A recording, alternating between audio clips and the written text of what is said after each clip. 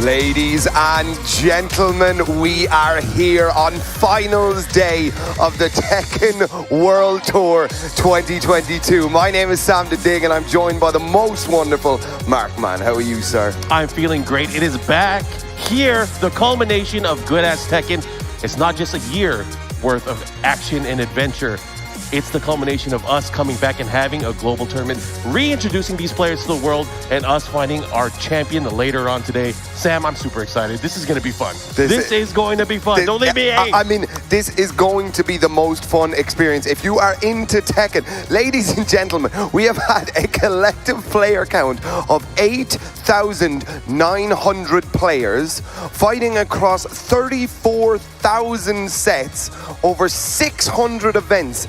And everything led to right here and right now. We are getting through this. We are about to find out who's in our top 8. We are here on Group A, one of the spiciest groups that we've seen across the TWT for a while, Mark. You know, when we played some of the matches yesterday in the evening, to figure out where we're going to go and how we're going to get to see who qualifies into the top 8, there are so many great players in Group A, but only 2 of them are going to make it in. Only 2 of them, and I don't know how we're going to pull that off because, again, there are some great world-class players. You guys can see what Group A consists of. We have from Pakistan, Arslan Ash. From Korea, Ni. From Japan, we have from Mexico, Divine Extras. We have Girlanda. We also have Chikarin, who is the defending champion from 2019, the last time we were able to gather for a world tournament. But again, only 2 of those players are going to make it out. We've played, I believe, 6 matches already, and this is currently how the group stands. Yeah, I mean, so we can see already there, Ao kind of leading the pack there. He played an absolute fantastic couple of sets of Tekken there. Ni and Arslan Ash both on 0 points. Then, oh, sorry, Chikarin is second. Sorry, the order messed me up. And Arslan Ash, Ni both on 0 points. Then followed by Girlanda on -2, and then Divine Exorcist on -3. So that's how the brackets are shaping up right now. So what does this mean? We see the numbers, we see the math. You know what it means? It means we don't have a decisive 2 out yet. But rest assured, it's going to be a tight race. And again, world-class players, only 2 of these guys will be making it into our top 8. That's terrifying. That is absolutely terrifying to imagine. But let's stop wasting time. It looks like the players are up. They are ready. It is early here in the morning, but they don't care, man. They are ready. Ladies and gentlemen, match 1 is coming to you here from Theater Amsterdam. We have Girlanda versus Ao. Oh, yeah, and Ao so far has been on fire. Really representing, surprising a lot of people yesterday, maybe, but maybe to no one's surprise.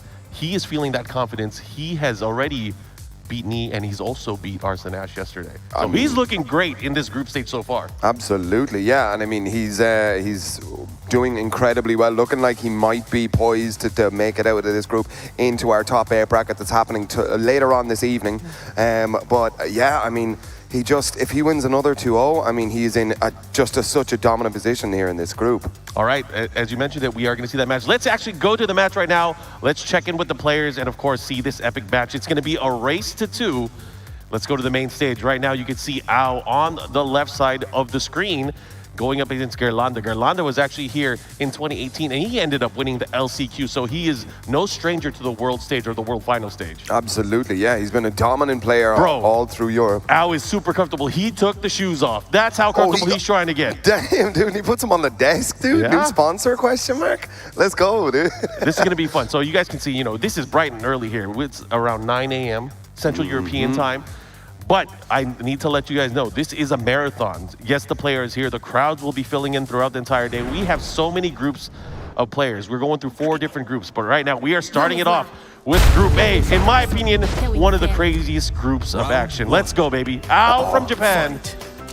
Let's see what he got. He has traveled quite a bit to get here. This is really his first appearance in the Tekken World Tour. Last time we saw him on the global stage like this was either through an EVO event or it was through the King of Iron Fist tournament years and years ago. Wow, that's old school stuff right there, but here we have it.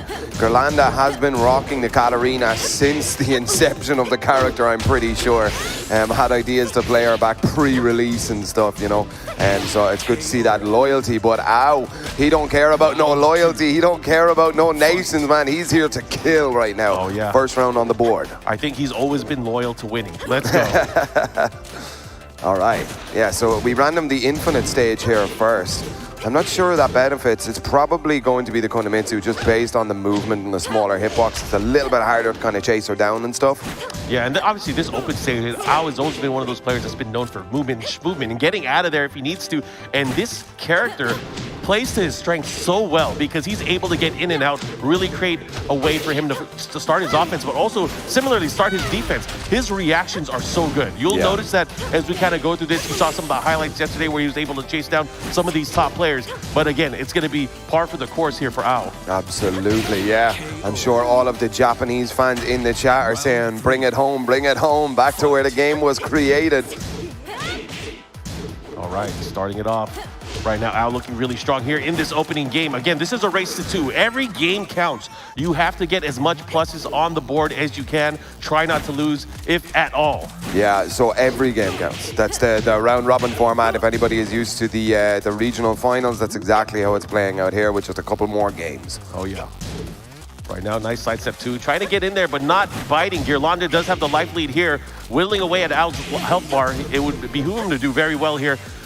Good break on the throw. Kunimitsu has a very legit throw game, especially when it comes to going up close, going into backspin stance. Coming in out of the dash as well. Girlanda should be able to close this out. Getting on the scoreboard, 2 rounds to 1 so far. Yeah, so Nin, one of the players as well from Japan, has been saying that it takes 2 rounds for the best players in the world to adapt. Oh, so, Nin, the Korean legend. Korean, yes. Sorry. The 2 rounds here, we can see a little bit of adaptation on behalf of Girlanda. Looking strong.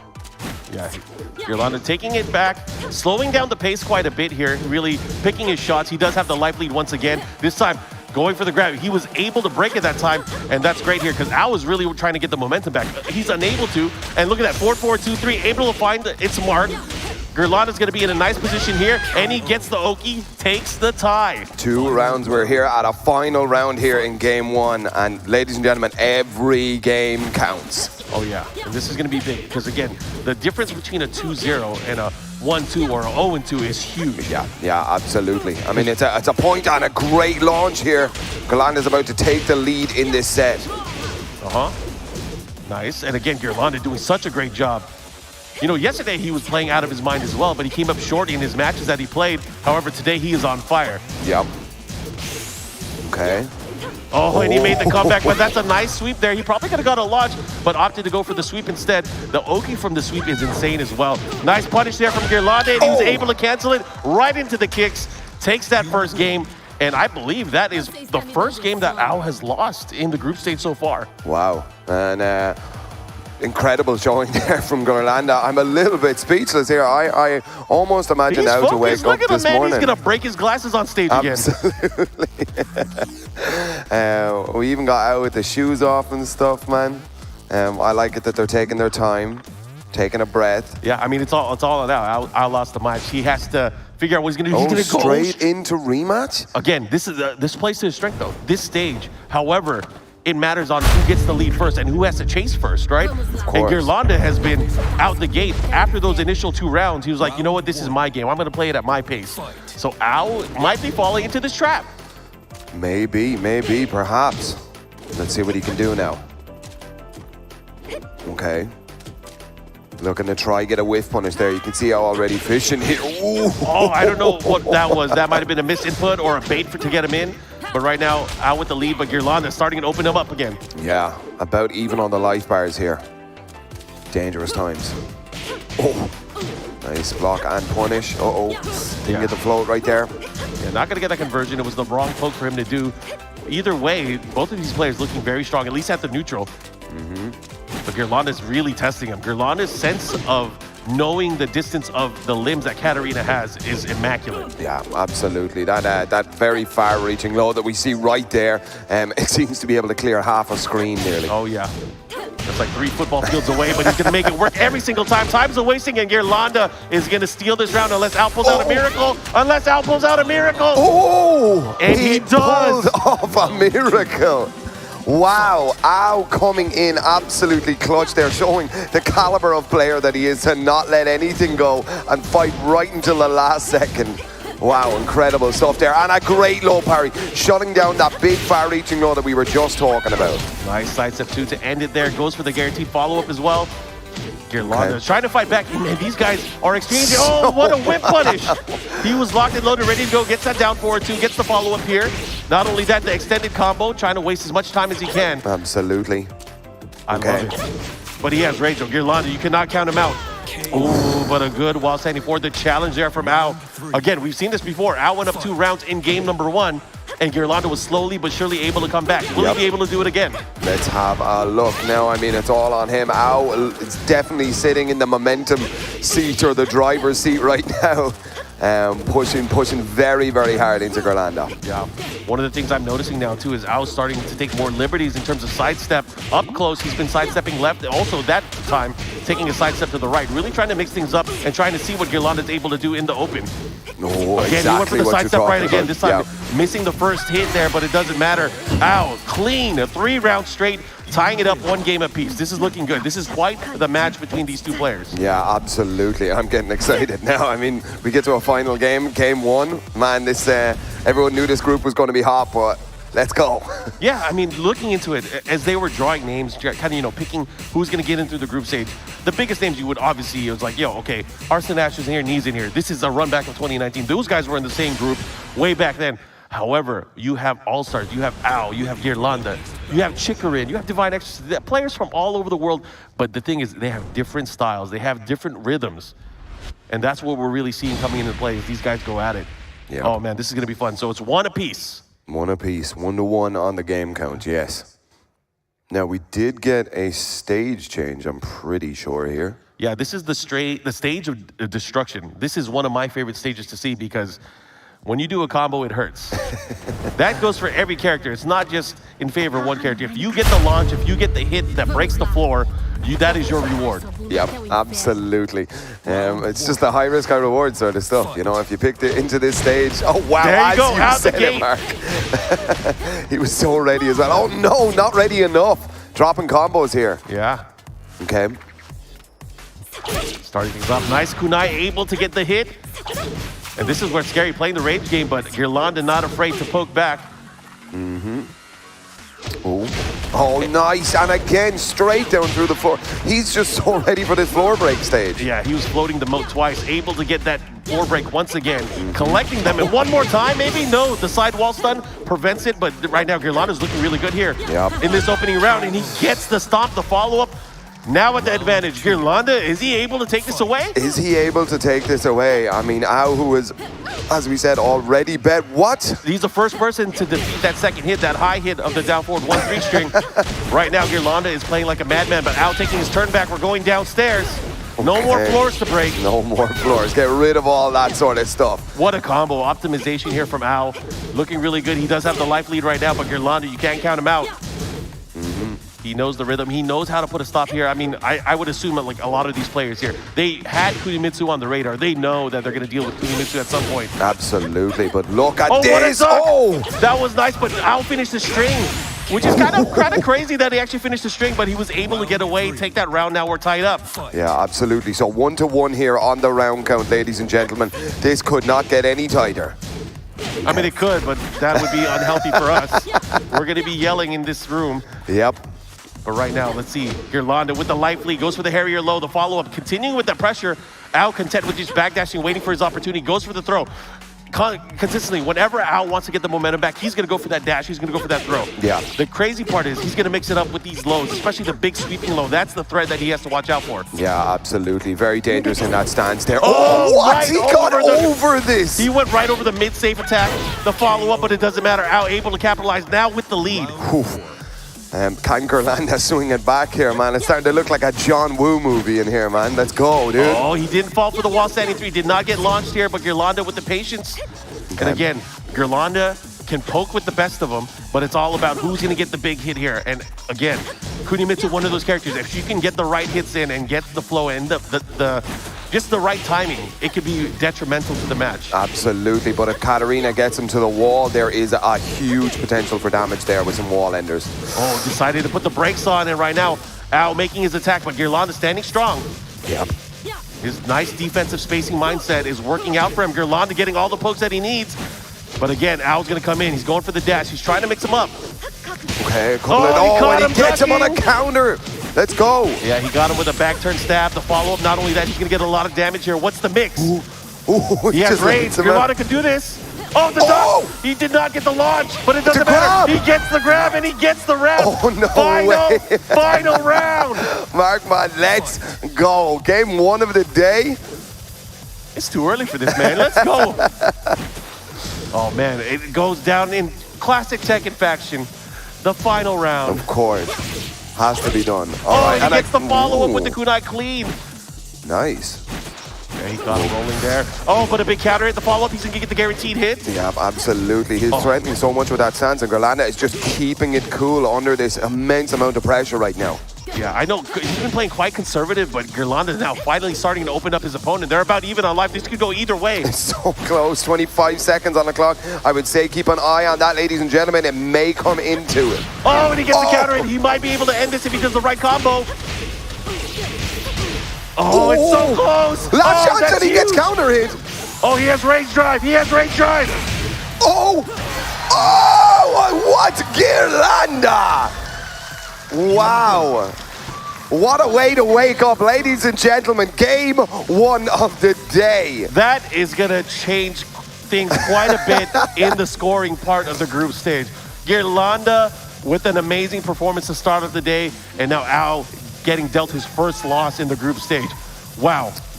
And you know, if Al was to win that, he would have been the clear-cut favorite to take the group stage. Sure. But now that changes everything. Gerlanda is still alive.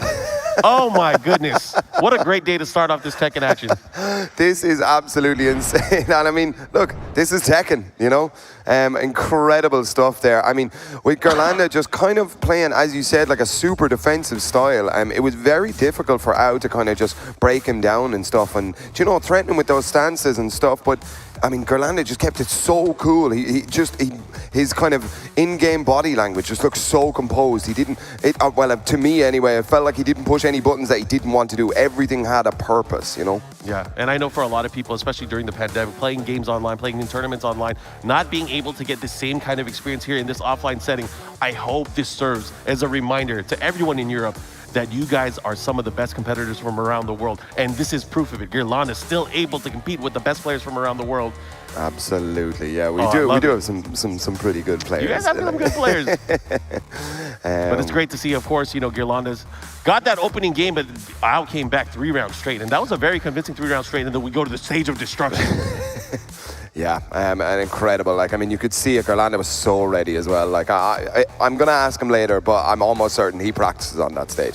Like, you have to. He was just so ready for that. Everything. God, the John Woo stuff coming in here, you know? Yeah, and again, these guys were just testing each other, going for things a bit out of the ordinary, was able to make it work. But this is huge right here.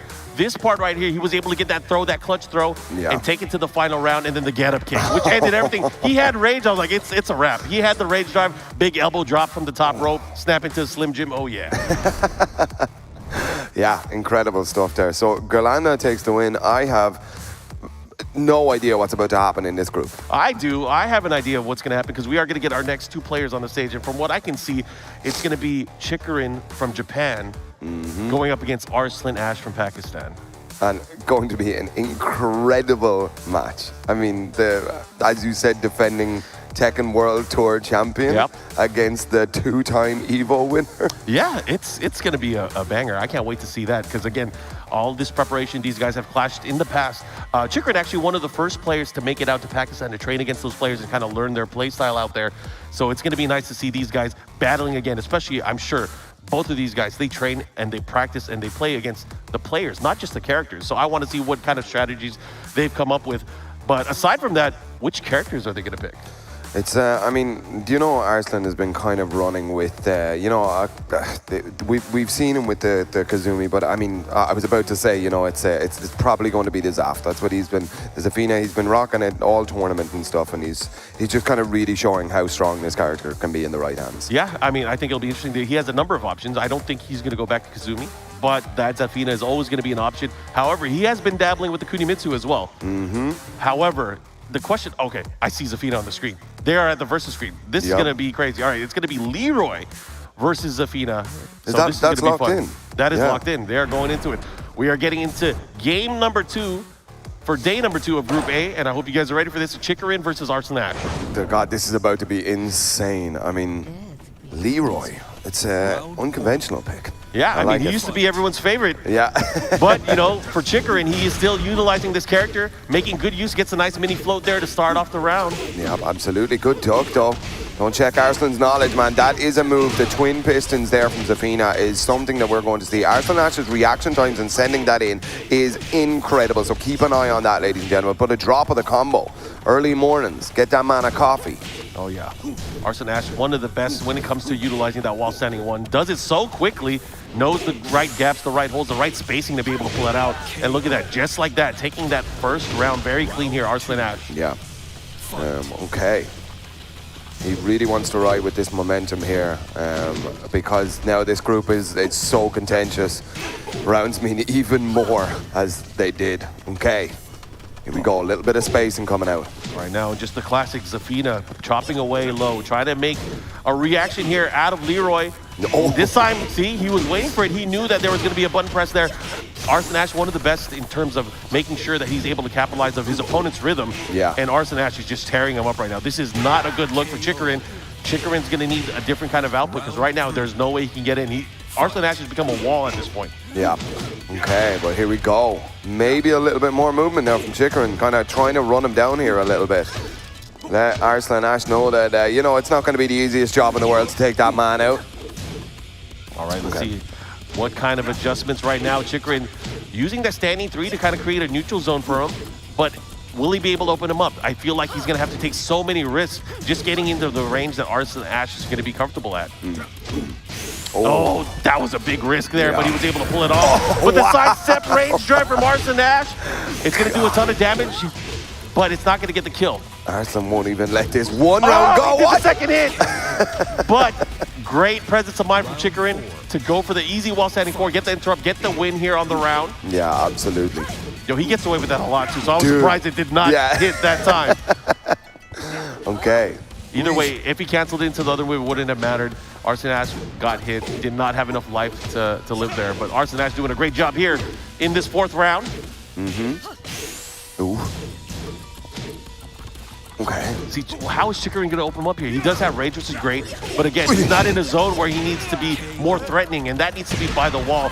But Arslan Ash is forever moving forward, trying to get away from the danger zone. Again, one of the Tekken IQ, his presence of mind where he needs to be on the stage is of the highest caliber. It just comes naturally for him. Yeah, absolutely. Yeah, I mean, you can just tell. I mean, Destruction.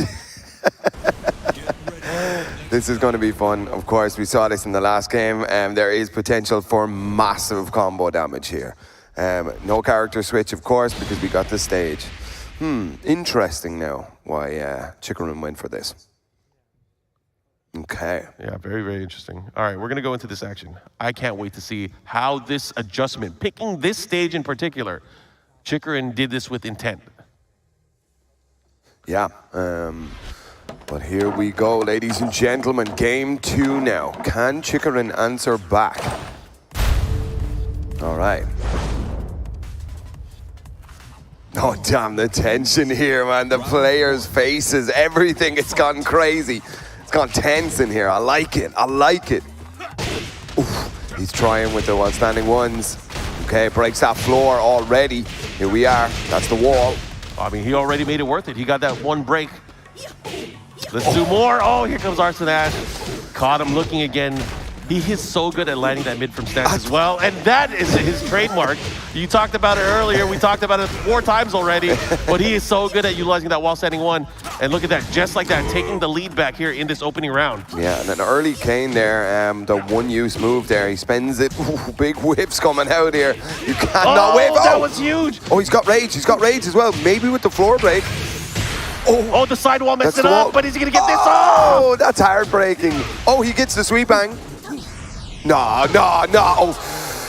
It was just quick enough to interrupt the squid punch there. Chikarin stealing away that first round. That was crazy. Again, Great opportunity, great combo with the rage drive there. He was a little bit far, but he still was able to clean it up. Yeah, okay. Oh, that was a big risk. Okay, here we go, downstairs again. Last floor broken. We're down in Ganesh land. Okay.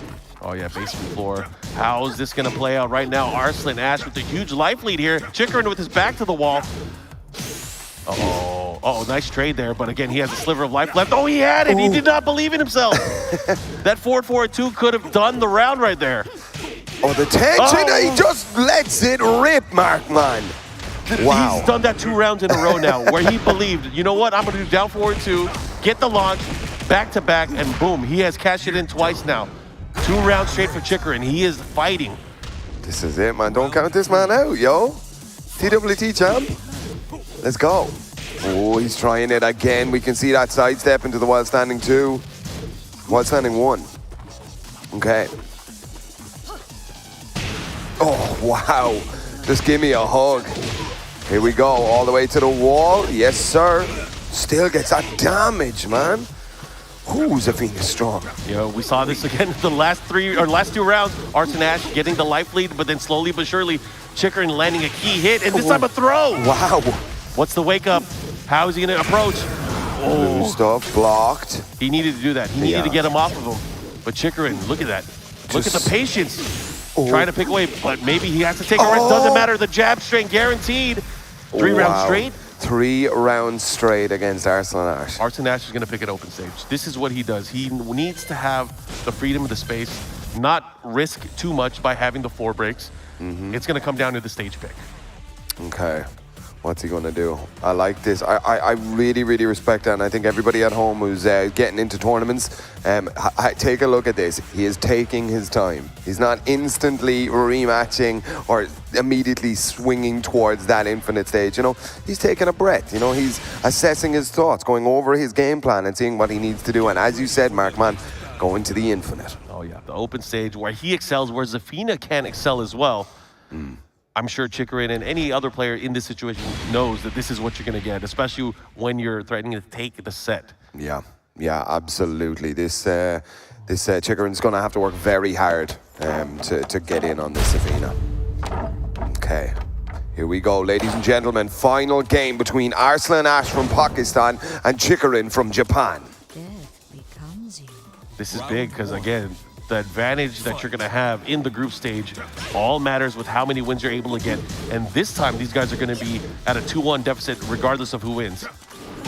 All right, Arslan Ash finding ways to kind of just weave in and out, but this time getting a big low parry. She doesn't do too much damage, but again, the momentum and having the life lead and forcing Chikarin to come towards him is what he wants. He knows that he has the ability to sidestep, to backdash. And this time, that's the big change. The 1+2s are starting to come out to play. Yeah, absolutely. Incredible first round there for Arslan Ash. Played the game exactly as he should have there on the Infinite. You can see it already, starting with a backdash, looking for a big whiff, looking to utilize some stuff, you know? And if you're a player the caliber of Arslan Ash and you have the ability to use your movement to backdash, force your opponent to come to you, that 1+2 becomes that much more dangerous. Absolutely. Because he's forcing his opponent to call his bluff. Big low parry here now on the side of Chikarin this round or whatever. Really working on a life lead right now. Finishes it off. Yeah, but now the ball is in Arslan Ash's court, because right now Chikarin with the big life lead. Zafina not known for her rage comebacks. No, definitely not. And look what at a that. punish! What a punish! That was great. So good. Really, really clever stuff. That's all he needed. That was it. Are we about to go final round again? It's Tekken, baby. I expect it every single time. This time Chikarin just brandishing that down forward 2 launch once again. Wow. The one time he goes for the orbital, he gets floated right out of it. Arslan Ash ready. Yeah, big counter hits here. Keeps him close. Nice chase down there. Wow. Almost a guaranteed Oki situation, especially the way Arslan Ash is approaching it. Good combo here from Chikarin, able to clean that up. They're about even on life. There's a punish that should be able to do it. Oh, wow. Chikarin fighting back here a little bit. Oh, he went for it again, but this time the sawed-off shotgun, Lance Spark, big counter hit. Is it going to be enough? He does it. Nice. No, it's close. Ooh. Last pixel. How does he get away with it? No way. This is huge. He goes for the rage art. Dude. And that should be it. With the sliver of life left, going to maximize the damage benefit from the rage art. James Chen, will it kill? It's gonna kill. It's gonna kill. Round 4. Okay, Great Arslan clutch Ash. move there. Again, the counter hit, 1+2, sucked the life out of the room. Yeah. That was crazy. But look at this. Chikarin is not out of this just yet. Arslan Ash 1 round away from taking the set here against Chikarin, but Chikarin does not like the sound of that. Okay. And again, the pressure, trying to get these grabs, trying to force him to just stand there and block. You don't want to deal with that forward-3. But right now, with the life lead, maybe Chikarin doesn't mind. And, you know, Chikarin really hasn't been using the parry either. This is one big thing that we saw him utilizing against many other players. Maybe he doesn't have the read, or maybe he's saving it for the very end. Right now, what are we doing? We're doing a final round, ladies and gentlemen. I think we called it. The nature of this game and the nature of the talent of these players, more often than not, it comes down to the wire. Yeah, absolutely. But look at this. Okay, about even on the life lead. Arslan Ash with a little small punish here. Oh, wow, that's huge right now. Just to set the momentum. But it's going to be very scary because it puts him in a range where he's not quite into range, but he is now. He is now. And this could be huge. What is Arslan Ash going to do? The sidestep. He could have done the range art there, or the range drive. And Chikarin taking another dub, and Arslan Ash taking another loss, which is huge now. If you look at, oh my God, I'm not doing math. Yeah, I mean, I have no idea how the point system is going up. As you can see here on the side of the camera, the actual trophy for the Tekken World Tour here. It's getting closer for everyone, man. That puts this group, it's just absolutely crazy. So I don't really know what happened there. What was the change between Chikarin between game 1 and game 3? Because to me, it looked like he was just playing the same game of Tekken, just a little bit tighter, and it seemed to work against everything that Arslan was doing. I think it was intentionality, because if you look at it early on, Arslan Ash was dominating. He was forcing Chikarin to come towards him. Later on, we saw that Chikarin was starting to be a little bit more offensive early on, and he was not in the situation anymore where he had to chase Arslan Ash. Yeah. He had the life lead more often than not, especially towards the latter half of the matches. So we're going to see kind of the switch here. This was a big opportunity, of course, picking the big stage, able to do more damage just in case he gets that big hit on Zafina. And it worked out. He was able to tie things up. And you see here, he's doing such a great job, but Arslan Ash still such a great player in the pocket if he needs to be. And right now, this is where things started to change. Because, you know, you're in a situation where you go to the open stage, you're fighting against Zafina, you're thinking like, geez, how am I going to chase her down? How am I going to deal with her? But he didn't even have to chase. He had the life lead more often than not versus Arslan Ash in this final game. Yes, sir. Yes, sir.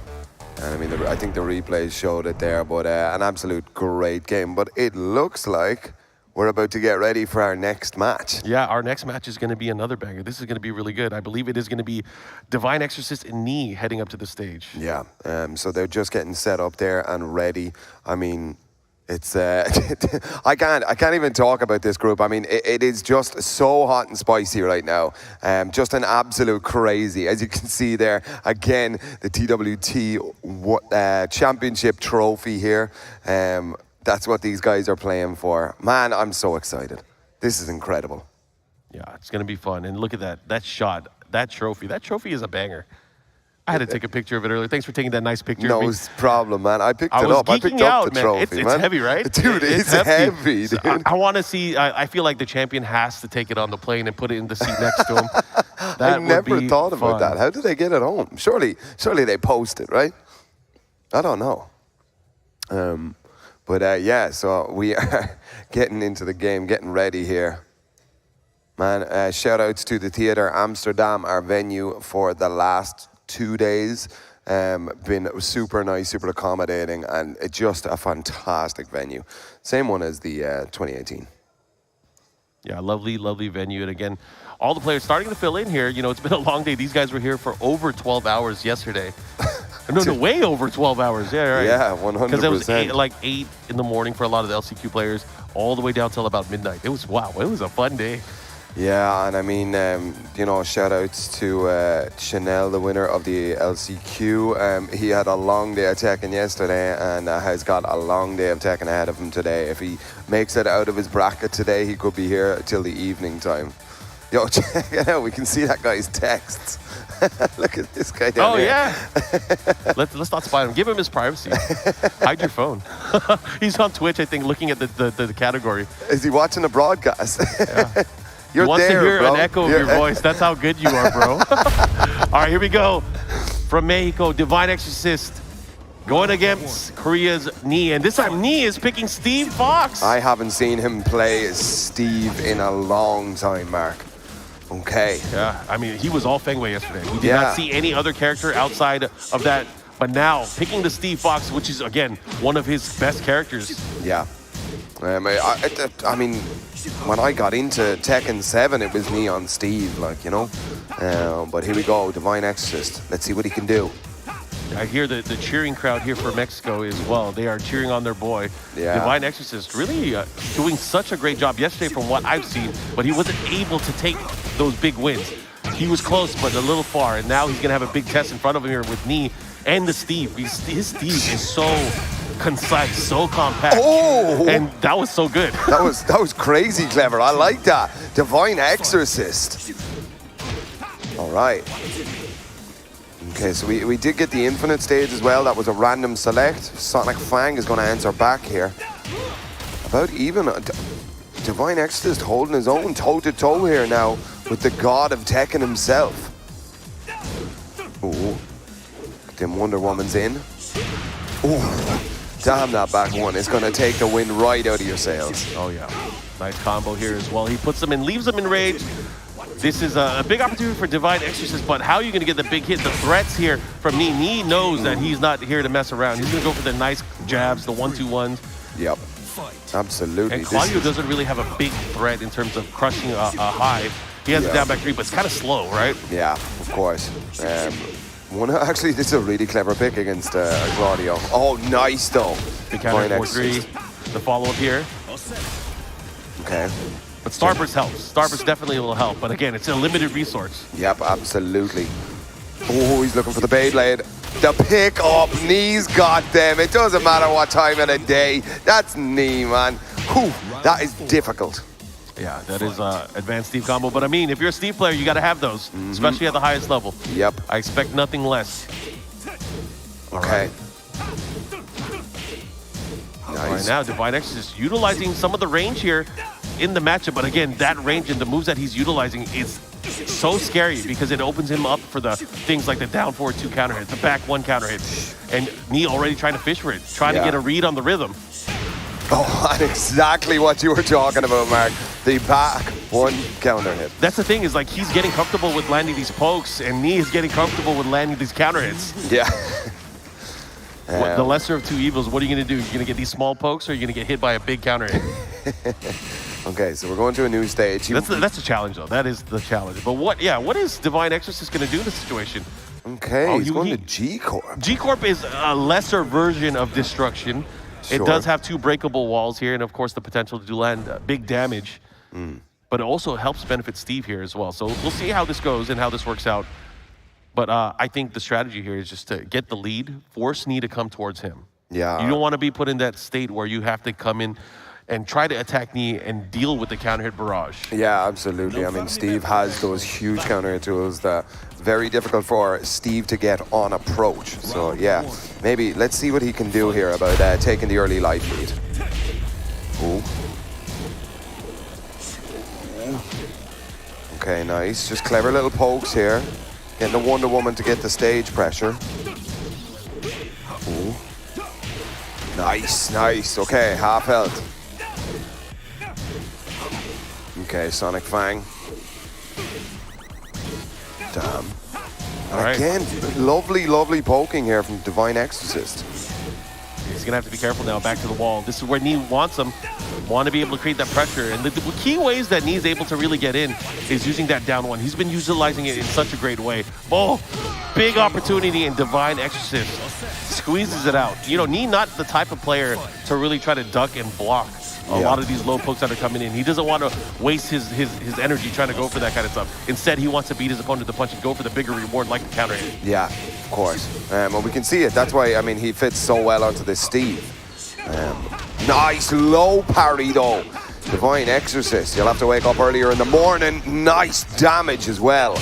Oh, and the running punch, and he's going to look to close it out. The second hit, Knee's thinking like, I can't believe he finished it.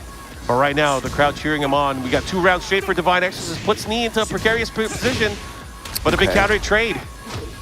Nice. Ooh. Little bit of poking. This is a really, really solid strategy right here. Oh, he's looking for the hop kick. I like it. I like it. Just fish with it. Uh-oh.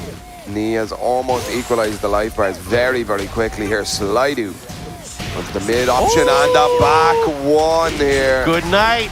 Oh, one more, he can do it. Good defense. Go. What? He got him 3-0, ladies and gentlemen. Wow.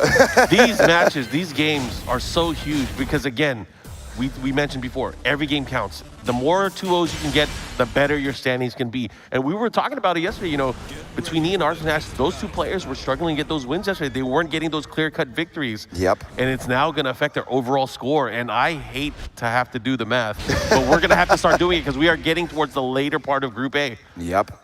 God, what a contentious group right now. Shout-outs to the Mexican boys watching from home, or did they wake up that early to watch this game or stay up that late? But your boy Divine Exorcist is repping you guys good. All right, here we go. Final game between these 2. Right. Divine Exorcist looking for the poke start, of course.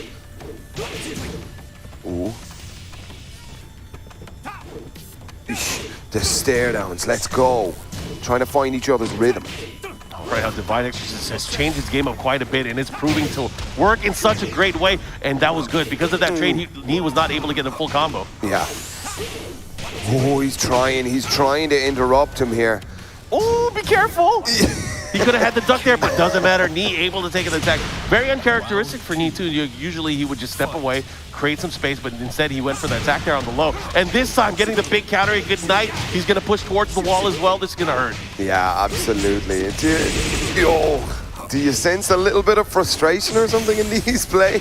He's getting a little bit more brazen, but wow, what a 7 golden letters. He worked something out there. You know, it's one of those situations where he's probably thinking like, I forgot I'm nice on offense too. Let me go in. And there he goes. Oh! Not tight enough, sir. Not tight enough. Here we go. And again, it's all right. He got to take 2 on it. Yeah, he had to redeem himself. This time getting the nice peekaboo forward 2-1. The follow-up here, gets the wall. Ooh. Tries to create more pressure. This time getting the low, the rope-a-dope follow-up. What is he going to do? How is Divine Exorcist going to fight this? Because Knee is going in right now. Yeah. I mean, that's it. Sonic Fang is going to take it 3-0 here. Knee flipped a switch there or something. I have no idea. Oh, yeah. He definitely turned it up towards the very end, but that was a brilliant comeback. If you're going to get me 3-0 in rounds, I'm going to do it right back at you. And sometimes you need to see that, or sometimes you need that wake-up call. And again, it's bright and early today, but great job to Knee.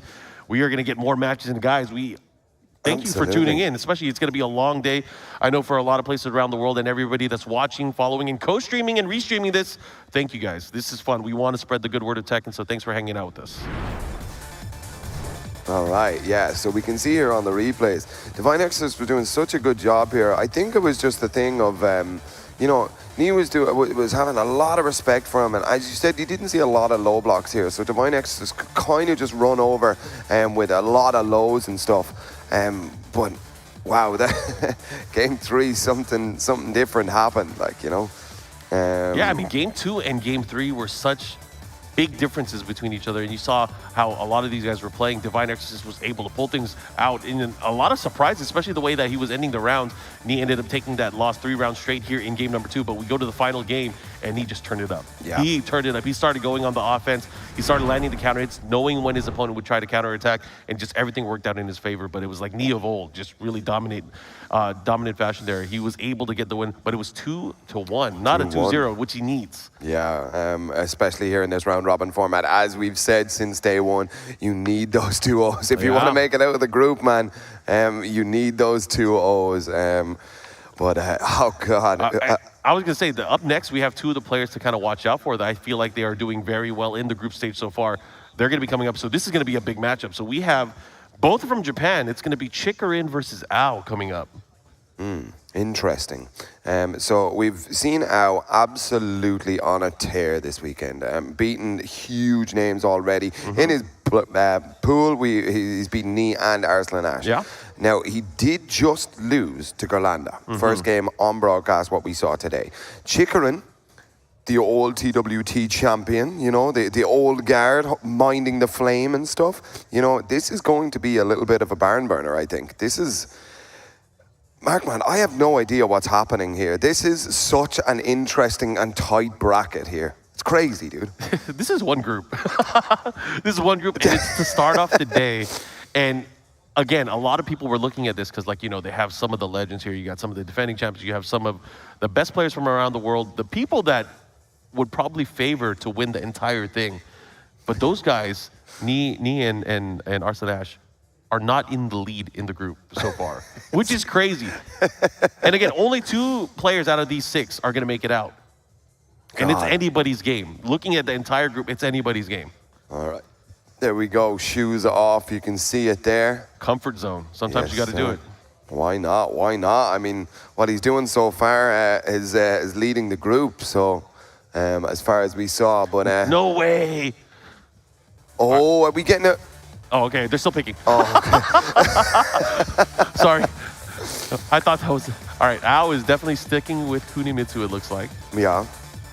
This is an amazing venue, by the way. If you guys can see that wide shot you guys are watching on the stream right now, this is a gigantic screen. I need one of these in my living room. Dude, if your living room is this big, damn. Yeah, an absolutely sick venue here. And you can best believe it's going to get louder and louder as the day goes on and people start waking up here in the crowd. I can see you already, guys. Don't you worry. I see you. I see you. Yeah. And again, I got to remind everyone that's watching at home, this is going to be a long day. Make sure you pace yourself. You make sure you use the restroom. Drink some water. Stay hydrated. Make sure you eat. It's going to be a fun day because we have the group stages. We have 4 group stages, of course, and then we're going to get into our top 8 later on today, but there's going to be a lot of fun in between. So make sure you guys stay locked and loaded. We're going to start the matchup here. I cannot believe he is picking this character. He has to know something. Okay, yeah, so Chikarin on Akuma, now on the Kunimitsu. I mean, we got the Akuma stage as well, random. I mean, maybe the stars have aligned. Yeah, I don't know. Lest anybody forget, Chikarin won the TWT in 2019 with this very character. Absolutely. Okay, all the way back nice to the wall combo, but he missed the last hit. Ooh. Okay, a little bit of space in here now. You got to be careful. Kunimitsu does have deceptive range. Okay, nice, well standing. Ooh, little sidestep there. Watch that rage. No barometer though. Oh, demon flip throw. Okay, nice, okay. First round on the board, just very simple. Doesn't need to do anything fantastic or wonderful or splashy. Just get in there and hit it when they're low. However, everything changes now because Akuma now has some meter. This is where he can get threatening, and speaking of threatening, get out of my face. Do not point that loaded gun at me. I'm a thief. I don't want to see that, man. Big hop knee. And she just stole a bunch of his life bar away, too. That was crazy. Yeah, look at the damage already, man. Crazy. Oh, there we go. I like it. He utilized it. He went for the mid option as well. But look at this. This is huge. Big mix-up coming up. Dude, Ao looks like he woke up there after his first game here. An absolute dominant showing so far. Let's see what Chikarin can do to answer. I mean, this is the time where you really want to go in, especially if he does not have meter yet. You don't have to worry about him outputting so much damage, right? Yeah, absolutely, 100%. That's all about to change there. Bottom left of your screen, ladies and gentlemen, that EX meter is what's going to make Akuma so dangerous here in this set. Ooh! And I think a big part of the problem, too, is him having to whip punish or maybe get into the range where he can get the clean hit to do those big damage combos. That's going to be tough because Ao is forever backing up. Yeah. Okay. Good stuff, Ao. 3 rounds straight. Yeah, it almost seemed easy for him right there. Not busting a sweat at all. Chikarin, let's see what he's going to do now. Was that stage? That was stage select. Okay. He's going to stick to the demon. Going up against Kunimitsu, how is he going to utilize this? I feel like he's going to go for a smaller stage. Okay. maybe a stage that's more well-rounded and suited for combos. Right. Yeah, I mean, look, those guys are on the stage. They definitely have practice strategies and stuff about this game. I'm not 100% sure, but I'm sure Chikarin does. I wonder if they ever have the reasoning that they just like the music better. I know I would. I know Steve would. As Anakin told me a thing about geometric plane, that it doesn't change between potential final round and not. And I can't unhear it now. Never in my life am I ever going to be able to. Okay, but here we go. Mission of building, the elevator. Okay, 4-3 the challenge here. I like that. Chikarin not letting Al get into the life lead again, and that has been the case in the last game. Let's see if he's able to change things up. Al is comfortable in this matchup. You can tell the way he's kind of approaching here, he's not scared. And he shouldn't be, especially in this opening part where Chikarin still has to build that meter. Yeah, absolutely. I mean, Akuma becomes so dangerous when he has that meter. But as of right now, I mean, there's not a huge amount of damage that he can output here. Oh, he missed the follow-up that usually is guaranteed afterwards, but he was just out of range. Yeah. Unfortunate there. I think one of the adjustments Chikarin's going to have to make is he has to go in offensively, and he has been utilizing the sweep a little bit more. Just so he can get the knockdown, the ability to build up a little bit meter, he has to get those hits, because you're not going to build meter by whiffing. Yeah. It's not third strike, baby. Okay, what's that rage though? 7 seconds. Right, okay, nice. Now that's a really important round for Chikarin. To take a round while also building a barometer is huge. Oh yeah, and the DP is really what helps. Those added hits. Every time he lands a hit, he's able to build a little bit of meter. Yep. Okay. So let's see now. Oh, he knows what he's doing. He has adjusted the formula. He's like, I remember how to play this character. Right now, it's scary. And Al is still taking liberties here to go and attack, but he has to be very wary of the down two. That down two, if he's able to hit, it's like unleashing a cannon. Yep, absolutely. Very dangerous. And a cannon has been unleashed. And the wall, this is going to be a nasty follow-up here. Goes for the wall. He does not demon flip. He does have some demon flip shenanigans that he's able to utilize, but unfortunately not able to do it that time. Probably just being very aware here that he doesn't want to take that big of a risk. Yeah. Okay, he's in the lead, but what a block. I got hit. Everyone got hit. But Chikarin was able to block and punish. Wow, put everything on the table, did Al right there with that low. Chikarin having the, I don't know, foresight to be able to block that? I don't know how he saw that one coming in. He has the Akuma with the third eye right now. He knows what he's doing. That's it, man. That's it. Okay, potential final round here. Just chopping away at the legs here. Out with the early lead here in this round. Yeah, you do not have the lead when he has full meter. Yeah. You do not have the lead. This is so scary. This is so scary. And if he's about to have rage, you know, dude, that's party time. That's when the invitations go out. Ooh. Oh, that could have been huge. That could have been huge. He was betting on a big counter hit and special launch there. Yeah. But doesn't matter. This is where it's going to be scary. Oh, he's in range too. Oy. And the wall as well is in play. Got to be very careful. He's execution error. Damn, man. World Tour final stage. That's where you're gonna. Okay, big DP. 3 seconds left. 2 on the clock, and he gets the DP. No fear, and he was like, you know what? You're not gonna come in and mix up on me. There's no dash into any mix-up because you're gonna meet the fist. Damn, crazy stuff. Crazy These fists, stuff. no equal. Wow, what a statement there from Chikarin. He said, you know, it's been a while since, you know, we were here before, but I still got it. I still got it. See all these new kids on the block, man. Okay, yeah, the Infinite stage. I mean, it's almost, you know, the Akuma players, they have to learn to play on this stage because if you beat anybody in tournament, that is the next stage that you're playing on. Infinite Azure. This is Infinite Azure 2. Yeah. The better of the two, I would argue. Yeah. Purple. Yeah, we're about to see it here. Ladies and gentlemen, of course, knowing the way Tekken goes, knowing the way everything has happened already today and yesterday, we are in a final game situation again. This is such a treat. I feel like this is the most intense group I've ever had. The chance to just do commentary over. This is crazy. Because again, we are so deep into this group stage that we don't know who's going to make it out. No idea, really. Like, I mean, I'm sure the maths are probably being added up by our team of scientists out back as we speak. But there's at least 22 of the guys back there doing the math. all in lab coats. Yes. You know, blackboards. It's just like you guys would imagine it. Oh, okay. Nice. And again, this is big because right now, Chikrin does have the life lead. He's kind of forcing Ao to come in. In this kind of stage, in this kind of situation, Ao should be getting the lead early on, running away. But you can't really do that against Akuma. Akuma's one of those characters where he can control the stage because he'll force the fireball game. He'll force you to come in, force you to kind of gain ground on him. Oh, that was great. Wow. He's going to close it out here. He just got meter as well, and he absolutely burns it down. Takes the first round here, takes the early lead here. Had to spend a bar to get it, but Ao really putting on the offense here. No break on the throw. Okay. Yeah, it becomes a pure mix-up from that point. Going to the back turn stance, getting him with the grab. Everything looks like a two-throw, but when it's not. Yeah. Okay, and they trade, but he gets the conversion here into the combo. Nice. Nice, just making sure he doesn't sidestep there throughout the homing move. Stays ducking. The second hit, he has to be very wary of that. This is huge. Just about to say. Yo, Chikrin on set point right now between these two. Just rounds after rounds, he's made adjustments. Once he went back to the mental lab to make those adjustments, those minute adjustments on the Akuma play, it has been working out so well for him. Yeah. Open stage, wall stage, doesn't matter.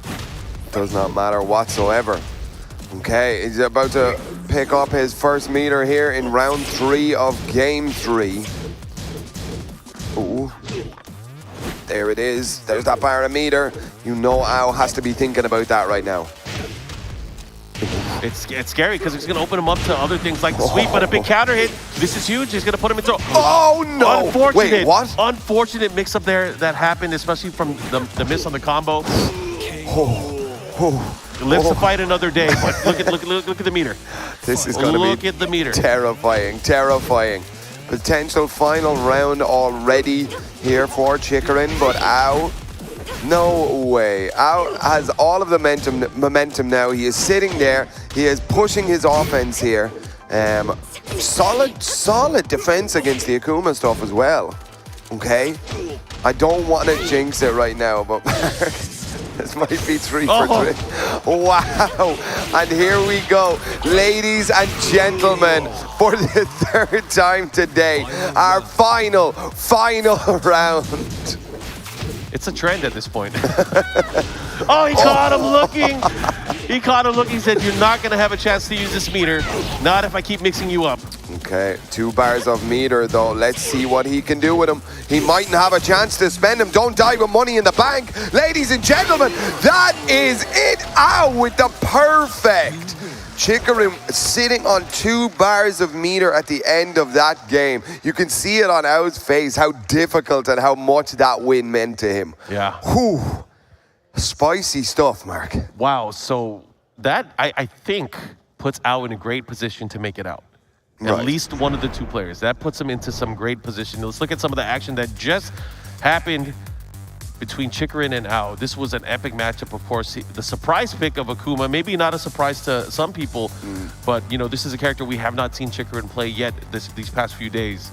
Yeah.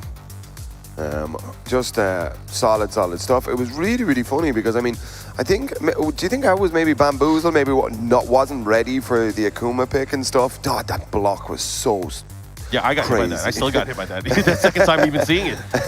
But no, I think it was a surprise. I don't think anyone really expected it, but then Chikrin really started making these adjustments, started waking up.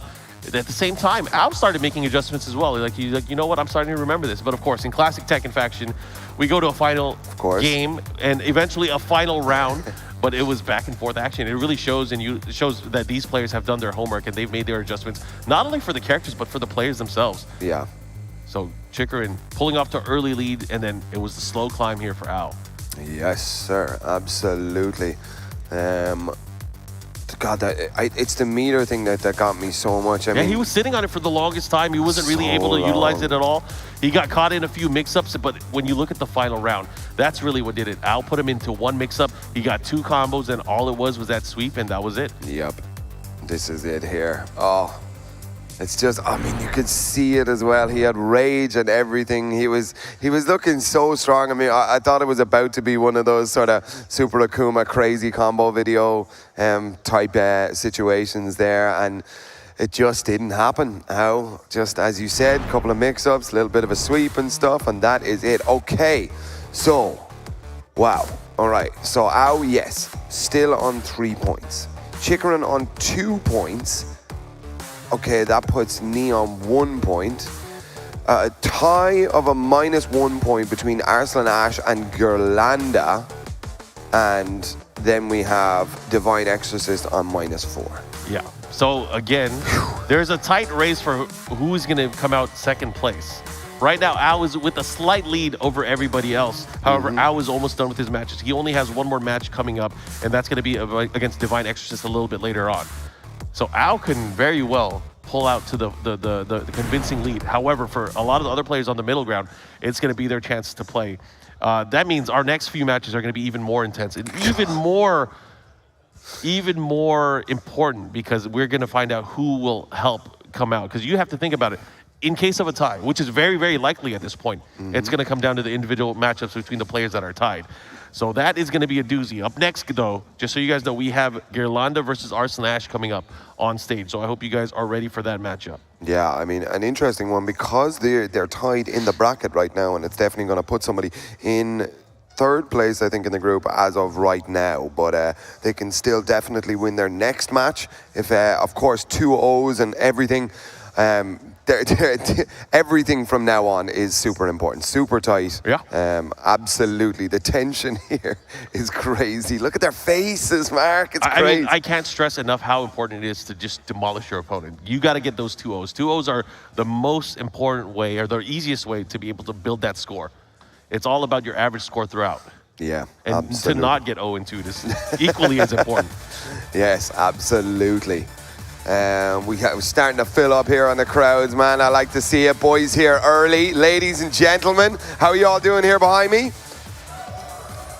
You doing good? I mean, it's still early, so I'll give you the one free one, all right? I didn't like the energy levels, but it's cool. I'll come back to you in a minute. I liked it. I thought you guys did great. It's going to be a fun-filled day. Again, we are in Group A with some of the best players from around the world. We're going to be treated to that for every single group. But again, it's going to be fun. We have so many fun surprises for you guys throughout the day. I hope you guys are ready for some good old Tekken action. And of course, our top 8 later on today, where we can get to crown the TWT champion.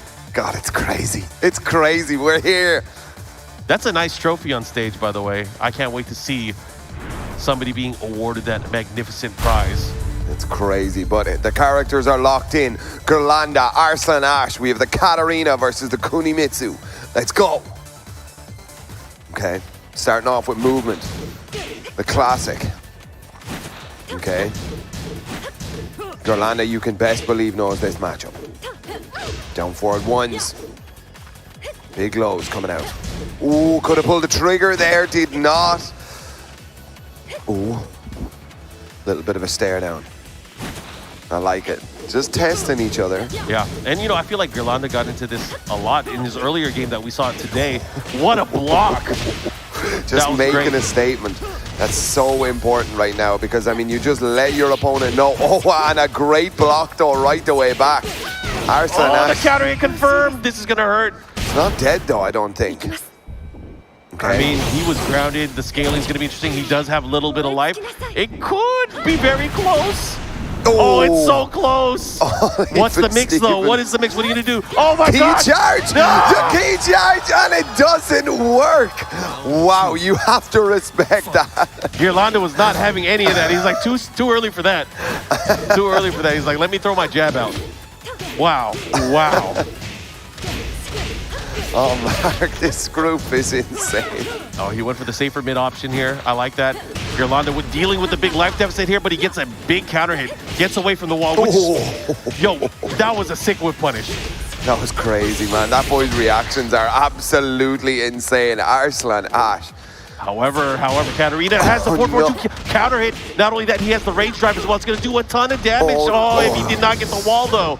Yeah, I mean, if he got the wall, that might have been a different story, but look at where he is now. Arslan Ash just outside of rage, but he doesn't even need a 1-to-1 here on the round count. This is looking, again, Mark, like a super even game.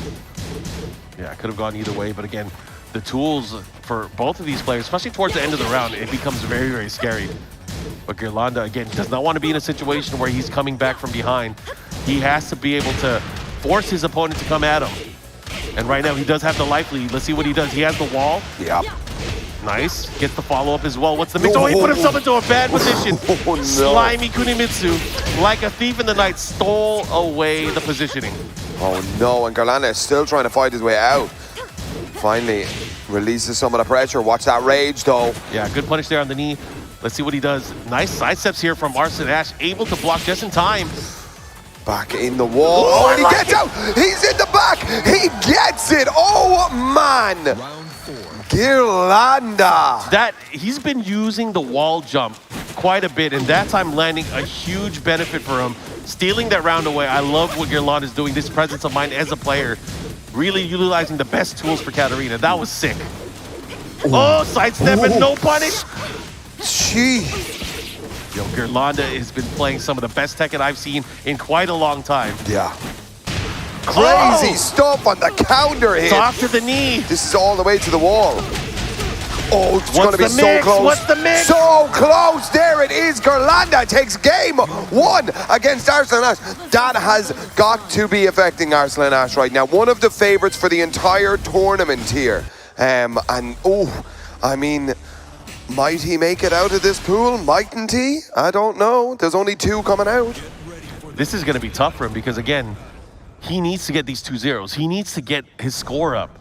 But he's already lost his first game. And the road gets smaller and smaller because he doesn't have many games left in the pool. Nope, not yet.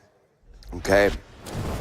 And I don't want to just, we got to focus on the matches that we have at hand, but man, are you thinking about the next if you're doing it in your head, you know which match hasn't been played yet. It's going to be crazy. It's going to be insane. But here we go. We've transitioned to the infinite stage now. Arslan's pick, of course. He wants that extra movement as well to benefit that Kunimitsu style of get in, get out. Thief in the night, as you say, Mark. Yeah, and this is the stage to do it. Hit it and run. All right, right now, looking really good. Arslan Ash getting that early damage. But Girlanda, again, has been playing so solid. And this time, another counter hit. He's got a read on his timing, man. Into the knee, the follow-up. Goes for the Harrier low. He tried to do it at the right range to make it hard to punish as well. Yeah. I like how Girlanda is playing. Good interrupt there from Arslan Ash. Starting to utilize the down back 3 series as well. Ooh. Okay, stomps on him, flipped it over, put him under pressure. He gets the float, he gets the float. And that is a specialist at work, able to take the round. Girlanda continuing his dominance throughout today's stages of groups. Oh my gosh. Absolutely. What? What? You're gonna dash in on me? Not today. That's why he was using that move earlier. That's why he was using it against Ao. It finally shows up, his anti-Kunimitsu practice. Wow, absolutely crazy stuff. He's been watching some Kaiser clips, I think. Big back sway launcher up there. Okay. Big counter hit from Arslan Ash. This is going to be huge. But he drops the combo. Oh, no, it's okay. Reset. Yeah. We got it. Yeah, that was crazy. Oh, look at this. A sliver of life left. But this could be big, because if he lands a Rage Art, it's going to do a ton of damage. Oh, my God. Oh, my God. Oh, no. Is he going to make this come? Oh, no. How does he keep getting away with this? What?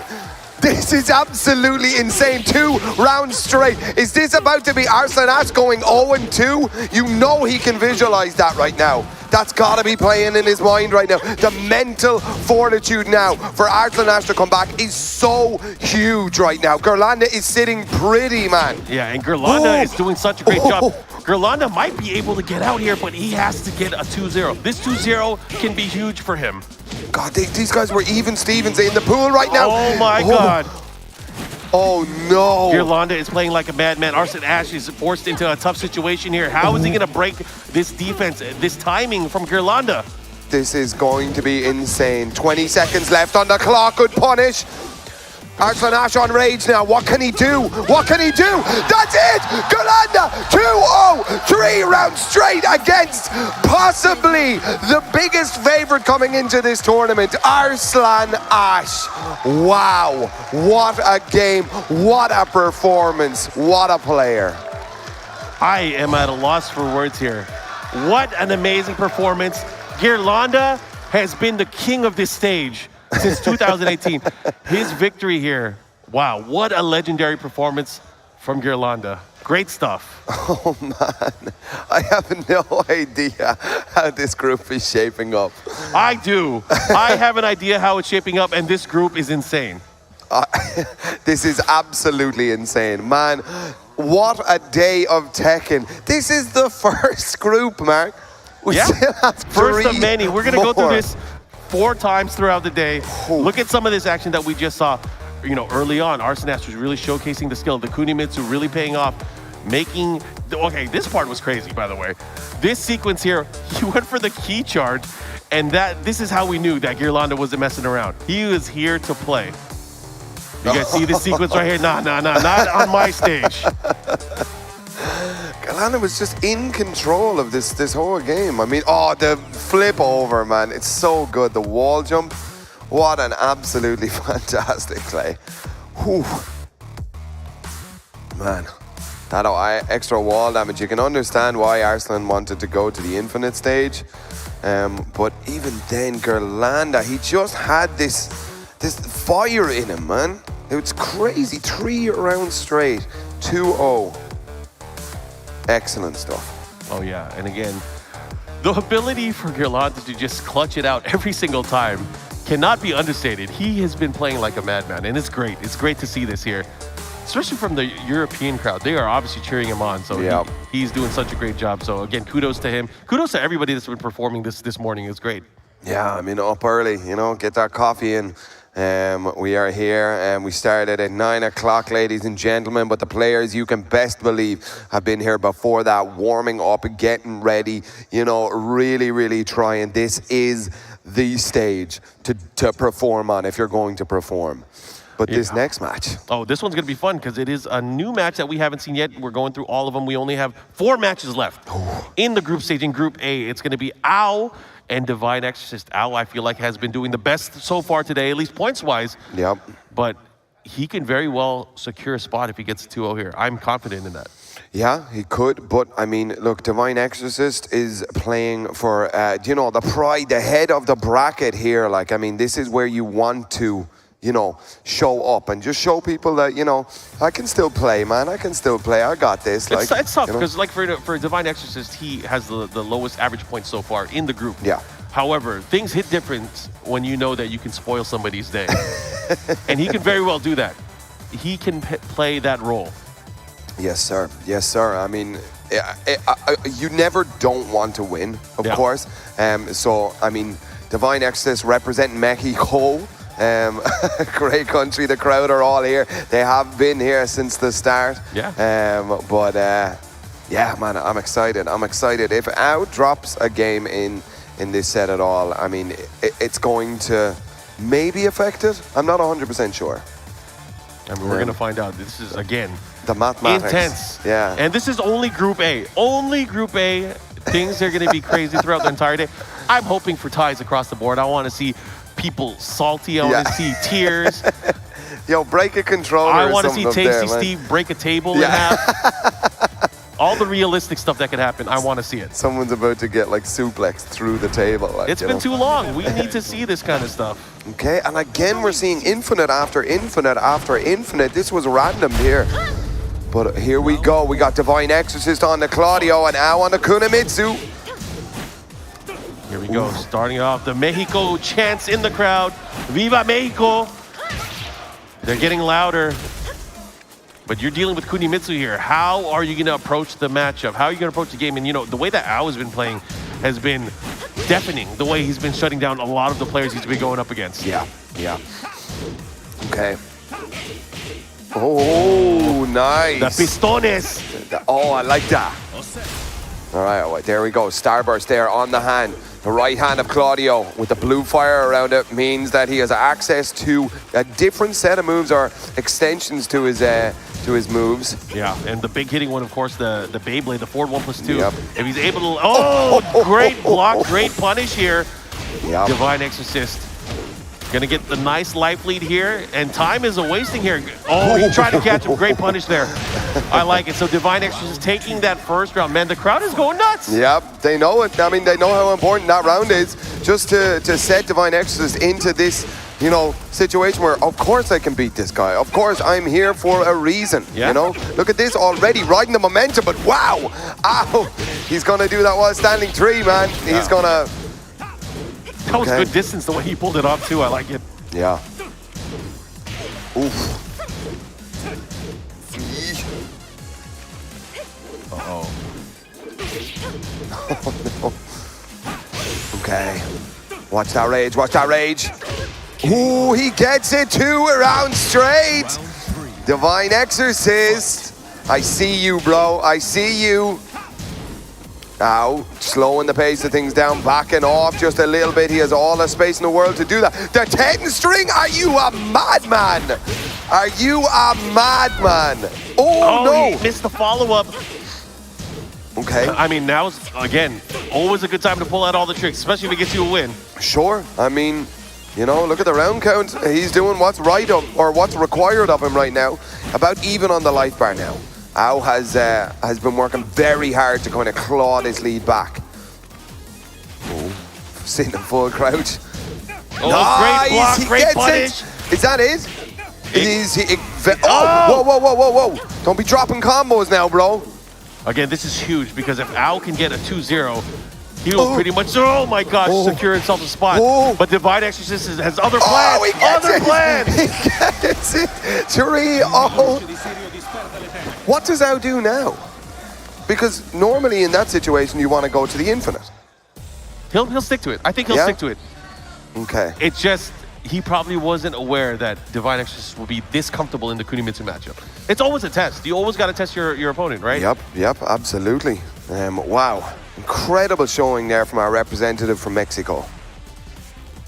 Oof. Okay. All right. Back to the infinite. He's going to stick to his guns, of course, right now. Divine Exorcist up 1-0 versus Ao. Ao, the current leader in the group stage. Oh, But that could change. You know, if he loses 2-0, that could change. And we are going to be in for a treat when we do the math. oh man. Get them scientists back there. Start working hard, man. Here we go. Round 1. Oh, infinite. We're at infinite azure 2 in the nighttime. Oh, dangerous starburst available for Divine Exorcist.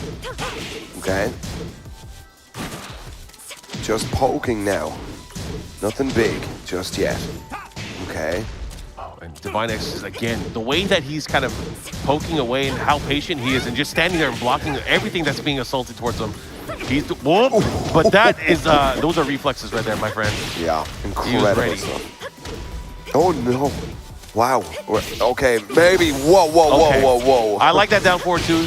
He knew that there was going to be an attempt there from Divine Exorcist, able to close out. Nice side step 2 to end the combo there. Gets the guaranteed follow-up. Ow now on the scoreboard ground-wise. Yep. But again, you got to get those games. Okay. Ooh. Oh, okay. Big counter hits here. I don't know, his Divine Exorcist. Oh, wait. The Wonder Woman connects. Here we go. Oof, big Beyblade. Attempt. Blocked. No break on the regular throw. Ooh. Oh, come on. Yes. Forward 4 on the counter hit. Let's see what he's got. Keeps her close. Danger. Uh-oh. Watch the rage. Watch the rage. Ooh, while standing 4. Divine Exorcist on the board. And again, slowly but surely, really showing his comfortability here in the matchup against Kunimitsu. Yeah. Oh, the third hit, he wasn't ready, and the kunai follow-up. He went for a mix-up there, but Divine Exorcist rolling out of the way. Okay.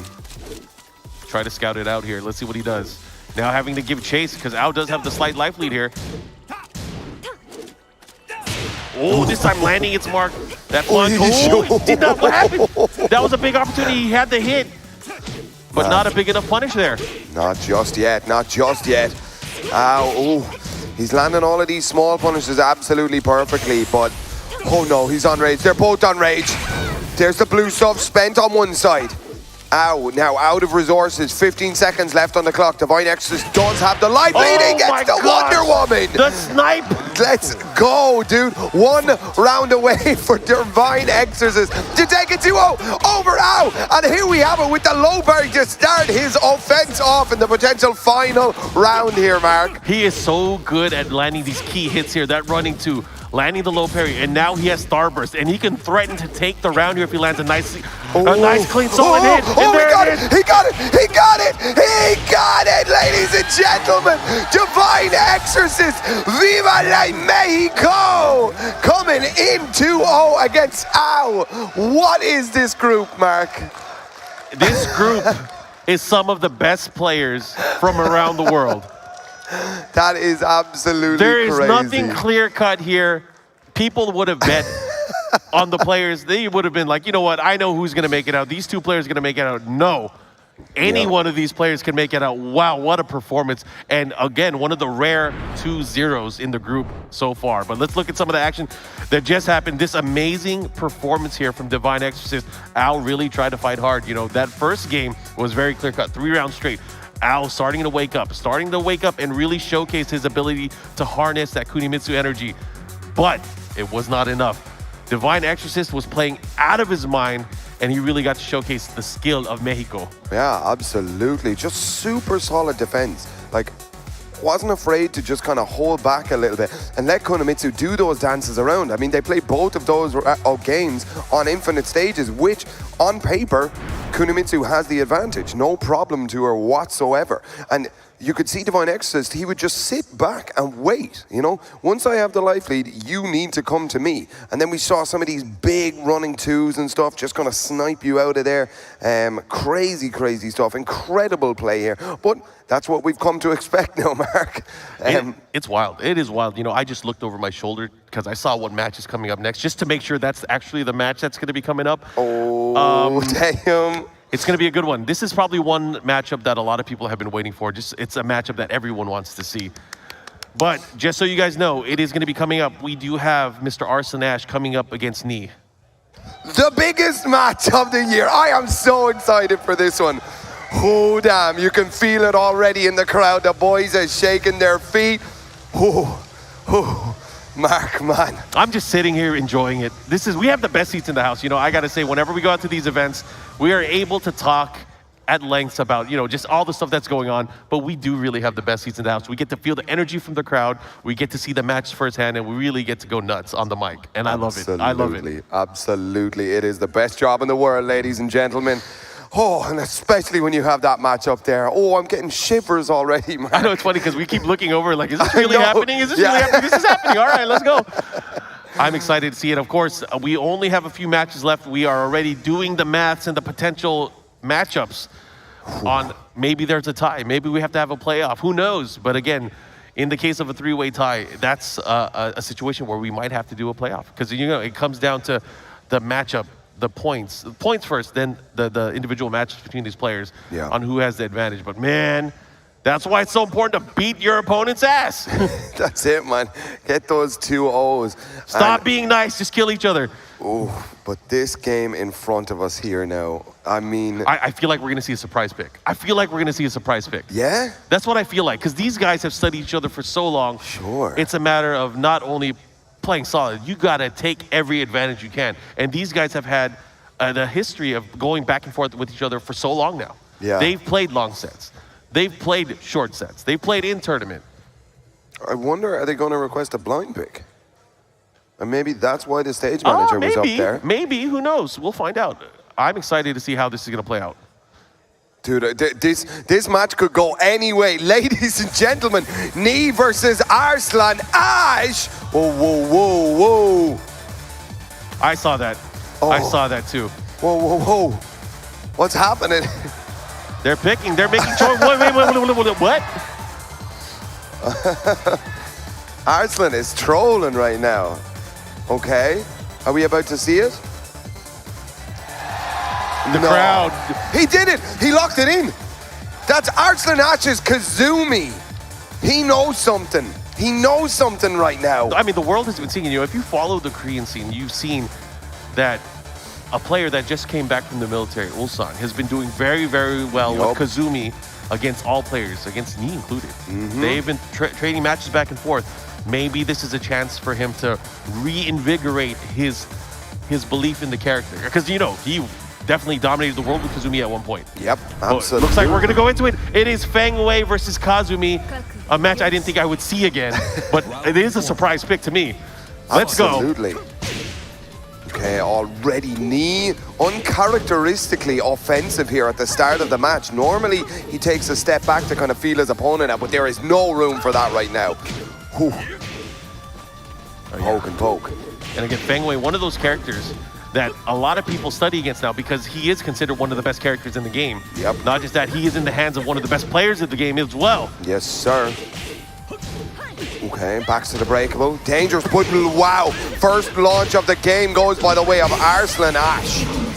All right, here's the mix-up. He goes for the quick low, the follow-up here. One hit could do it. He's going to have to be careful because Nii does have access to the range drive. Oh, nice block. He bet it all. He bet it all. Dude, it was like Arslan Ash knew he was going to go low. It felt like he was ducking long before he had even input the low there.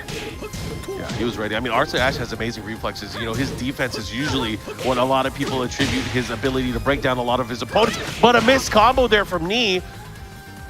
That's unfortunate, but a great step there into the launch. Let's see what he does to adjust here. Oh, no. Things are missing. Yeah. Things are acting funny here, man. It's the stage. But Arslan Ash has to deal with that barrage of offense there from Nii. One round apiece now, tied up. Yep. Simple 1-2s there to end it for Nii. Here we go.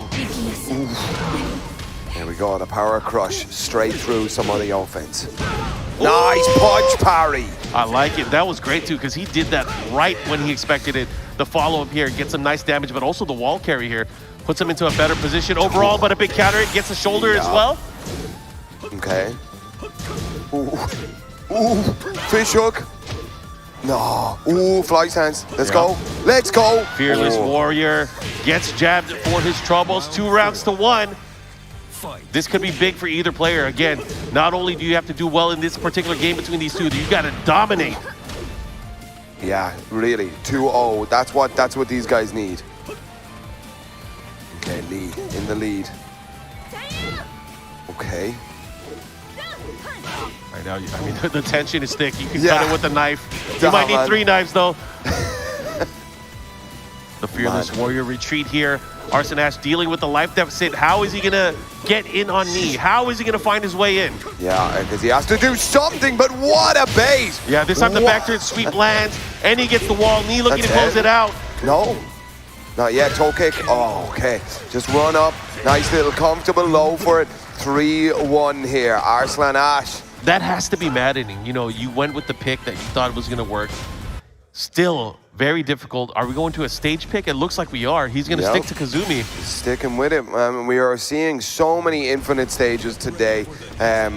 You gotta respect it here. Arslan Ash wants that extra room to just kind of move around and see if he can like make Nii come to him. But I mean, that, traditionally speaking, that's kind of what you want. But Nii is opening up the floodgates here with an aggressive style that I'm not used to seeing from this guy. I mean, I feel like it's a style that works for Nii because if we saw, you know, there was a few tournaments, a few exhibition matches and series that we've seen before. He has been using Feng Wei against everybody. Yeah. And he can switch it up and turn it on if he needs to offensively.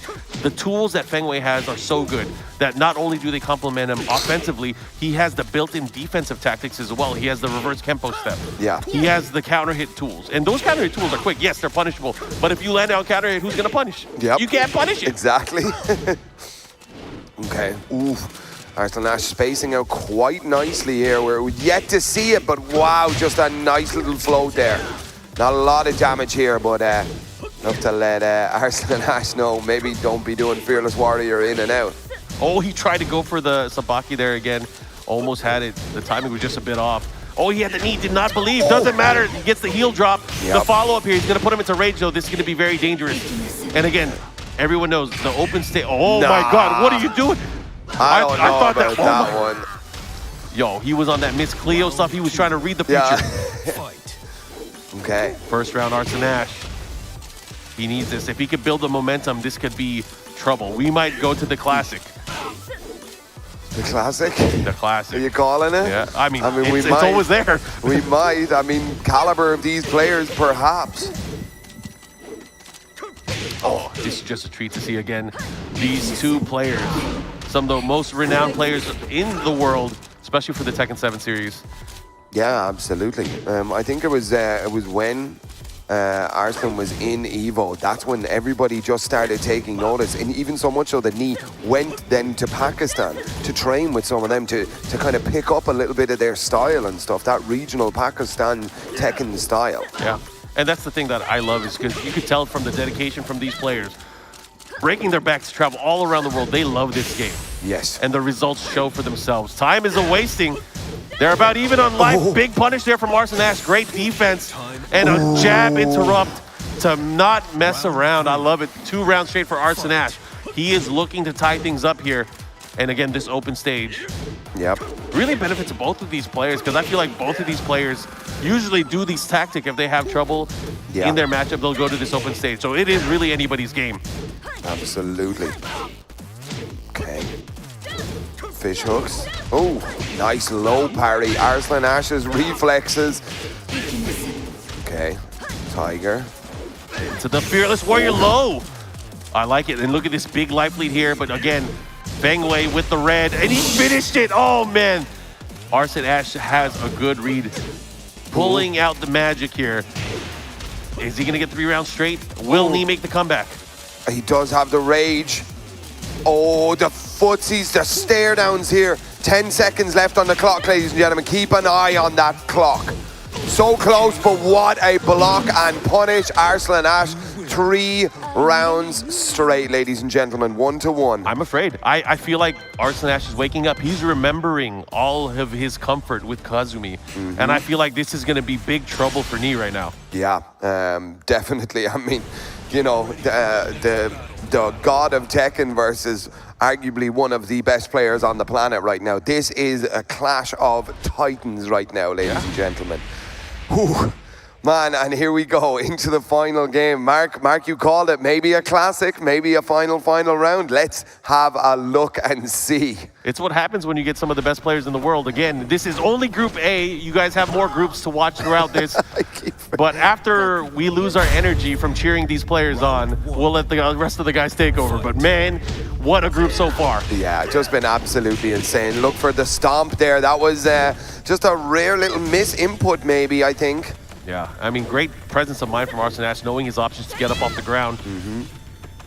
Again, this is going to be a tight race back and forth. These guys are playing very tight, but also really making the reads over reads on their opponent.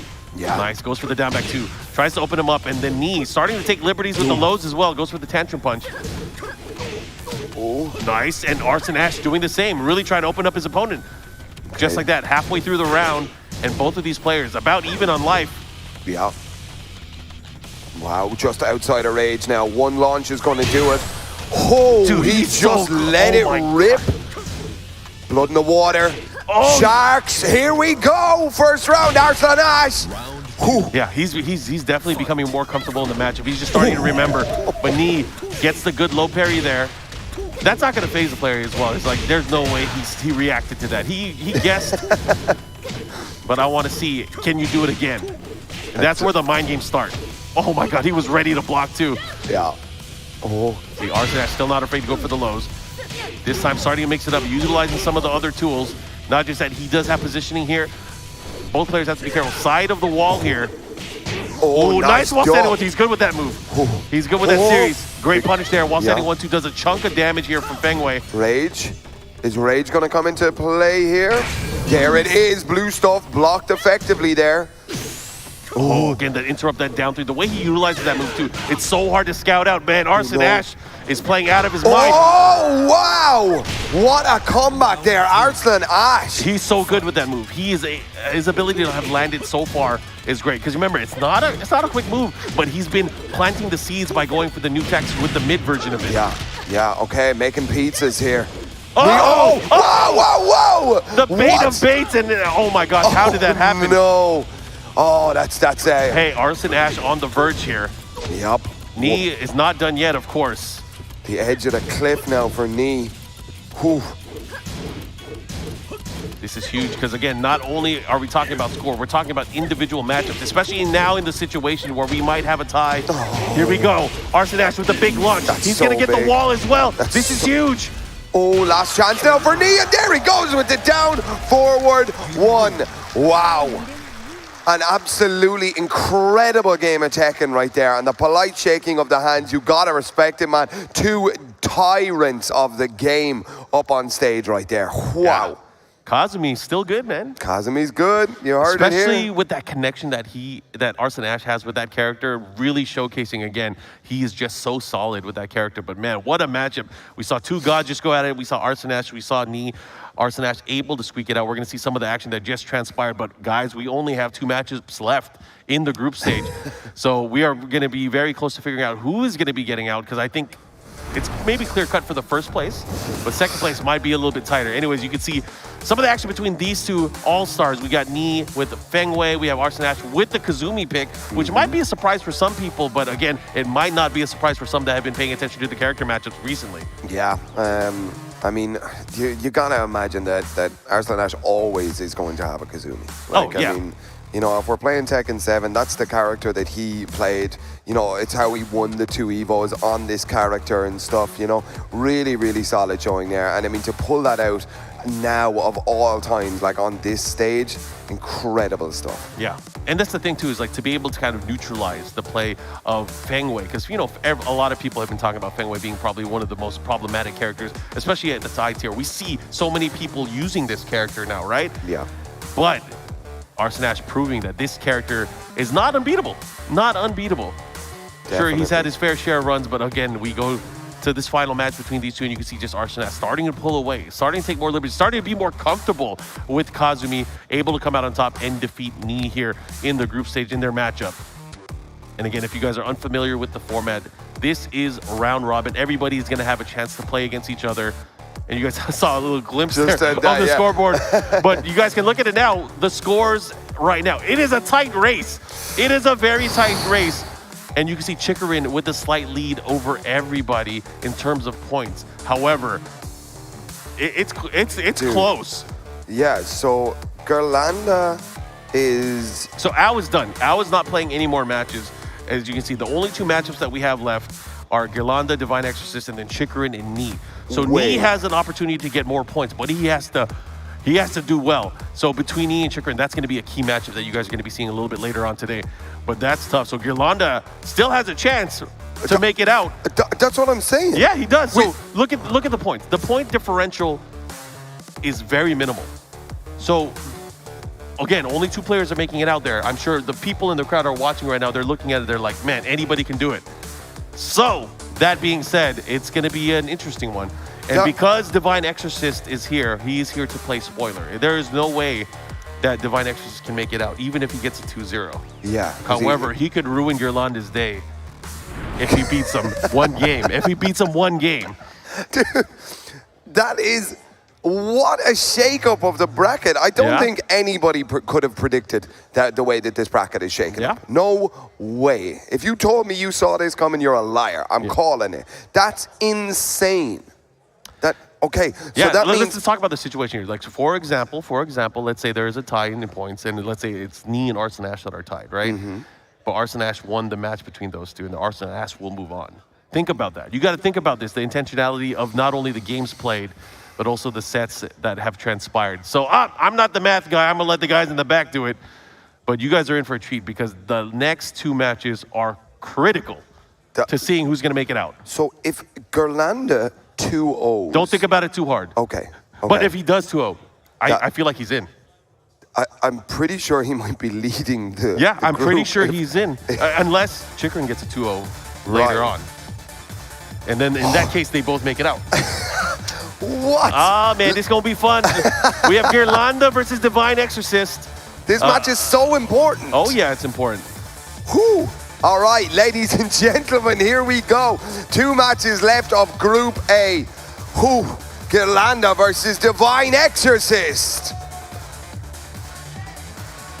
I'm here with the crowd. This is going to be fun.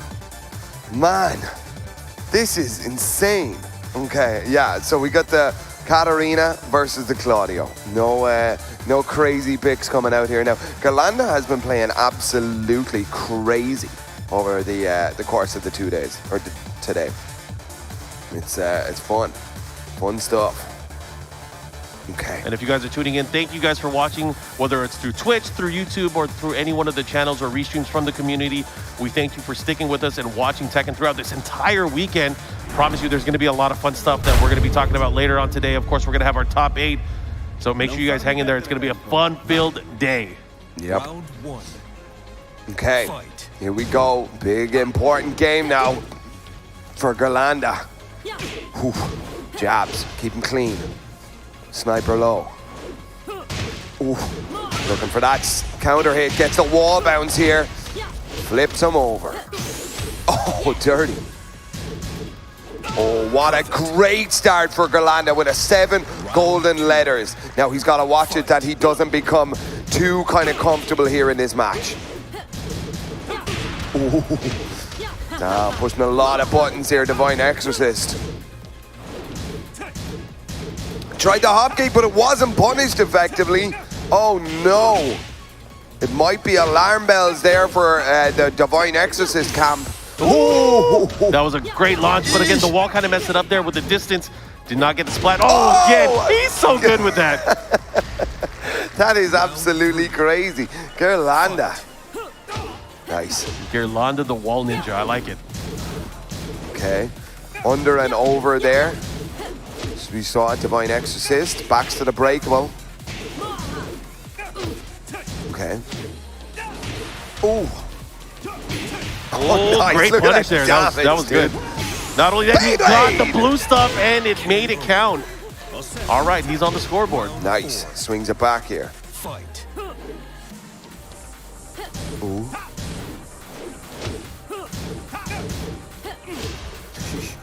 Sniper lows. He's poking away. Finishes the string again. We've seen Gerlanda use that a lot. Okay. Nice low parry. How is he that fast? Okay. Donkey kick. Nice duck. Oof. I like it. Over. Right now, Gerlanda with a huge lead. He has a big opportunity to take this here. Okay. But Divine Exorcist fighting back. Again, Gerlanda fighting for a chance to make it out of the group stage, and he can very well do it. He is in the position to do so, but will he make it out in first place? Will he make it out in first place? Will he make it out in second place, or will he not make it out at all? Divine Exorcist with the rushdown now, trying to make the comeback. The lows. Oh, wow. 3, This 1. is big. This is big. This is so big right now. This is so big right now. It's getting tense. Look at this. Gerlanda, take a sip of that water, sir. Whew. Oh, man, I'm getting chills. I'm getting chills. I'm getting shivers. They're going right back into it. Straight Gerlanda in. looks so focused right now. I have a feeling, though, Divine Exorcist is here to play. He is here to ruin dreams. Why not? Okay. Okay, big long reaching lows. Here we go. Staying on the ground. Gerlanda, what? He just went for the snake edge? He's crazy, man. Okay, Divine Exorcist getting the low parry instead of the block, but you can understand it. Okay. Half out now for Gerlanda. Nice side step 4 there. Divine Exorcist doing such a great job. But again, the great nature of Gerlanda to make these decisions, to force his opponents to expect the unexpected. He's looking really good, and he's in good position here. Let's see what he does. Back to the wall, though. Oh, the second hit. Divine Exorcist has been blessed many times with that so far, but the quick check there from Gerlanda taking another round. Okay. Oh, there was no reaction there. Good stuff there. Gets the punish. Harrier low. Good punish there on the other side. Yep. A lot of back fours fishing up here. Oh, yes. There we go. Yo, big hop kick. He cuts the air with that hop kick. Oh, he bobbled it. That's unfortunate. He was going for the dash out 4-3-2. Did not get the dash out. Okay. Right, watch that rage. Backs to the wall. We've seen some of these crazy comebacks on. Okay. Divine Exorcist. We like you. We like you, sir. Let's go. Yeah, he doesn't put it to waste here. Again, this is so huge. This is probably the biggest game here for Gerlanda. Let's see how he performs. Oh. Nice. Again, he is locked and loaded. Yo, he's going to start mixing it up. He's been going for that Harrier low. He's been punished quite a few times already. Gerlanda's about to put him into the blender. He's about to test him. Dude, none of those throws have been broken yet. Oh, counter it. Huge, huge, huge. And he's going to get the wall. Oh, he still gets the follow-up. That's dead. Still gets it. Okay, 1 round away for Gerlanda to be taking this 2-0. On the points, I don't even know what's about to happen here. The sun is setting, ladies and gentlemen, on this beach. Yeah, I mean, that's the key here. We were talking about so many times, 2-0s matter so much. You got to be good, but you got to be flawless too. Oh, the low parry this time. Not going to block it this time. I'm going to take the momentum. Here comes Divine Exorcist. He gets the wall. Oh. You are seeing a lot of drops here on the side of Divine Exorcist. I don't know. Ooh. Okay, flipping him over. Oh, he's trying to get the launch. He's trying to get him with a cheeky reset. Okay. I like it, though. Yeah. All right, here comes Divine. Divine looking to tie things up rounds-wise. He does have Starburst as well, but you got to watch out for the Rage, especially the Rage drive here. Yeah. Okay. If he get, he's going to explode on damage. If he gets a hit. Nope. No. Just don't finish it. Watch them lows. The time's wasting. What's going to happen? 7 seconds. No way. No way. No way. Gerlanda takes it 2-0. And he knows that he is in there.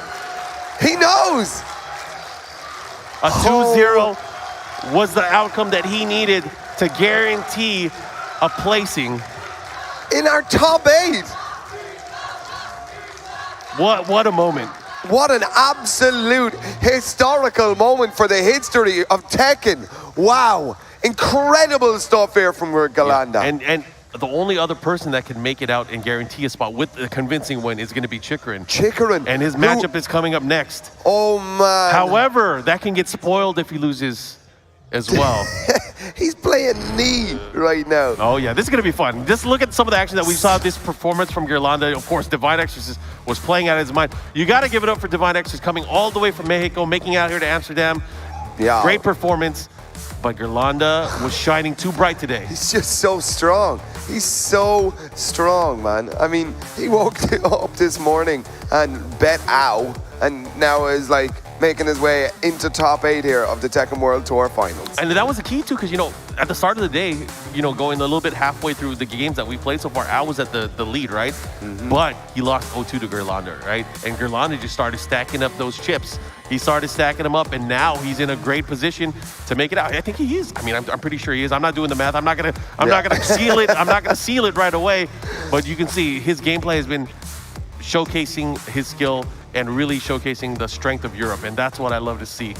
Yeah. This is a global game. This is a global game. Some people have been claiming otherwise, but this is a global game. And you cannot refute that, because you look at the players in this pool, and right now, Gerlanda is the points leader. No way. So, I mean, Chikarin is the next. So, I mean, that means... It's going to be between Chikarin and Knee. And Knee. But Knee is on 0. However... Wait. So if Knee takes this 2-0, he gets 2 points. And then there's a tie for second place. If Chikarin... No, that would make Chikarin at 0. Oh, yeah. So Knee would get out. Oh, what? This is crazy.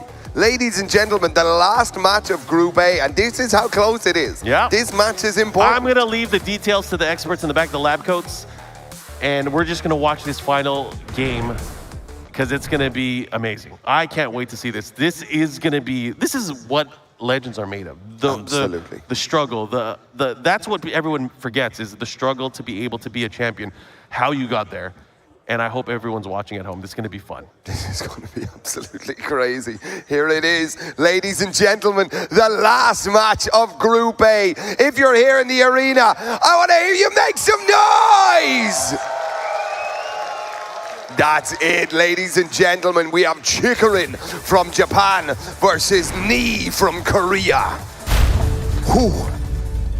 Leroy the boy going up against Feng Wei. This is kind of a lore match. They got some beef with each other. I saw that in the intro. Oh, yeah. But let's see how this is going to play out. You know, 2 superstars from each respective country, 2 of the top players in the world going at it here. Yeah. And it all comes down to this. Ooh. Okay, starting off with a lot of pokes here.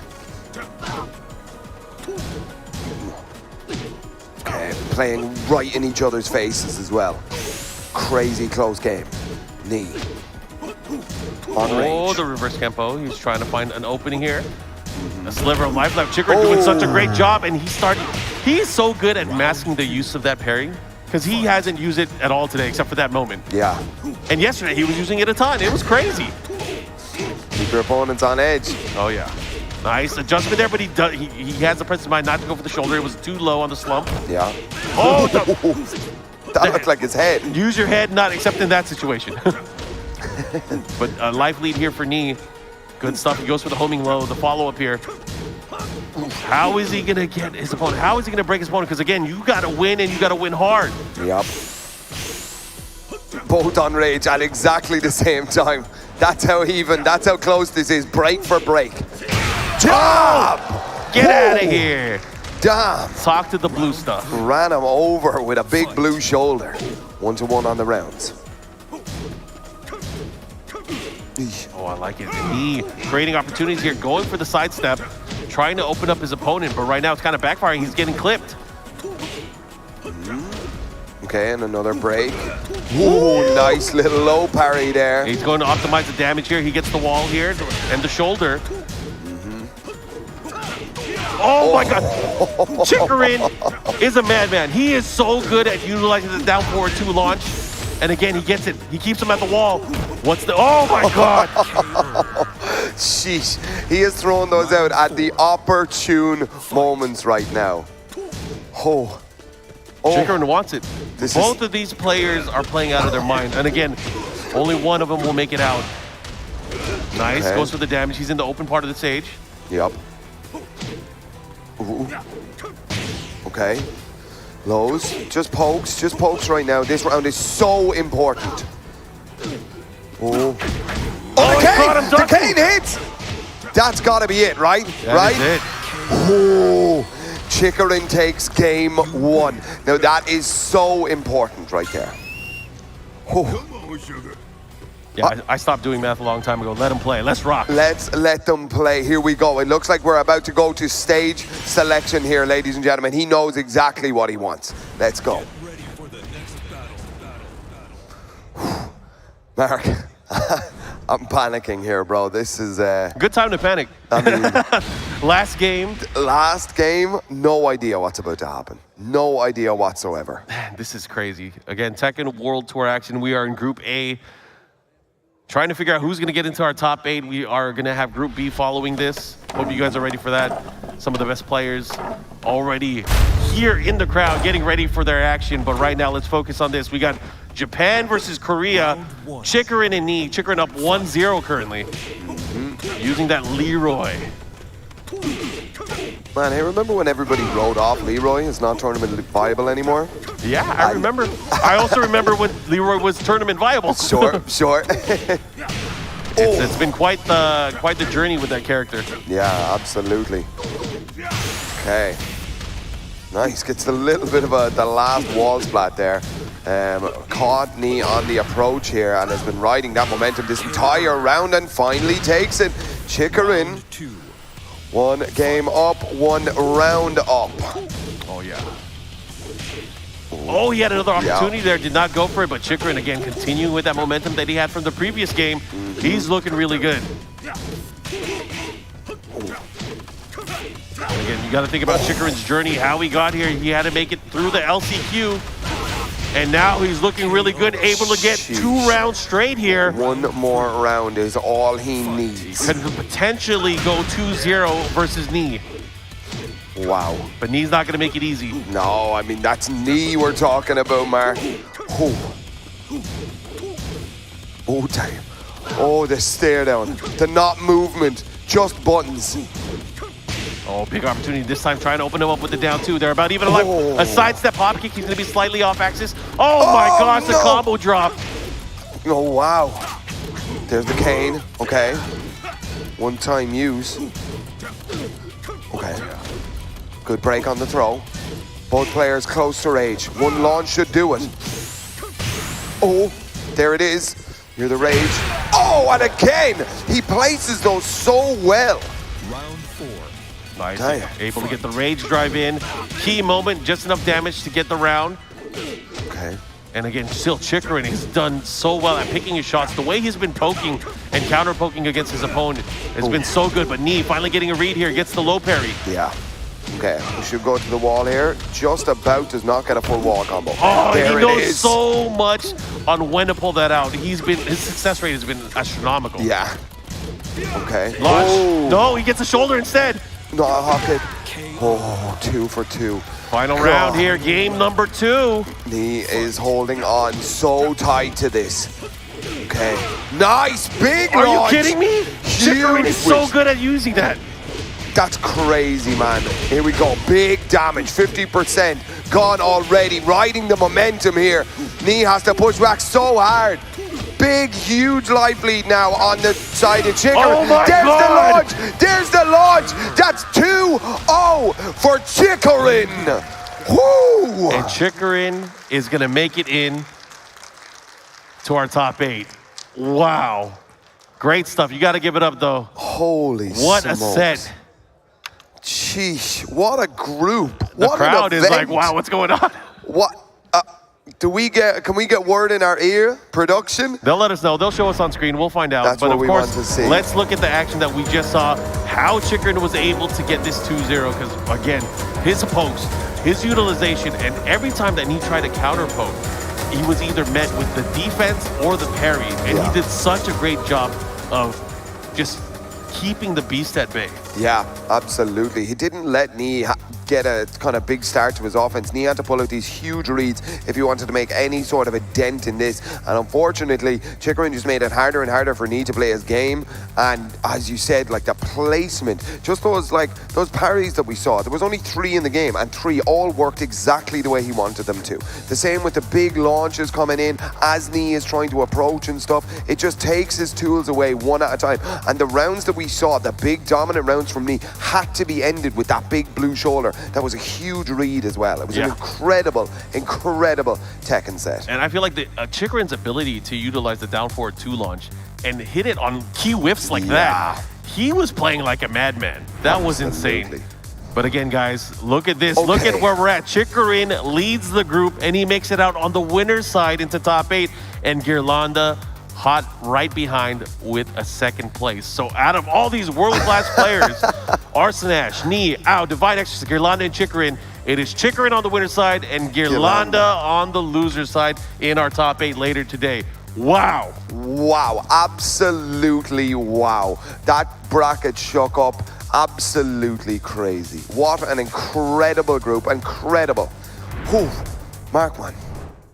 That was an interesting way to start the day. Yeah, I just lost all my money. I'm sure everyone's fantasy brackets has been shifted quite a bit. But again, you guys are in for a treat. There's going to be so much Tekken action throughout the entire day. This was just Group A. There's more coming up. Whew. I mean, I am not leaving this arena. I'm not either. I'm not either. Until this is done, I am sitting right here. I don't know, Rip can try take me out of this chair. I dare him to, like, you know. He's not here yet. Let's go. Oh, well, Let's at least go. I don't think. Yeah, absolutely incredible showing here. And ladies and gentlemen, the next groups, I mean, today, the Tekken is just all of your dream matches. If you said, like, can you imagine if those 2 guys played each other? Those matches are happening. Oh, yeah. And it's going to be fun. Like, I hope you guys stay tuned. I hope you guys are ready for it. There's going to be a lot of action. We're going to be coming back with Group B in just a bit. We're going to be taking a break. So, Sam, it was fun. But I will see you later, and I know we'll see you guys later, but hang in there. We'll be back right after this. Locked in, locked in, locked in.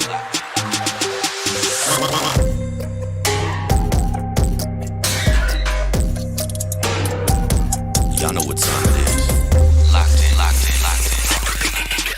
Play. I make the rules, rack up the jewels, make it look smooth. You know how I do. Running this kingdom, wish you could be me. Better look up, cause that's where you see me. Always locked in.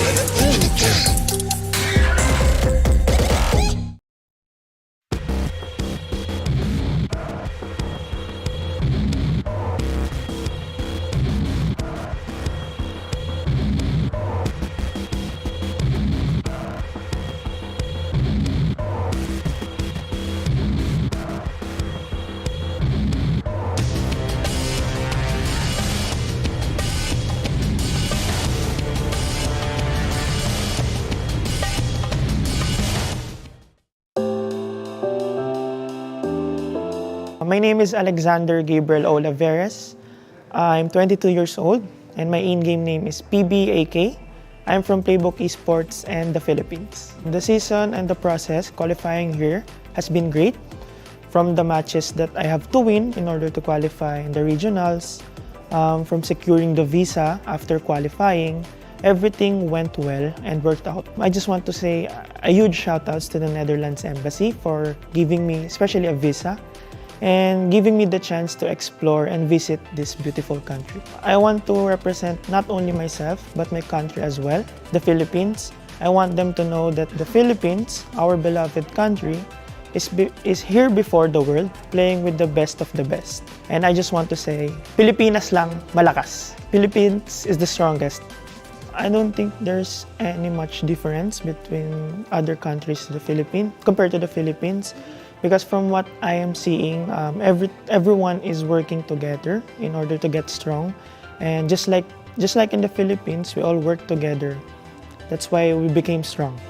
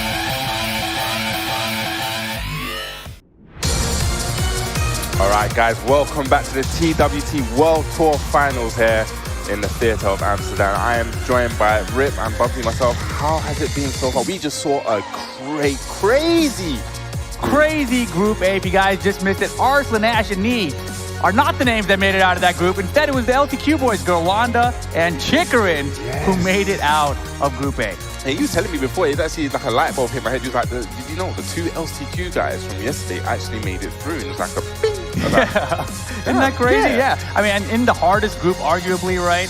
Most difficult one. And even crazier, the way things started yesterday, right? With Al beating both Arslan and Nee.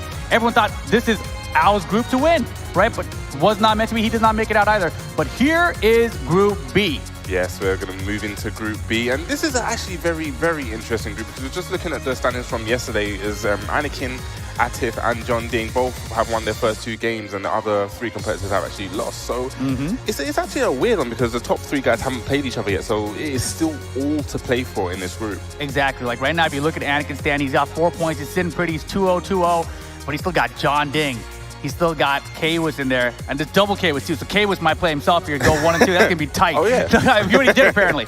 But you know that the graphic definitely needs a little bit of an update. However, like I was saying, Anakin still has some very tough competition ahead in this group here today. Yeah, it's definitely sitting pretty, like you said, undefeated. But it's just going to show that how important these 2 zeros and 2 1s are going to be going forward. And that last set that came down in Group A, you know, there was like 3 possibilities out of that outcome, just depending on how the score went, right? So again, every single game matters in this format, especially.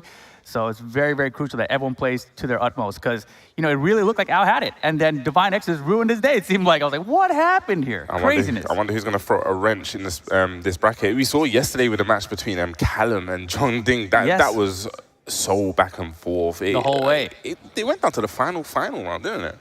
I think so. It was close to that. I think I know it went to final game for sure. Yeah, but definitely Callum in this group here can still be a wild card, right? Like Gerwanda after yesterday, we seemed kind of like, oh, he's not going to make it through. But instead, he just dominated today, and then he makes it through, right? So it's a good, nice see daddy power up. You know, he's got his family. It's so beautiful. He's actually got his family here, his wife, his kid, and they're supporting him. It's just the power up they need. Bro. There you go. That's what it is, man. Yeah, but the match is just getting started here. And look, we're getting our first one up on the stage. It looks like it's going to be Callum returning to the stage, going up against Tejan from India. So South Africa versus India here. And we're going to get the characters. Looks like Eddie Gordo, maybe Elisa, huh? So Tejan been bouncing around a lot of characters. Yeah, so I've actually seen it. So he's actually got a YouTube channel because I was checking him out because you don't really see him really represented. I know him, I've heard of him. He had a great run in one of the Evo Japans. I believe it was 2020, I think it was. He had a great run. I think he finished probably about 9th. Yeah, I remember Southeast Asia Major too. He had a good run too. Yeah. And John Ding was in that tournament as well. So interesting history years later now.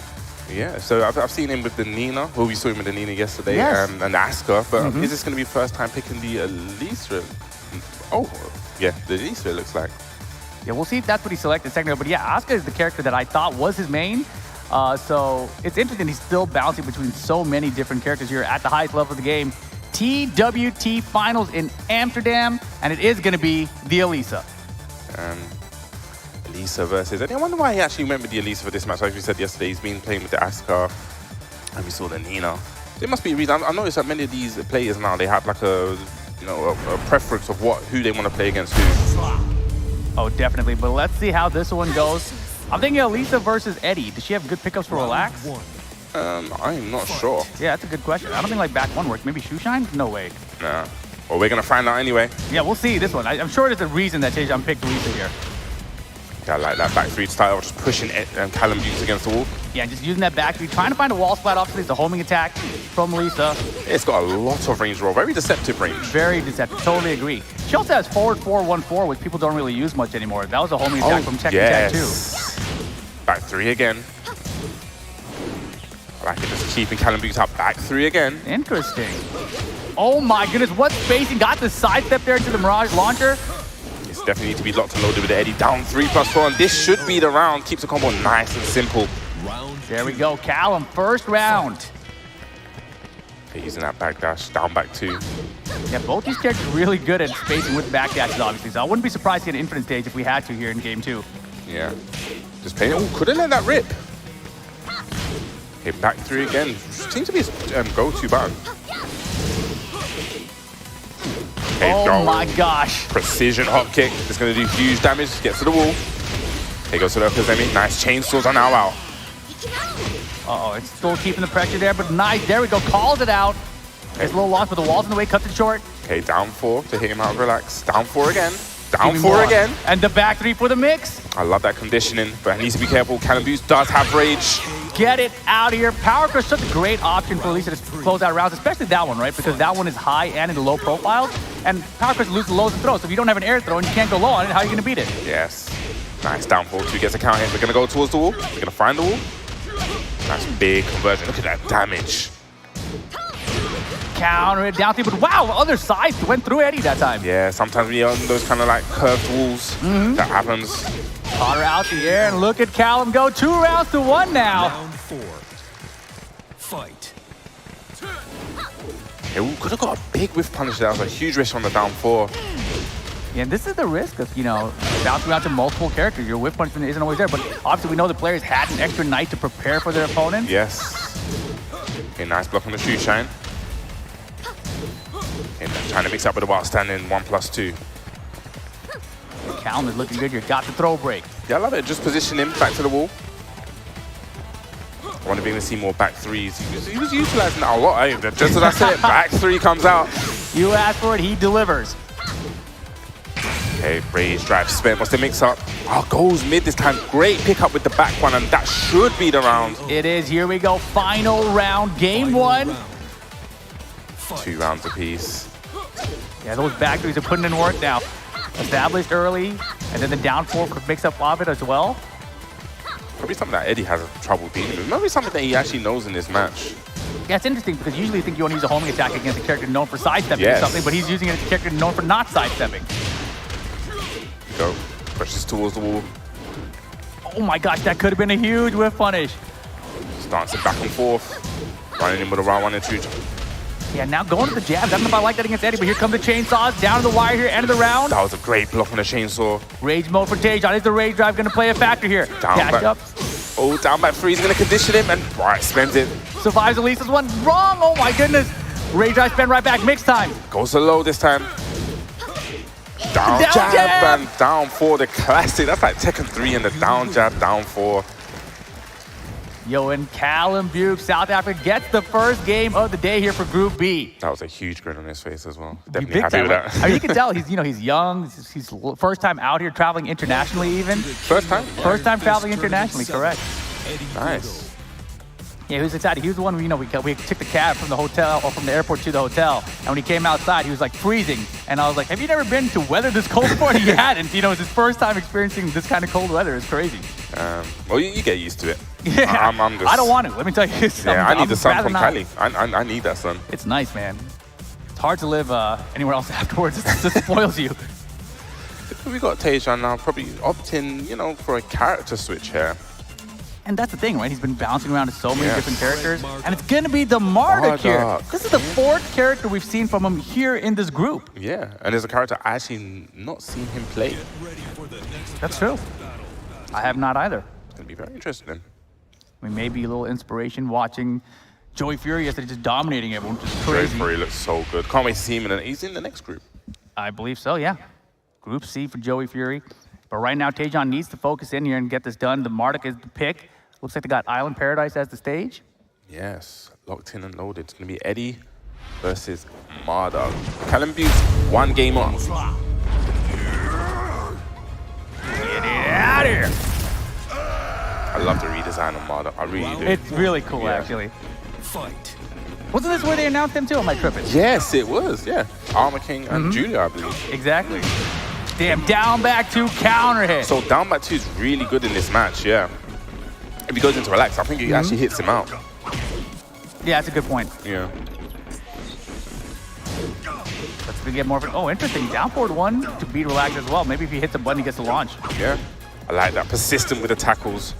He's Can't- very, very persistent. I can't believe that down forward 1 from Marduk even hits relax. Like that hitbox got expanded horizontally. I guess it expanded vertically as well. Okay, what's the mix up? Guess for your life. Very patient there. Up forward 4. And Callum, he likes to go for the big stuff at the end of the round, right? If he needs to make the comeback. Oh, slides on him. What's the mix up? Good choice. Down 4. Good choice, Tejan there. First round with the Marduk, the down 4 to close it out. Yeah, I guess he's got a lot of good options to beat Relax, actually. Yeah. Down 4, down 3, down Down back back 2. 2 is really, really good. Okay, she's using that jab pressure, trying to get in. There's a couple of whiff jabs. Nice, side step 3+4. Just do it. Such a great move from Eddie. And again, we got the repeat. We're gonna get the 3-peat, maybe? No. Nice duck. Good call out from Tejan. Got a raise now, but still a huge lead from Callum. Ooh, this is scary. Goes to the down 4. Oh, that could have been bad. Oh, Python gosh. explosion. Do we get another one? No, back body drop. When's the block. rage drive coming? When does it come in? It's coming right now, but Get that jabs outta him here. out. And that's the thing, everyone knew it was coming, right? And Calum's like, nah, it's got to stay in his face and hit some buttons. Just raw down forward one. I respect it. Gonna go to the wall. Yeah, now what's he's gonna go for the foot. No, just goes for the damage. Toki Callum creating some space here. Still bad positioning though. Okay, needs to try and fight out of this wall. Python explosion. Okay, down jab didn't want to deal with any of that pressure. And taking his time here, poke by poke. Tejan's looking good. The Marduk, here's the tackle. There's the mix. 1+2. And oh boy, look at this. Marduk working out. That's one thing with Marder, you have to be really persistent with those tackles. It really breaks you down. Again, we've seen Give me another one. one. Okay, what's that? Okay, send me here. Okay, just lets him get up. Well, that was interesting too. He actually called out the jab. This was a little early, it looked like. Okay, slides on in. He goes to the low. Oh, I love the chase down the down back too. Didn't find it, but it's a good attempt. Counter. Nice. Counter, but drops the combo. Quite unfortunate there. Okay, nice. Mixing out. And okay, breaks the tackle. And again, I love the persistence. And again, the 1+2 follow-up.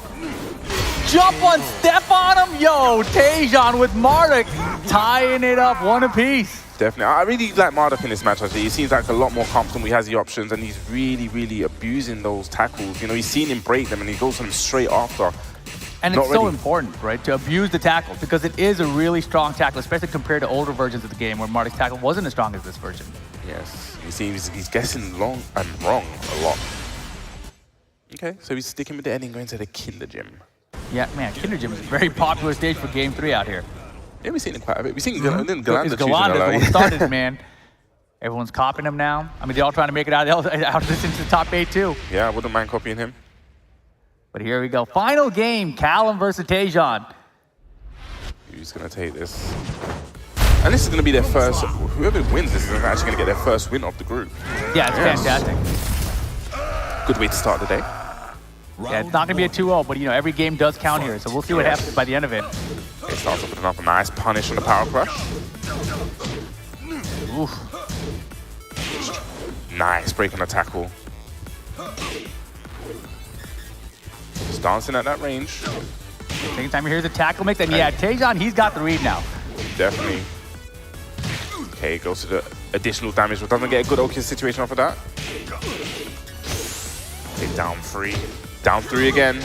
And down to such a chunky little low poke there from Marduk, not very punishable either. Nice. That was whiff so punish. He's gonna find the wall. Yes, he does. Ah, could have got a bigger punish. Probably could have got the while standing free, but takes it anyway. Yeah, it looked like Callum actually just mistimed his Okazemi there. Yes. Hey, goes for the tackle once again. Yeah, and that was like right in his face too. And you know, Callum is guessing just the either or button. He's not breaking the 1+2. So if I'm Tejan here, I'm just going for the 1+2s. Okay, nice. While standing 1-3, gonna get pushed towards the wall. Oh, that was a big bait on the gallop kick, but didn't capitalize on it. Uh-oh, throw breaks good though. Yes. Up forwards 4. Give me more. Again. Okay, nice break this time. Persistence wears down resistance though. More throws. Break them. That's the whole goal. Like that's a nice down forward 2. But Tejan's in rage though. That damage to caught him going to relax. Okay, gets a Python explosion. Well timed. Give me Again. another one. Double rage. 10 seconds.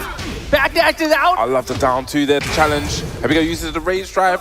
What's the mix up? Goes Blocks the mid for 3 seconds. Can he make the mix happen? 1 second. No. Not gonna find it. Tejan holds on. 1 round away from getting the set. Seems like the Marduk pick really worked out for him. Ooh. Lets it rip. That's one thing we've been seeing a lot this weekend. People just actually letting the strings rip. I've never seen that. Was so close. I've never seen a miss like that. That's a with down 4-2, went for the tackle again. Big counter hit. Doesn't get the pickup though. Yeah, that was small damage compared to what it could have been. This is an opportunity for Callum here. Nice punish while standing one. Is that a Marduk thing? I don't know, man. Could be he's got a funky hitbox too. But look at this Taejon trying to close out here. But wow, the trade on the spring kick. Callum still alive. It's definitely still in this. Down forward, but none of that. Just disrespect to the down forward one. We're going to get towards the wall. And good thing he didn't get up there. That would have been a tackle probably. Yes. Just playing that space in game.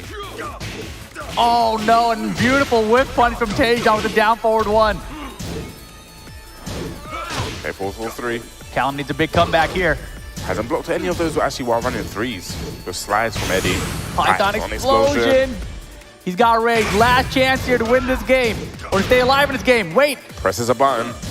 No. Oh my God. I don't even know if that was a punish. It doesn't matter though. Taejon takes it 2-1 over Callum Bukes. That was a big bet at the end. He should have probably gone for that low before when he had the situation we went for. Was it the 1-3? No, exactly. Yeah. And you know, that was the thing, right? He didn't really establish that mix-up throughout the entire set, really. So when it was at the end there, it was a little bit more obvious that he was going to go for it. He needed something big at that point. But he's not down and out just yet. But, you know, Taejon taking his first victory of this group. Yeah, it's great for Taejon here, right? So he's got a victory in his belt. We've seen 4 characters out of him. And I think that was only his 3rd matchup so far, right? Yeah, it would have been his 3rd, yeah. So let's take a look back at some of this action here. You know, it started off pretty good for Callum. You know, he took out this Elisa. The Elisa pick from Taejon wasn't bad, but it was just a very peculiar Elisa, right? A lot of back 3 homing attack, a lot of down 4. It's not really what we're used to seeing out of the character. Yeah, you see that you're talking about the profile of the Power Crush there being a great option. See, we saw a lot of back 3s in this match as well. Yeah, tons and tons of them. And this is the pickup here at Callum. You know, overall against Elisa looked very sharp. Yeah, definitely more comfortable. See a bit of rage drive, and they went for the mid option. That was a great pickup with the back 1. Yeah, and that was really the one time we tried to establish the 50-50 out of the mix, right? That's 50-50, not always going to guess right. Yeah, and he was, I think he was 0% on it, actually, because I think he missed it 2 times that he tried for it. But then we see him with the Marduk chain. It just seemed like he was a lot more comfortable, had a lot more control of the match, and you saw the tackles played a huge part. Huge part, absolutely huge. And that's the thing, right? You got to find just one thing that works against your opponent. You can find something, anything in that first game, then obviously, you know, the rest of the sets will just come to you. You see there, the tackle, no break on the 1+2. We go down forward 2. And that's the one thing that was quite unfortunate. You didn't normally get a follow-up there, but it could have been just a spacing issue but there, and he got the trade with the spring kick. You see, yeah, right, hey, probably should have gone for maybe the mix-up there. Probably, you know, he still would have been blocked, right? That was, I mean, Taejon actually blocked low on both of those, so that would have actually been time maybe to go from the mid. But there you see the updated look at things. Taejon getting that victory there, that 2-1 over Callum, putting him at a -2 so far here, right? So he's working his way back up because as we were talking about earlier, you know, there were 3 players that all won and then 3 players that all lost to start things off. So it's a rough start for everyone to lose it, but they can, if they just keep winning the whole way through here, they still got a chance to make it definitely, because like we said before, the top 3 in the bracket, they all still have to play each other. So the points are going to be dropped. Exactly. There's going to be a lot of swapping around with the order of things as we progress through. And coming up next, we got a big one, a really big one. We got John Ding going up against Out of Butt, which is a run back from Rev Major. If you guys watched that one down to the wire as well. That was a crazy, crazy set. John Ding took that, didn't he? Yes. And he did it with Lucky Chloe, which is also interesting to think about in this set, right? And of course, Out of Butt, the last Pakistan player staying in here. You know, you rewind back to 2019 where the Pakistan players did not make it to the top 8. And this now, Arslan Ash is out of it. So it's Out of Butt. It's all on his shoulders now to put Pakistan into that top 8. Are you telling me we're going to get a repeat?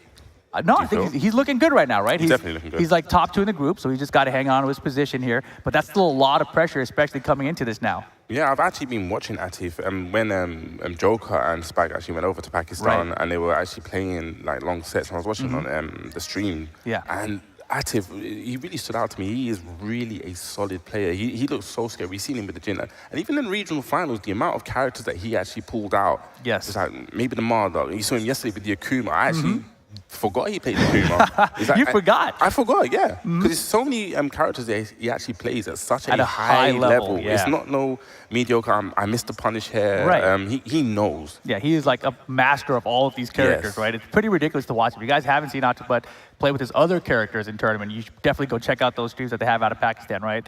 But definitely, This matchup is one that I'm sure he wants revenge for, right? Yes. Because that Rev Major match between him and John Ding was crazy. He had this crazy slow-mo rage art finish and everything. It was ridiculous. You was there, wasn't you? Atif Butt and John Ding. No, we was there. At the Oh, me? Majors, No, yeah. no. I was at home. I was definitely restreaming that one. I was pointing my finger down and everything. It was crazy. Oh my goodness. No, it was definitely a wild one. So I'm really excited to see. Let me see if the players there. They are there. Yes, they're man. there. Yes. This is going to be great. This is going to be It's fantastic. going to be very interesting because I know Atif probably, he's one of those guys that's going to go back and look at that and actually probably, you know, utilize and come back. Maybe think about what character he feels that probably would be best in that situation now. Oh, for sure. I mean, without a doubt, when we have this group format where things are split up and he knew for a fact that he was going to have to play John Ding today, I am positive that they did some homework from the Rev Major. I mean, I'm sure they did the homework months ago, right after Rev Major even. You know, like, what happened here? Why did we lose this? What do we need to change? And if you're John Ding, you're thinking, what character do I pick against Yes, him? it could be a mix-up here. Is he going to go back with the Lucky Chloe? We saw him actually, yeah, you said we saw him bring it out. I think it was once yesterday he brought out the Lucky Chloe. But Oh, did he? Yeah, I'm sure. Okay. But I don't think it actually worked out for him in that instance. Yeah, you got to remember, like, Rev Major was 5 months ago or something, you know? Man, It's a long time ago. Yeah, time is flying too fast. Oh man, but this one's very, very interesting for the standings of the group here, because I think, if I'm correct, I think Anakin and Atif Butt were the ones that are in the lead, or maybe John Ding and Atif are tied. Yeah, John and Atif are tied. So yeah, this is a huge match probably to, you know, try to solidify more that second space and probably more reach Anakin more. But it's equal. We've got Anakin, who's obviously going to come up later to play. Anakin has to play both of these guys still. So Still, that's still yes. matches to come in this group. So this is where it gets really crazy for all these players. Every game's going to matter here. The differential at the end of the day is going to matter. So you got to win Yes. every single game that you can. Definitely, and try go for those 2-0s. We've seen it. We've seen it in the regional finals all throughout the year. We've seen how, you know, crucial it is, a 2-0 over a 2-1. Right. And man, I'm really curious about who Atif Butt felt like was his biggest threat in this group, right? Because if it was John Ding because of that loss earlier, then that's the one he would have prepared for most. And it is going to be the Eddie Gordo versus the Akuma. All right, you guys ready for this one? John Ding versus Atif Butt, Eddie Gordo, Akuma. He's not actually in for quite a few. This is a second Eddie. You don't really see Oh that many my Eddies, gosh. but straight off the back gets the launch. Yo, John Ding. Definitely ready for this. Needs to be careful. Backs against that breakable balcony.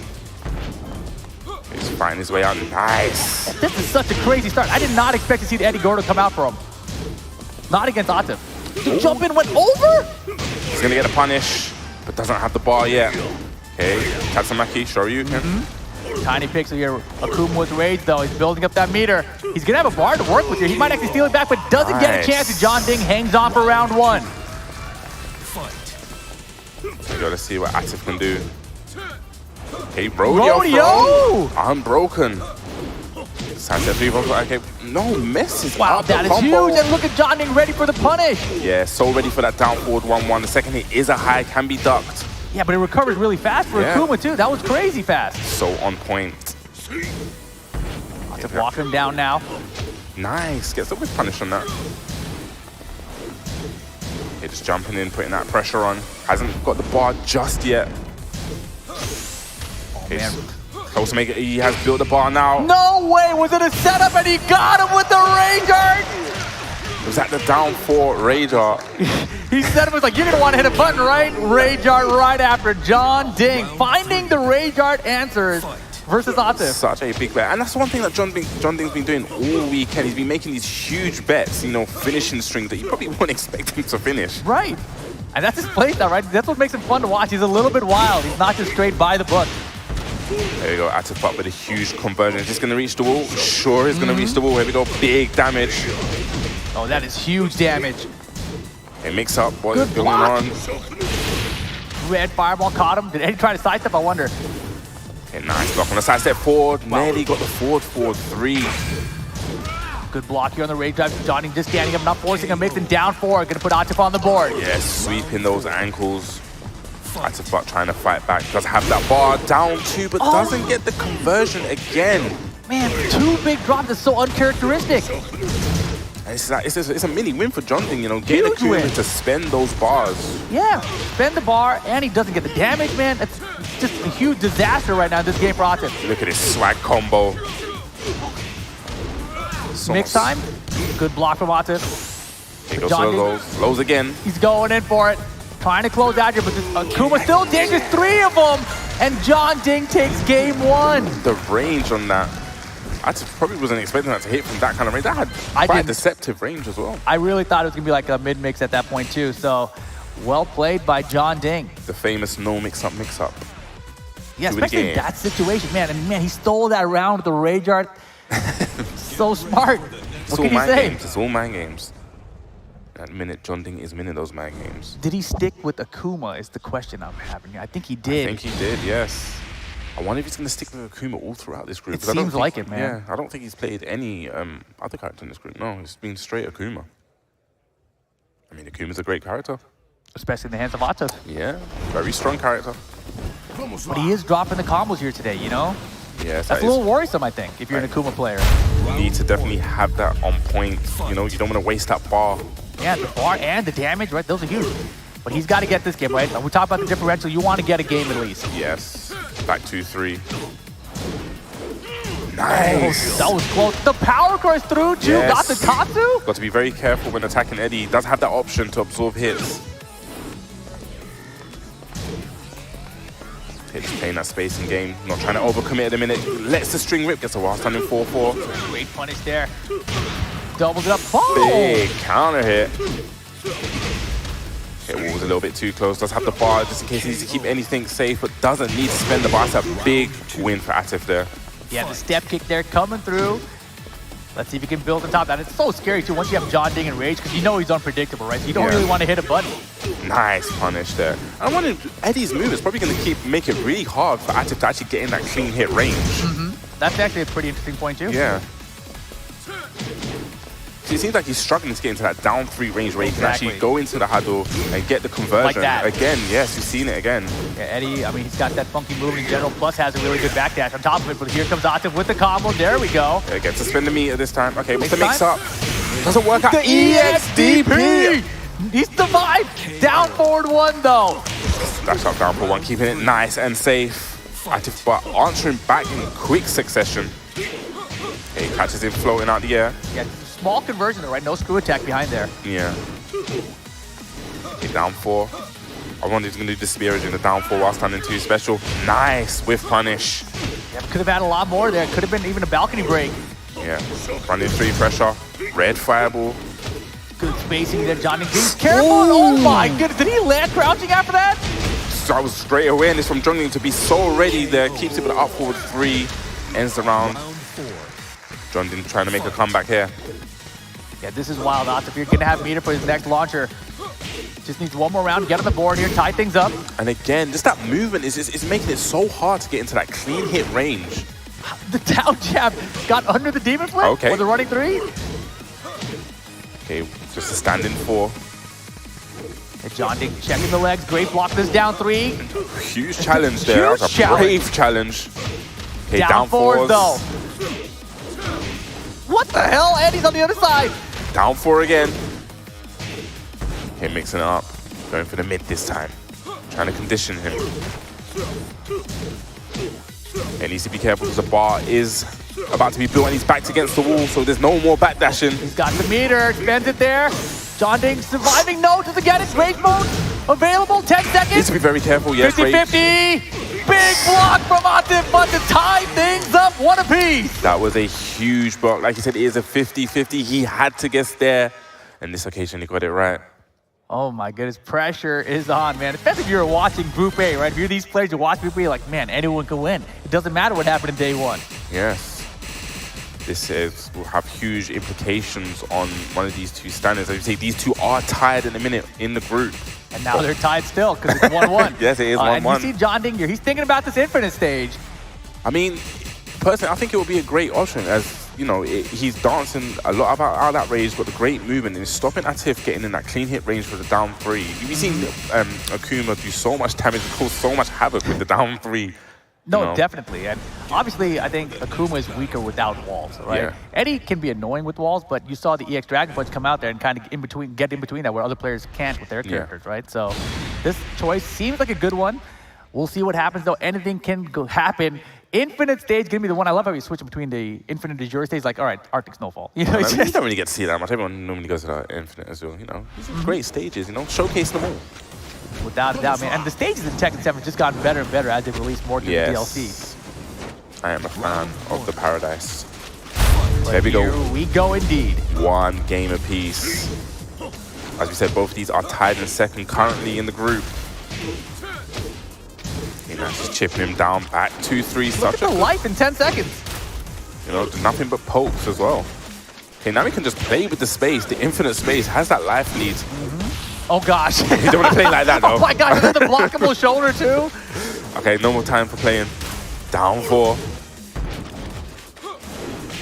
Nice punish on the side step. 3+4 and a big goodness, counter how hit. did he get blown up so bad there? You know, it's right when you said that he should just play with stuff. And that's the thing, you know, he was winning by not playing the runaway game, right? And then he switched up the game plan and everything fell apart. Damn. Nice read there. He was definitely in clean hit range there. That's a great read from Jongding, knowing that Atif wanting to go for that down 3. Net that huge damage, and then once again has that life lead. But he doesn't want to make the same mistake as the first round.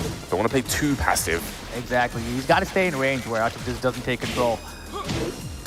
Man, doing a very good job right now. Atif though, working all, building up that meter. Hey, just let it rip, and that's one thing we see saying from Jongding, just letting those strings go. Yeah, but what's Akuma's like biggest punish for it even? Step kick? Probably, yeah. I'm not actually too sure, because his normals are quite stubby, but... Yeah, but right now, Jongding's in trouble here. Rage drive. There you go, what's the mix-up? Nothing. Let them go. And yeah, look at Atif backdashing out of the up forward 4 just like that. It is set point for Ash's Atif's butt. See what Jongding has to answer back. Okay, red fireball. Okay, nice. Goes to the mid this time. Oh, that could have been a big whiff punish. A huge missed opportunity there. Nice counter hit confirming the back 3-3. Okay, unscaled damage. Great punish there. Oh boy, got caught that time though. Yeah, it's gonna get a full conversion hit. Down 2-3. Yeah, guaranteed low kick. Rage mode now for Atif. And the spring kick from Jongding. What? Taking all the risks there. That was nutty, but here we go. Jongding's still in this. He won a tournament once at the spring kick, I remember, from way back. Yeah, I remember. It was against Kudans, I think. Yeah. Yeah, that was CEO. No, not afraid to risk it. Nice break on the rodeo throw. Yeah, nice to see him throwing back to that since it did work out in that one game. That down 3 was definitely in clean hit range. Very scary. Yeah, extremely scary. Atif can have full meter. Yes, that is a very scary Akuma. Now he's got it. Oh, but he dropped it again! Wait, but he gets another chance, and he spent both bars here. Huge lead for Atif to close it out.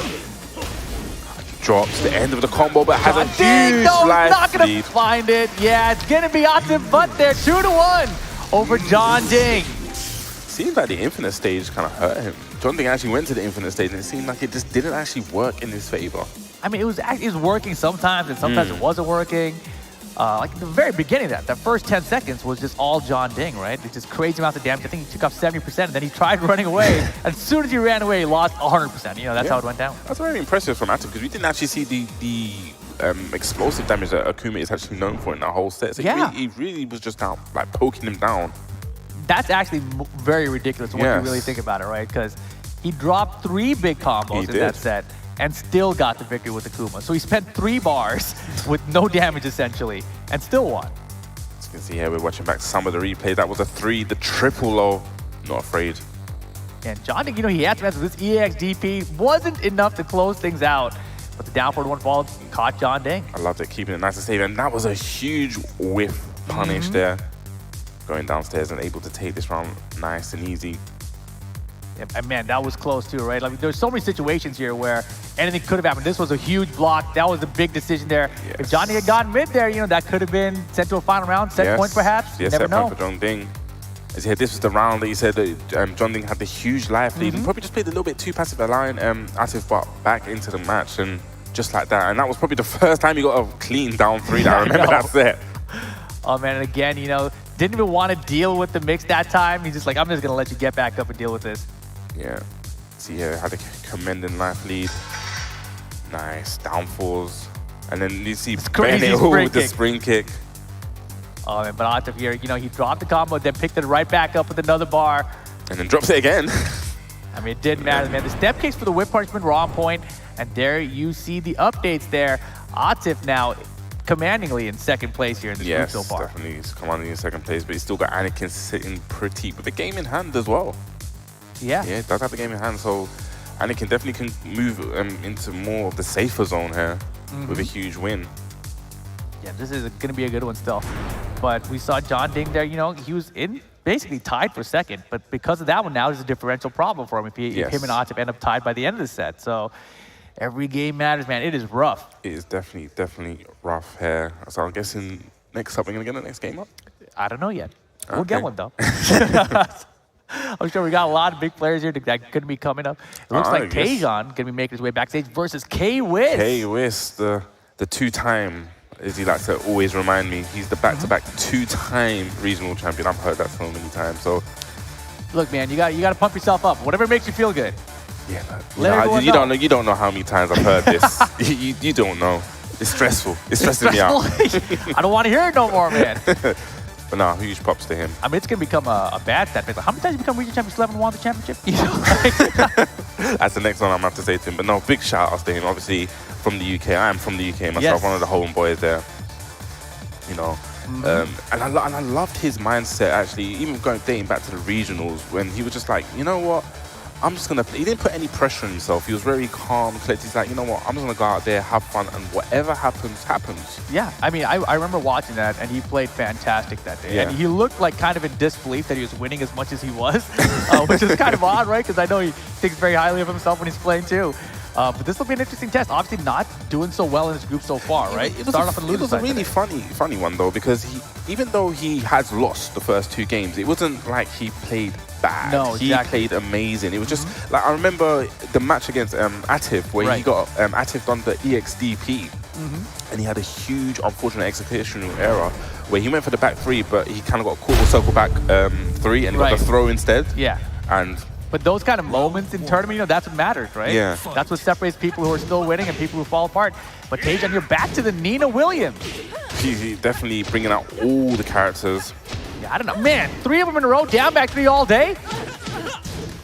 Okay, nice. So that's one thing that K-Wiz is really known for, you know, implementing those flamingo mix-ups, you know, really wanting to play his game. Right. And well, I've said this before, but I feel like he runs the flamingo mix-ups in the opposite way that every other Horns player does. So if you played other Horns and you used them, you're going to get killed by K-Wiz. Yes, it's definitely someone that you have to get used to. I remember the first time I played them, I was like, I don't think it's supposed to happen. Like, what's going on? You know, K-Wiz with the first round of the ball, down 4-2. As Dinosaur says, the power of Taekwondo. So shout out to Dinosaur, man. He's He played here. for Midnight Bomb yesterday, yeah. Sweeping those legs. Nice. Yeah, throw break's good here. Tejan here. What the combo? What the combo Interesting. indeed. He drops it for the Okazemi. Nice, pushes K-Wiz towards the wall. Hey, you Wipes see- the floor. You see these butterfly combos, Nina. What do you know about this one? Get the low parry on the rage drive.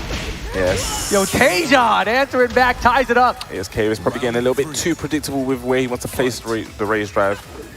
That was a really good position. You're on Okazemi, you feel like sometimes they don't have enough frames to low parry, you know, they got to get up and block it early, but no throw break here this time. Nice, I like the position. Nice, Okazemi mixed up there by K-Wiz. Gets the launch. Very fortunate for Tejan. Wow. Nice. Beautiful sidestep 2 out of Nina, but drops the combo. That's big time, but finds to wipe the floor anyway. K-Wiz is in rage. Nice punish.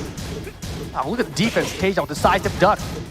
Okay, nice. Gets a punish on that. Double And rage, what's going to what the happen? heck? Skyrocket out the air, she's still alive. Oh my goodness, K-Wiz. Very fortunate slow motion there for K-Wiz. The skyrocket. Tejan did running 3 with Nina? It's the running 3? Yes. And I love that K-Wiz is mix up his throws. Just frame Skyrocket is going to net huge damage, especially if he can get to the wall. There we go. Look at the damage. Hella damage, Skyrocket. One of the best launchers in the game. Okay, let's see. Ripper's going to get punished. Holy oh my damage. God, That what? converts? What? Wow. I'm a That bit is a speechless. grip. That is huge damage. K-Wiz is in a bad position, but does have rage available. What's he going to do? Nice block. Another slow-mo, and this time K-Wiz closes out the game with it. I thought we were going to see a counter from Nina right there, for real. Yeah, K-Wiz. And one thing I really loved about that match, looking at K. Oh gosh, we got a fan favorite right here. Yeah, big K-Wiz chant out here in MDM. I guess it's not that early anymore. Aren't people showing up? Yes. But he's a hometown, well, not hometown, he's an EU. EU, of course. Definitely is an EU representative. So it's interesting, in the last match that Tejan lost, he actually went for a character selecting. It seemed to work out for him. He seemed to, know what went wrong, was able to pick a character. You know, some players now, they make adjustments to the character, but it seems like he just actually completely switches to a character which he feels, you know what, this will suit this match. I wonder what he's going to do. Definitely watching back that match though, one thing I really liked from Kayvis that we saw was he's actually really mixing up the throws from Harang. Yeah, he's got a pretty good throw game. Yes, exactly. Overlooked when you see the character. Everyone looks at the Flamingo and the mix-ups. You're like, oh, the down 3-4s. You're like, all right, this is what the character's about. But really, the throw game is also there, which a lot of the new characters, all of the new characters in Tekken 7 don't even have a throw game aside from 1+2 or 1 or 2. Okay, so he's locked in with the Zafina. Interesting choice. I wonder what the reason is behind that. She good. There you go, yeah. That's the reason. Okay. But we have a lot of Zafina experience here in Europe, so it'll be interesting to see. But it's, again, could be a different style. Yeah, I mean, you saw the way he just used Nina a second ago. I haven't seen a Nina play like that before. Instant running 3 Nina, that's kind of a surprise. You don't really see Nina players that much anyway. That's a great point as well. But let's see how the Zafina treats Tejan out here. Kay was obviously, I think every player in this came in expecting to practice against Zafina because you were kind of thinking Arslan Ash is going to be one of those guys that got to get through perhaps. It's going to be Zafina. And Arslan Ash actually didn't make it. That's crazy. I still can't believe it. But here we go. Game 2, Tejan with the Zafina. Yes. Once again, both of these guys, whoever wins this will net their first win. A 2-0 hit for K, which will make a huge impact for him. Oh my gosh, another big skyrocket! Frame skyrocket. Where is that wall? Are we going to break the... No. Interesting angle. Oh my goodness. Big counter hit. Okay. And finds the rage drive. Okay, Tejan. Wall's in the way. Doesn't get a ton of damage off it, but still, that's huge. Caught up. Nice challenge there. I really respect the down forward 1 there. The down forward 1 string from Harang. K was taking the first round. For some peacekeepers. Okay, here we go, the Flamingo mix-up. What are you gonna guess? Down jab interrupt, get out of that stance. I don't want to deal with it anymore. I wonder if that's something that Kayvis is gonna pick up on. You know, I definitely know he has answers for situations. Yo, Tejan Zafina is actually pretty damn solid. I mean, the character's not very crazy. Oh my goodness, crazy to learn, I was gonna say. But he's looking sharp with her. Oh, that could have been it. Tried to get the whiff punish there. Unfortunately, just a little, probably too slow. Tejan, 1 round apiece. He's keeping it close here. Definitely keeping it close. Big counter hit. His timing with the counters for 1+2 have looked very sharp, actually. I think they're gonna get the wall break as well. Tail spin, where's the wall? Okay, down jab again. Just doesn't want to deal with that pressure, alleviating it, but nice use of the power crush there from Kwis. Yeah, spring kick keeps him in here though, and low parry from Kwis. Is he gonna spend it? No, he not yet. Rage drive here, maybe? Oh my goodness. Look at the pressure. What are we gonna guess? Love it. 1+2 throw again. Kwis probably remembering from the last set that, you know, the throw mix-up was actually working for him. Yeah, the throws are definitely working for him. And look at the backdash out of Tejan right now. I mean, like you said, she good. But look at the backdash from Kwis, and this time finds the launch behind it. That's what you want. Definitely, yeah. There's the wall. We're gonna get the... Yes, we're gonna carry to the wall again. What's the mix-up? Flamingo mix-up goes for the mid this time. K was looking sharp here, trying to make it a 2-0. Throw break finally pays off for Tejan. Down 4-2. Okay, what's the mix-up again? Last chance saloon just lets the Flamingos rock. And Kwis there taking it 2 rounds. That is a huge victory for him. Obviously, yesterday had the 2 losses. You know, starting the day bright. That's what I like to see. I mean, if he comes through here and just starts 2-0ing everybody, all of a sudden, you got a good shot at making it through. We saw it with Galanda today. He had that grown man sleep and came back the next day. That grown man sleep? That's that grown man. You need that grown man sleep. I need that grown man sleep. Man, the crowd, you're loving Kwis though. Definitely is a crowd favorite there. You can catch him streaming a lot as well. You know, makes a lot of great content out there. Keeping the game very fresh. knowledgeable player. Yes. But here we go, looking back at it, the Nina started things off for Tejan and didn't go terribly, but such a strange Nina compared to the Ninas we're used to seeing. Yes. He's able with a huge read and, you know, probably a little bit too predictable there with the raise drive. I just see a great punish. And then this is that crazy slow-mo. Yeah, went for the low afterwards. Tejan didn't believe he would do it. But this was the crazy conversion from Tejan as well into the rage art. Yeah, I've never seen that conversion. And just, I love that. Just keeping it frame tight. They're not allowing Tejan any, you know, rope to get any comeback. Yeah, and then the switch to Zafina looked like it was actually going pretty well for him. You know, start off a little bit slow for that round 1 adjustment. I feel like anytime you switch characters, take that moment, right, to readjust. But find your bearings with the character. But K was, he pulled it together. He had a lot of great whip punishers. That's unfortunate there. He tried to get a whiff punish there. It was probably just a little bit too slow. Your back turn throw there. Because he's noticing that the throws were really working in the situation. For sure. He went for the back turn throw there. It was a bit unsuccessful there, but ran the flamingo mix up. So let's take a look at the standings here. Yeah, K was up there with the -1 right there in the first row. Got that win over Tejan, which is good, right? It puts him in the win column, but I think that score is actually correct because he was 2-0 there against Tejan. So I think he might actually be at 0. Yeah, you would Perhaps. be right. Yeah, he would be at 0. So that's a pretty place to sit at the minute. That'll probably, because he's still got Anakin to play, he's still got Atif, and John Ding's on 1. So, it's all competitive still. This group is very competitive. Yeah, this is wild, man. Anything can happen here, but it looks like Atif Butt is returning to the stage. I believe he's going to be going up against Callum. Yeah, I think it's Callum, yeah. So Atif Butt versus Callum Bukes. And Atif, he sticks with the Akuma, right? I mean, we've seen him play so many characters, but it's been all Akuma out here in the finals this weekend. Yes, and it looks like he's hovering over the Akuma again. I mean, I really wonder maybe if this is just his maybe, I know when I watch these players play sometimes they have like a group stage character. Maybe it is, and he's saving it, for the top 8 where you're going to start seeing the others. Well, I mean, obviously you want to make it through the group stage and try to get to the top 8. But I remember there was a tournament, maybe it was Dubai at one point in 2019 where, in the pools, he was bouncing out to other characters and he ended up losing, and that cost him his spot. So I remember thinking like, oh man, maybe if he had just stuck to Akuma, it would have been okay. So maybe this is like that lesson learned, like I'm just gonna run the Akuma the whole way and see what happens. I don't know. But this should be interesting. Callum Bukes, trying to get some dubs under his win column here. This is another Akuma Eddie matchup that we've seen today. Yeah. I mean, that's the crazy, right? Obviously, he's a big fan of John Ding. We saw their embrace after their match.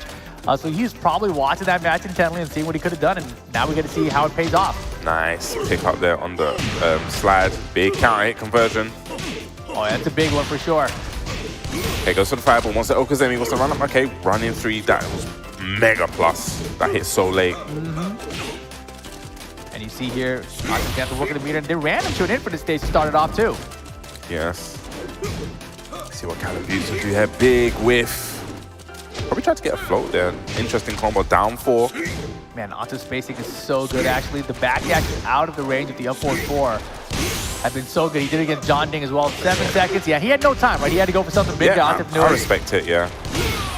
But what I would have not done is run in, because that would have allowed Akuma to actually build some bar. I see what you're saying there. Yeah, that's interesting. Especially in that kind of situation, you don't want Akuma to build the bar.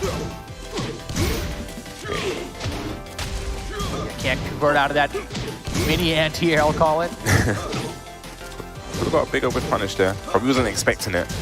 Have more wish punish. You'd wish that. Okay, and there we go. The down 3.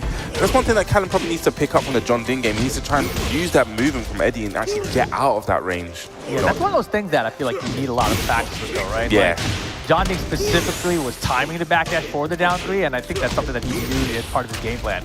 I feel like, me personally, if I had to pick Eddie and he just tried to do it, I wouldn't be able to do it. Yeah.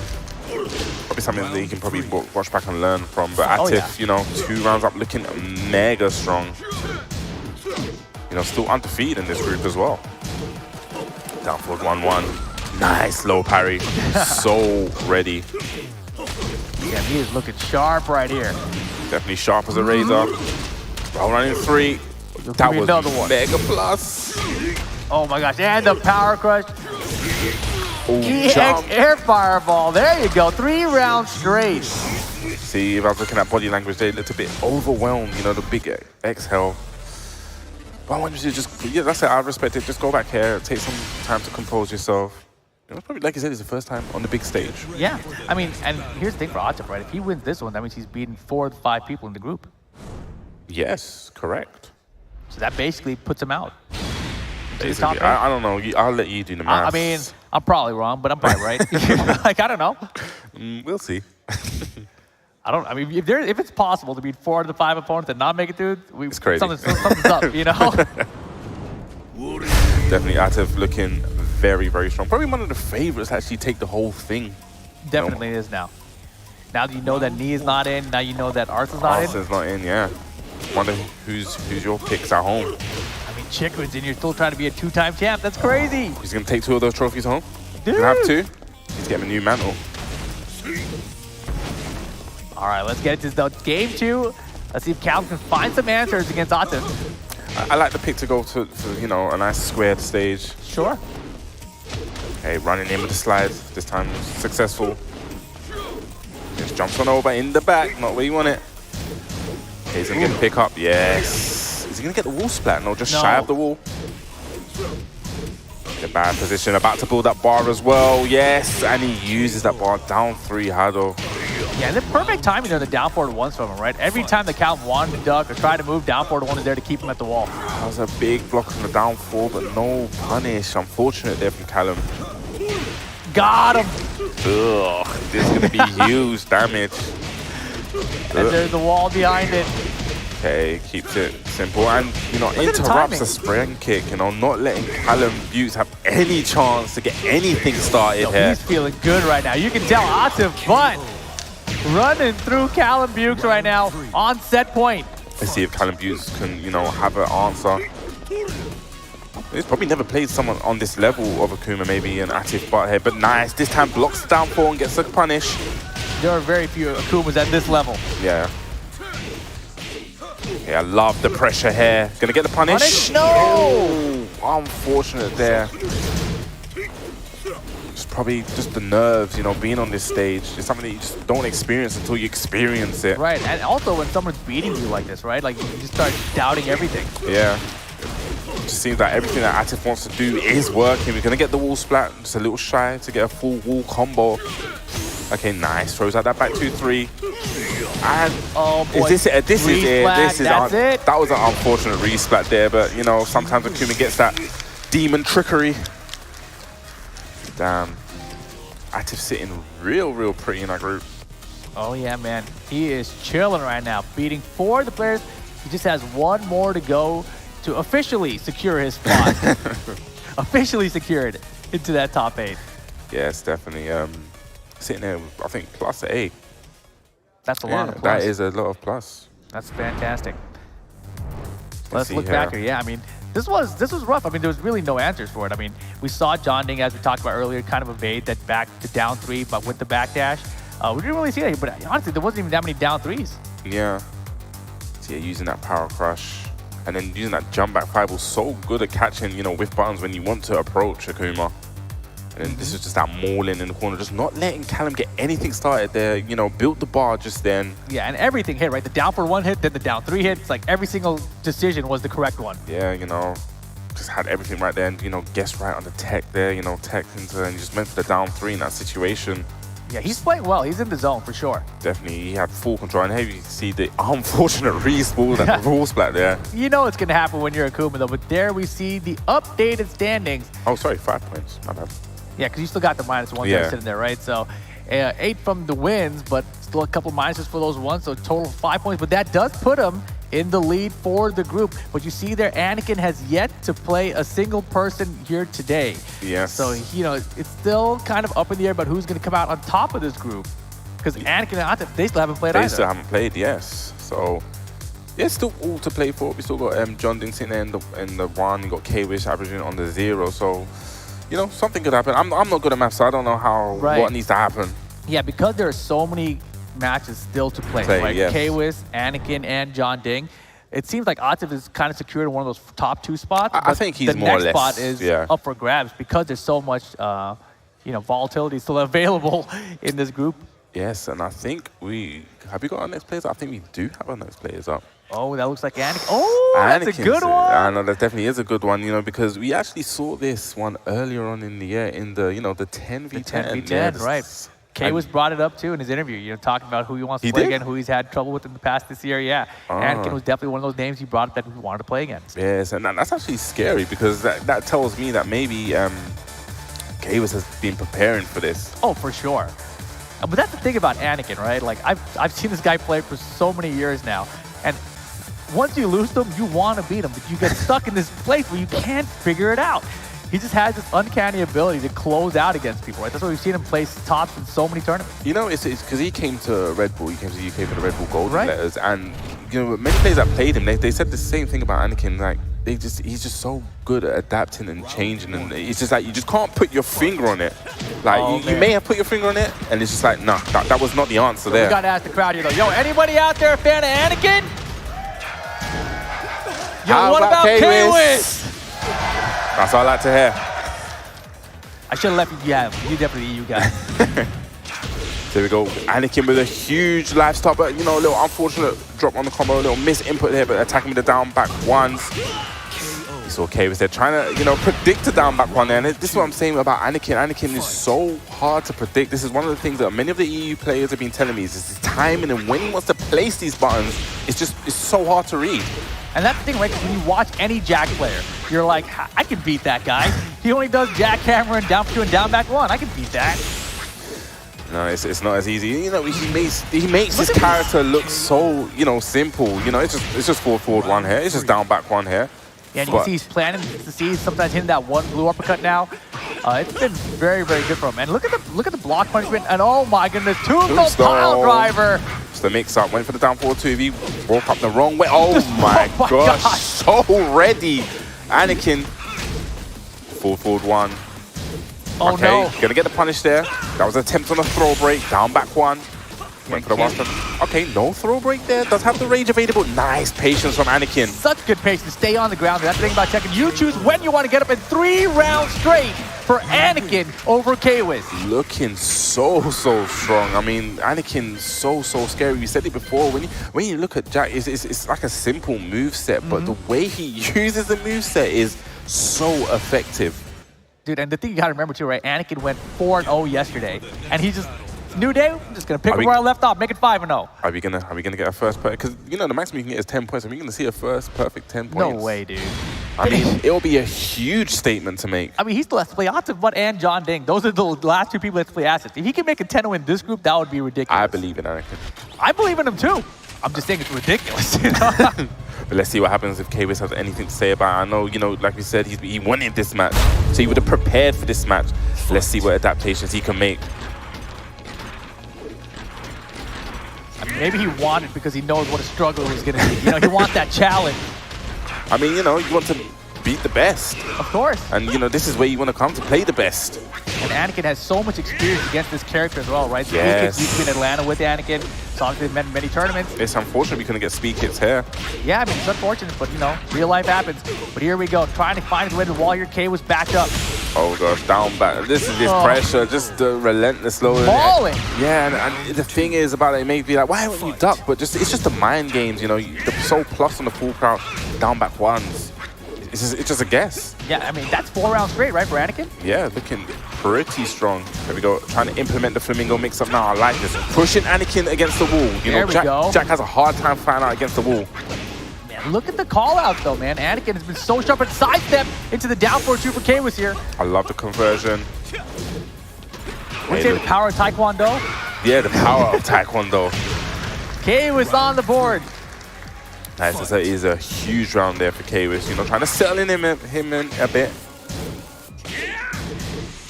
That sounded like a skyrocket that got jabbed out. Okay, what's the mix up? It goes to the mid. Backlash, dark. I love that option from Anakin. Gets the punish though. Yeah, it's so hard to punish out the wild anti-rest. Go for the low and get the mix. Here comes K-Wiz. I like it, you know, just running that Flamingo mix up, you know, you're not gonna guess right all the time.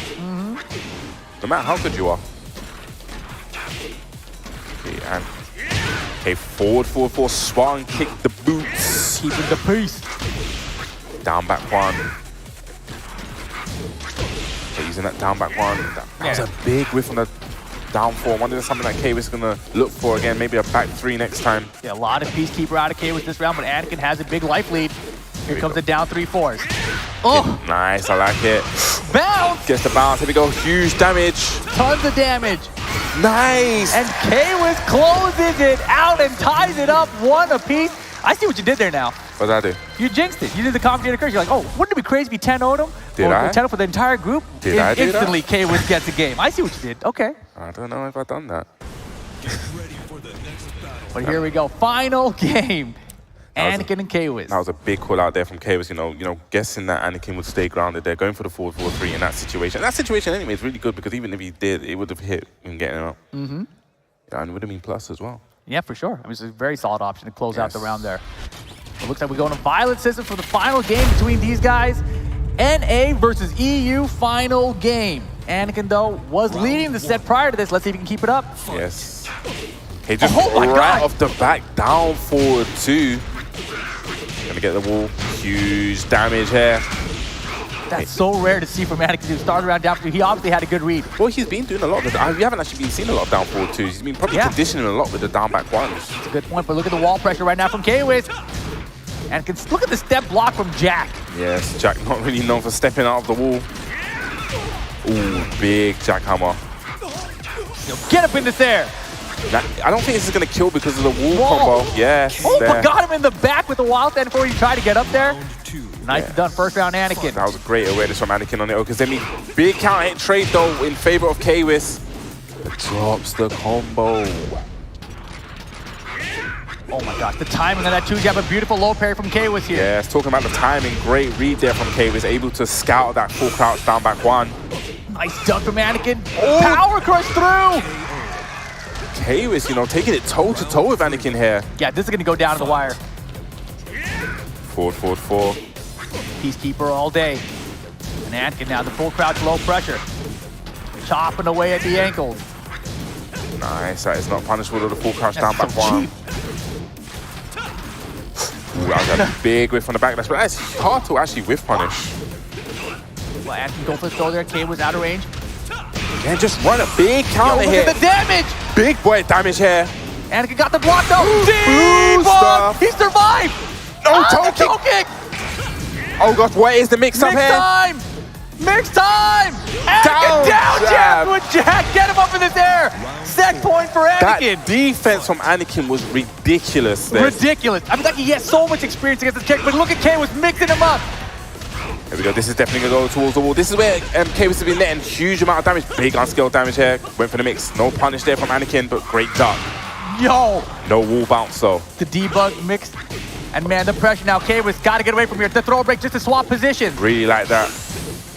Nice duck there from Anakin. You get back over here. I got that power push, no. Go to the mid option. Here we go. Final round. NA versus EU. Okay, this can go any way. Yeah, it's been back. Get up in this air, though. Gonna get the full combo runs underneath. Bam, bam. Okay, towards the wall. Oh, Nice what step beautiful there. step. But not gonna get a huge conversion. the wall. Peacekeeper. Oh my gosh, I cannot call this. Look at this pressure from K-Wiz. Gets a counter hit. The damage again. Look at it. Rage mode Anakin. Does he have a comeback available? K-Wiz to close it out. I thought that could have been a punish. How's he alive? I don't know. Debug. It's gonna go What's down gonna the happen? wire. Damn! K-Wiz does it. takes it. Oh my I don't goodness. think you can believe he's won. What an incredible set between the two of them, though. I'm speechless. I am actually speechless on that one. That was awesome. That was awesome, man. K was, you saw his reaction to that I one. think I had kind of a similar reaction. Like, I can't believe that just happened. Like, K-Wiz, but we said before he wanted that match so badly, and you know, I said it's scary when K-Wiz prepared for this. I mean, and look, I don't want to get ahead of myself, but if you look at yesterday to today, Al beating Arslan and Nee and not making it out of the group, he looked like the guy to beat. Coming to this group, we look like Anakin is the guy to beat. And now losing the first set 2-1. That's exactly what I would do. 2-1. This was definitely down to the wire there. We saw some ridiculous defending from Anakin in that situation. We just backed against the wall. That was ridiculous. You know, Jack. Look at this damage. Huge damage here. Look at this defense. And Anakin survived the onslaught, essentially, right? Comes down the wire. Just look Token at doesn't this. kill either. Is able to just be out of range. Down jab for the slow-mo. Oh my gosh. That was ridiculous defense. That was ridiculous play from Anakin. I love this, you know, get in the corner. He's like, nope, you get back in that corner. Yeah, I got that option too. You get over there. Huge there with the power crush again. And it's all these rounds really went down to the slither. Dude, so close. And look at this comeback here, right? Anakin was way behind, made it interesting, got in there. And then K was finally ran up there with the rage drive and clipped him with it. And that's how he got the victory. K was now moving on up here. And you see Anakin's points starting to come down a little bit. That's what we're talking about. And it looks like, you know, this group is even closer than ever. Dude, I'm just looking at it. K still has Cal and Bukes. left to go here, right? That's his one set. So if he can get 2 of them, he can end up with 3 points, which is where Anakin is currently standing at. So Anakin, just to break even with his scores, which he can't do, right? 2-1 and 1-2, maybe he ends up with 3 points, but then Kayus has a tiebreaker advantage there. Yes, and Anakin still has to play Atif and Jongding. Yes, Ooh. it's brutal right here. It is brutal. So Kayus actually has a very good shot of making it out though. And you see Taejon down there still has to play against John Ding. So John Ding still has a chance. I didn't get to see all John Ding scores, but man, it's still up for grabs. Yeah, so now that you said that, I looked at the scores. That was a huge, huge victory. That was a big spanner in the wrench. And It's a big spanner in the wrench. Spanner in the wrench. Big wrench in the bracket. Oh my gosh, yes, things are getting out of control. This is how all of the groups are going to be today too, right? If you guys didn't tune in or you guys missed out on Group A, please go back and watch. It's absolutely crazy. You know, Galanda using that dad power up. That's what I'm gonna say, the dad power up, you know, coming through. Like you said yesterday, it looked like Owl was the favorite to make it out. And it looked like it was impossible for him to not make it out, right? But then things just didn't work out his way. He loses one here. Divine X's plays big spoiler in that regard as well. Taking out Ao, so man, just wild stuff. But here we go. The one I was talking about is coming up next. It is going to be Taejon from India with the Zafina this time, it looks like, against John Ding from Korea with the Julia. Yes, going back to Julia. Now, both these guys have been playing different characters all weekend. You know, Taejon, you know, he did get his first win.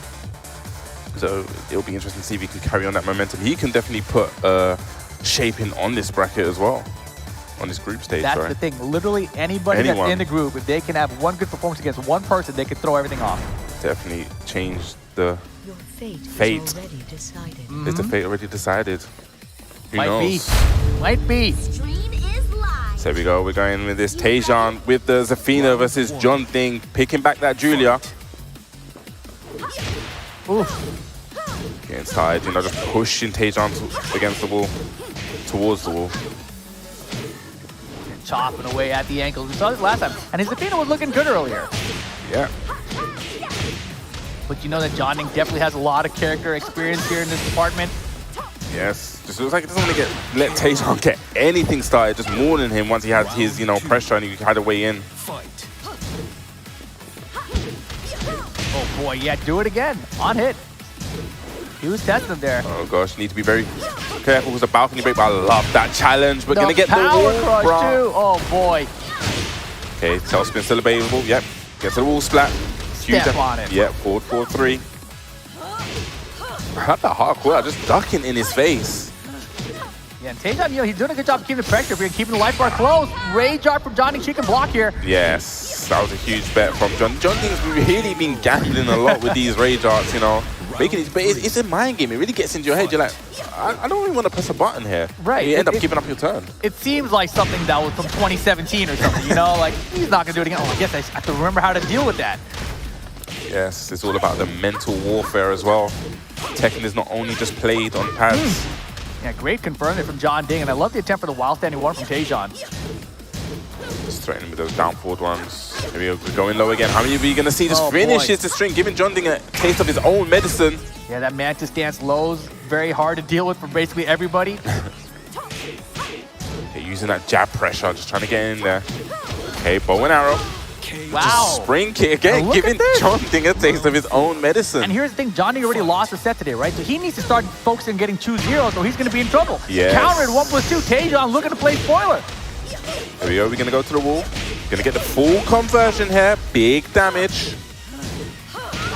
Ooh. Man, just look at this pressure. Taejon, everything just working out for him. Oh my gosh. Just as I said that, huge damage. You got something going on today. I know, I need to stop talking. Bow and arrow though, there's the launch. But the side wall splat. He should have did the rage art. He should have just did rage art. And now rage art spent John Ding with rage. Can he survive this bow and arrow block? Taejon gets the game in. Yes, I was scared when he got that launch on the bow and arrow, and I just saw the side walls, but I was wondering, yeah, like you said, should have just gone straight into the rage art there, would have netted the huge damage. But still fortunate to take that round. Yeah, that's one of the most useful things about rage arts in this game. A lot of times in past games, when you got a side wall splat or a face first wall splat, there was no real way to convert very well off of it. This game, rage art kind of is the answer in all those situations. Like, I don't know what to do. I have a rage art available. Just do it and spend and get some damage. I know sometimes I see certain players that do like the double jab, and sometimes it actually pulls them off the wall. But it's a bit risky. But like especially you said, when they're face first against the wall. Oh, when they're face first, the rage art.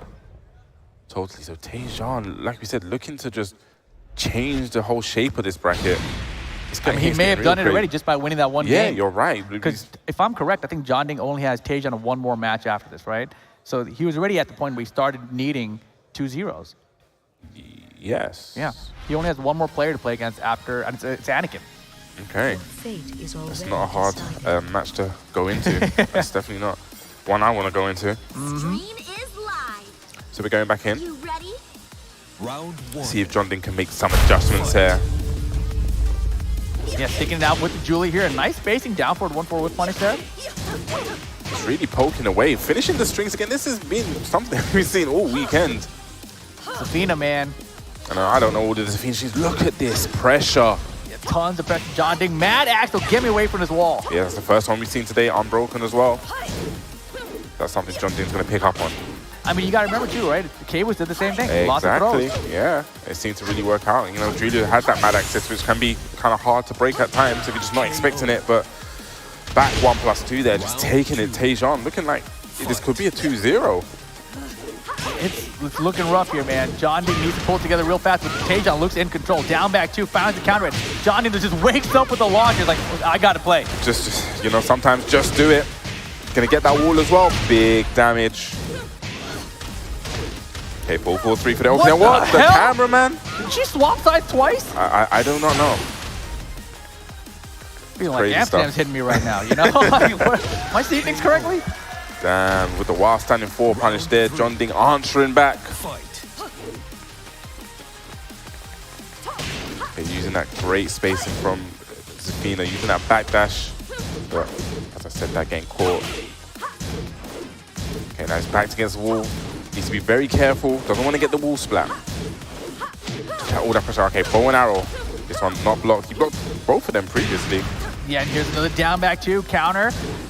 And now pressure from Tejan. John Ding back to this wall here. Okay, blocking a low, not the punish. And look at the pressure. Tejan getting away with murder right now. John Ding is cornered. Yes. Keeping the pressure. Look at John, he's holding back there. But I love Tejan just not letting him out of the corner, but as I say, John Ding well fought out now. Yeah, that was ridiculous defense from John Ding. And finishes the strings. Let's go. John Ding up 2 rounds to 1. Like I said, I love the patience. Like I said, most players, you know, will panic. He just stood there and waited his turn, you know, was able to get out of that corner and essentially take the round. Yeah, oh man, I love the attempt. He tried to sidestep for the launch, but just missed it. Yeah. But yeah, you got to remember, Tekken doesn't have chip damage for the most part, Yes. right? So when you're blocking at the wall like that, even if you're getting wall crushed and you're bouncing off the wall repeatedly, there's still no chip damage. I've said it before that one of the hardest things in Tekken to do is actually not to press buttons. It's very one of the hardest. difficult. It sounds so simple in a match. It's just, you know, just wait your time. But right now, these guys, they're not doing none of that. Nah, They're but, hitting you know, the I want buttons. some buttons, definitely. Wild stand 1-2 is a great Zafina button. How about the breakable wall? We're gonna keep it right there. Yeah, I respect it, you know, going for the plus frames. And did he Can block press? again. Oh, he I did think press! he pressed, yes. Could have blocked, but didn't block. And John Ding there, we saw it earlier on in the set. He actually went for the radar, didn't pay off, but kudos to him because, you know, showing that he's not mentally deterred that I am going to do this option again. You know, it's the big raid arena. He's like, I bet you're not going to do this again. Exactly. I mean, if you hit a button, it's still going to work out, Yes. right? You can block, but sometimes you're hitting that button. Tejan looks like he's thinking about taking him to an infinite stage here. And very interesting because normally we've seen before with Tejan, he actually switches character, but you know, he opts to stick with the Zafina. Obviously, The whole way knows- through? Yeah. I mean, it's going well. Yeah, it definitely is going right. You know, it's not one-sided or anything. And I mean, it essentially came down to a hard read, a Right. very big bet. And the crazy thing is that you know that John Ding has the experience, but you can tell that the play style of Zafina from Tejan is what's throwing him off here. So if you're Tejan, you play this out. Your fate is already Right, let's see whose decided. fate is decided. Oh, man. It's going to have huge impact on the group. Stream is live. Thank you all for joining us on the Yes. internet and here in the theater, of course. And everyone restreaming as well. Big shouts to you. I know there's a lot around the world. Yeah, craziest time zones around the world, Yes. too. Nice whiff punish with the wild standing 4. Okay, break on the throw. Okay, John definitely wait. Wow. Big counter hit. Yeah, the timing on that 1+2 has been there for him today with Zafina. Okay, I love it now using the back 1+2 just to chip down, going for those lows again. Okay, just wanted to game out of the stance. Using that mid. Yeah, solid deep from Tejan right now. Man, I kind of wish he was running Zafina the entire time. continues to have the answer. I love it. Just letting the string flow, giving John Ding a taste of his own medicine. We've been seeing him doing that all weekend. Okay, nice with punish. Yeah, and he stayed crouching just a little bit to make him think there was a low coming, right? Like bow and arrows. Yeah. Yeah, the trades there, not working out for either of them. I love this pressure from, gonna get the punish. Yeah, it's big and now mix. Yep, shotgun spin, got it. John Ding ties the round count up. This is the final game between them. It's gonna be one of those. I've always had so many final rounds all throughout this group. Okay, 1+2. Okay, gonna get a punish there. Oh yeah, Taejon definitely has the Julia experience. Whoa, hits him on the spring kick. And that was wild.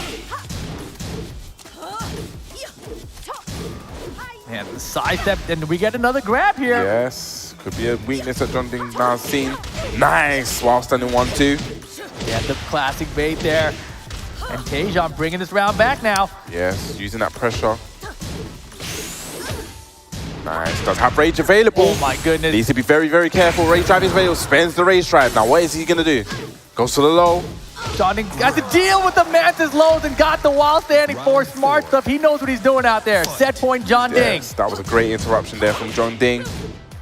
It's a set point for John Ding. Goes, finishes the string, I'm telling you. String too. Side step, let's go. Twist and arrow cannon, I believe that's the name of the move. Could be. I'm not gonna doubt you on that one. This is gonna be a huge life lead. Goes underneath the spring kick. Taejon does have rage available. Zafina's rage art, one of the best in the game. But are we going to get to see it? No, we are with not. this power course. John Ding survives and hangs on 2-1. But is it enough? That's going to be the question, right? Taejon getting that first game might have just screwed everything up for him. That is the big question, you know. We're going to probably see the standings in a bit, but I guess we're going to look back at that match. I mean, Taejon, you know, we've seen him before, like we said, you know, switching characters. He stuck with the Zafina this time. It didn't work out. A little bit unfortunate. Yeah, I mean, the Zafina has been looking sharp, though. I feel like out of all the characters I've seen from Taejon, I feel like Zafina looks like the cleanest overall. Definitely, you know, he's really good with the poking game. He's utilizing a lot of those lows. He got the while standing 1-2s, you know, baiting them in and managed to get cool conversions off of that. So I wonder if going forward, he's just going to maybe stick with the Zafina, or maybe it's going to be a matchup dependent thing, how he feels comfortable. Let's take a look back at this match with the big bet on the rage this time, and it didn't work out earlier on in the set. Yeah, that was the one where, you know, we got the block afterwards from Mantis stance. Taejon didn't hit any buttons, so able to defend well against that rage art. And this was a very close back and forth set, you know, throughout. If you look back at these round counts throughout the games. You saw right there. This is the opportunity when he had the sidewall splash. Should have gone for the rage art there, but, you know, able to use the rage drive, which is great defense and a great block on that bow and arrow. Yeah, so even though he didn't use the rage art, which would have won the round, he won the round anyway, right? So it didn't really play a big factor in the outcome, but that would have been a better thing to do. But look at him, he was up here a game and the first round. Yeah, that was a big whiff there. Get the whiff punish. Yeah, he likes running threes with characters that don't have good running threes. You know, Nina, Zafina, maybe we should run a three with this character. And this is when he made the big bet again, and this time it connects. You know, probably was not expecting that. You know, this is the kind of situation we was in before. He's not going to do it. I've blocked this before. And John's like, no, I'll do it every time. There's that no mix up the old, you know, it's an oldie but a goodie. And here was the final game. John Ding, you know, was tested there with the Mantis low string, and he's like, no, I know I can interrupt here. See there with the 4-1, and then utilizing the power cross. Good option there. Probably maybe expecting the rage drive to come out. Exactly. So there we see now John Ding sitting on 2 points, and oh man, it's getting crazy out here. John Ding's got 2 points. Anakin's got 3 points with 2 people left to play. Then you've got Atiba with still 1 more set to play, and K-Wiz with 1 to go as well with 1 point. This really could go any way, and up next, talking about going any way, this is going to have a huge, a huge impact on this group. Do you want to introduce what's coming up next? Oh my goodness. Coming up next, we get Pakistan versus USA. Atif Butt going up against Anakin. This is huge. I'm sure this is placement 1 and 2 in this group, right? Currently. Yes, currently. Right? But I think Anakin also has the most games left to play. Yes. So it's a weird situation there. Atif Butt with a victory over Anakin, regardless of what it is, he beats everybody in the group. So he's out number 1, right? Yes. But here we go right into it, and it's going to be the Leo from Atif Butt. It's not going to be Akuma the whole way through. I wonder what the reason for this is. I don't know. It's been this time. There you go. Nice, while standing. That while standing 4 punish from Leo. Huge damage. I never even seen this outfit from Leo. Yeah. Down forward 2. One of the huge buffs, you know, launching crouches now. Wow! Outspaced! Are we gonna find the wall? Where's that wall? Not there. Just Not there. Back 2 for pressure. Yo, you don't get it, spend yours. I got mine. Atifut first round. 2. Fight. Nice, starting with the 1-4. Yeah, you gotta believe this must have caught Anakin off guard too, though. Yes. It caught everyone off guard. Yeah, like you said, we've seen him play Leo not Leo, Akuma all weekend. Right, and it seemed like this is what's gonna be the answer. But I mean, I think at this point he's feeling pretty comfortable in the group, right? Yeah. So he's like, maybe I don't need to spend that Akuma right now. Maybe Anakin might also make it out to the top 8. Or maybe it's just a matchup thing, maybe. Could be. Maybe it just feels like Leo is good against Anakin. We see. Beautiful step. There we go, big damage. That reminds me so much of Tekken 6. Whenever I see that string, Yeah. it just really reminds me of Tekken 6. Yo, dominant start brought to you, but here. Yes. Yeah, you want to sidestep left to avoid the jackhammer pressure from Jack. But I don't even step the jackhammer. Look at me step with the wall Great standing 1. step. Side step left there, making the wall standing 1 whiff. We're going to get to the wall just shy of it. Oh Okay, boy, trouble. big. But you know, if there's one thing Anakin is so strong at, is making those adaptations. That was a big whiff. I don't know if I've seen these guys play even. No. Not that I can recollect. We need Spike for that. Spike knows everything. No, definitely. He knows who played Big what and block when. didn't launch though. Oh no! Big bet there with the down 1+2. Yeah, that was a huge bet, man. I mean, I wonder if maybe Atif seen because Red Bull Golden Letters, you saw Leo, Richie, yeah. So maybe it's something that maybe he realized. Could be. Who knows? I love though Anakin instant rematch. Like, all right, just get back into it. Yeah, but this is one of the things that Anakin is so great at, just making those little adaptations. Probably wanted to mix up there. Probably thought Atif would wake up. Well, I mean, you take the guaranteed Yeah. damage. You know, you can plant seeds, you get the one, they're both guaranteed. You don't need to mix. Give me the damage. If anyone can make a comeback, it's definitely Anakin. Like I said, for he's sure. so great at adapting. Onto butt though. Yeah, but just Atif just looking so strong. Gonna get the punish on the down forward 2 there. Great patience there from Atif.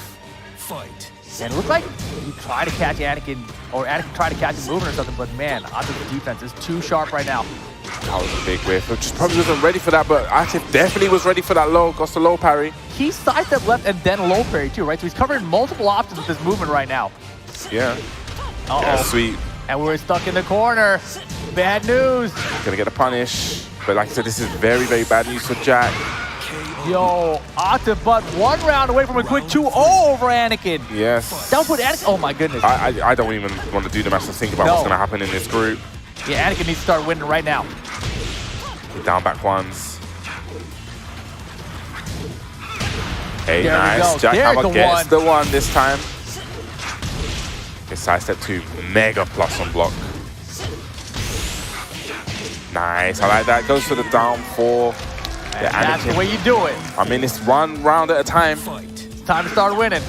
You know, you got to take it 1 round at a time. Build that momentum. Gonna get a punish. Okay. Holy moly, what a crazy choice too. Oh man, he's in big trouble. Big block! But side walls coming up. Yeah. With the back 2 finds the mark. Anakin's still in this round. Atif, but trying to close it out. Oh my gosh, he stuffed the down 4-2. Needs to be very careful because of race Double drive. rage. The sweep, and that'll do it. Atif Butt 2-0 over Anakin. And that means Atif Butt beats every single player in his group. That is, well, we're only in 2 groups, but yeah, is he going to be the first? Yeah, that's the first one to do it, yeah. First one to do it. And that's the way to do it. That's how you know he's #1 out of the group, period. Yeah, we don't need to calculate anything. Nope. He beat everyone. How can he beat everyone? Man, if this comes back to bite it, like somehow he's not out, I'm like, bro, I don't know how this works at all. Yeah, I'm going to blame you on that one. I blame Spag, dude. Yeah, everyone just blames him. Spag, yeah. It's fine. I mean, I'm sure he's watching. We blame you, wherever you are. Man, that was wild. That was definitely wild. I was thinking back, actually. One thing I think when Asim told me years ago is that Pakistani players tend to do really well against Jack. Because I remember Asim always telling me he doesn't fear Jack. Yeah. So I wonder if it's something... Could be, man. He looked very comfortable. The fact that we didn't get Akuma, that we got the Leo, and Leo did so well, there's so many questions I have that I want to answer to that we won't be able to find out. But this was a huge bet from Anakin here. Just a little uncharacteristic. He felt the pressure. Everything wasn't going his way. Atif Butt had the side steps on point. He had the punishes on point. And Anakin's timing and his adaptation with like the down forward twos were not working out. Yes. Right? He was making these calls in down forward twos that he usually hits on people, but Atif Butt's defense was there. He either had the side step by itself or he side step low parry. Just so many problems that Anakin couldn't get around. Yeah, there's a lot of times in that match also Atif was able to push Anakin to that wall and to that corner, and we know that Jack has a hard time stepping out. We've seen it live repeatedly, and it seemed like that was the main downfall. But let's look at this stand right now. Atif Butt sitting pretty, 7 points. See, and now it gets crazy, because look at Anakin and Kay was tied at 1 point each. John Ding has 2 points, but John Ding still has to play Anakin. And K-Wiz wins the differential over Anakin because he beat him in the head-to-head. Literally, like, there's so many cogs going on in my brain at the minute. Yeah. I'm just like looking at this, trying to just calculate the numbers. And K-Wiz is not done. He's got 1 more set against Callum, so he's not even related to Anakin. So yeah, or Anakin and John Ding have to play each other, so someone's going to drop points. Right, and K-Wiz's points, it can only, if he can beat Callum, it's going up from the 1. So if I'm right, which I'm probably not right. You never know. You never know. If Anakin beats John Ding, but K-Wiz gets a 2-0, it wouldn't matter if Anakin wins because of the head-to-head. I think so. I think that's the best bit of maths I've ever done. That's what Spag told me. Yeah. Oh yeah. Yeah, definitely. We'll just blame Spag again. But yeah, that was a huge impact on the group. You saw Anakin sitting really pretty, coming into this. Right. And we talked about, the individual games mattering, right? So if Anakin had lost their 2-1, that's not as bad for you. But now, it's really crazy, because now Callum has the opportunity to play spoiler here. So it's going to be Callum Bukes coming up next. And I believe he's going to be going up against K-Wiz. K-Wiz, yes. And we're going to get probably most likely the Eddie versus Horang matchup. Now, correct me if I'm wrong, but I'm sure historically I've known that Horang's pickups for Eddie, when Eddie's in relax, aren't really the best options. It's not that bad. It's not just that do good. back 3 and be like, oh, whatever. Actually, yeah, back 3 now, yeah. Sorry. Yeah, I don't think it's terrible. To the game, yeah. Right, but Callum here, first time on the international stage, has an opportunity to make a name for himself, right? But he has K-Wiz in front of him. K-Wiz trying to make it out of the group. He's still alive in it, but Callum could play spoiler. Remember, Divine Exorcist in the last group versus Al. Played a big spoiler, him. yes. K-Wiz snuck on into this regional finals. Was one of our commentator homeboys that said, is he going to sneak on into the top 8? Of course. Just, undetected. It's definitely detected. Let's see what happens, though. Callum Bukes versus K-Wiz. Huge match. Round 1. Fight. Let's see what happens. Oh just my off gosh. the bat, side step 3+4, no fair. He doesn't care. So, Finds the wall. I got nothing to play for anymore. I'm just going to go wild. Let's go. Make a big name for yourself right here. Forward, using that Spartan kick again, forward. We've seen K-Wiz actually use that quite a lot. Yeah, that Peacekeeper, man. Yeah. Okay, that was a huge duck. Oh, just finish it. Yo, Callum, first round here. I've been playing Tekken all wrong. I need to just finish all my strings. I've been playing this game all wrong. Where's that move list? Yo, man, they've changed things up. Now, the third hit randomly counter and launch you is crazy. Yeah, I'm going through the move list after this. Nice pressure here. Okay, gonna get that wall bounce. Yeah, K-Wiz didn't like the way that first round went. Jump over tactics. Yeah, I like it. Damn, girl. Frame. Skyrocket sending a huge message. That really reminds me of Starscream. That's the kind of messages he sends. You don't need to do the Just Frame Skyrocket, but I'm gonna do it anyway. Yo, look at the airborne conversion here off the Peacekeeper. Okay. Again, I like this pressure from K-Wiz. Really taking control of the match. Yeah, now, Callum, he froze up for a second there. Yeah. And that's one of the things in this match. Sometimes, if you sidestep right, the back 2, 3, the back 2 will hit, but the 3 will actually whiff. Right. Round 4. That's interesting. Yeah, it's a finicky thing. It happens sometimes. Yeah, I hate that move, so that's good to know. Yeah, there you go. Actually, Spike told me that one. He's right sometimes. Just not when it comes to round robins. No. Ooh, just a little bit late with the back 3 punish, and Callum Bukes didn't go for a huge punish on that. Ooh. He's gonna get the conversion. Again, though, right? Yeah. Peacekeeper catching Eddie airborne. Able to convert here. Okay, this is where Kwis has been getting most of his damage, and the Flamingo makes up, goes to that throw break. And it's good. Kwis, another point to his total. Damn, I love the way Kwis has been mixing up his throw game, and actually not even mixing up, being used in the throw game. That's something we haven't really been seeing much this weekend. Is people it's Tekken 7. Yeah. You know, Tekken 7 has, in my opinion, you know, kind of thrown the throw system aside from most characters in the game. So if you're playing a character like Zafina, you don't really have a great throw game. Yeah, but still, it's something to think about. It is something to think about, I agree. But it's just so easy for the players to break it at this level that you need a character like Horang or Paul or Dragunov who have like command grabs that still work out. You have to still be watching. But let's see what Callum Buttes can do now. Kwis, one game up. If Kwis gets that 2-0, it'll have a huge, it'll be very positive for him. I mean, it's huge for the entire group, right? Yes. For the remaining matches that we have. Kwis trying to secure his spot, make it as secure as possible. Exactly. Yeah. Maybe Anakin can do me a favor. A favor? Yeah, you know. You already did. You lost Kwis. You know, another one. You want more favors? Yeah. Nice punish. Okay, nice. Yes. Once again with the sidestep 3+4. He's got to go back to what's working. Yeah, it's definitely working. Gonna get that guaranteed low hit. Yeah, and Kwis doing what's working too. Throws, going back to it. And I like that throw as well, you know, opting to put Callum Buttes towards the wall.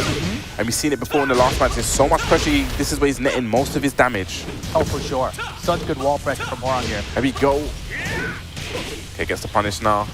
And Callum, you know, he gets the damage, he just backs off a lot. I wish he would just go in sometimes afterwards. Yeah, and another throw, we've seen it, and goes for the back three. Kwis so good at using the throws, you know, mixing them up, really getting into your head. You may break one, but you're not gonna break them all. Oh my goodness, there we go. And that's why it's risky.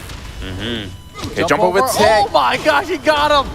But doesn't get a big combo afterwards. Well, that's still huge damage, 50% off. If he hit that, Skyrocket was over Oh too. gosh. Mentally would have been broken. Oh. Callum, you're hanging on. Hey, Oh, the misses. catches him ducking. What are you looking at? All the other Horang players, they go low. There he was goes. like mid. There you go, you know, doing it in the inverse way. And just like that, set point for Kwis. Looking so strong here. Has great control of this match. But Callum Buttes. Oh, back against the wall. This is where he does not want to be. This is where Kwis has really been netting a lot of his damage. Gonna get the sidewall splat. Oh my gosh, we might be going another wall. No. Last chance, not gonna find her. Perfect for Kwis. He's got 3 points. He's got 3 points. Damn, well played there for Kwis. He's done the best he can do now. Yeah, shout out yeah, to Callum, though, everybody. First time out here, TWT finalist all the way from South Africa. That's your home, you know. Yeah, I was born there. Yeah. No, big shout outs to him, you know. Probably, like you said, this is his first time, his big major event, you know. I really hope he takes this all in, you know, and it's going to drive him to, you know, get better and come back. Hopefully. Yeah, hopefully, in man. the You future. never know. Yeah, I want to see a lot more. Hey, everyone's got to start somewhere, right? Yeah. And this is his first time on the big stage, first time traveling internationally. And it started off good here. The first round was like surprised. We started thinking like, oh, this might actually happen, right? And then Kay was like, hold on a second. I got all this wall pressure. I got all these throws. I can peacekeeper all day, get these airborne conversions. And he really turned things around. Yeah, it definitely was. I think the big pinnacle thing of this whole match was that wall pressure. Was Kay was actually, you know, getting Callum to the wall and just was relentless with the pressure. And then he started mixing up the throws and he started mixing up the flamingo mix-ups. It was almost constantly a guess. Like, you know, this is, what are you guessing? Exactly. I think that was the one time we went for the low from a flamingo mix-up, right? And it hit. Yeah. And then the rest of them were all mid.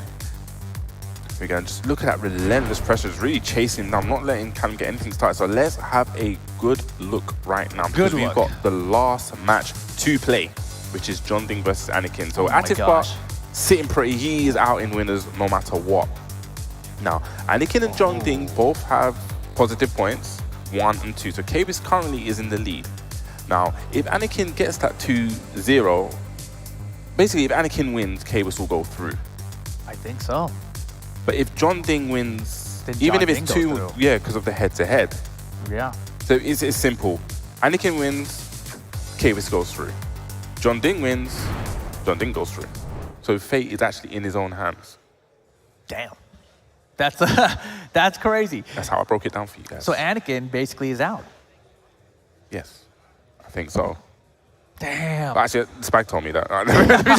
Before I make these statements, but But no, if you know, I ain't got a degree in maths, but I'm pretty good at it. It's looking likely. It's looking like that. If you're Anakin here, all you can do is try to win 2 games straight. Yes. Right? That's your best hope of hopes. Yeah. Versus the math. Yes. So. That's what it is. Here we go. Last matchup of Group B. Anakin from North America going up against John Ding from Korea. This is going to be huge. Like we said, this is John Ding's, you know, whole future of this group is in his own hands. And that's the best way you want it. You know, you have control of your own destiny. So, you don't have to rely on anyone else. You know, it is in your hands. You win, you win. Man, historically between these two, I don't even know how it goes because I don't feel like I've seen this matchup a lot since John Ding is main Julia. Yeah. So yeah, I guess we're gonna get to the Julia versus Jack. Like I said, this group is not decided just yet. Well, Atif is sitting pretty in the winners. He's out. It's now we're seeing who is going to get the second spot. Exactly. Atif Very had crucial. a great performance out here, but here we go. Down forward 2 from Anakin. That's what I like to see. Gonna find that wall, low wall splat. Try to get the down back ones. And no punish on the down forward 2, but gets counter hit with shotgun spins. Darn shotguns. John Ding with the party crasher pressure right now. Yes, I love that 4-4-1 pressure, down back 1. Wow! And Anakin tried to just stand at the wall and play good defense, but Johnny's like, yo, what about this war drum though? Perfect range, I'm gonna find it. There's the wall splat and the first round. John Ding, like I said, destiny in his own hands. Not if Anakin has anything to do with Plant this. the seeds, bro. Fishing for that down forward 2. Again, down forward 2. This time gets the punish. Yeah, solid punishes here on the down forward 2. Okay, Get up in the air though. It's going to be huge damage. I don't think this is going to be the round because of the wall. What? What? Doesn't matter. Get him kick. Works out. Anakin ties it up. Yeah, bit unfortunate there. Went for something. Probably thought if he got that shoulder, it would have been the round. Okay, nice side step. Not really something you see with Jack. It gets the 1. Booster. Nice, because then we back 2. But with this pressure from Anakin. In full crouch. Yes, I love the spacing from Anakin. Nice Good dart. Yeah, that party crasher, high extension. John Ding does like to throw it out, and Anakin had it scouted. 2 rounds to 1 now. Round 4. Yes. Fight. Is Anakin definitely gonna, you know, throw John Ding's, you know? You asked him for a favor. Right Yeah, here. well, I did, but I don't, you know, commentary curse. I don't want to say anything anymore. Nice, huge damage. Debug. Gonna get the full convert. No, not this time. Okay, Tombstone, and that is That's going to enough be it. damage. Anakin with game 1. Anakin, you know, not going down without a fight. We got the USA chance going on. Really? There's like 3 people here. Oh, my bad. I heard 3 of you guys. That's what it was. They're It's loud. probably Steve. That's a great point. He's making a lot of noise over there. You know, John Ding just taking a deep breath, knowing that, you know, his, like we said before, his destiny's still in his own hand. Even a 2-1 win here would take him through. So it's not all over just yet.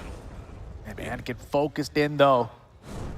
Yes, he always is so cool and calm. Now, I've never seen him. It's like he would be great at playing poker, and you'd never be able to read him. Exactly. Yeah, I think he's got a royal flush, for sure. comes out with just a 2 and a 7. It's like, Yep. It's the worst hand.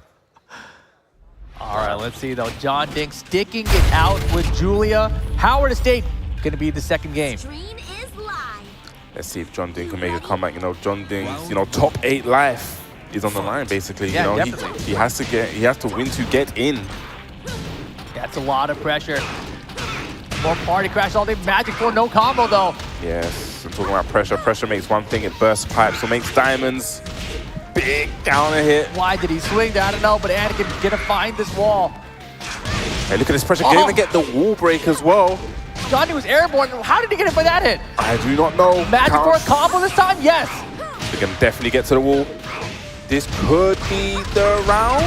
Yes, it is. Big damage. Julia Chang, please. Fight. John Ding not going down without a fight. Gonna get the guaranteed plant the seeds. And the back two pressure now. Income from an Anakin. Pushing Jongdin towards that wall. Nice, One. gets the one. Oh my! Minded it up. He could have let that rip. And John Ding slides it pretty late out of there. He needs to be very careful. The breakable wall is behind him. Nice duck. And managed to fight himself out of the wall as well. Yeah, he somehow got the duck and the side step at the same time. It's got magic. him. What? Oh my he God, could have got that's a the huge plot mistake. seed. Wall pressure, you gotta guess. Oh, Great no, great guess. block from Anakin. Anakin Oh my there, gosh. we've seen it before. His defense in these clutch situations are ridiculous. It's unbelievable. Next to really. none. Some of the best defense you'll see. Big counter hit though. And now positioning towards the other breakable wall. John Ding stepping away from it. Smart. Hey, lets it rip. Big counter hit. Wow, he just called out the high. While Why standing not? one right underneath, and now we go to this breakable wall. Yes, we're there. Is he gonna break it? Yes, he is. Yeah, with rage here. Blue stuff. Double rage available. Jackhammer pressure. Jackhammer pressure. And John Ding finds the rage drive. Round 4. It's a little bit too much pressure there. Fight. Okay, big magic 4. Yeah, that was a good one for sure. And he's found a few magic fours here, right? He's got to really think about that. Gonna get a guaranteed low. Okay, gonna get a punish there while standing 4. Shotgun pressure. Oh, that was definitely misinput there. And Yes. Ashton just froze up, gave him a moment to recollect himself. Does have good position because the down 4-2 will take him to that breakable wall. Yeah. Okay. No. He's messing up all the follow-ups after Jackhammer right now. Just plant the seeds. He's playing that space again. Side step 2. Okay, jackhammer pressure again. Okay, full crouch down back ones. No one's getting to that rage zone just yet, but Anakin's very duck. close. Jackhammer again. John Ding could have won right there. Another Jackhammer big block. again. Is it He got got range? the counter in. And he No, got it's the not combo. over. What is Oh, it? no one's gonna have demon. He's gonna hit. We're going to final round of game 2. Oh my God. Whoa. One of the best slow-mos of the tournament for sure. Anakin 1 round away from ending John Ding's tournament. Okay, big wave. 4-2. Oh, he missed the follow-up again. What's happening? Our backs against the wall, needs to be very careful. But we've seen Anakin with a great defense, but gets the hell sweep this time. He might find the balcony. Are we gonna find that balcony? No, side wall splat. Rage mode for Anakin. The follow-up and John Ding survived. He survived. We're going to a final game in Group B. John Ding fighting to get into top 8. I don't have the energy for this. This is awesome. Damn, John Ding down, but not out just yet. You know, able to claw that back, make it 1 round apiece, but it was really teetering on the edge there. But like we said, the destiny is still in his own hands. Very It all important. comes out of one game. One game, yes. All down to John Ding. You have 5 other people in your group, but it comes down to the last game. Are you going to top 8 or not? We are going to find out. Stream is live. You Okay, ready? Anakin versus John Round Ding. 1. All still to play for. Okay, dash up down 4-2. Yeah, and his call-outs and down for 2 have not been great today. Yeah, but now poking him down with the lows. Trying to go back for that jackhammer. Another down 4-2 blocked. Oh, and the counter hit, John Ding. There's a counter hit on the throw. Very unfortunate there. I hate when that happens. Yes. Throws Big already block. suck. And John Ding, 1 round up. Round 2. Fight. Okay, using that jackhammer for pressure. Trying to get in. Trying to get that chunky mid hit. Wow. Okay, there we go. This time gets the 1. Oh, he messed it up. Yeah, he messed up his punish there, but Man. finishing the string. Gotta finish him if you're John Ding. Yeah. And gotta get hit by previous opponent. Again, with that jackhammer pressure. Chopping at the ankles, Anakin swinging in, but beautiful Great step on the step. jackhammer. Yes, side stepping left there, the way you want to step against that.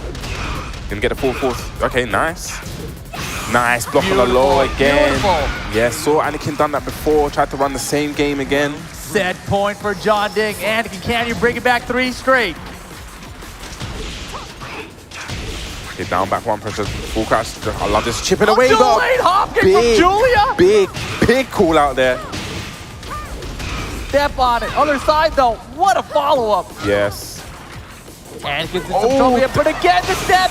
This John could Ding. potentially be it. It should be the round. He keeps the combo nice and simple there. John Ding taking that 2-1, and I do believe that means he makes it out. Oh my gosh, what a crazy group right there. John Ding popping off right now, deservedly. Oh my goodness, and if we're correct about this, right, it is Atif Butt and John Ding that made it out. That's so wild considering their match that they had at Red Major earlier this year. Yeah. But wow, what an incredible set there with Anakin. Yes, it looked like in the beginning it was all going Anakin. It was like he was going to throw the last curveball in this bracket, but you know, John Ding showing why he's such a veteran, showing why he's, you know, he's won major tournaments before, you know, hanging on in there, able to clutch out. Oh man, this debugs from Anakin, dude. You know, couple wild things. We had that wild slow motion. Wild, man. Yeah, this was the first game, right? The throw for the pile driver closed it out for Anakin, but the Magic 4 started coming out in game 2. Yes, a few Magic 4s there. Go. Then this is the big damage, able to take it. Dang, he missed up. Anakin just messing up his follow-ups here. But look at this defense, something that Anakin's been so great at in those clutch situations. They're able to block the bow and arrow. Look at this damage, goes to the 1. This was a double rage. It's so scary. Yeah, but just probably overcommitted, you know. That jackhammer is minus, but it has a weird pushback. Yeah, and that was just really well-timed, too, from John Ding. And here was that big drop. Now look at this. Oh, my goodness. And this was debug underneath. She's done 2 jabs as well. She's like, anything, please. Something hit this guy.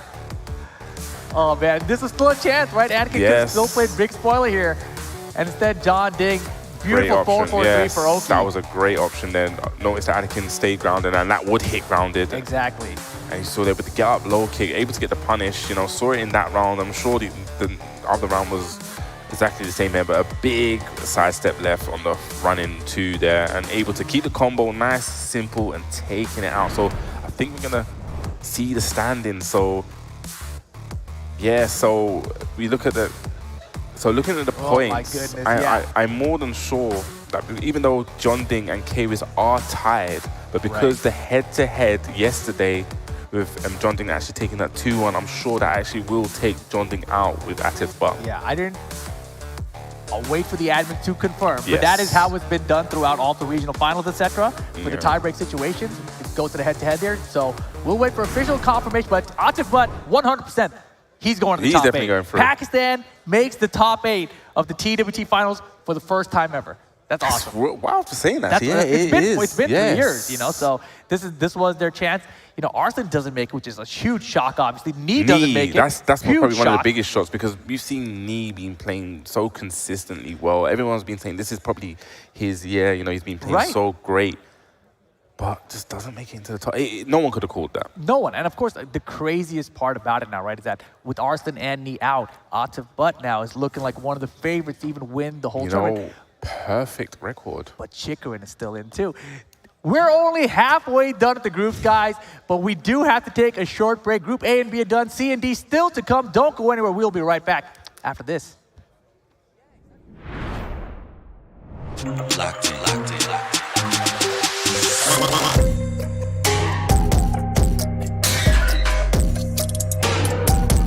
Y'all know what time it is. Locked in, locked in, locked in. Play. I make the rules, rack up the jewels, make it look smooth. You know how I do. Running this kingdom, wish you could be me. Better look up, cause that's where you see me. Locked in, locked in, locked in. Always locked in.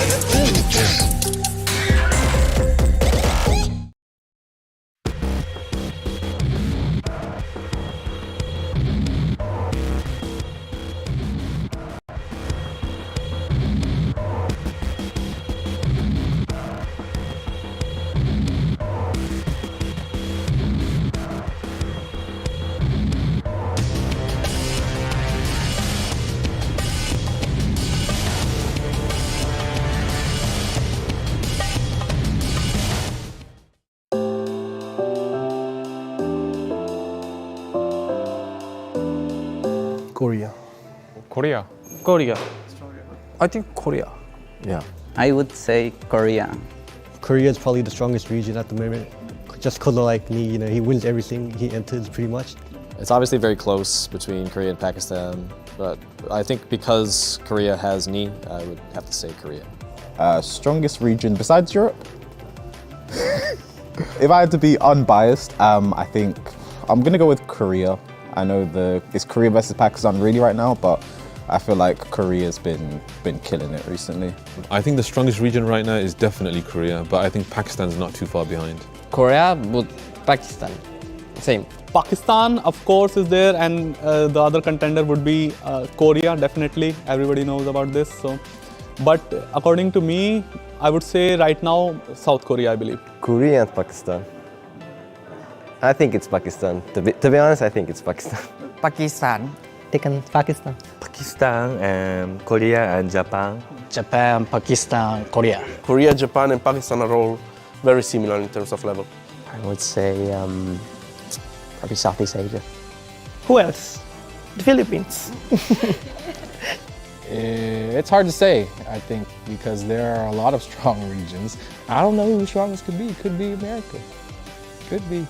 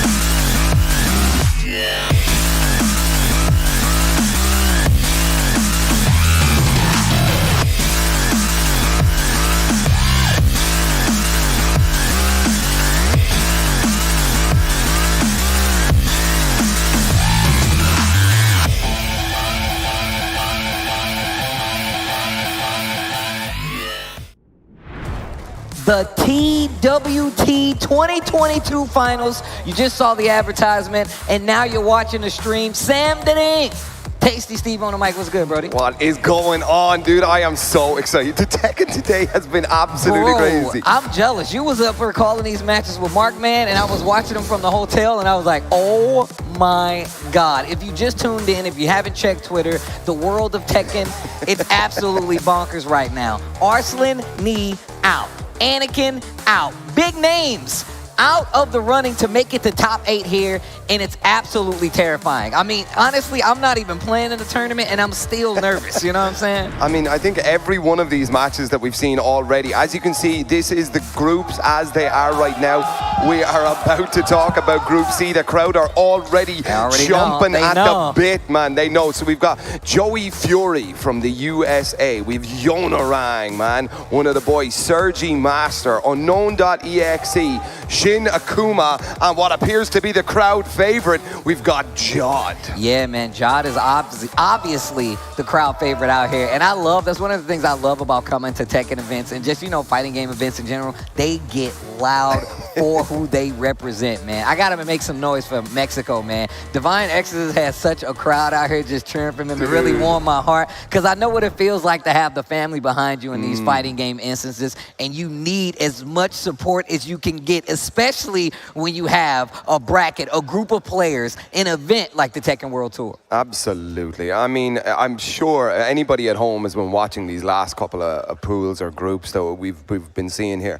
And as you said, there's some top players knocked out, but I mean, everybody here is insane. We've seen so many final games, final rounds, like last pixel of health, comebacks and all of this sort of stuff. Man, it's been insane. Look, you're right, it has been insane, and we already have matches lined up for you guys. I mean, look, to top it all off, you've already seen some crazy matches, but I know people want to see Jod do very well. Of course, we got Unknown EXE coming in, repping here as well, and this is going to be tough no matter what. Jod obviously trying to continue this successful run here. Here at the TWT Finals, and I feel like it's not impossible, but this group is not gonna like let up on them at all. You got Joey Fury in the same group, you got Shin Akuma, Yonorang as well. It's not gonna be easy. Yeah, I mean, look, I think once you get to this level of gameplay, especially in Tekken, when stuff is so tight, there's no such thing as free games. There's no such thing as easy matches anymore. I mean, those were all the kind of local events that you did leading up to get you the points to be here. There's no such thing as an easy pass, easy walk through or whatever. These boys have to work hard. You know, I was legit just watching. We were talking about this while we were watching the results of some of the events. I know a lot of people at home are like, man, Knee is out. What do I do now? What is Arslan is out? What do I do now? You watch this good-ass Tekken, that's what you do. Did you honestly think that you knew that much, that you knew how the entire tournament was going to fall out? Joke's on you. That's how hard these guys are playing. This is the most difficult Tekken tournament in the world. Like, don't get me wrong, like all these other events, people are definitely striving, but they're striving to get to this point. They want to be here. And I'm gonna tell you right now, it's not other events that make you play Tekken how a TWT event makes you play Tekken, because these guys come to be the champion. They don't come to be the part-time champion. They don't come to be like, yo, I just want to win this one event. They want to be the champion. And you can see it right here, man. Of course, Joey Fury in charge of the pack right now. He has 4. Of course, Yonorang not doing too well. He's sitting at the 0 along with Sergi Master. We have Unknown EXE on the stage right now sitting at -4, so it's not looking too good. Of course, Shin Akuma still fighting down there with 1 point, and of course, we see Jod sitting at -1. But this can all turn around. We've seen it in these earlier pools and groups, so we know exactly what can happen. A match can make a difference. Absolutely. A match can make a difference. There you go. He said it first. Hashtag a match can make a difference. But here we go. It looks to be we're on the character select screen about to get it on. Ladies and gentlemen, for the hometown hero, make some noise for Jod! That's what I like.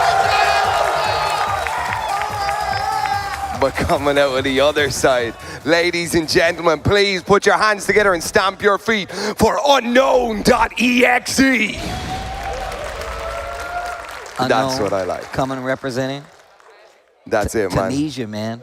I love to see it.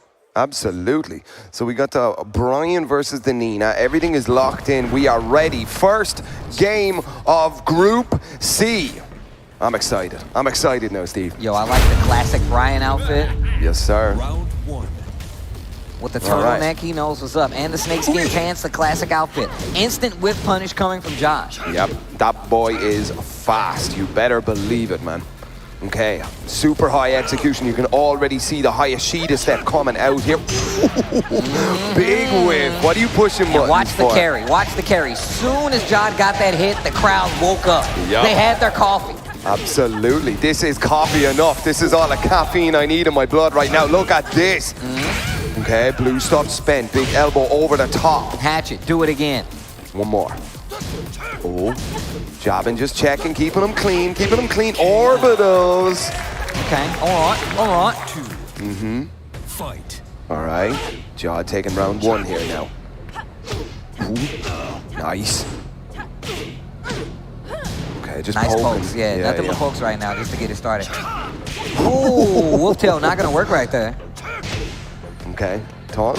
Great mid, back to the hatchets. I like the mix up between the highs and the lows. Gets the trade on the down forward 2, but ready, and look at the butterfly go. Are we in the field of flowers? What? Are we in the field of flowers? Did you see the amount of butterflies there? Damn, man. That's some Reddit stuff right there, bro. Bro, that's some KYSG combo video stuff right there, man. Nina is not a character that you see a lot, especially not at a high level. Absolutely, man. Cut this compilation with some dubstep, man. Looking good. All right. Watch out. No break. Ooh, doesn't hit the wall. Stays alive. Yeah, I was about to say. Oh! I like it. Stays on the ground, avoids the rage drive, and ends the first game with a perfect. 3-0, Steve. 3-0. Man, this is getting good. This is getting spicy right now. Stage select instantly for Unknown EXE, and that looked pretty cut and dry for Jod. That looked pretty cut and dry for Jod right there. He looks ready to play. He came here, I mean, there's no execution difficulties for him at all. He was pulling off some high complexity stuff here. Look, Jod is a stone-faced player. I actually like it. You put your emotion into the controller and then it comes out on the screen. That's how fighting games work, bro. I'm putting all my emotion via my fingers into the arcade stick, dude. You're so American, dude. Anakin, Shadow, and all of those boys, man. The stone face killers, They're man. stone face, bro. It's the poker face. You can't let them know you sweat. All right, here we go. All right. Our game 2 now. We're going to Jungle Outpost, an interesting choice. We do have access to the balcony break and then a wall break, so the potential for big damage. Yeah, especially for Nina, right? Jod definitely has the execution to like make the most of these walls, the breakable balcony. But Brian as a character also has that ability too. We know he's one of those flashy characters that gets some crazy stuff with the walls. That jet frame upper, that taunt jet upper. Oh, the trade not gonna work out. Jod still with the commanding lead. Yep, absolutely. 4 rounds in a row here for Jod. He's looking super, super comfortable here, and a big sweep there. He's gonna take it all the way to the wall. Yeah, gets the counter hit combo started, but drops the combo on the wall. Yep. I love the usage of the tracking moves right now to stop Unknown EXE from moving around in the backfield, and another perfect. Yeah, he's doing such a great job of tracking what Unknown is trying to do with Brian. Moving around in the backfield is really getting him clipped with a lot of these homing moves as well. Yeah, absolutely. But look at this. It's an onslaught. Wow, Jod is not taking the foot off the gas nice right there. throw break. Yep. Do it again. Do it again. Oh, and the Magic 4 is going to take it. And that might be it. 6 rounds straight for Jod. Wow, an impressive showing there. Very cool, very collected, high execution stuff going on there. Just looking good. Definitely telling the truth right there, man. And we've seen this from Jod all weekend, right? Ever since he's got here. I mean, even before this, known Jod has been shaping up to be in working straights for the TWT finals. I mean, I feel like it's the end goal for everybody. But of course, Unknown EXE not faring too well right there. And it's, once again, I feel like it's one of those things you can't really be too mad about because these guys are obviously trying to get to the finals. They're playing their heart out. Yep, absolutely. And I mean, you know, it's very cool to see the kind of underrepresented regions show up here on the big stage and stuff, you know, really, really pushing out. This is truly the Tekken World Tour. It is global now, like. No, that's definitely true. This is, look, the fact that this is a global event, you do get the opportunity to see all these other regions. And we're going to take a look back at the replay really quick. And we already knew Ja was in working order coming here today. The first match, my man was hitting maximum butterflies to get the wall carry with Nina. Yeah, absolutely. He's definitely got this character down to a T. And you're probably not going to see a kind of a higher level class in the Nina gameplay as we're seeing it right here from Jod. He's so ready to play. Yeah, you get a lot of characters like this, character specifics, right?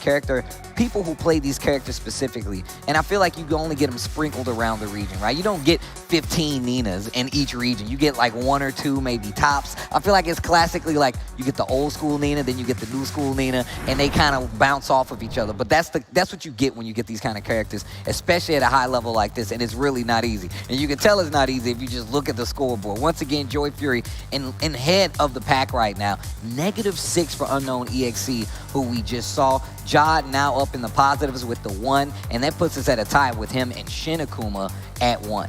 Yeah, I mean, it's this again looks like it's about to be an absolute bloodbath of a pool. As far as I'm aware, that means Unknown is out and won't be making it forward into our top 8 that's happening later on today.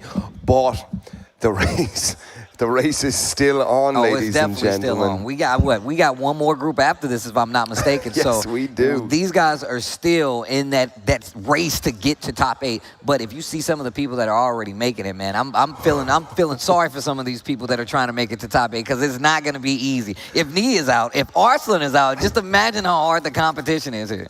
It's absolutely crazy. I mean, we've seen some upsets and stuff, but if you followed people like Chikarin, people like Yolanda and stuff, you know, people who've already made it here, I mean, there's no surprise there. I mean, obviously the big flashy story is the kind of Nee, Arslan, Ash story. Yeah. You know, that's the one that kind of got the most thing.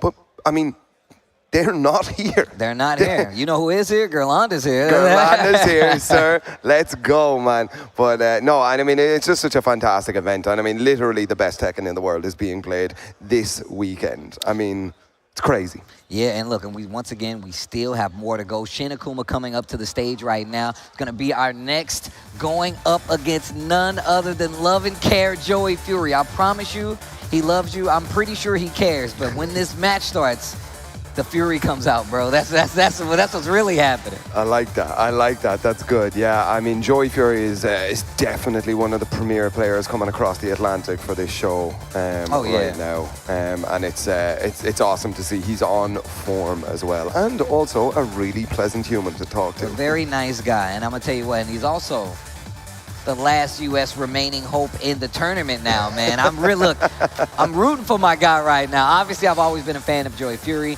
Joy Fury in a very good spot in this group, I feel like. Also, you're still kind of in danger. Shinakuma definitely knows what he's doing, comes up for full comfort when he's playing the game. Absolutely, yeah. I mean, probably going to lock in his namesake unless we're about to see something a little bit wild. No, it seems like everybody is locked in. No, we're just doing a few buttons here and that, but here we go, man. It's Group C.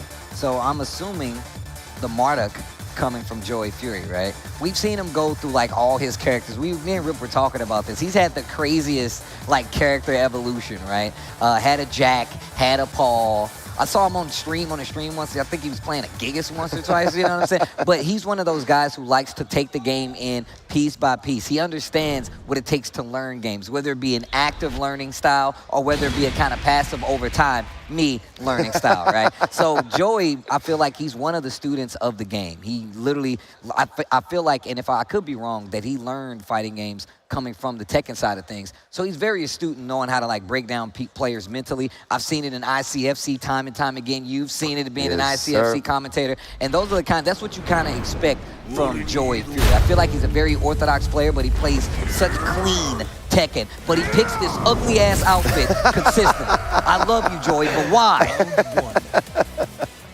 It's funny. I like the skinny slacks, man. Oh my God.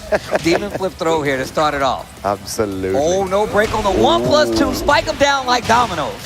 Down back 2. Ugh. Oh, 2 times. Nice. Oh, straight into the tackle. This is about to be a lot of damage already.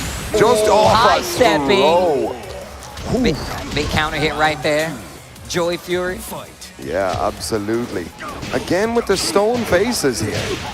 The boys like it. You gotta be a poker player when it comes to these fighting games. That's You're either it. smiling or you're frowning. Look at the damage. Bounce him off the ground. Okay. Nice. Down 4-1 goes instantly for the air throw. No scaling. Hold that. 2 rounds straight right now for Joey Fury. Looking so good right now. Okay. Marduk has a really, really good time against Akuma as well, but wow, look at that low parry. Joey is here to play. And again, dumps him. Oh, big counter hit. I love that stagger. I love it. Equilibrium just out the window. Get your ass over here. Back to the wall. Oh, clean. Down 4-3. Oh, you got, oh, wait, whoa. You see how my man twirls you in there? Get your ass over there. Oh, God. He just throws you to the wall. Marduk, no. Is that a USA chat? Let's go. Say, that's what I'm talking about. That's what I like to hear. We only got one in the game. One in the game. That's love and care, Joey Fury. He's going to give you a hug and then he's going to beat your ass. That's how it works. All y'all EU people are turncloaks and have been taking names. It's all right. It's okay. You can come with me. We got great food over there, I promise. Okay, so it seems like we are going back. Joey is feeling himself. Look at this. Look, once again, you can't sleep on Shin Akuma. Shin Akuma definitely makes adjustments mid-game, like all great Tekken players. Oh. Absolutely. They are going in right now. He's from the Yo, east, crowd, you guys are getting a little too involved. Need you to scale it back here to 5. I'm going to need you at a 10. No, I'm just kidding. Oh, whoa. Oh, and this is what I was talking about. We saw the Lars come from Shin Akuma before. It's not the first time. And I feel like this is a good call to make because you want to see just how far you can push your opponent. This may be the turning point that Shin Akuma needs. Stop Joey from getting this momentum going forward. He is leading this group. Let's see what this changes. Yeah, I mean... Down 4-1 He starts like that? gate. He starts like that? He just shows up and does that. Oh, big sweeps. Oh, he's trying to mix him up here. He is trying to mix him up. Shin Akuma, it's on you. G-Clef Cannon is blocked. Yeah, he's fishing for counter hits right now. And he's trying to get Joey to swing so he can get this big damage. And once again, I feel like this really leans on the fundamentals of Joey Fury. He's a very, very collected player. He knows what he's getting into. And I feel like you got to go wide and wide to actually try to beat this guy. Oh, the delayed hop kick. That's mental damage. Wow. Joey is really just showing such great patience as well. A solid class on defensive style Tekken. I mean, I know he's pushing a lot of buttons, but they seem to all be landing at the perfect time. Joey Fury is a student of the game. He understands when you want to attack. He knows the give. He knows the take. And now, right now, he's taking. He is taking for sure. He's taking it all. Give me all of that. Give me all of that. Oh, my God. Double stomp. Look for another delayed hop kick. Don't let Joey Fury smile on the stage, bro. He gets too happy. Dude. Bounce. Okay, here we go. Okay. Oh. Okay. Down back 2, gets the whip. Tackle, guess for your life. Get off of me. He gets right. There it is. I told you, Shin Akuma makes adjustments. He makes adjustments in the game. That character switch helping him out. Gets around on the board, and now he eats it down back 2. Yep, absolutely. I saw Shin Akuma breathe a sigh of relief there just as he took that round. The God can bleed. Joey Fury has gone down in a round. Oh my God, whoa, big that counter might hit. be Love and care out of there. Joey Fury. Wow. Respectful handshakes. I always love to see it. I told you, y'all could come with me. I can't fit all of you in my luggage, but I'll try. Oh, man. Joey Fury with the quick 2-0 right there. Shin Akuma, once again, in this group play, I know a lot of people, we're doing this now, but I really do like having a group play here. Having to fight to make your way out, I know a lot of people might not agree with that, really does put a lot on the table. It makes these guys play at their best. We're seeing right now Joey Fury doing what he does best, man. I feel like the Marduk is really kind of like giving him a funnel to do as much damage, keep people honest while he plays, and it really shows up in his gameplay. But you can definitely see Shin Akuma making these strides. You can see him be like, you know what, let me slow it down a little bit, see if I can take advantage of what Joey's doing. Yeah, absolutely. That throw is so good. But yeah, I mean, I think the Lars swap from the Akuma was definitely needed there because, I mean, Joey and Marduk, like the way he plays plus the character is so good against Akuma. That, you know, Shin Akuma almost had no choice but to swap out.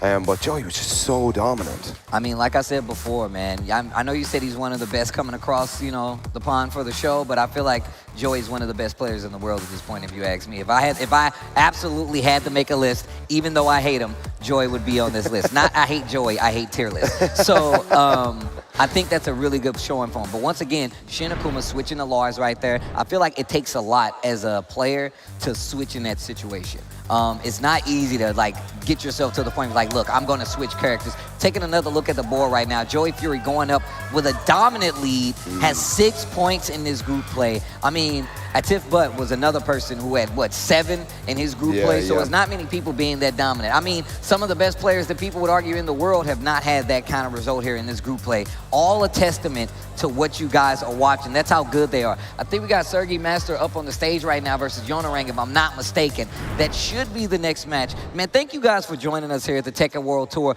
Yo, crowd, are you guys still with me? Make some noise! That's what I like to hear. You guys are good. I'm glad you guys all showed up for this.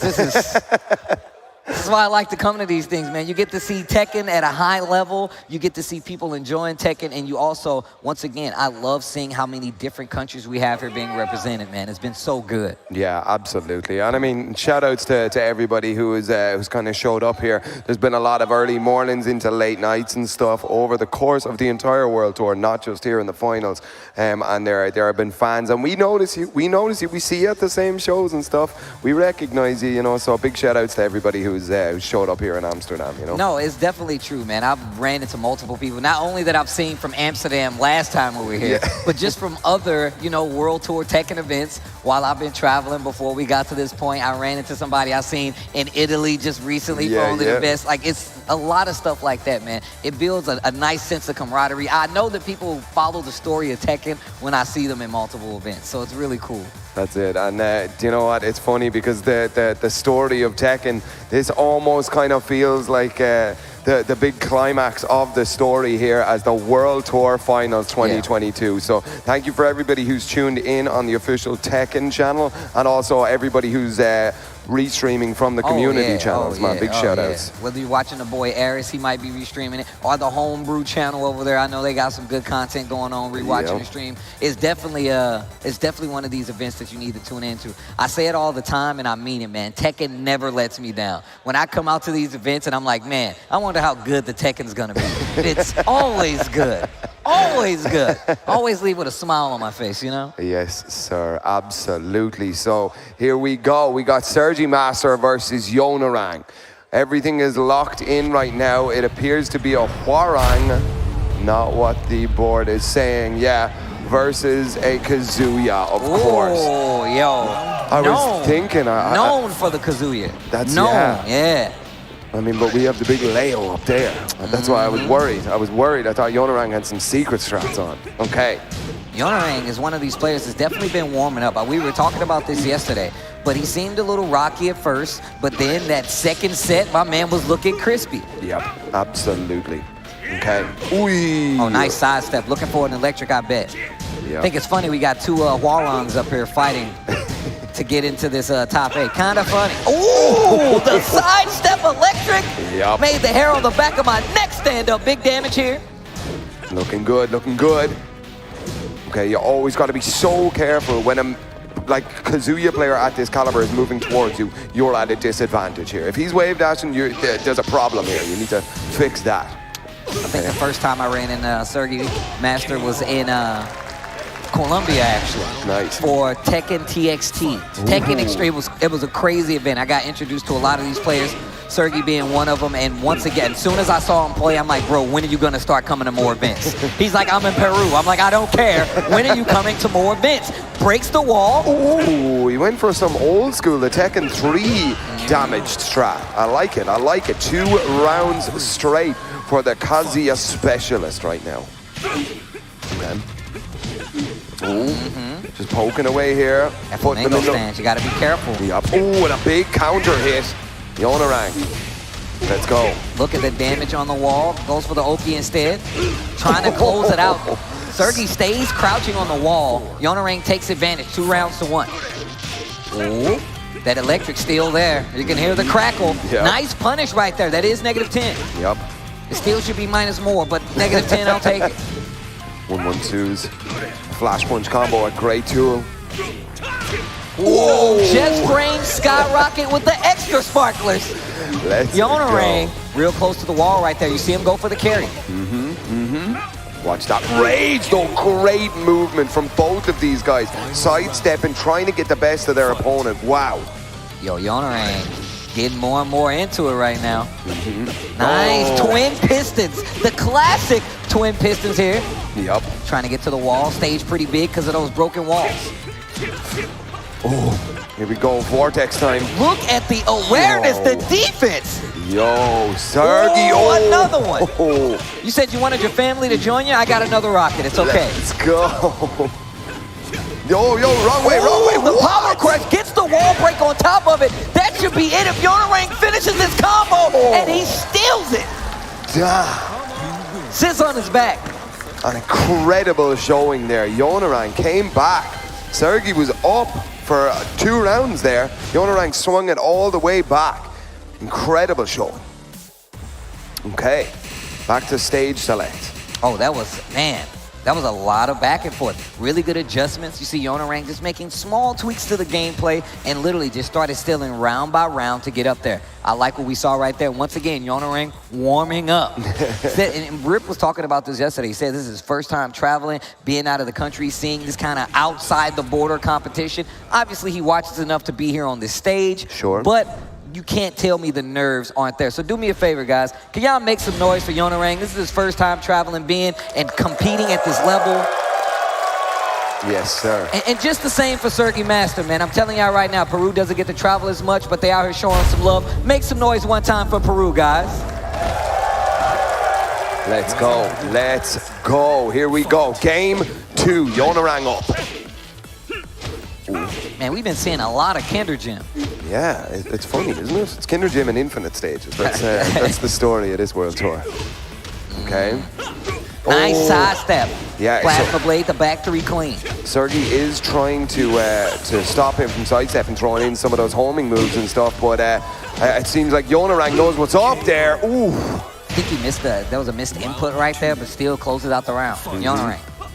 All right. And this is starting to open up in the best way possible. Big counter hit. Man. This is good. This is good. There's the wall. Big damage. Oh, get down over there. What you jumping for? Okay. Conversion here. Off the get up kick. Gets away from that wall as well. Back to the middle of the stage. Wow. Okay. Not over yet. Tries to wave dash in there. Yonarang checks him with the jabs. Okay. About 30 seconds left on the clock. Yonarang in rage. Sergey sitting pretty. Down back 3 to close it out. A little wave to let you know what's coming. Electric. Oof. Flips it up on his head. Okay. He's looking for those skyrockets. Getting a lot of mileage out of that right now. And there it is. That's what I'm talking about, man. Ball. Here we go. Yonarang playing this slow-paced game, it feels like, but still able to keep Kazuya at bay. Sergey in trouble. Yeah, 1 round potentially. All that's left for Yonarang to take this at 2-0. And because we are still in the round-robin format, 2-0s mean big stuff. Okay. The lows have been really paying off for Wallon right now. Ooh. Oh, Blender. Oh, wow. It's so impressive how Horang players have that just frame on lock. Yo, it's pivotal. It's pivotal when you're playing Warong to know how to do a just frame skyrocket. Yonarang takes it over Sergi Master. I need to see the standings. I'm not sure where that puts him on the board, but I feel like that's his first dub. I think that's his first group battle win, if I'm not mistaken. Let's go. Let's go. Yeah, as far as maths and stuff go, I am totally out of this. No, I'm not gonna do that. Out of this equation. We need. We've a team of scientists working overtime out back, and they have number counting machines. And they got lab coats and everything. Yeah, it's crazy. Vials back there. They're mixing chemicals to figure out the score. It's now 3-2. That's what they're doing. But no, we got to take a look back at this match right here, and it started off so well for Sergi. You can see right there, starting off with the first round, the first 2 rounds, and Yonarang getting comfortable.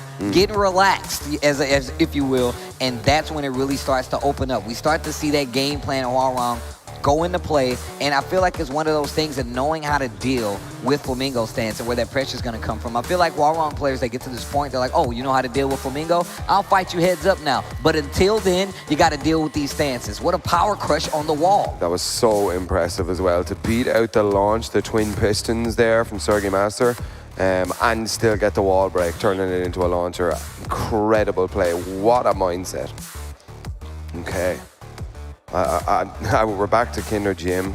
But look at this. Yeah, I can tell you right now, this stage right here, you got to be really careful. We saw it a couple times where the wall came into play, but it was mostly just Yonarang really starting with the lows, lots of low pokes, normal lows, and then the minute the Sergi would duck, that's when the Just Frame Skyrocket would come out. That's when the Just Frame Skyrocket would come out. So he really did kind of like, it's called the old bait and switch, they like to say. You start worrying about the ankles, the digital ankles, that's when I'm going to hit you with the Just Frame Skyrocket. Okay, so it would appear Joey Fury still up, and following close behind him there is Yonarang, 2 points.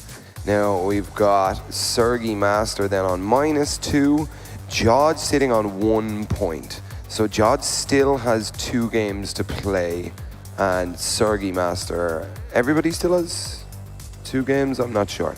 So, and most people still have 2 games to play, right? Yeah. I think Unknown EXE, this is his he has 1 more versus Joey Fury after this one. And then, of course, you see Jod still has to play Yonarang, still has to play Sergi. So we still got some games to play right here. Joey Fury still has to play Yonarang as well, and Unknown, but he's looking to make it out pretty strong, bearing some crazy instances with these next few matches. So it's pretty cut and dry as we have it right here.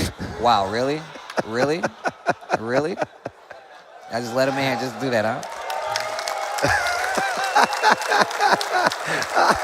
I love that guy so much, dude. I love that guy so much.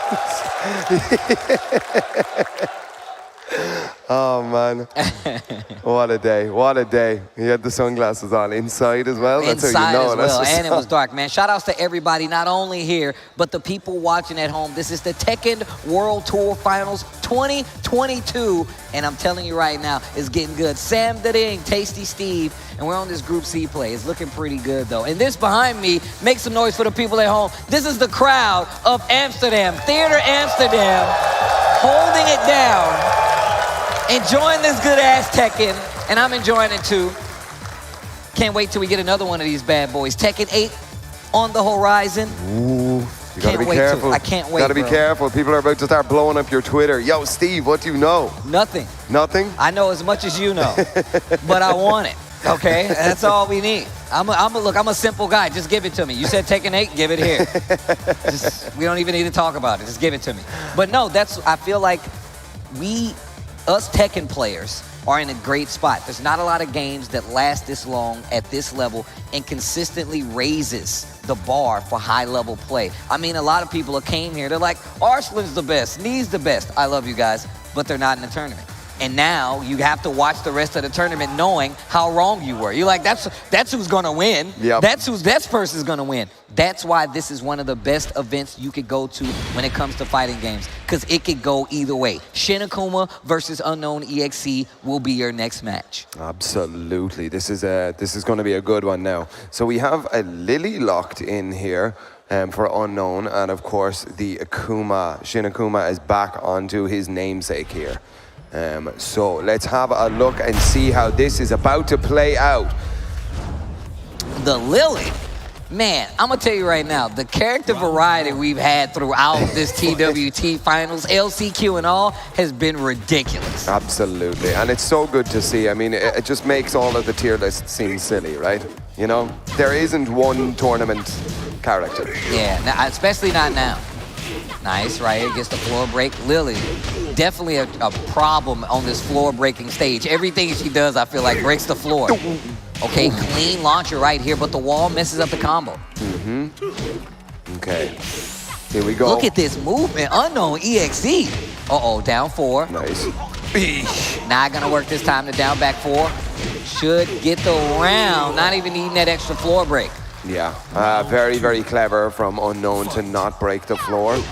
So he has that now to break in this. Ooh, trying some janky stuff right there, but a huge launch, okay. Oh, that's a 1 right there, finds his mark. Oh, wow, a little slow right there. Drop the combo, tries to swing in the middle of the string, root of all evil. Ooh. In the back, in the back. Again? Ooh. Damn, that hurt. Wait, is that so? Oh, I got bars, but the wall's not there. Yeah. And still Wild Riser 2. And I feel like, Shin Akuma right now is kind of calling out Unknown EXE, knows that he's trying to get this game plan started and not let Shin Akuma play. And he's like, you know what? I'm going to try to interrupt it now. Now you see the 2D jumps, the demon flips added in, and the finishing of the strings. Ooh, big whiff on the Matterhorn there, but a great block as well coming out from Unknown. Okay, conversion here. You can get the floor break, goes for the carry instead. Wants that wall. Yo. You got a combo for this? Okay, I was wondering. Oh, no! Oh, no. Uh-oh. Ouch. We need to get some marshals up on that stage quick. Yeah, we got people going over there to handle it. Absolutely. It is unfortunate. It does take the wind out of the sails just a little bit, but that is the name of the game, unfortunately. It happens sometimes. It happens sometimes. Can't control it all. You cannot control it all. I'm sure we got some people up on the stage already, as I can see right now. They will be handling. We're going to get right back to that action as soon as we can. Shin Akuma versus Unknown EXE. The Lily coming out to play versus the Akuma this time around. I was not expecting that at all. Once again, this is what you get when you have like people coming from different regions, playing characters, and actually players that I'm not exactly familiar with. So you get to see them pull out all their new tricks and be surprised just the same. Not get hit by them though, but you get to be surprised by them. Yeah, no, absolutely. I mean, I think the Lily definitely, we saw Unknown really utilizing the movement, side steps and stuff, all the lateral movement, but then very high hitting. Regular buttons here just to kind of keep him down out of the air and see what's going on and stuff. So it is an interesting matchup and it's definitely been thought about. I mean, when you get to this stage of the game, you do some prep. You do some homework. I mean, and think about it like this. Lily's sidestep, historically known to be very good, right? She has these kind of long-reaching jabs, so you can check demon flip a lot of times. These 2D jumps are something that you can contest a little easier. In the terms of a 2D player, you can anti-air a lot better, right? Yep. You can definitely deal with Akuma jumping in on you a lot more, as well as just the fact, like you said before, tracking moves. You want to make sure Akuma does not get to move. But I would love to see on the side more fireballs. Make Lily use some of that movement sometimes. You know, it really does kind of change how things play out towards the end. But once again, the Lily is definitely working out. Yeah, I mean, it was working up to that point, yeah. I mean, momentum is definitely going to be a big factor here now. And, you know, you kind of want to continue that. But, I mean, it's probably great for if you're kind of sitting behind and you're kind of getting rolled over a little bit, that maybe you can kind of take a breath. But then again, sometimes it gives you that extra couple of minutes to think about what you want to do and that sort of stuff. So you never know. We could, it's a coin toss as to what's about to happen here. Yeah, well, once we get updated on it, we'll let you guys know as soon as we can. But until then, we're going to take a little break, wait for these guys to get set up over here as we kind of reset the console, switch it out, do whatever needs to be done, and get you guys updated on the scores before we get back into the game. But thank you guys once again. I know I just said it for joining us, but I'm still enjoying myself just waiting for these guys to get back started again. Yeah. So, Sam, is this your first TWT? This your first one? Hey, guys, I know we're waiting, but can y'all make some noise for Sam the Ding? This is his first TWT. His very first. TWT. So I think it's really cool that you over here on the mic, man, talking this Tekken as well. I've seen you around the country quite a few, well, around the world. I'm from the U.S. I'm around the world a few times this year, man. How have you been enjoying the TWT tour and whatnot, and the ICFC commentary? You've been doing a lot of stuff. I've been working as hard as I can, and do you know what? I'll be real with you. This was the dream when I started commentating. I was like, TWT finals. If I get that, I'm good. Look at me now, boys. And look, that's what the players say. That's what the players say. If I get TWT finals, bro, I'm in there. You know what I'm saying? And seeing how easy that is, right? But nah, man, you've been doing a good job, man, holding down when it comes to the commentary as well as a lot of people when it comes to this commentary, man. We had Mark, man, on the mic earlier. I didn't even get to commentate with my boy this weekend, but I got to hang out with him. Rip, the boy Busby, Spag as well, man. I kind of miss K Wiss over here on the mic talking as well, but he's got bigger fish to fry, you know what I'm saying, being in this top 8, it looks like. But no, it's all around. It's been a great experience, man. I love being here in Amsterdam. I love the venue of the Theater Amsterdam 1. I also didn't know they was going to surprise me again with the full screen graphics and the on-screen character select screen. Like, they really did a good job of laying out the venue for the return of the Tekken World Tour. Absolutely, yeah. And I mean, as far as I'm aware, it's about to get bigger and better as we progress on throughout the day. Just I hear rumors in the production tent just being like, oh, you must wait and see. So I'm excited. I'm sitting here, I'm waiting, and I am about to see. It's going to be fun. With that being said, I've just been informed. I think they're going to reset the match, if I'm not mistaken. Feel free to update me if I am mistaken. But I think they're going to reset the match, started from the beginning. I think we're getting to that point because I can hear the music from the game in my ears. So we're going to get back to that match as soon as possible. Yeah.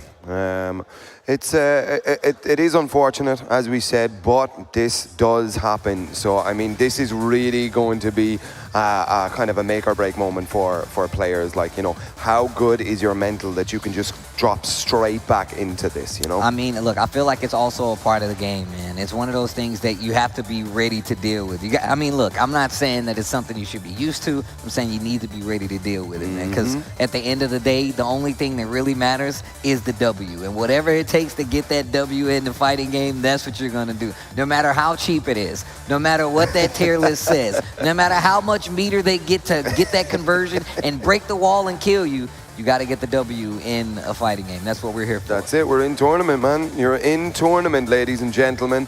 But yeah, it seems like we are picking Forgotten Realm again. We have the floor break stage. Both players locked in, ready, and we are about to get this on right now.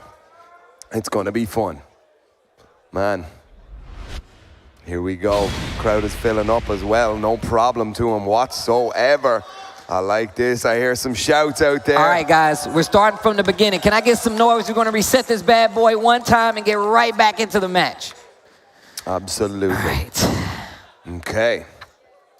Man, you got the cue cards and everything. I just want to make sure I'm keeping track of the score, bro. That's all. I need to make sure for the future, you know? I need to know who won, who lost.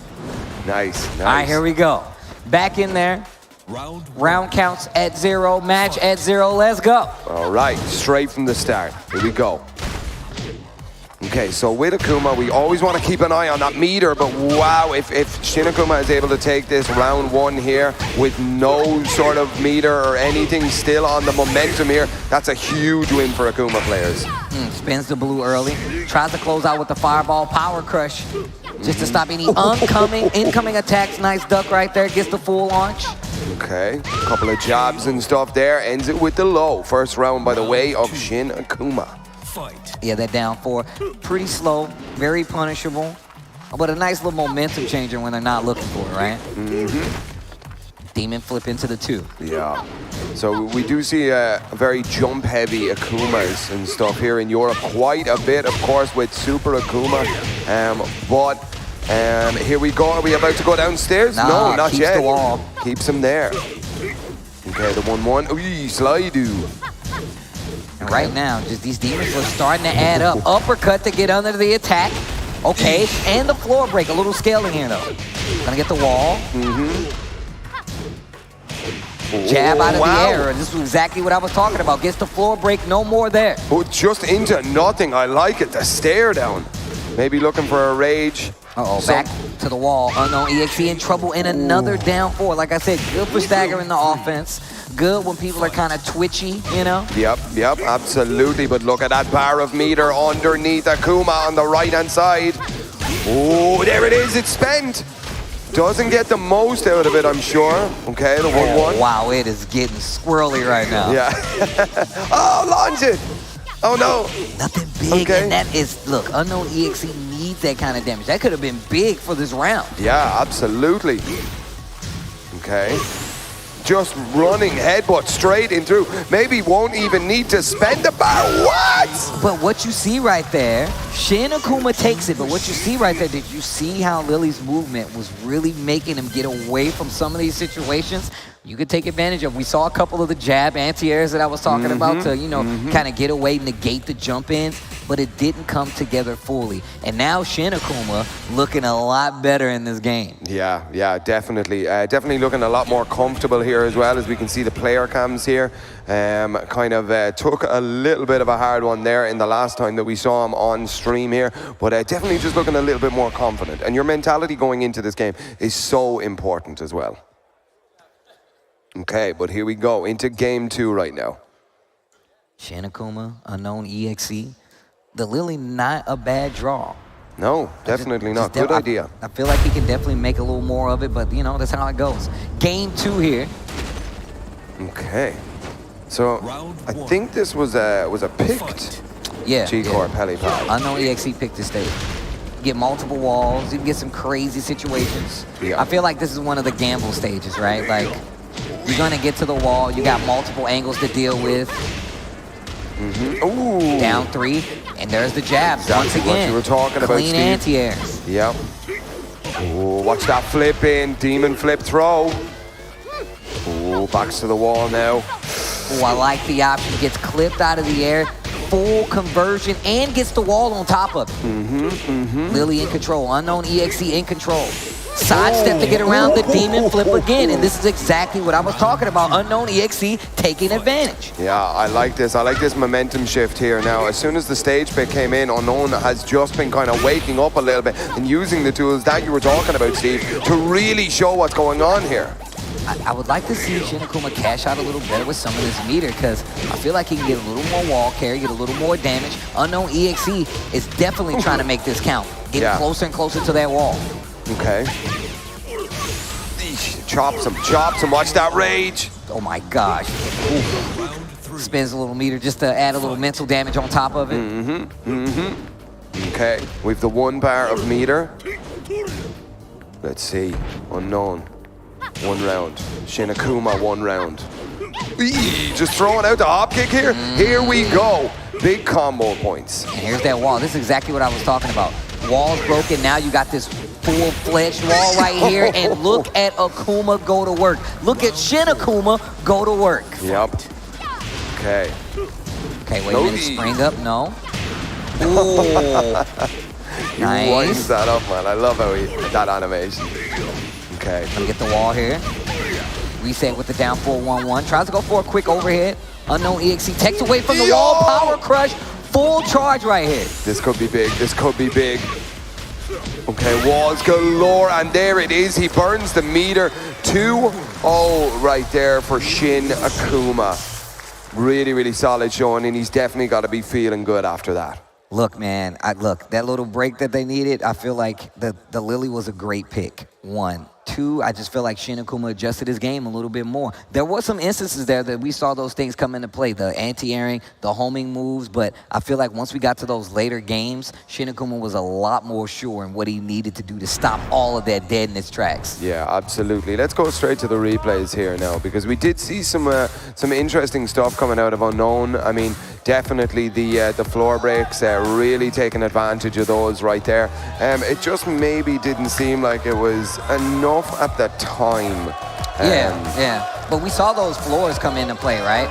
They were definitely on the sense where like, all right, now we can see Unknown really taking charge. He was getting the floor breaks. Saw a couple of drops there, but once we got the return, we saw the full advantage of the wall damage coming from Shin Akuma. And even at the beginning of this, we saw how he was using that sidestep, anti-airing a little bit, and it was looking really good for Unknown EXE at first. Yeah, it's just, I mean, Shin Akuma is just so strong with this Akuma, and kind of doesn't really play the sort of traditional Akuma style that you're almost expected to see coming out of high-level Akumas.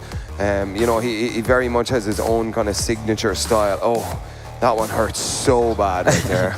It looked the same once he gets you to these walls, right? Down 3, fireball, FADC cancel, but he definitely was using some smaller, shorter combos in some instances, maybe looking for the wall, but not quite getting them. Joy Fury still in charge of the pack, sitting pretty at that 6. Yonarang coming up in the ranks, and he's coming up on the stage. He now has 2.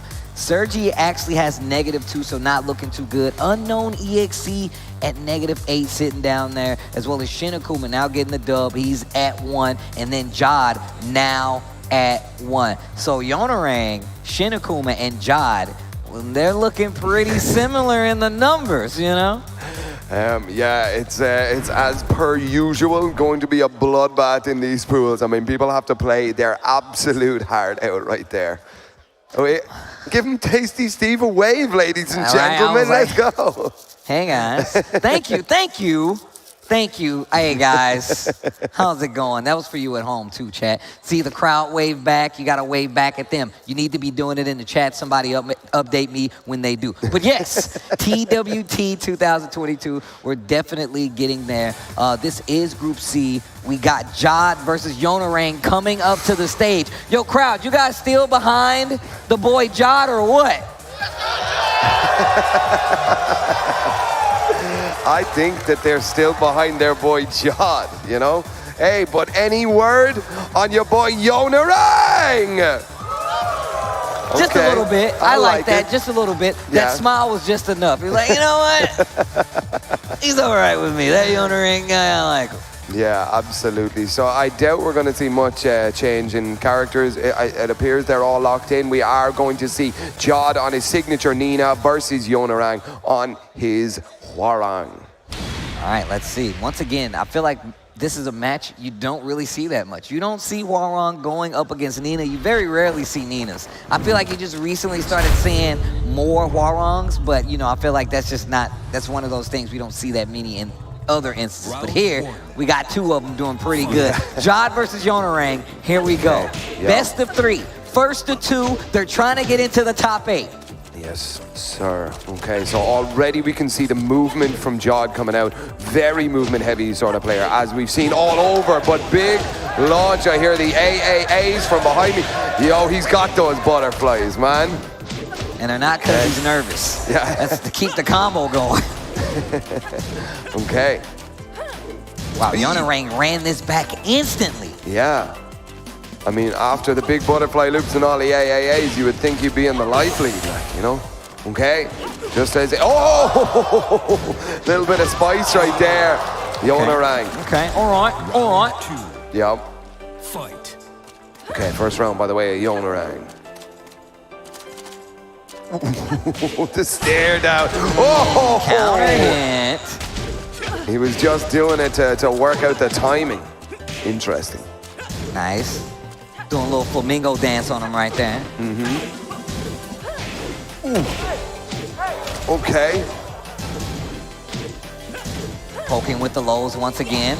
Yeah. Yonarang versus Jod. This is gonna be a tough one right here. Yonarang's not giving up any ground. Jod at the life deficit, trying to make something happen, but gets hit by the down forward 2. Yonarang 2 rounds up. Yep. Yo, crowd, y'all trying to hit this with me? Y'all trying to hit this with me? Let me take one air out. Oh, here we go. The old Tasty Steve. I always got to do it because I know Harada's listening. I have to do it because I know he's listening. You know, you're getting blown up in Aris's stream right now. Oh, yeah. I do it for Aris, too. Okay. Ooh. 4-4-3, counter hit, stand. Okay. Look at those. Oh, my gosh, the butterflies. Okay. Yonarang for the first time on Rage in this set. Oh! Sheesh! Woo! Jod ain't about to let this game go too easily. Here we go. Counter hit, caught you swinging at the end of that string. You gotta know what Hwarang is gonna do when he's vulnerable, especially in these strings. Just frame skyrockets coming out. We've seen him use them real effectively before. Good sidewalk left. Oh, drops the combo. Jod has a chance. Jod has a chance.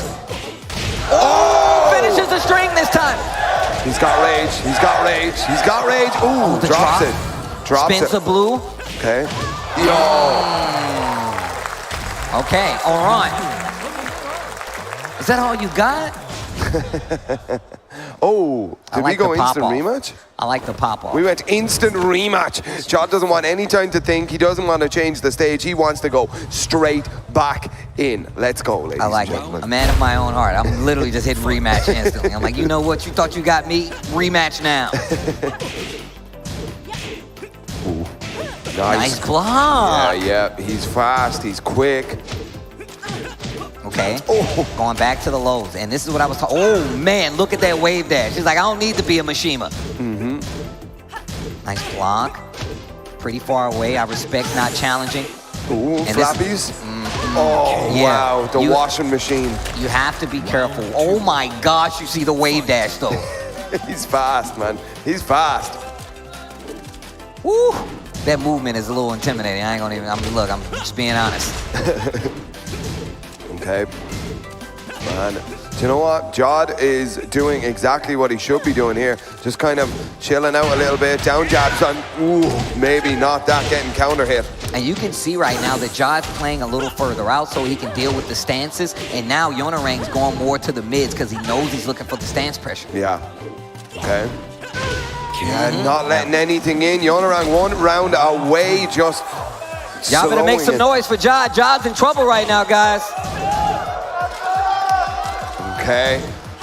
Crowd sound worried. He keeps getting counter hit. He maybe has to check his timing here. Okay. Man, it is a crazy wave dash, isn't it, that he does? Okay. Yonorang back.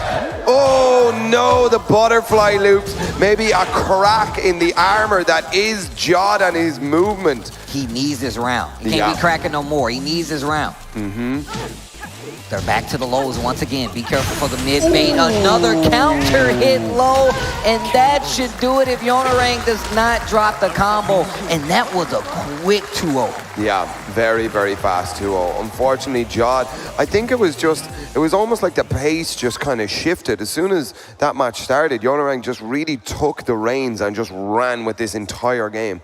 Like I said before, it's that you have to be able to stop Huarong players from using stance freely. It's part of their main pressure tool, and if they know that you're not going to be able to deal with it, and now he has very valuable options out there. He has the hell sweep out of it as well, so you really got to watch your toes. And it was looking good at the beginning for Jod. It looked so good. The pacing of it seemed good, but then once you saw Yonorang start to play back a little bit, that's when you saw the game start to open up a little bit. The down 4-2 started getting big counter hits where he was getting these combos, and then kind of lamed out the rest of the game, just like this.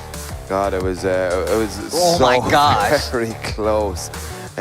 Some of the rounds, you see, I get the feeling that Yonorang was just totally in control of that, and you know, Jod just, I don't know. It was such an uphill battle for Jod in this match right there. Maybe the rematch, maybe the quick rematch wasn't the shout. Maybe he should have went to a stage pick, hit something with walls in it or something. And you saw how the lows were starting to add up as well. I mean, it was just really one of those things where Yonorang really did look really comfortable in this matchup. Yeah, absolutely. Playing more to those lows as well. Gets the big counter hit here to close out and really just kind of just left that space for Jod to like trying to run into it. But here we go. -1 down there for Jod now. Shin Akuma sitting at 1. Of course, we see Sergi sitting at -2. Oh man, this is getting close now. So Yonorang now at 4. Now at 4, and was not, I'm telling you right now, when we were watching him play yesterday, you could tell he was still warming up, but now he's in 2nd place in the group play. In 2nd place, ladies and gentlemen. This is absolutely just mind-boggling how insanely tight these games have been. This is not surprising. Look, if you've been paying attention to any of the groups that we've seen earlier today, you know here that at the TWT, anything can happen. It can only not happen if your heart doesn't believe. As a player, I like to say, you got to believe anything is possible, unless, you know, the scientists and the numbers tell you that you're wrong. With that being said, We are going to take a quick 10-minute break, but once we come back, we got more Tekken 7 action coming from the TWT Finals. You guys don't want to miss it. Stay tuned. Good games, though. GG.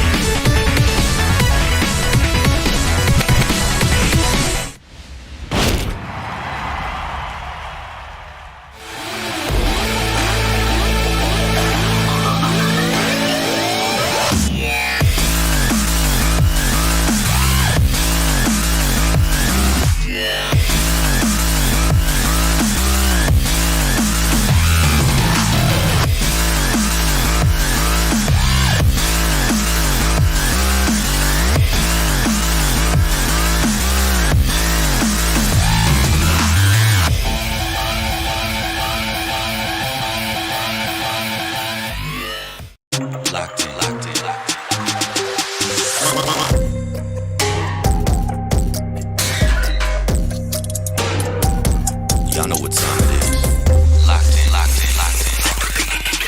Play. I make the rules, rack up the jewels, make it look smooth. You know how I do. Running this kingdom, wish you could be me. Better look up, cause that's where you see me. Locked in, locked in, locked in. Always locked in.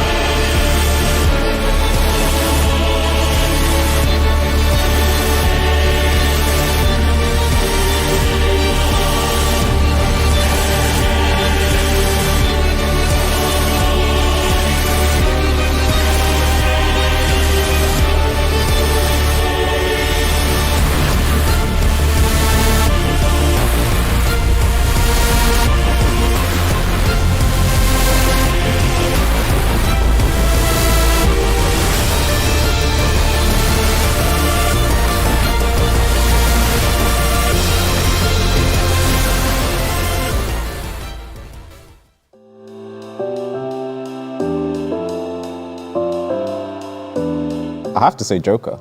I feel like the year he had last year, I don't think anyone's done that. We have a lot of good players. Like we have Akil, we have Exodia, we have Hassan Popper, and other good players. I can't say like one specific players. They're all good players. I think I'm the strongest player right now in Europe because of my tournament placings, and internationally I think I've done better than most players.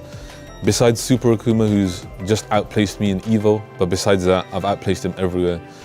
But yeah, I think right now I'm the strongest. Maybe me. Chikri and Nobi and Ranchu. In my region, well, I won the regional finals, so I hope it's me. I've been playing this game for more than over a decade now, and I have won most of the tournaments over there. So, I mean, you can say it's me. If it's not me, it's Lavneet. Not me. Book. It's on me. If I name 3 people from Pakistan to whom I think are the best, I would say Arslan, myself, Atif, and Hira Malik. I would love to say it's me, but taking in how this whole year went, the whole tour and all of the tournaments, my honest answer would have to be Shadow. I think Shadow's the best in my region. At the moment, it's between me and Dax in terms of just South Africa, my country. Nindo is very experienced player. He beat low high in season 2. He went to offline scenes many times. It's like he has that experience of Tekken. A stronger Pakistan, Arslan and Hira. Energy Maroc. I think it could be Abel Del Maestro. He was performing so well all of these years. I would have to go with me. It'd be really weird to pick anybody else because I'm super competitive.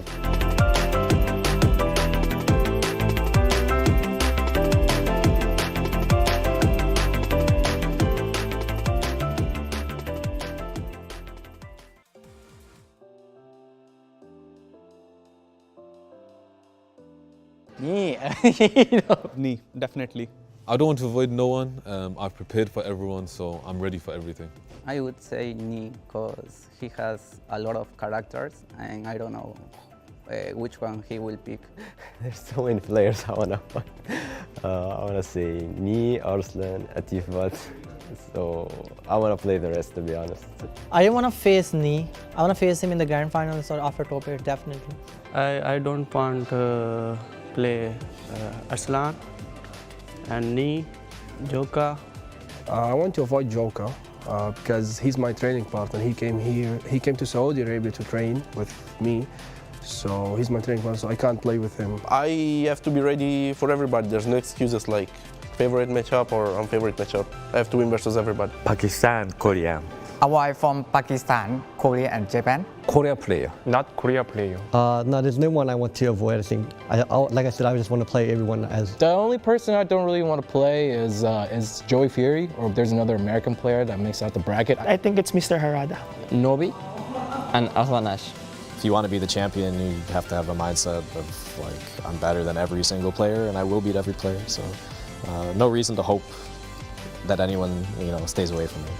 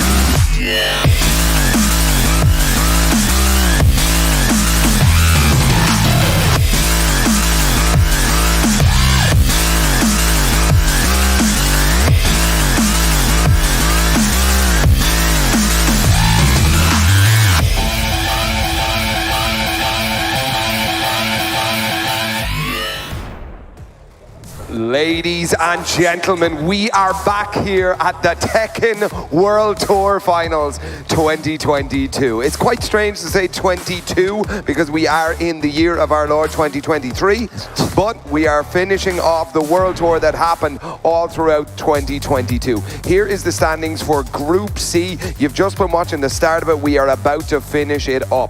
Now we have Joey Fury up in the lead with them 6 points. But Yonorang is following very close behind him with a 4. I don't know, Steve. I mean, but if you look at how this is going right now, it looks like it's going to be Joy Fury Yonorang. And that's who it seems like. Yonorang switching it up completely since that first day and looking so much better today.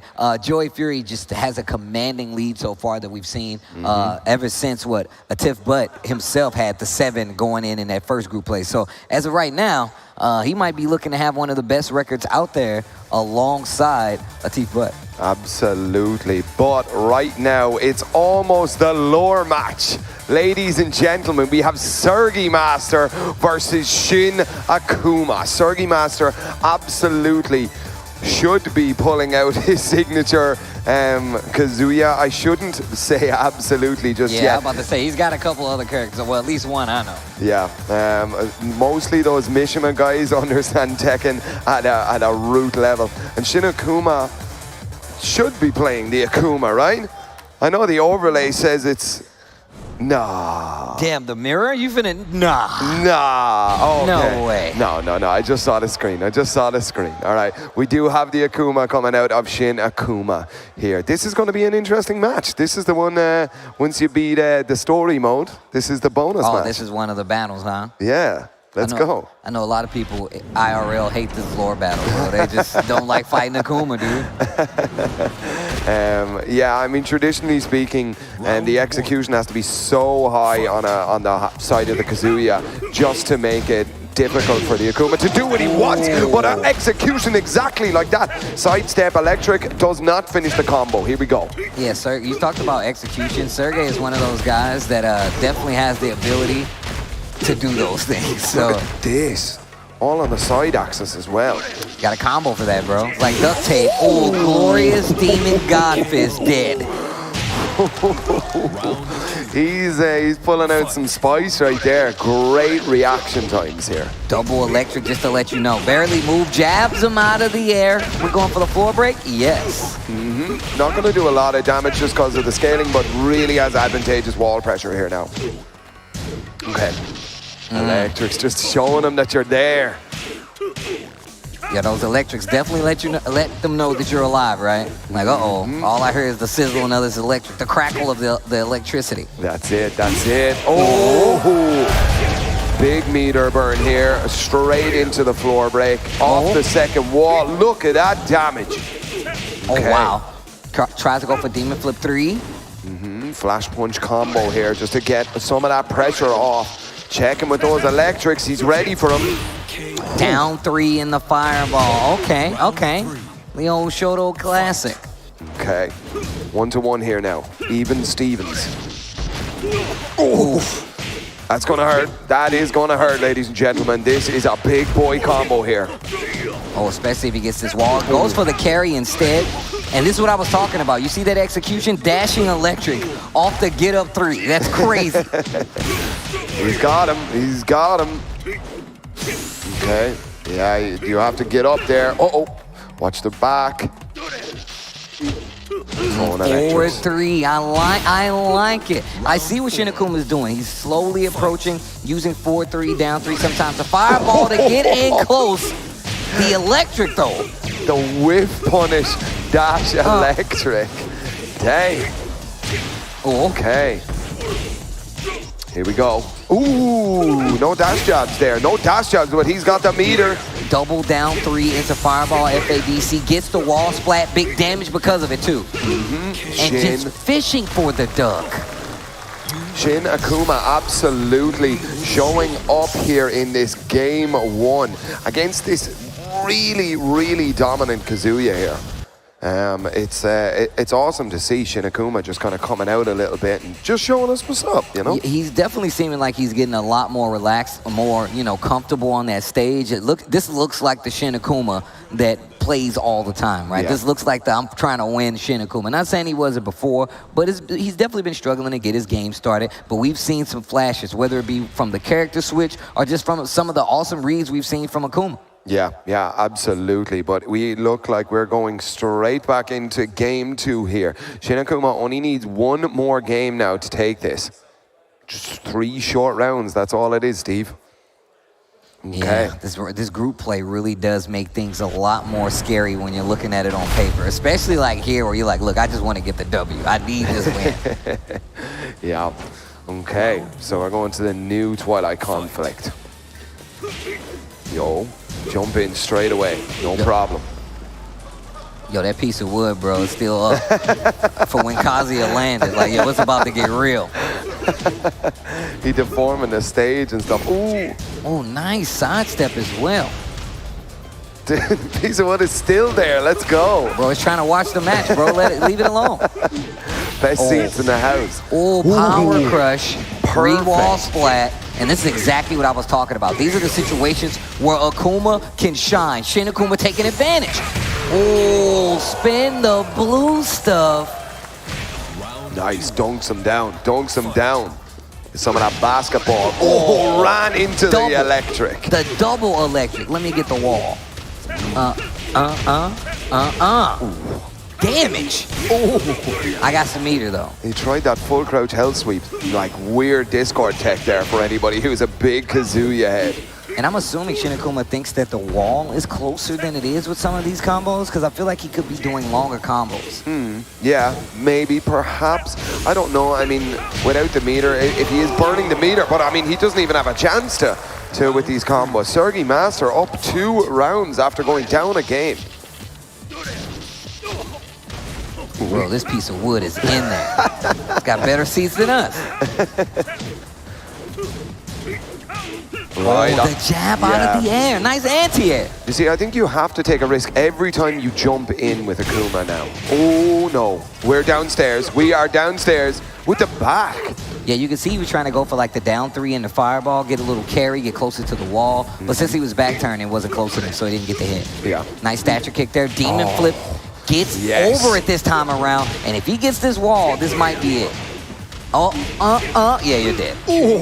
Yeah, that's damage. And this is exactly what I was talking about. We've seen him cash out, use some of this meter before, but not going for the wall carry option. Typically going for some of these shorter DP uppercut ending combos. Yeah. Oh, man. Yeah, you can only guess right so many times, sir. Yeah, great punish right there on the block down 4. Oh, he jumped over. Yeah, the up 4-3 actually gets over the down kick, the toe kick. Hell sweep blocked. Wait a minute. Shin Akuma trying to run it back. Up a game here, but down around. Oh, nice defense here. Sergi Master just being patient here. Great punish right there. Jabs him out, commits to the 1-2. Not gonna work. Sergi puts one on the board, turns that second game around. Yeah, okay. So now we're 1-1 here. This is what Markman is beginning to call the classic. So yo, the Sergi Master cheers coming from the crowd. You guys are sick. Incredible stuff, man. The crowd here are absolutely fantastic. Pick yourselves up, guys. You're doing a great job saying, here for man, us. That's so cool. It is very, very cool. But here we go, back into stage select. Okay, Jungle Outpost is where we are about to see the final game between these two. We are getting close to the end of the bracket as well here, Steve. Yeah, it's getting down to the nitty-gritty, trying to see who's going to make it out. Of course, we were talking about Yonorang as well. I know Jod's in this pool. We also have Joey Fury, Shin Akuma still fighting out here. Not sure what it's going to do for the count, obviously, but you still want to get your best play out. You know what I'm saying? That's exactly what you want to do. Regardless of where you stand, where you fall, you want to make sure you put it all out there. Okay. Jungle Outpost. Shin Akuma on one game, Sergi Master on the other. Let's see who can take the final one. Yeah, just down 3 in the fireball in a lot of these instances, and it's working out. Uh-oh, Tatsu gets the early wall break. This is looking so much better for Shin Akuma, and he can definitely get this wall. Okay, there it is. Very close to death right here. Let's check the damage. Ooh, toe kick. Ooh, I got to jump, bro. Yeah, very comfortable around there for Shin Akuma. I barely got a hit at all. Nice. He's seeing a lot of uppercuts from Shin Akuma. That's crazy. Yeah, I mean, it's such a high-risk move, but there we go, meter burn. This should bring him to the breakable wall and break it. Okay, cross chop. Eek. Okay, the 1-1-2 gets the knockdown. Little Wavell runs into the jab, but drops the combo, gets one more, finishes with a fireball. Shin Akuma up 2 rounds to none in this third game. 2 rounds straight. Oh, low pokes. Oh, he could have pulled the trigger. Almost let it rip. But you can see Sergey was waiting on it. He would have ducked it, I feel like. Yeah. Giving him credit here. Okay. Oh, there's the bounce. Oh. A lot of damage. Big damage right here. Gets the wall. I like that down 3 in the hurricane kick. Got a little funky tech there. Baits out the EXP. Electric. Right. He's on rage. Headbutt. Oh, blue stuff. Oh, these 2D jump-ins. You can't stop them all. Shin Akuma looking at the crowd. Sergey Master goes down. 2-1 to Shin Akuma. 2-1, there it is. Remember, guys, we are still in the round robins, so every win, every loss, every game counts. As I said, we have some math magicians working out back to let us know what's going on. Math magicians, that's what I call them. Yeah, that's what I call them. I'm pretty sure that was the textbook I used in school. It was called magic. Actually, I think it is true. I think that's true. Even though completely different countries, I'm pretty sure that's what it said on the front of mine too. Sergey started off this game looking very strong. And I feel like there's never a time where Sergey looks like he's out of the running, but he looked really strong coming into this. Also, Shin Akuma as well, just not letting as many things go like unanswered for. Yeah, there was real great flash moments where Sergey was just like, appeared to be playing some of the best Kazuya that, we've ever seen on this stage and stuff, but I mean, consistency speaking, I think Shin Akuma has this, like across the 3 games that we saw, I think he just had longer moments of greatness, It definitely seemed like he had a read on what Sergey was going for. I mean, we already talked about, the ceiling and just the difficulties for playing Kazuya at a high level, right? The execution is there. Not really that big a thing for Sergey, but it's a lot different when you're fighting Akuma. You got to deal with fireballs. You got to be weary of demon flip. And we saw a couple of ways being dealt with from Kazuya. And it just seems like this match just slipped away from Sergey. Yeah. There were a couple of kind of mistakes that he was making throughout the game and stuff. And Shin Akuma is, I mean, look, everybody here at this stage is a fantastically strong player. So, I mean, it's the thing about capitalizing on these mistakes, and that's exactly what Shin Akuma did. Took the game 2-1, ladies and gentlemen. Yeah, a lot of back and forth. We saw that balcony come into play as well. Sergey looked like he was getting things back under control right here. But that's what happens, man. Shin Akuma keeping it together. Go back to the Forgotten Realm. These breakable floors. Yes, sir. Oh, look who we've got. Look who we've got up on stage right now. Ah, yes. Unknown EXE coming up against Joy Fury as we take a look back at the standings. Sitting strong at the top of the pack. The leader. 6 games, 6 points, if you will. Yonorang sitting down there at 4. -3 for Sergey. We just seen him. Unfortunately, that means he's probably not going to make it out of the group stage. Same thing goes for Unknown EXE, who was down there as well. Shin Akuma at 2 games now. It's looking pretty good, but I think, if I'm not mistaken, he's done playing. So I don't think there's much that can be done unless Yonorang. Now, even if Yonorang gets 0-2'd, they're even. But did Shin Akuma play Yonorang? Yes, and he 2-0'd Yonorang. So I think it's just down to Yonorang, Joy Fury at this point. So if Yonorang gets 0-2'd, that means that Shin Akuma, if I'm right about... To the mathematicians, lab coats, mathematicians. Valves, I want to see what you guys come up with. I want to see what you guys come up with.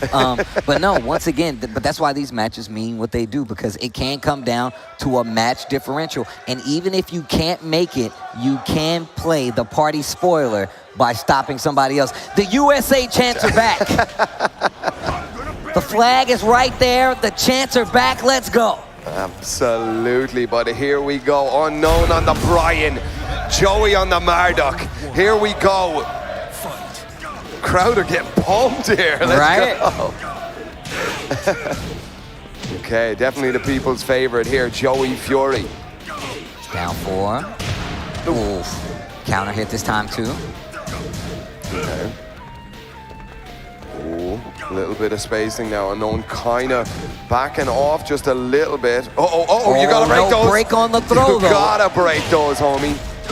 I like what I'm seeing for Unknown EXE. That has the life deficit, but the way he's playing is looking pretty solid. Although Joey Fury is gonna take that first one. Okay.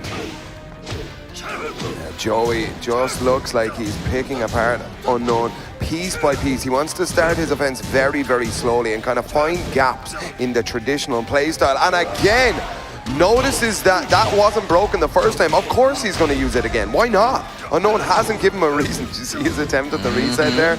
I love that. I love that. Back to the folks. Spins the blue stuff. Very, I told you, on the wall. It makes a difference, but could have did a little more with that.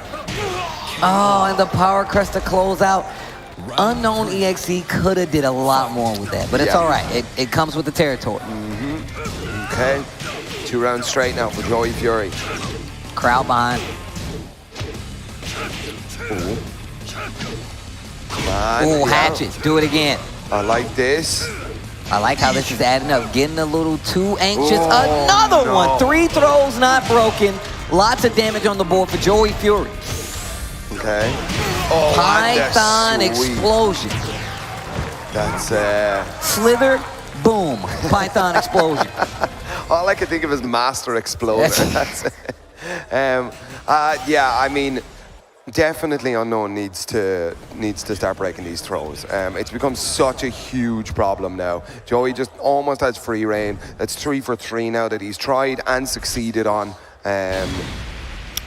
A combo gaining throw. Not a lot of characters in the game get that, and you can see why. One, Marduk takes off a ton of damage, so you really have to break those. And then on top of that, you have to remember the position. He's got ground throws. You got to be careful teching, and I'm going to tell you right now, Joey's got the tech trap, so you got to be careful. But I do like Unknown EXE being up front, making Joey play this game, this slow-paced game, you know? Yeah. Oh no! 4 for 4, ladies and gentlemen. This looks like a huge gap in Unknown's defense here. Yeah, this is not, you really need to be able to break these throws. You also got to be able to call out the tackles. He got those, I like that. Okay. Oh, Joey giving Unknown just a little bit of space here, trying to maybe force him into a whiff or something, but that's 4 rounds straight for Joey Fury. Are we about to see an unbeaten Joey Fury through the entirety of pool play? There we go, breaks the throw. Okay. Oh, looking for the delayed hop kick. Wow, I like how the crowd's like, yo, he broke it. Yeah. Jackhammer. Oh, he switches it up. He switched up the throw. As soon as he saw the break, he went, oh, can you break this one? That's Joey Fury. Oh, wait a minute. Wait a minute. Let me get the wall. Unknown EXE gets a combo here. Gets interrupted by the while standing one. Quick duck here by Joey. 5 rounds straight, Steve. 5 rounds straight. All right, here we go. Okay. The body slam. Okay. Run in with some lows here. Jab just to keep him sweet, keep him clean, and a big knee. Oh, throws him against the wall. Oh, this is what I was talking about. You gotta be careful. Nice block. Don't let him get the Wow. I'll be honest with you, Steve. Joey Fury today is looking a class above the rest of the players on the planet right now. Yo, the crowd knows it too. The Let's Go Joey chants are strong. Let's go, Joey. No, I mean, he's just, that might have been a mismatch. I'm not 100% sure. Joey is just, he's doing that with everybody in this pool. Like, yeah, 2-0s, 2-0s, 2-0s, 2-0s the whole way. And that's why I said Joey, one of the best players in the world, if you ask me. I'm not trying to, make his head bigger or anything like that. It's just the whole point is, like, the way that he plays, he's the student of the game. He has this character that I feel like in a lot of instances, he's definitely taken to the forefront of his game, especially coming from seeing how many characters he's played on his roster before. But we're going to take a look back at this last game, and it's kind of a clinic for Joey right here, right? But we did see the fight back. Right here could have been something phenomenal from Unknown EXE, but unfortunately not able to make anything happen. Closes out with the Power Crush. These 1+2 throws from Marduk were the story of the game. Honestly, that's one of the main tools that Marduk is going to have. Like, even if you break it, the fear of 4-4 1+2 as a throw is something that you're always going to look forward for because he gets so much damage, as well as just the fact that, you know, that throw is going to lead him to it. But then we see right here, gets the nice combo and had a little bit of momentum, but instantly gets up with the Wild Rising 1. Not confirmable, we got to get the counter hit, but still. And then, oh my gosh. God, I really wanted them to end it with a throw then as well, so we'd get the 3. But here is how the brackets are playing out. Unknown at the bottom, unfortunately, with -10, 0 and 2 all across the board. Following up, we have Sergi Master with -3. Following closely ahead of him, Jod -1, followed by Shinakuma with 2, Yonorang with 4, and Joey Fury with 8 points. Oh man, and right now, unbeaten run so far. Well, if you see what we got coming up to the stage, we got Jod returning, coming up against Sergi Master to close out his last match, and I believe Sergey's last match too. Yeah, this is going to be Sergey as well as Jod's last match, and you can see right there, Jod at -1, so anything to get him back into the positive. Sergey has been kind of back and forth when it comes to the gameplay and the rounds, but still, you want to get this W no matter what. But like you said before, Yonorang, Joey Fury looking the strongest in this group right now, and possibly to make it out into this main bracket. Possibly. I'm not 100% sure. Again, back to the math magicians that we've got sitting backstage. There's a whole lab back there, man. It's a maths lab, you know, a research development team.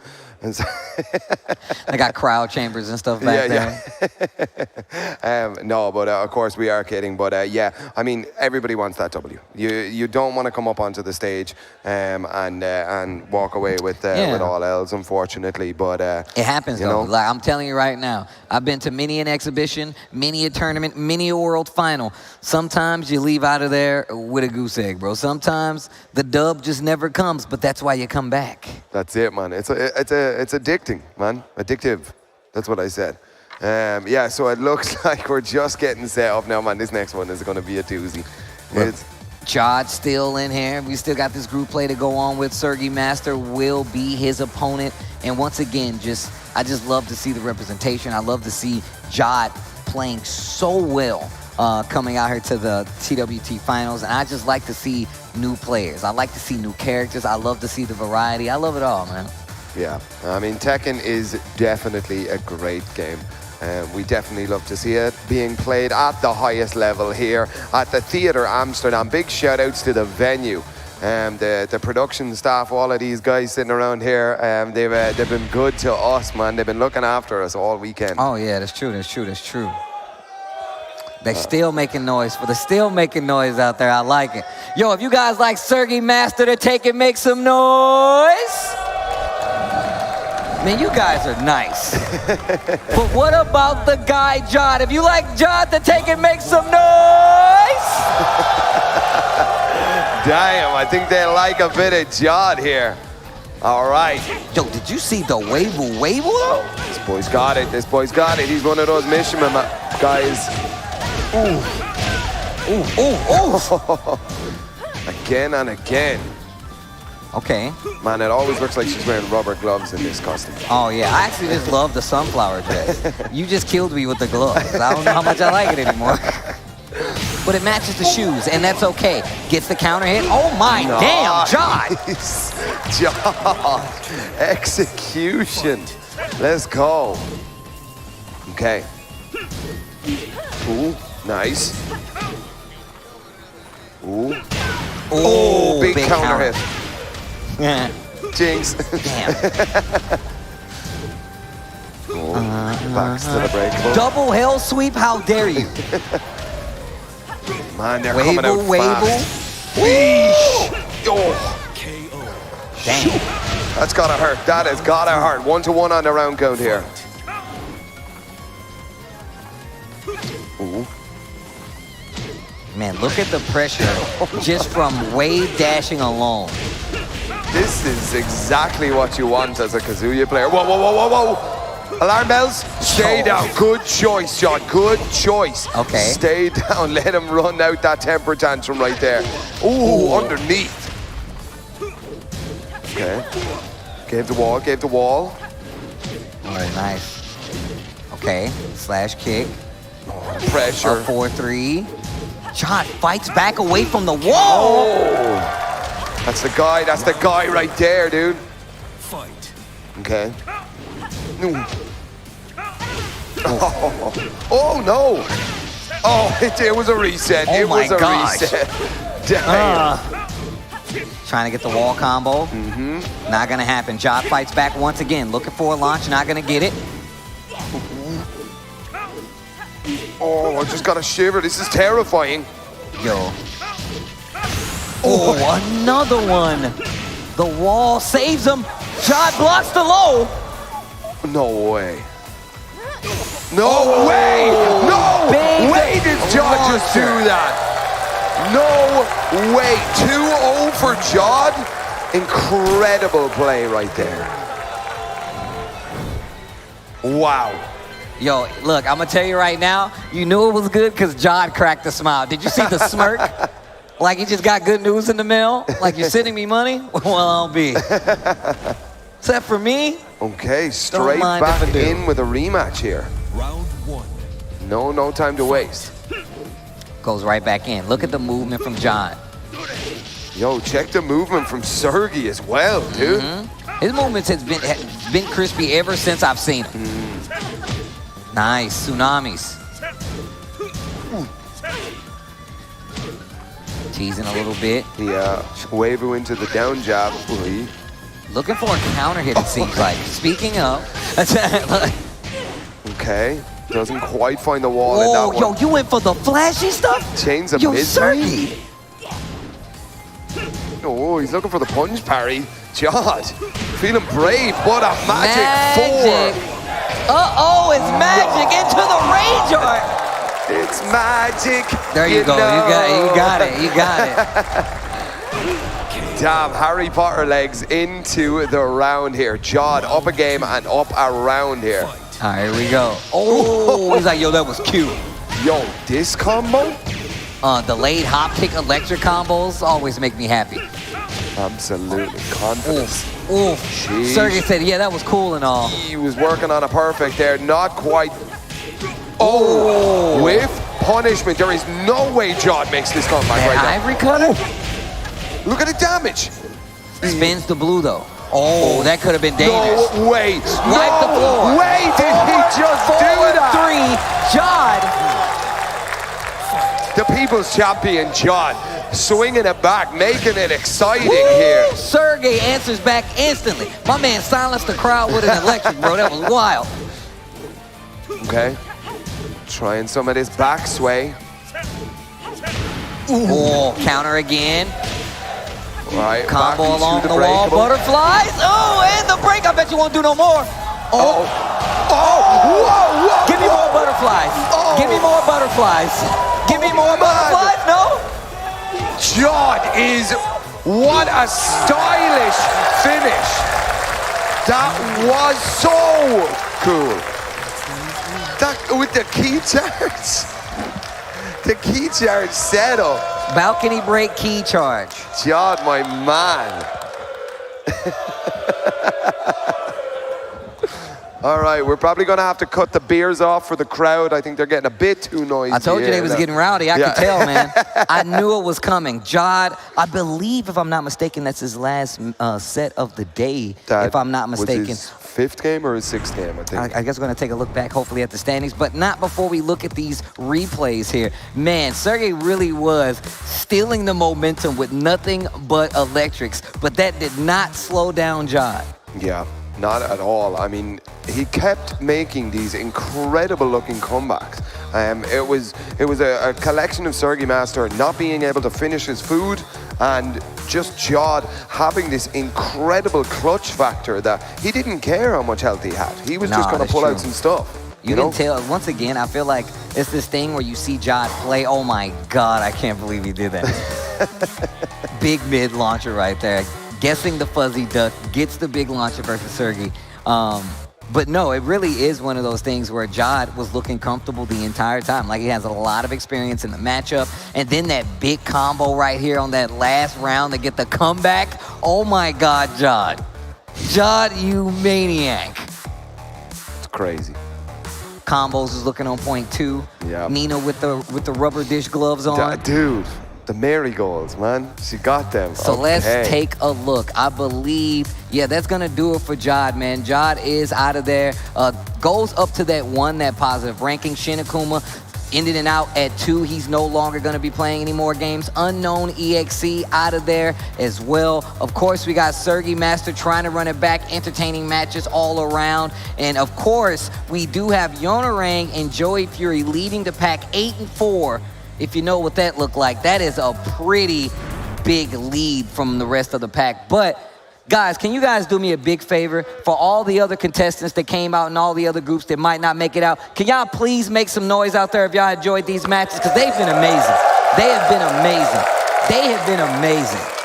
And I appreciate you guys rocking with me, watching this Tekken, this good-ass Tekken, applauding along with me. I appreciate that. I really do. Y'all almost made me say a bad word on here. I'm glad I stopped talking. But I appreciate you guys so much, man. And Group C is about to come to a close. We have another match lined up for you guys. The next match that we've got, we have one more match remaining. Ladies and gentlemen, this is about to be a doozy. We have Joey Fury leading the pack, looking for that unbeaten run in this group. Look, but I feel like we can't take Yonerang out of this. Yonerang is literally, in 2 days, he's been going up. Every time, he's gotten better and better with the gameplay. I'm not expecting anything less, even though Joey Fury is leading the pack. Yonerang has successfully pulled himself up out of the grave and is now on his way to top 8. So I feel like anything is possible. However, these are going to be the last 2 that we see come from this group, and I'm pretty sure it's the 2 people that's going to make it out of the group, Joey Fury and Yonerang, if I'm not mistaken. Yep, absolutely. Now, if my knowledge of round robins is up to scratch, and I'm not saying it is. Okay. If Yonerang 2-0s Joey Fury, right? Okay. Joey Fury drops to 8 points. Yes. Yonerang goes up to 8 points. No, I think it's because he only has 4, right? So that means he's not going to go up. He's not going to be able to catch Joey Fury. No matter what. Right. Joey Fury, even if he loses his 2-0, he's still clean. He's not really worried about it. So I mean, though, you do want to go into top 8 with an unbeaten record so far. Hey, I wouldn't look. First off, I'm not trying to lose to anybody. So my goal is always to have an unbeaten record. I want to go undefeated no matter what I go into. But obviously, you want that under your belt. It builds confidence as well. And I feel like Yonerang is somebody else you have to look for too. If this goes off without a hitch, nothing else comes into play without the math as well, Yonerang is going to be our second Hwarang that we have in top 8. That's it, absolutely. Just saying. Hwarang guy. Might need to do something about him. Anyways.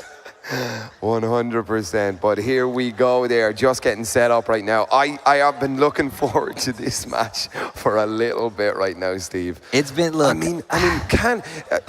Okay, obviously, Yonerang wants to go into this top 8 on the highest level of momentum that he can. This is going to be crazy, right? Yeah. Like the top 8, whoever comes out of Pool D, it is going to be just a different kettle of Tekken. Look, I think that we've already seen the possibilities, right? One of those possibilities being like, Arslan's going to be there, Knee's going to be there, and I feel like at any point in time where you felt like you were assured in that, you already should be on the edge of your seat to see how this turns out, because Everybody's fantasy brackets are out the window at this point, right? Yep. And this top 8 is going to be bonkers. But we got to get there first. We got a whole nother group left, and we have the end of Group C coming up. Yonarang going up against Joey Fury. This is just for the looks. This match is just for you guys, right? This is for you guys to see what you're getting into, talking about this top 8. But I still want to know, because I'm an instigating kind of person, and I want to know where your allegiances lie. So I'm gonna ask you this, and you better answer me with your heart. If you guys like Yonarang to take it, make some noise!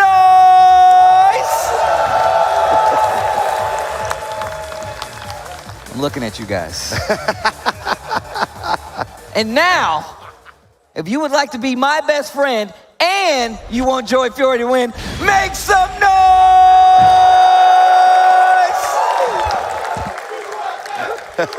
There we go, extra credit. That's right. In my luggage, let's go. All right, guys, here we go. Last match of Group C is gonna be Joey Fury, Yonarang. My man carried a car up a mountain. Jeez, up a mountain, bro. With this ugly-ass outfit. I can't believe they let this dude put this on. All right, here we go, let's go. Okay. The show match, the exhibition. Okay. Spacing. Here we go. Ooh, yeah, testing it. That's why we do it. We break it. You gotta know. Go through the checklist. Is he breaking his throw? Oh, I bet he's on a plane though. Just frame skyrocket. He's trying to kick him back off the mountain. Okay, watch that rage though. Watch that rage. We have seen these Marta comebacks before. He just carried a car. I'm pretty sure he can take off enough damage to kill you. He is done. Game number 1, round number 1. It's gonna be Yonarang. Oh, body slam. Ooh, okay, so Joey has those kind of grab mix-ups. Get in your face, put you under pressure, and then see what you can break. As a grappler, I can tell you right now, you always have to check to see if they're gonna break all the throws. Yup. Yonarang stomping on some shoes here. It's adding up though. It's definitely adding up. Down 4 to answer back. You can see the interruption on the streams. We didn't see this when we saw Yonarang fight some of the other people in Group C. Big damage here. Oh! Jump on him. Oh. Spins the blue. Didn't get the hit, but that's gonna be the round. Back 3 plasma blade. Dude, Joey, this might be the first time he drops a game in this entire pool stage here, or group stage. Looking for a big launch here. Joey. Oh my. Panic This setting is in. getting interesting. Look at Yonarang. Keep Joey Fury at bay. 2 rounds on the lead right now. Oh! Oh! Game number 1 goes to Yonarang, and that undefeated record is done. Done. Yonarang has to be feeling good right now. He has to be. Look, if you made it out without you getting your clothes dirty, you would have a question, all right? You know what? This might be a little too easy. Yonarang just letting Joey Fury know he's pulling him back down to earth, okay? All right? You know, he's like, look, dude, you're nice. But you gotta temper those expectations. You don't want to be out here making the wrong guess. Gotta keep him ready for top 8, man. Exactly. Keep him fresh, You gotta let him know. Like, it was a friendship thing that Yonarang just bet him. You guys came from the same place. You came from Group C, okay? Okay. All right, here we go. No changing characters. Changing the stage, though. Yup. I think that's Violet Systems. Yeah, let's go. I love this song. Man, I love this song. It goes off, bro. The wub is so strong. This dude carried a car into the laboratory. Sir, you can't have that in here. We need to sanitize that. Okay. They are off. Yonarang riding this momentum here. Joey Fury trying to stop it. And look, and remember I was talking about the Flamingo mix-ups, and you have to be able to deal with them. Yonarang testing, Joey Fury making sure he's not letting him get away with it. Didn't stop the first game, but is looking a little better in the second. Gets clipped out of the air with the chest frame skyrocket, though. Pull down jabs. Stop the pressure here. Yonarang is playing this game so effectively right now. I like the little 2-1 there. Starting to go more to the pokes from Marta. See that standing jab? Dangerous looking side steps here coming out of the Korean representative here. 20 seconds left, no rage. Uh-oh, I spoke too soon, Yonarang. Chest frame skyrocket, he's fishing. The combo All the way to drops, the wall. scaling. He's still alive. Not He anymore. doesn't mind, man. Not anymore. He takes that scale and he said, yeah, but watch this. Yeah, that No, I follow-up got hit him, on the man. wall, bro. That follow-up hit on the wall. Jabs out of the Out of the air. air. How does he keep catching him out of the air? What's he trying here? I'm thinking we're looking for some low crushes here, but just getting clipped out of the air. Yeah, and the timing here from Yonorang is so strong right here. And look, trying to go for the mix-up again. Another. I'm not sure what he's doing. Maybe a missed sidestep, but it happened twice, so I'm not sure. Yeah. Oh, just frame skyrocket. You got a first-class ticket on this rocket, bro. Wow, so we are almost about to see the man who almost had the cleanest of sheets. Ooh, big counter hit. Wow. Big damage. Oh no, the drop? Oh, down back 2 counter hit. Okay, maybe we're going to try mix him up here a little bit. What a block, Back and ready. to the wall. Yonorang already out of the danger zone there and hits him with the launcher. This might be... No, not just yet. Still has another chance, but there it is. Yonorang ends it so quickly. Joey Fury looking so dominant, goes 0-2. Wow. And when I said it could be a turnaround, if you look at what happened from day 1 to day 2, Yonorang looked like a completely different player right now, actually giving Joey Fury his first and only loss in group play, coming from the second Hwarang player. I just got to point out how many we got, just for, statistics. Wow, big shout outs from the crowd, but look at this. It was just Yonorang just being able to shut down everything that Joey was trying to do. He didn't have that kind of freedom to be throwing out these huge launchers to try interrupt anybody as they're coming in on approach. Yonorang knew exactly when to poke and kept clipping him out of the air. I'm wondering what that was about. Yeah, I'm not sure. I feel like it was sidesteps. Maybe it was his little jump kick that he does. It's really good for crushing lows. Maybe he was assuming that those were coming, so he was committing to them. But that didn't deter Yonorang from actually going from these just frame skyrockets. He really did stick to the jabs. He knew that the low reading was there, right? So you saw Joey ducking a little early on, and that's when the mids, the jabs, the just frame skyrockets, that's when they came out, became a lot more prominent, and they definitely won him this game. Down 4-2 was the last launcher we saw, and that's what delivered Joey Fury his first loss in the group play. And like I said, it was still an amazing group just the same. We got the numbers here right in front of you. 6-6, tied up when it comes to the score. 1 loss, but 4-4 apiece. Yeah. Okay. I thought I had predicted this. So, but then if it's a tie, they go to the head-to-head. They go to the head-to-head. And that was the head-to-head. Does that mean Yonorang gets out on winners? It looks, I'm not sure. I am not. I'm going to leave that to the scientists. Yo, do we have a Matt's? No. It's confirmed. Yonorang makes it out in first place in Group called C. it. No. You definitely called it. So Yonorang, ladies and gentlemen, will be making it out of on Group the winner's C side. on winner's side. And Joey Fury will be coming out on the loser side because of that last match. This game. Wow. What? Look, you can't ask for more surprises when it comes to this group play. And we still have 1 more group left to play, guys. That's how you know this is some good-ass Tekken. You cannot write this down. You can't plan it out. All those people who ask me on Twitter, in real life, who's going to win the LCQ? Who's going to win the tournament? Nobody knows the answer to that question. Oh, you mean and Damascus? If you said you do, you're lying. Damascus is lying, too. He didn't know. He didn't know, and you didn't know either. But I'm glad you guys stayed tuned to make sure you were wrong. This is my boy, Sam the Ding. I'm Tasty Steve, and this is the Tekken World Tour Finals. Crowd, are you still with me out there? Make some noise one time. I love to hear it. Anyways.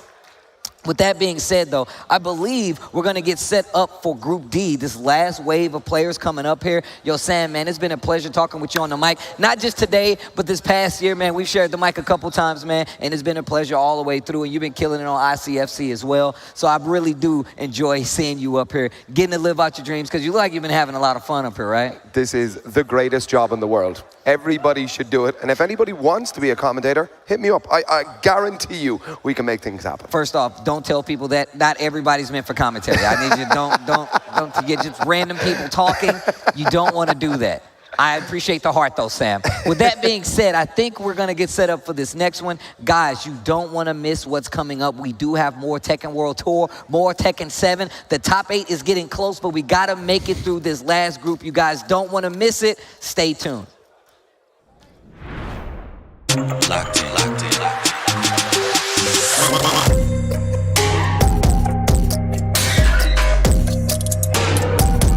Y'all know what time it is. Locked in, locked in, locked in. Play. I make the rules, rack up the jewels, make it look smooth. You know how I do. Running this kingdom, wish you could be me. Better look up, cause that's where you see me. Locked in, locked in, locked in. Always locked in.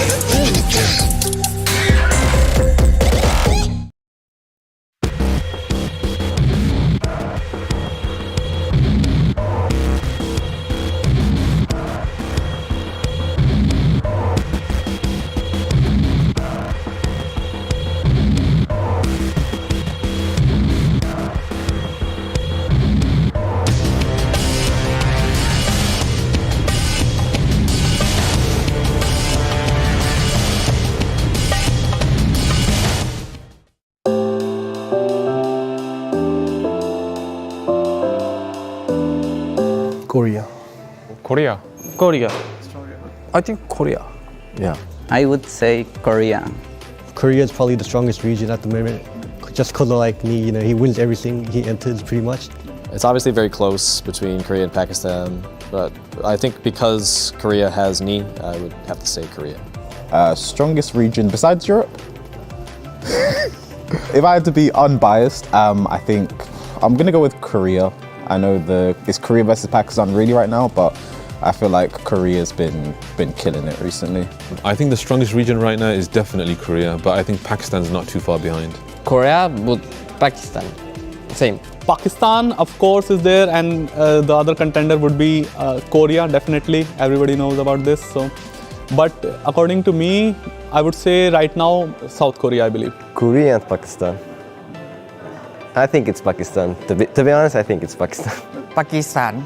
Taken Pakistan. Pakistan and Korea and Japan. Japan, Pakistan, Korea. Korea, Japan, and Pakistan are all very similar in terms of level. I would say probably Southeast Asia. Who else? The Philippines. It's hard to say, I think, because there are a lot of strong regions. I don't know who the strongest could be. Could be America. Could be.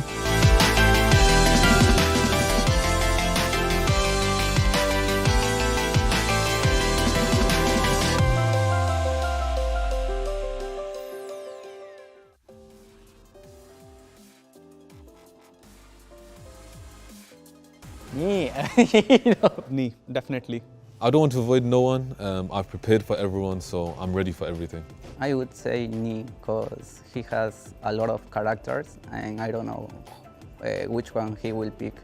There's so many players I wanna fight. I wanna say Ni, Arslan, Atif, but so I wanna play the rest, to be honest. I don't want to face Ni. I want to face him in the grand finals or after top 8, definitely.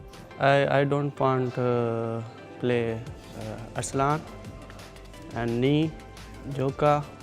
I want to avoid Joka because he's my training partner. He came to Saudi Arabia to train with me. So he's my training partner, so I can't play with him. I have to be ready for everybody. There's no excuses like favorite matchup or unfavorite matchup. I have to win versus everybody. Pakistan, Korea.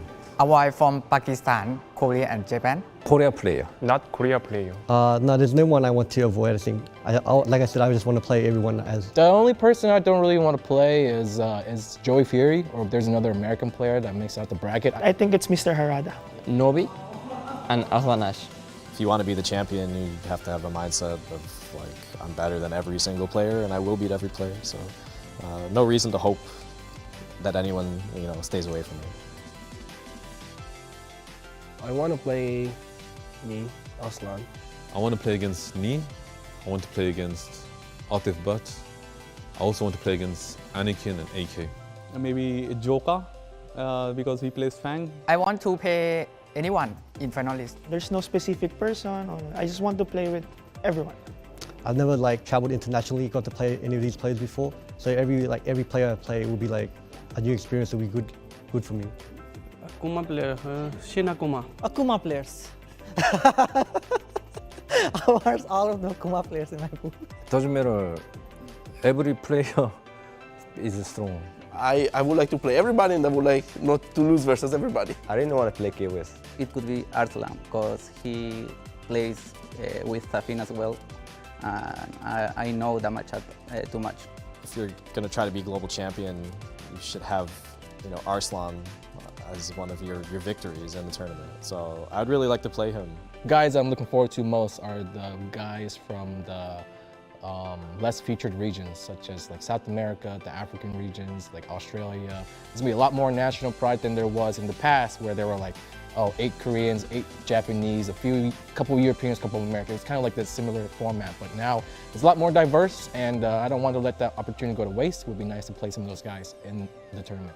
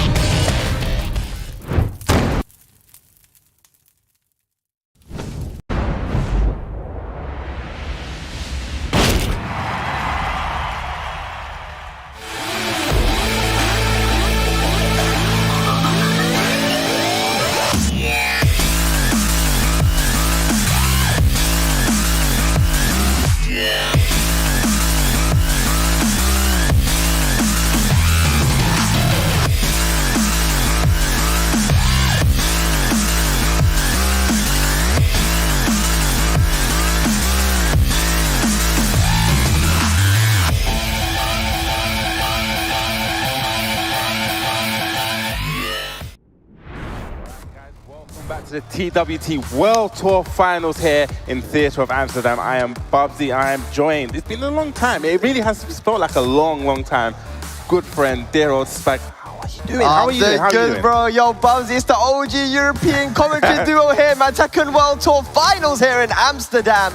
Yeah. My name is Spag, joined by Bubsy, and we're here for Group D, the final group before we get into that lovely, saucy top 8 for the Tekken World Tour Finals, and have a look at it right now. Woo! This is the final group. You know, after this group, we will find out who is going to be in this top 8. And you know what? This group. Yes. Yeah, I was looking through this group last night. Yeah. Do you know how tight this group is? Oh man, I mean, luckily I was able to commentate this one with Rip last night. Yes. And, you know, a lot of the matches were very, very close. I think, you know, Nobi had some very close games. Raif and Joker was kind of the only two I felt like I saw. AK and Joker played as well. Yes, and they did. Man, so many close games. Yagami was super impressive. And of course, Chanel, man, whoa. Yeah, so let me explain this group, right? So you have Nobi at the top, right? 2 wins. He's won both of his matches. You have Yagami, unfortunately, at the bottom with 2 losses. But everyone else in the group has 1 win and 1 loss. Wow. It is all to play for. I cannot call it. This group literally can go anyway. We've seen this today,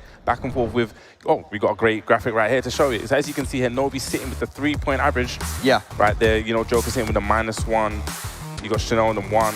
Right, AK neutral, with a 0, yeah. AK with a 0, and Yagami on the -4. But like I said, is everyone in that mid section of the group is 1 win and 1 loss, so it can easily go either way. It's such a diverse group in terms of region, and also like such a diverse group in terms of playstyle as well. It can literally go either way here at this point right now. I mean, if you guys have been tuned in for a while, you'll know that even, you know, Ao, for example, didn't make it in. He was in such a good position, having beaten Ni and Arslan, but going into today. But ladies and lads, our first match of Group D is a crazy one. It's going to be Chanel from South Korea going up against Nobi, the legend from Japan. And we're getting straight in. He's chosen the Eliza here. Wow, this is literally a huge way to kick this off. Say Eliza. We haven't actually, I don't remember seeing the Eliza this weekend from Chanel.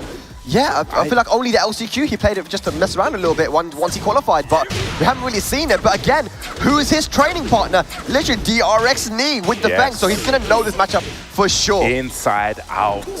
That's what I'm talking about right now. But the side step 4 does not get blocked. Nobi off to a good start. Definitely off to a great start here, trying to equalize that life.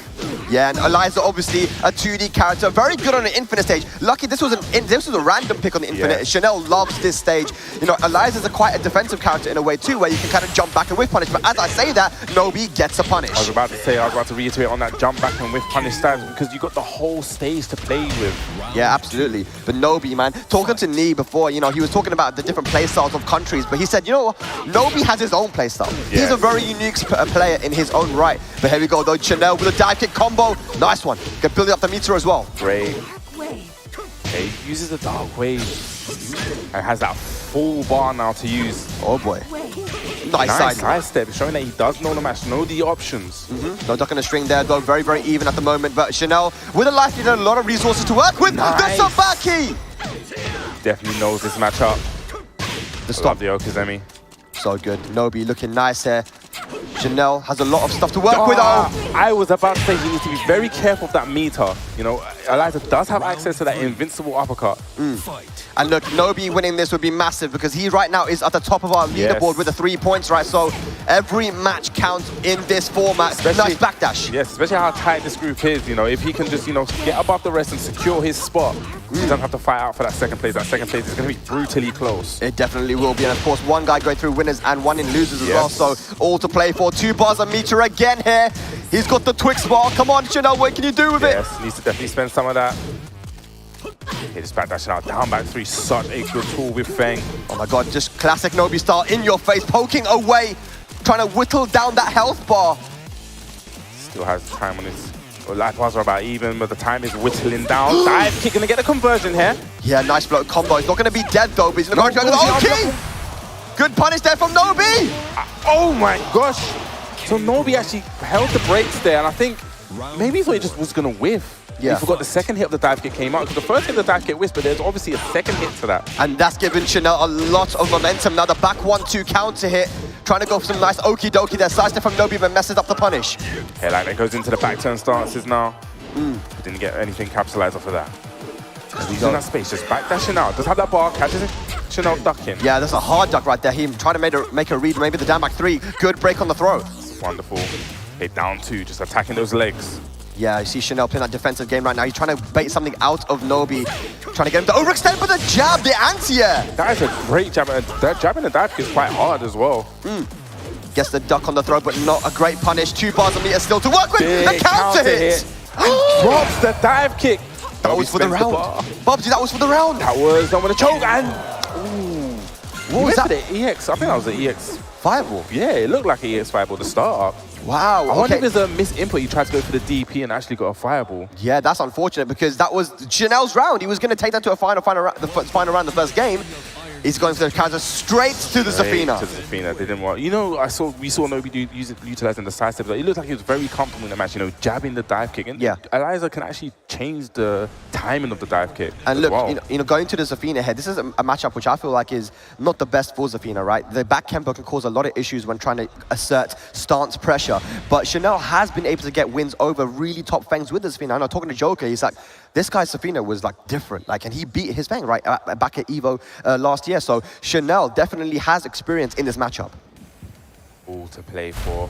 Nobi wanting to stay, you know, head and shoulders above the group here. Yeah, definitely, man. A 2-0 here would be massive over Chanel as well. Yeah, the crowd getting into it. That's what I like to see. Let's see if Nobi can get another 2 points on the board or if Chanel can bring it back. Dragon's Nest. I love this aggression from Nobi, just, you know, starting off where he finished. Oh, plus frames. Got Chanel backed against the wall. Nice, gets the wall slap. Yeah, lovely sidestep down the down back too. That was a lot of tracking, but very nice. Oh, the mix. This is going to go towards the wall. We're going to find the wall just a little bit shy. Drops the combo. Nice block on the down 4. And what a punish on the while standing 1 as well. Nobi is so ready right now. Yes, talk to us about that while standing 1. Yeah, the while standing 1, the launcher. If you do this, even if you do both hits, the jab is guaranteed to interrupt it. Yes. So what a good punish from Nobi. I found that out yesterday. Big damage though. They will go. And big read there. Yeah, the parry is so active, Bubsy.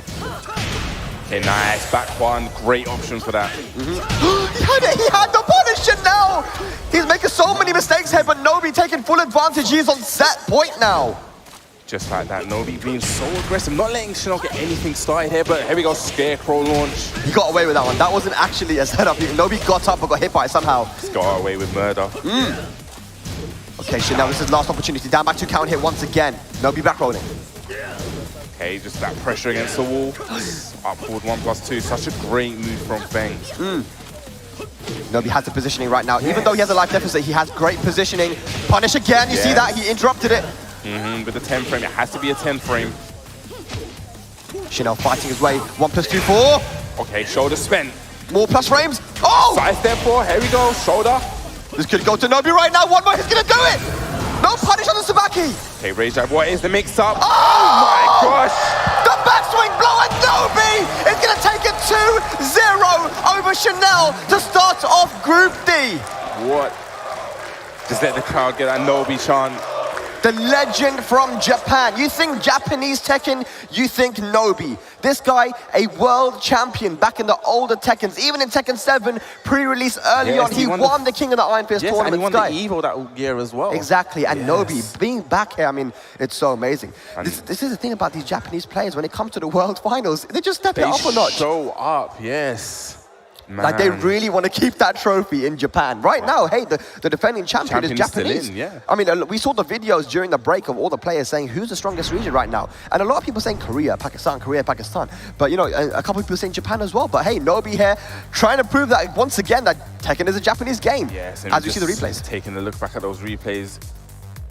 Yeah, I mean, a lot of unfortunate drops there. That was a really good read from Nobi, not to tech roll. And right there, he got hit. I'm sure he maybe felt that, you know, there's probably a bit unfamiliarity. Maybe he thought that the second hit would not come out on if the first hit whiffed. That was the huge drop right there. That would have taken Chanel to a final round for sure. He had the rage available as well. And an EX Fireball instead of the DP. Yeah, I'm sure it was a misinput there. Yeah, so a couple opportunities dropped. So Chanel, a bit of a shaky start, and that's not good because that's -2 points for him now. Yeah, and he's, you know, Nobi's now ahead, real ahead in the lead on this group. Oh, that was beautiful with the back one there. Yeah, that is a great interruption. After 1+2, 4, a 10 frame is guaranteed. Can interrupt even the third hit, but back one being a counter hit is so good. And there we go. The backswing blow. I love those kind of slow motions. Yeah. even in that situation, I'm sure that he could have gone for the back tempo as well. There's so many options that Feng had. But here we go. Have a look at the standings after that first match. Chanel now on minus points, but Nobi, he's sitting pretty right now, man. 2-1 over Raif, Yagami and Chanel, the 2-0, 5 points. And as you said, you know, one goes out in winners, one goes out in losers, so it's like, it's impeccable. You really want to finish in that top spot. You don't want to drop into losers straight away, you know, you want to have that cushion. Yeah, going into the finals of top 8. Absolutely. Everyone's played now, you know, 2 matches, and then Nobi and Chanel just played their third. 3. So we have Joker, AK, we have Raif and Yagami yet to play their matches. We're just waiting to see who's going to be coming up for their match. But this is going to be such an interesting one, man. We saw Joker and AK play a very interesting and tight set yesterday. We saw Raif play against Joker as well, 2 training partners. You know, me and Joker had been in Saudi Arabia for a long time. He actually went back there once again. Yes, so there's a you second went back time. there like about I went back there, but I away was family. I didn't go there to chill or play Tekken. I thought you did. Oh, my bad. But no, Joker went there specifically for the Tekken because we realized that the Saudi Arabian scene are bloody strong, man. Yeah. Very, very strong. You know, we got some Saudi Arabian players. We got Federer here. I was actually chatting with him earlier on. He's such a strong king player. If you don't know, check him out. He streams a lot as well. So that's what I was saying about this game. A lot of these guys now making this content, keeping this game really fresh. Yeah, 100%, man. And one thing which I really love about Tekken and about like how I'm so hopeful for the future is because of the regional representation. Yes, like you can go to so many different countries and there's always going to be a Tekken scene there. And even if it's a small one of like 15 or 20 players, there's going to be, you know, if they're passionate enough, they're going to be strong, dude. Yes, even someone from the Ivory Coast, from Paradise Gaming here, you know, I had a chat with him. It's been very beautiful actually meeting a lot of these guys from different scenes and, you know, just having a quick word with them, you know, hearing about their scenes and, you know, it makes me want to actually go out, you know, and see these scenes. You know, Tekken is such a beautiful thing. It really brings everyone together, brings the world together. I mean, we are at a world tour with so much different representation. Do you know what it is, though, as well? The Tekken specifically being the game that it is, right? It's a 3D game. Every character has so many different moves as well. You can kind of put your own stamp on a character, right? There's so many different people that, for example, play Yoshimitsu, but you'll have one crazy one like iMusician, and then you have the more kind of reserved and fundamental one like Kane and Trent, for example. Who's actually here as well. He's actually here, yeah. He put in a lot of work yesterday in LCQ. So just having that as well is so cool because when you go to different countries, you see different styles. And talking about different styles, Raif, who will be coming up very soon, I mean, Raif's Jin is a lot different than what we're used to seeing from other Jins. One of the things that I noticed a lot about Raif's Jin yesterday is his utilization of the parries. It really, really makes you second guess what you want to do. When you have plus frames, you start to doubt, am I going to press this button here? Am I going to insert some pressure here? And it's like, no. Put them 2 hands up. And that's the thing about Raif as well, is that he times his parries. Like sometimes he'll delay it because he knows you want to delay your moves. And just talking to him and Joker about the sets that they have, the long sets and the short sets, the mind games are so deep. Joker's like, I'm going to play Feng here, but I have to delay my QCF 1+2 headbutt because I know he's looking out for the low and he's reacting to the mix-up, so he delays his timing. I mean, this is what goes into high-level Tekken, man, and it's crazy. It's so cool to watch. But yeah, ladies and lads, if you're tuning in, thank you so much. Tekken World Tour Finals here once again in Amsterdam. You know, last time was amazing, and this time is, I can say, arguably even better, man. It's definitely been even better. I've really, really enjoyed this whole experience, you know, even the games and the level it's so much leveled up. I think even Nee said that everyone is now a veteran. Yeah. You know, everyone is so competitive. The level has been amazing. You know, we've seen pools that, you know, we thought, oh, these are like, you know, you expect this person to come out, that person to come out, and it is totally no one has the answers. What was that Group A, man? What was that Group A, bro? I mean, it was a thing to wake up to. I was sitting there at the back. That definitely woke me up. I was shocked. But we are definitely going to go into that later. We're going to go into and recap all of that. We will. We'll definitely talk about that one. But yeah, looking at the group that we have right now, the players coming up are going to be Raif, AK, Joker, and Yagami. Yagami from Australia. Big shout out to the Australian scene because they have not had the representation that they really deserve, I feel like, over the years. And finally, we have an Australian player here. He is 0-2 in his first 2 matches, and he unfortunately lost 2-0. But they were super, super close matches. Yeah. That's the thing. Sometimes the score doesn't represent what actually happened in the game. Yeah, there's one thing I actually noticed about him playing yesterday is he had a really, when I say unique play style, it was really polarizing because in one match he would play super aggressive. You saw how many hop kits, his hop kit percentage was actually really great. But then when he played against Chanel, the way he slowed the game down, he showed that he can do, you know, you can play aggressive and play defensive and really mix it up. Yeah, no, 100%, man. Like that's the thing, and it's so unique as well. It's like the Australian play style. I think like this is something that he must have learned. You know, the way that he plays in Australia. Our next match, we just got word of what we're going to be getting. Woo, it's going to be a good one. Are you going to tell me what we have AK from the Philippines going up against Raif from Saudi Arabia. This is going to be such a unique match. You know, once again, I'm going to say, you know, these two are, like you said, no one is out of it right now. Dude, this pool is so tight, and this match, every match is going to matter so much, Bubsy. That's what I'm saying. You said it so many times throughout these, you know, these round robins. The 2-0s and the 2-1s are so crucial. They're so critical. Yeah. About how you place. For sure, man. I'm just thinking about this matchup. So, you know, AK, you're rocking the Shaheen, and that's a character that we haven't really seen represented much outside of Asia, right? I mean, even in Asia, there's not many people that use the character, but he's been rocking it from, I feel like, very, very early on and doing big damage. But even in Thailand, 2019, he made it to the Grand Finals versus Bilal, and it was close, and he could have qualified there for the Tekken World Tour Finals. Rocking the Shaheen once again, going up against Raif. Using a Saudi character versus a Saudi Arabian. How's this going to work out, Bubsy? I do not know. Well, one thing I know, just the way AK plays is quite aggressive. So he's going to probably have to maybe slow down a bit, you know, because we spoke about Jin and his parries, and Raif, no, not even Jin and his parries, Raif's style with the Jin and the parries. Do you see the shoes that Raif's wearing? Yeah. What are those? Air Jordan 4s. I think they're blue universities. Yeah, I like them. They're decent? Yeah. You know, I'm a little bit of a sneakerhead myself. Not bad. But yeah, Raif going to be going for the Jin, and I think AK, it's weird because we're used to seeing him play this kind of aggressive and very unpredictable, crazy style. That's what we're used to. We watched him back in the King of Iron Fist tournament early on in Tekken Tag 2, and he took out some big names as a kid, 13 years old, right? I actually remember staying up late and watching that. Oh my gosh, it was amazing. I remember that you said that it was the double flip kicks, the pull and law. It was just such the way he played. It was such an expression of, you know, it's something we wasn't actually used to seeing, that kind of play style, and it actually blew my mind watching that. He really put Philippines on the map there, but he's got to go up against Raif right now. Now, it's going to be the Jin, I'm sure. It's a different style of Jin. He's going to, like you said, he's going to have to work around that parry. Parry is something which, with Jin, is one of the best parries in the game. Why? Because it parries many, many moves, the highs and the mids, but it has blocking frames within the animation. So even trying to punish it on whip is very difficult. It's a weird timing that you have to, you know, get used to. It's a little bit delayed. You can't do it too early because, as you said, the block there, you would get the funny thing is, if you actually read the parries coming and you're as quick as possible to punish it, you're not going to punish it. Yeah.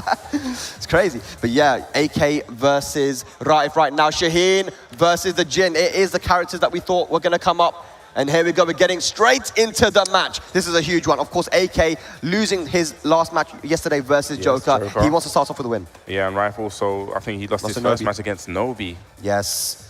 Both these guys want to start off with a win. Let's get into it, ladies and lads. The Philippines versus Saudi Arabia. Let's go.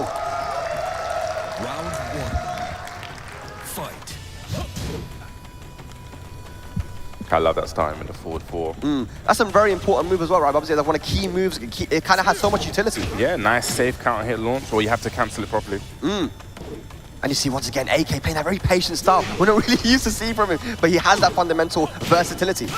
Well, you know, we said it before, you know, the parries from Raif is so good with actually reading them, so... I mean, when, you know, maybe just a first round to feel it out. Yeah. Okay, forward 2.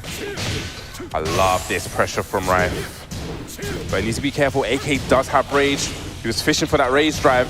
Oh, the back 2, man, one of the best round enders in the game. It's been one of the best round enders forever since its introduction. Yeah.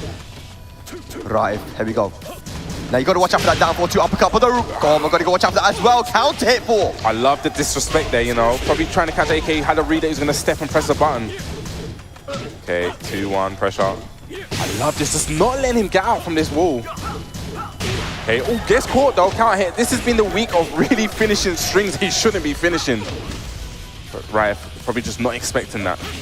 Okay, back to 1 again. Raif is doing so well against AK. AK can't be too patient here. But you can see AK is fishing for that range. I didn't get the duck there, the 1 down 3. Here we go, Raif up 2 rounds against AK. Again, the counter hit. Big start, but drops the combo. Oh no, trying to sidestep, messes up the down 4, the down 2. Oh, that could have been a big whiff punish. Good interrupt. Nice. Big whiff. I love that that's punish. Yes. I don't know. The electrics. Good nice sidewalk. Step, but doesn't get a launch, but gets a slide. We're all even on health. And again, the sidewalk, but he messed up the hop kick. What's going on? He's down 4-2s. Just really fishing for those counter hits and launches. Again, what a side step on the forward 4, the long range mid. Is this going to be the round? No, it's a little bit off axis, so I didn't know it was going to work.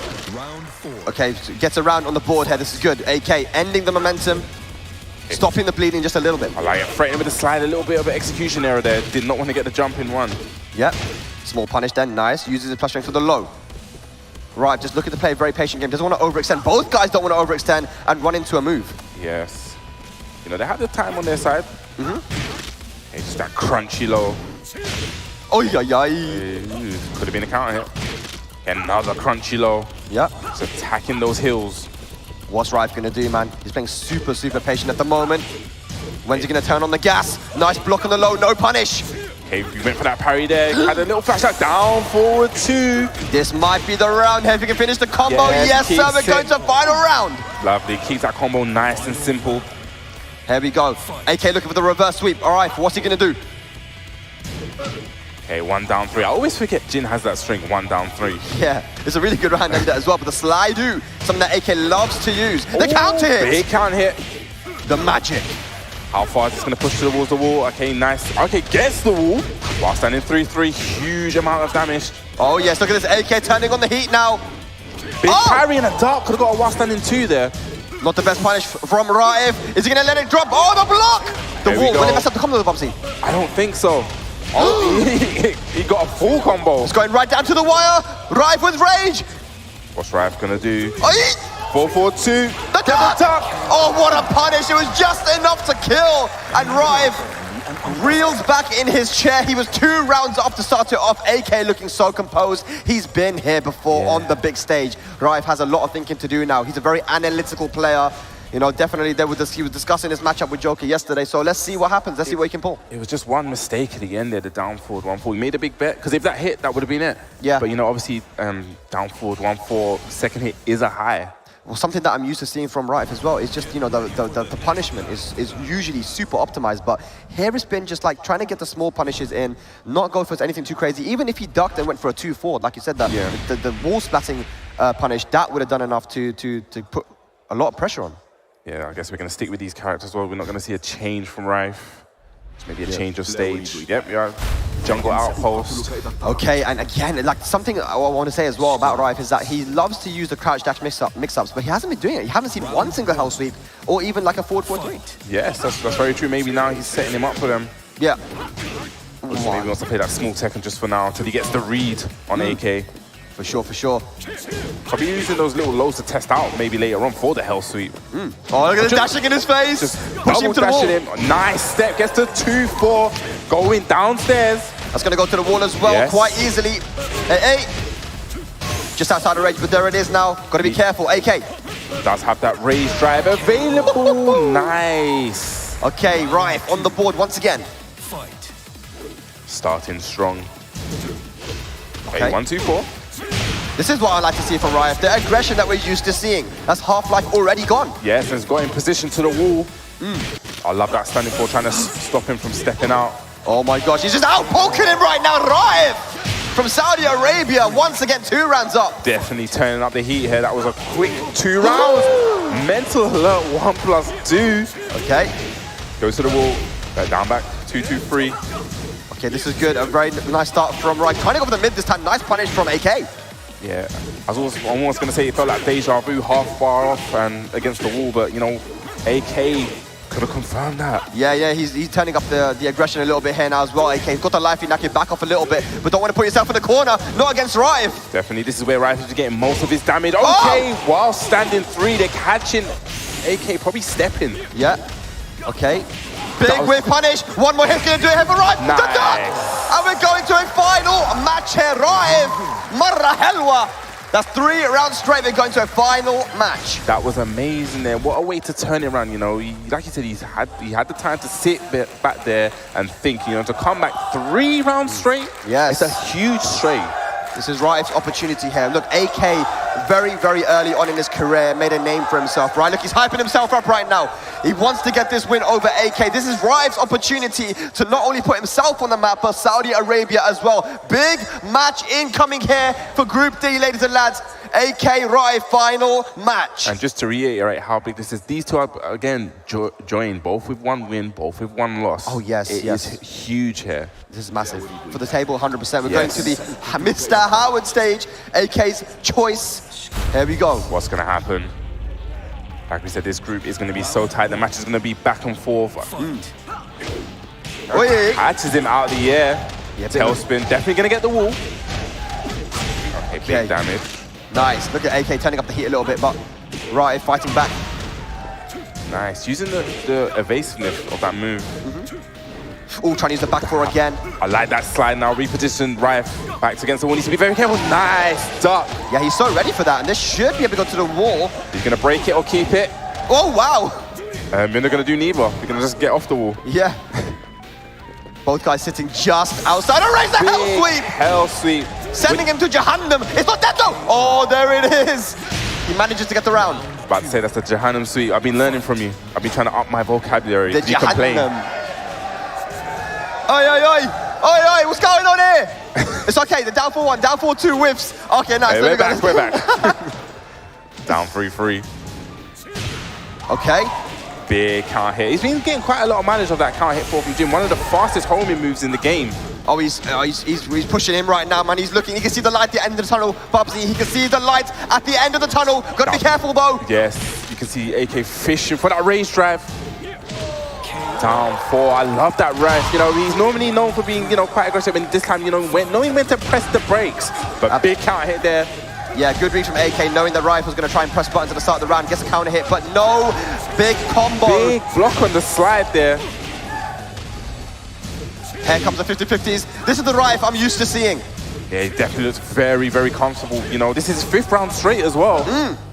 He's chilling, big chilling. AK can still do this though, he can definitely do this. We've seen AK do it before, the reverse sweeps have come against the best players in the world. Yes. And he's pushing Raif to the wall, slowly but surely. Okay, tried to catch him stepping there again with the stand over, just walks into a down forward 2. Beautiful timing there from AK. The extra delay for the maximum wall carry, and AK stays alive. I wouldn't be surprised if this goes to a final round. Oh yes, I want to see it. I definitely want to see it. Very right, Demons Ball 4-4-2, down back 4. Just a little bit slow, but gets a big read with the low parry. Oh my god, is this going to go to the wall though? I think it's definitely going to go to the wall. Here we go. What a start for Raif. Can he close it out though? Can he close it out? AK needs to fight away from this corner. He's getting into the corner. No punish. Oh gosh, AK has rage. It's the last chance here for AK here. In the rage. Raif, can he close it out? Could have ducked there. Big risk. Oh, big whiff. Big whiff again. This is definitely last chance for AK. Raif, can he close it out? AK with a pixel and a dream. Can the dream come true? If the race drive hits, this arena is going to go crazy. What can he do here? This is scary. Just chipping him down, and gets the block in the end. You can see how much it means in that pop-up right there. Raif, welcome to the world stage from Saudi Arabia. Takes out a titan from the Philippines in AK. What a performance after losing the first match. The adaptation and the composure we saw from him, amazing. What a match. You can feel the tension in the crowd as well. It felt like the support was 50-50. Yeah, so that now puts Raif in a decent position here. Once again, it was a 2-1, so that's only +1 towards the standing, so it's not clear cut and dry at all. Nobi, of course, sitting very pretty, but AK, I don't think he's out of it either, right? He still has work to do. If he can win, get some 2-0s here, then. But just how tight this group is, there's going to be a lot of back and forth on the leaderboard. Certain players are going to beat certain players, so there's going to be drops. But before we even get into that, let's look at these replays. Let's go back into what happened here. Yeah, I mean, this match was really good because Raif started off strong, but AK was able to make the adaptation. Both guys actually played very patient to start it off because they were maybe just feeling each other out. Talking about that, one thing that we actually didn't see utilized a lot in this match is that we was actually talking about is the parries. The parries, We actually did not see those parries. And maybe that's one thing which made AK not want to press too many buttons, right? He was relatively patient in this match. Very conservative, exactly, yeah. We did see as well the blocking frames of the parry come in as well. He tried to go for the homing move and he whiffed the parry and it blocked. So it's a very strong move, man. The hair was the final round. This could have gone either way. He definitely could have gone either way, That's you went for the down forward 1-4. We probably went for the big bet, probably thought he would get the side wall splat. If this worked, then it would have been the round. But then this game, Raif just came out so strong, taking it 3 rounds. You can see there, just very comfortable, getting the while standing 3, then able to get the pick up off the wall. Yeah, 100%, man. This was good. Raif one thing that I noticed playing him a lot as well is his ability to change from being defensive and offensive whenever he wants to, right? And it kind of, you don't know what you're going to get. And then, you know, really not using the 50-50s that we're used to seeing from Rive that much because, you know, he felt, I can outpoke this guy. Yeah, well, you saw it in the end, in the last round, how defensive he was. It got really scary and really tense, you know, because we know how volatile and, you know, explosive with rage damage and rage drives it can be. So it could, you know, literally turn the whole match around. But as you see, able to keep very solid with the defense, made a good read on the low there, got the block and got the punish. Yes, 100%. Now let's have a look at the updated standings, ladies and lads. That puts Rive onto +2. So he is currently in the standings to be going through into the top 8 for our Tekken World Tour Finals. What a result that would be for him, but still a lot of work to do. As our next match is going to be a very interesting one. It's going to be Yagami from Australia going up against UK's Joker. Joker, yes, one of our favorite, one of our boys, you know, not going to sugarcoat, he's definitely one of our boys, one of the hometown heroes as well from the EU. You know, he's had such a breakout season, and just watching his journey throughout this tour, it's been amazing. You know, we know him pretty well, and it's actually, I don't know, it's like I'm very proud. Just to see this. No, 100%. You know, look where he is right now from last year. You know, for example, when he just started out his career as a competitive Tekken player, right? Like properly traveling to different international tournaments. It's amazing to see. Yagami, on the other hand, as well, though, is a household name in Australia. He's been playing for a while, but he only really started playing properly in Season 3. And, you know, he says he rocks the Steve a lot, but plays a lot of different characters. You know, so I was doing a lot of research about Yagami. I wasn't quite familiar with him, and I've seen him play like the Elisa. He seems to have many in the Kunimitsu. I've seen loads of matches with him, so it's actually very interesting to see what he's going to bring to the table. Are we going to get like the El Clasico? It feels like we had this match so many times. It looks like they're locked in, though. It's going to be the Kunimitsu versus the Feng. Ladies and lads, here we go. UK versus Australia. EU in the mix here. It's going to be Feng and Kunimitsu. And look, this is a matchup that Joker is very familiar with, having played against a lot of Kunimitsus in Europe. Yes. I know it's one of Dinosaur's favorite matches to watch as well. Yeah? Yeah. Okay. I know he's back there watching. He probably hates me now. Let's go. All right. Just, you know, pressuring. You know, seeing that spot, okay, big whiff on the hop kick. So I wonder what kind of Yagami we're going to get, because like I said yesterday, I saw so many polarizing kind of plays. You saw the defensive one, or you saw, you know, I'm just going to place these hop kicks or hop knees right here. No, 100%, man, yeah. And we haven't seen a lot of Kunimitsu in Europe since she got nerfed a little bit, right? Yeah. But Joker definitely has the I guess the muscle memory from using it before. The here we go. Talking about muscle memory, there was no confirm, but you know, that's, I said, this weekend has really been the weekend of finishing these strings. You know, people are just not expecting them to finish. Yeah, 100%, but that's a nice low carry on the Danmark. He's gonna go to the wall. Kunimitsu has ridiculous wall carry, man. Yeah. Pretty much always find the wall. Big get up, counter hit kick. Okay, just catches Yagami maybe ducking. Yeah, he got up and ducked. Joker catching him with the down 4-3. Back time mix up nice. That was a 50-50 on the throw. That was a great guess there from Yagami. But is he going to get all them? Gets this pick up nice and gets the shoulder as well. Ooh, the back time mix up once again. The Joker definitely stringing together this Oki and damage. Yes, Joker's another one of those guys in the group with 1 win and 1 loss. So this will be a huge statement for him to make, you know, to try and get out of this pool. Yeah, 100%. 2 rounds up right now versus Yagami. But it's not over until it's over. No wall's been broken yet. Finishes the string and gets the big chunk of damage. Raw shoulder, hello Chicken Maru, and again, but this time gets launched. I think this is the first time this weekend someone's punched a raw shoulder. Okay. There's the Oki now, chunks. Oh, nice again. A little bit of deja vu there. I'm sure the last round ended like that. You know, the no mix up. Yeah, Joker, he is comfortable in this matchup for sure, I feel like. But what is he going to go to character select? Well, you said that Yagami plays many different characters, you know, and I've seen, like I said, I've seen him, I'm sure, play the Elisa. I'm sure I've seen him play the Steve, so I wonder if this is going to be a change or is it just a change of stage? He went to the stage pick here, man. So Joker looking to get a 2-0, the +2 in points towards his leaderboard. Yagami, though, is still waiting to get that match on the board. Is this Joker Super Saiyan? I see his hair just going up a bit. Normally slick back, man. He's getting lazy, bruv. Maybe it's the stress. Hopefully you can't hear us. Yeah, he's got that geese hair, man. So here we go, locked in. He's opted to go for the infinite stage. Wanted that, you know, that space to work with. Yeah. Give me some space. Usually Feng, a really strong character in that close range, right? Whereas Kunimitsu can play more of a mid-range game, has a set stance and the full tag mix-ups and stuff. So, you know, definitely a good choice to go to the infinite. But I think Joker won't mind this at all. Yeah, Joker, you know, I'm sure he likes, you know, back Kempo. You can back Kempo to the mountains, I'm sure. Yeah. As Joker says, just play the game. And you can play the game on Infinite. Just play the game, bro. Just play the game, bro. Okay. Down back threes. Yeah, so definitely now as you can see, ladies and lads, you know, the Infinite stage. Oh, but the confirm. And that's something that Joker does so well. Doesn't get the dash combo though. Yeah. Oh, gets caught pressing a button there. What a combo here from Yagami though. Rage available too. Will he spend it? No! Oh, no, big drop on the combo. Has the rage drive, spends it. Joker has the rage drive as well. Back Kempo. 2-2. One more hit here for Yagami with a raw shoulder rage drive. Joker steals the round. The run up after. Joker stealing that round back. Wow, finishes the string. I'm telling you, it's the weekend of finishing strings. Side step 4. Yep. This time gets the combo with the dash down forward down for 4 string. And goes to the low again. How is your luck? How are your reactions? He's smelling the blood in that Infinite Azure water. Joker on set point. Looking quite comfortable here. What's Yagami gonna do, man? Definitely needs to, you know, make some adaptations right now. Let's see what he can do. This thing, again, very, very patient. This is what Yagami has been doing a lot, trying to get his opponents to come in and be aggressive, but no one's really been biting. Yeah. So probably work on those little pokes, you know, really chip Joker down, probably try and make him commit, try and condition him to do something. Yeah, big whip for 172, no punish there from Yagami though. It's been a pretty slow round so far. Joker still sitting on set point. He's in a great position. Has a small life lead, goes for the set 3 slide.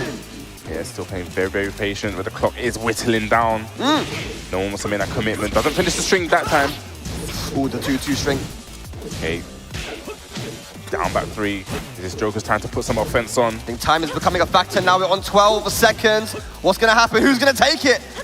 Someone needs to make something worse. Joker that needs to push the offense. Great throw break. I like that. Waste the time as well. Oh my god. And he finished it! Bubsy! He finishes the string just like you said. It's the time for finishing strings. What is going on this weekend with people just finishing strings that you just don't expect someone to finish? Oh my god. I've been telling you, I've been playing this game all wrong. 4-3-4 on block. Why not? Fair enough, man.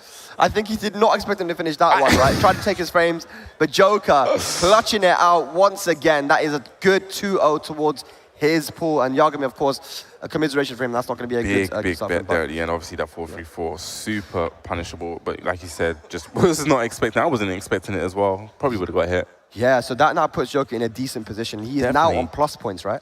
Yeah, because he was on -1. I think he was -1 before. And because he lost 2-0 versus Raif, 1-2-1 against AK, giving him the 1 point, -1, Nas 2, so he's on 1 point at the moment. I'm going to trust your maths and just say you're correct. Yeah, man. Did GCSE maths in it. Let's not talk about it. I know I've done well in GCSE maths, but let's not talk about my maths. Let's talk about this replay. Yeah, and once again, as I was mentioning, you know, Joker's like there's a lot of Kunimitsu players that picked up the character when she dropped back in the earlier season, and you know, Joker had a lot of experience. The Fang was always a good choice because the back 4 of Fang shut down a lot of Kuni's offense in close range, right? So and the back tempo was a big issue as well. Yeah. So this has always been the matchup that he goes for. Definitely, and he's looking very, very comfortable here. And you know, that was a deja vu. And you know, Yagami opted to go for the Infinite stage here. We saw it a lot whittled down to a lot of the timeouts here, and Joker with those big bets in the end. You know, we saw raw shoulders, blue shoulders, all the shoulders. We saw it all, man. You know, and obviously Yagami now went to Infinite stage where he was allowed to play a bit more patient. But like I said, Joker was not going to really mind that too much because you know he's quite happy to just sit back and play patient, which is what he says he does against the Kunimitsu. But look at that, finishing the still hurts. Watching that back, that still hurts. As we see the updated standings, as I said, Joker on 1 point. My math's not too bad. I didn't doubt your maths. I just didn't want to confirm on your maths. You know? Yeah, but Nobi's sitting very pretty. Comfortably, yes. Sitting very, very tight. Have we got our next opponents up? Talking about Nobi. Is that Nobi? Yeah, it is Nobi. Ladies and lads, we were talking about him, and he has an opportunity here to really cement himself as the winner of this group by a long mile. Ladies and lads, it's going to be AK going up against Nobi. Now, you know, you never know what's going to happen, man. You know, Tekken is a game of matchups, you know. Sometimes you'll be really good against one player, but against another player, you'll struggle a little bit, right? AK could have a chance here to play spoiler to Nobi, I think. Yeah. He can still go. If he wins 2-0 here, that puts Nobi back at 3 points, and anything can happen, man. But we said this from before, how tight this bracket was, and how tight the standings were, you know, at the end of day 1. Literally, anyone could qualify, you know. So yeah, like I said, if AK gets even a 2-0, that's going to really put this whole bracket into disarray. You know, no one's going to know what's going to happen. But, you know, Right, Nobi- well, this is going to be interesting because AK all weekend has been playing a very patient style, very conserved style, right? Trying to outpoke his opponent, but Nobi is Nobi. This guy is going to be in your face. He's going to be poking away. He's going to be trying to bully you. Well, you said it before, you know, he has his own style. Yes. Actually, that's what Nee said. I mean, that's the thing. Okay. Yeah, Well, you got to listen to Nee. Yeah, yeah. I'm so not, like, going to argue with Nee. If Nee says something, don't argue with him, man.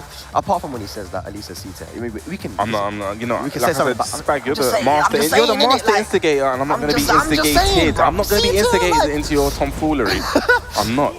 Let's get into it. Here we go. Philippines versus Japan. AK versus Nobi. Let's go, Nobi with the Feng. Shaheen. See what happens. See, immediately we see AK just holding back and then Nobi chasing him and running into the down 4-2. Yes, down 4-2, so, you know, going to get huge damage. Next huge damage off of that. Nice. Oh, nice. And puts him in the corner as well. This is a bad position for Nobi to be in down 4-2 again, hitting the mark, bullseye.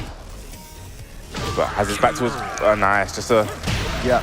As soon as AK gets you to the wall, man, he goes to town. It's so difficult to get yourself out of there. It's scary. You don't want to get wall splattered. Yeah.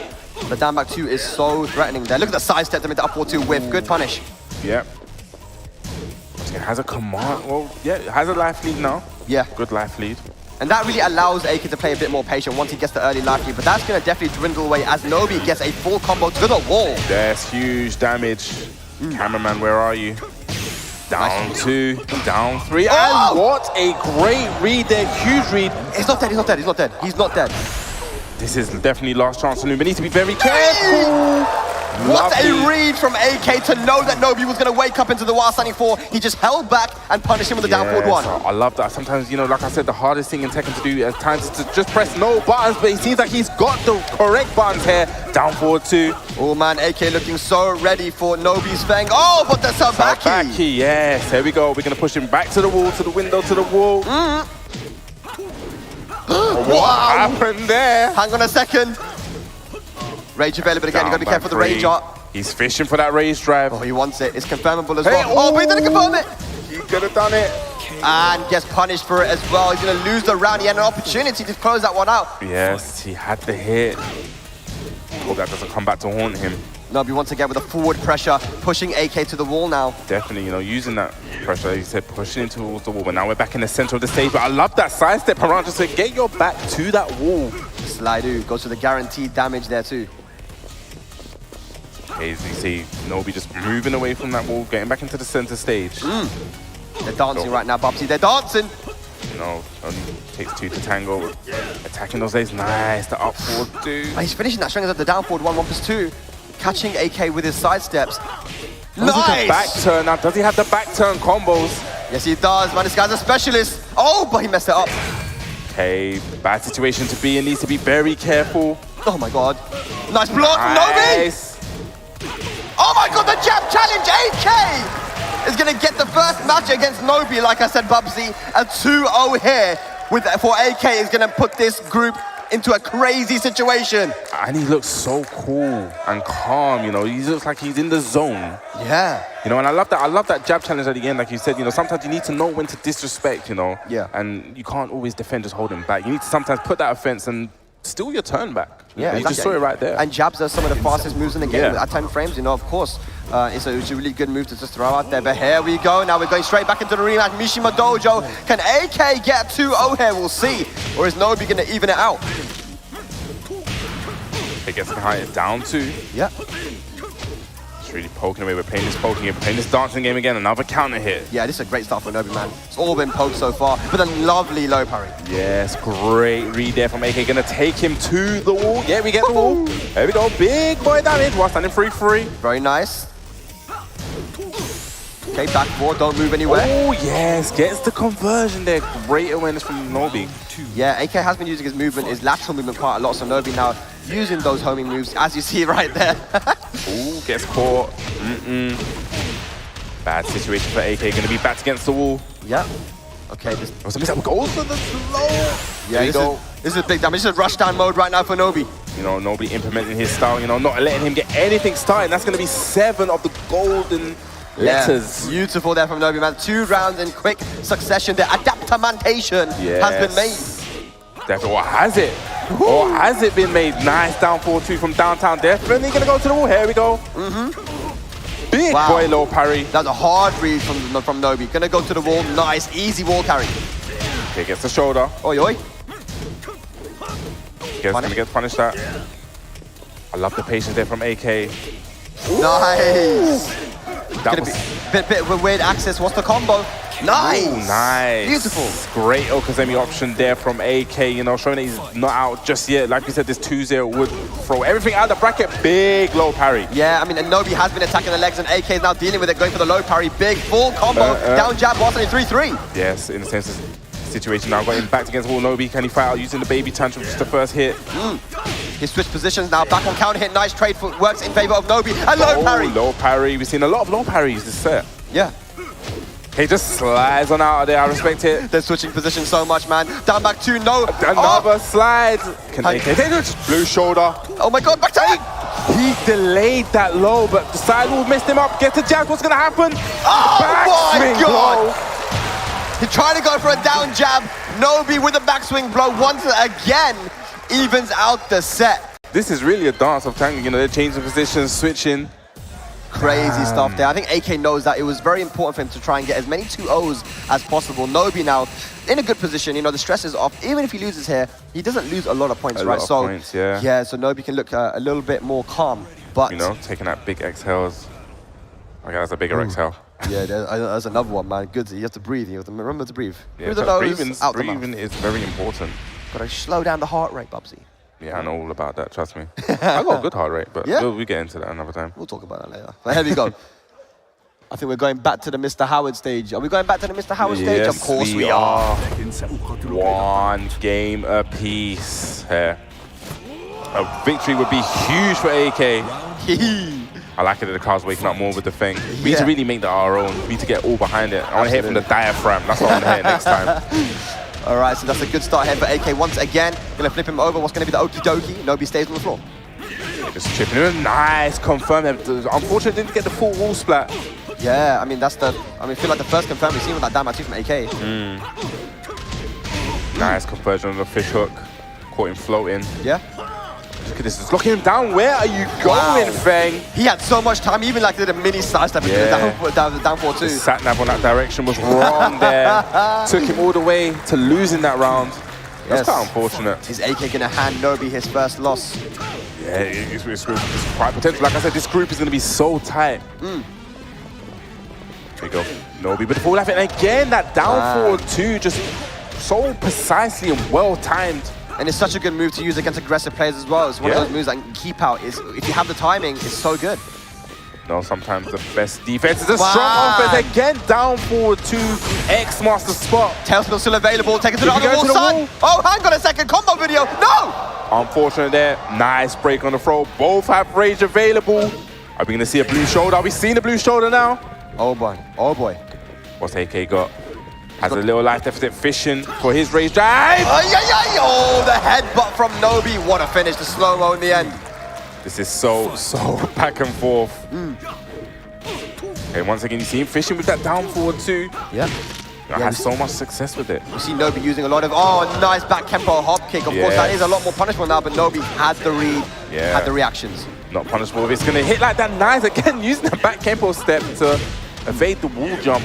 And the back swing, bro, this full evasion. Yeah, Nobi switching it up a little bit, man. He's playing wild now. He's turning it into a brawl. AK trying to fish for that down 4-2, but he can't get it. Okay, does have rage available. The comeback can still be made. Don't give up help just yet. That's dead. Counter hit down back 3. That is definitely dead. All right, Nobi now on set point. AK was looking so good. Are we going to get a final round? AK has to do something about this aggression.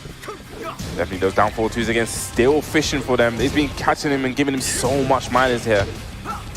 Okay, nice. Try to catch him stepping with the whole move again. Trying to stop him stepping. Nice block on the side step 4. Oh, interesting combos. Instant tailspin. Yeah. Oh, no. I like that. He probably dropped it because the wall was coming. The axis was a bit strange. Didn't want to overcommit there. So I respect that decision. Breaks the wall. Oh, this is going to net huge damage. We're going to go to the next wall. Is this going to break? We're going to break another one, I think. Oh, yes. We are. Okay. Inch probably went for a shot. I don't know what happened there. Not sure what happened there, man. But AK again staying outside of rage. This is last chance now. Can he take us to a final round? Probably Nobi doesn't want to poke him into rage here. And just a hop kick from downtown. Bringing out some of the old AK. That's what we like to see. But doesn't get the wall batter. Oh no! Oh no, this is going to hit. Is it though? Is it dead though? Because it was a block. I think this is dead, oh, yes. It's dead. The Nobi gonna take it 2-1 over AK. It was enough damage even with the float. What a set. So close. Yes, and like that. And, so heartbreaking there, but it was a great reaction there on the slide with the rage art. That's the thing as well, you know, like rage arts are not normally used so much in the high level, and you know, rage drives usually have better utility, right? But oftentimes you forget that my opponent has rage. He can use the rage art, especially if the reaction's there. Some of the Asim used to talk about, like, it's literally a one-button whiff punish sometimes. You know? It is one button whiff punish, one button reaction to, I think you just, your little jab, little something. Yeah. Exactly. Let's go. We've seen this, but this was so back and forth here, you know. It was, man. And you saw he got the down back too. Yes. He confirmed it later on in the set, but yeah, this was a good start for AK. He got the first match, and then Nobi kind of just switched it up a little bit. This is what we love to see, man. Definitely was a lot more bulldoggish and, you know, applying a lot more pressure. Gets the counter hit there and a great conversion, great awareness there. Yeah, he used that wall a lot, you know, to get some of that extra damage from certain moves like up forward 2 and the 1-3, but here we go. And this was a lovely conversion. Using that Okazemi situation here. That was trying to make a comeback here. Uses the blue shoulder, and I love that there he delays. So before he done the low straight away, but then he done a duck. He did a little duck, yeah. You know, change that timing. That's some of the stuff we used to see from, like, you know, these law players back in the day, you know, the back turn duck into the low. You know, shout out to Just Frame James. Yeah, right? that Cody and Just Frame James said, well, it'll be always legendary. Shout out to them. I'm sure they're watching. Well, maybe not. It's actually middle of the night. I'm sure they'll catch up and hear this. Yeah, 100%, man. Okay. So yeah, then unfortunate they didn't get the wall splat. That would have actually probably been dead. Yeah, he probably would have taken him downstairs while standing 3-3. Yeah. Quite unfortunate there. Like I said, this game, you know, at the highest level is a game of small margins, man. And, you know, sometimes it go down that way, man. As we see right now, Nobi now moves on to 6 points. That solidifies him as potentially the winner of this bracket. And honestly, Nobi, I mean, he's won every set. I think he probably is the winner here, man. But we still have a lot of matches. Let's not count those chickens before we have. Yeah, we saw what happened in the last group. We did, yeah, absolutely. Raif still there. AK on -2. Joker and Raif are both on positive.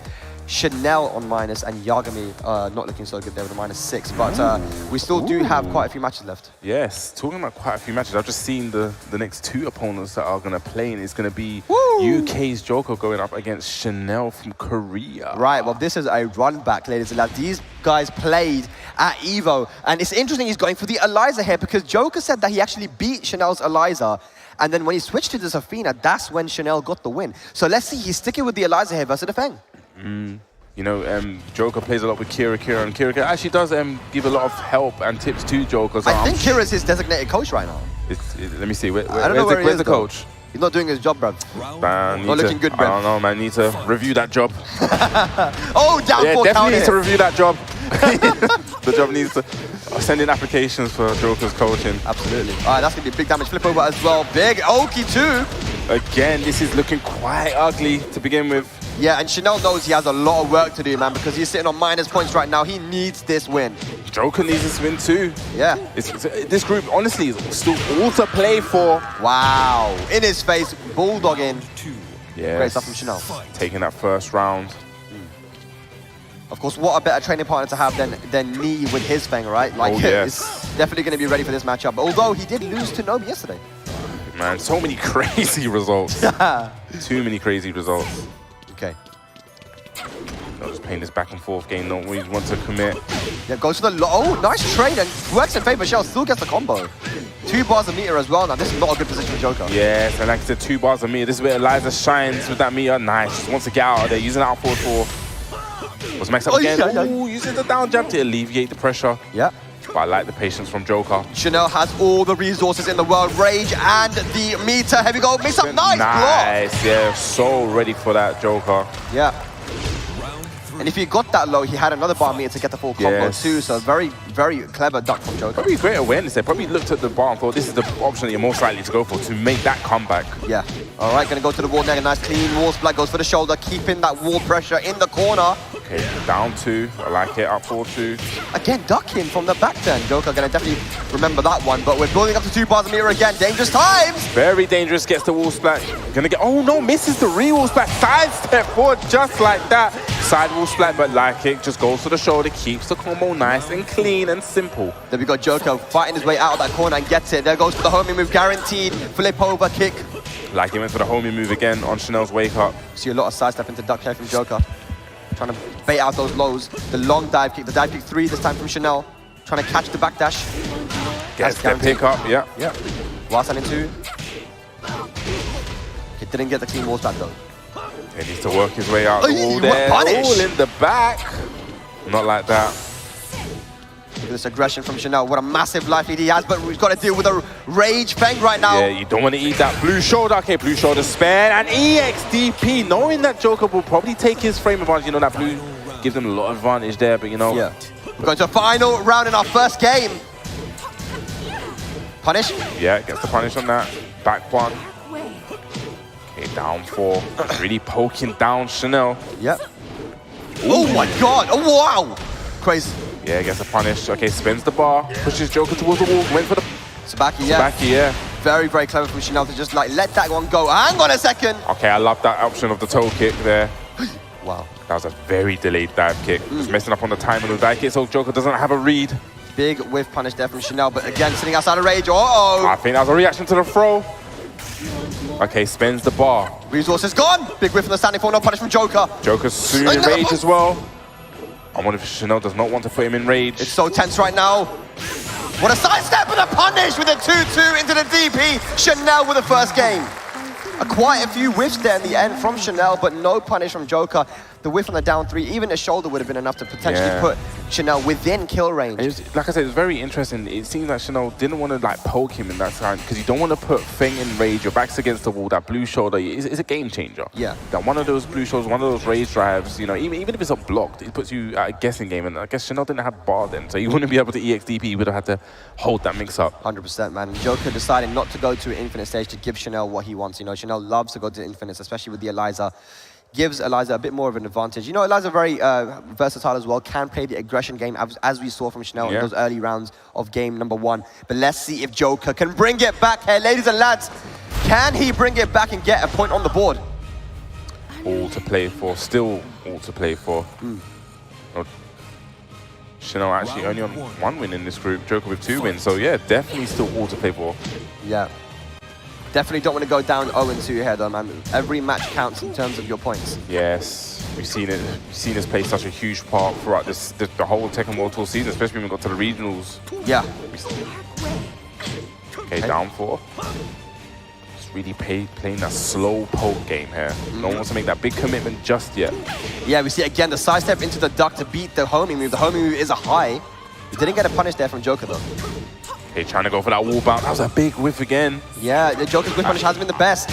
Okay, we get something at least, but misses up and goes to the mid again. We're going to go for, okay, goes to the low this time. I love the mix-up. I love the pressure and the aggression from Joker here. Yeah, he's at the wall, he's asserting that back turn mix-up, and Chanel's been ducking a lot, so going for the mid, working out for him. Okay, using those down forward ones, things down forward, 0 on block, you know, puts that mix-up as well. Now Chanel slowly building up the meter. Nice punish. Yeah, gets jabs. No, okay.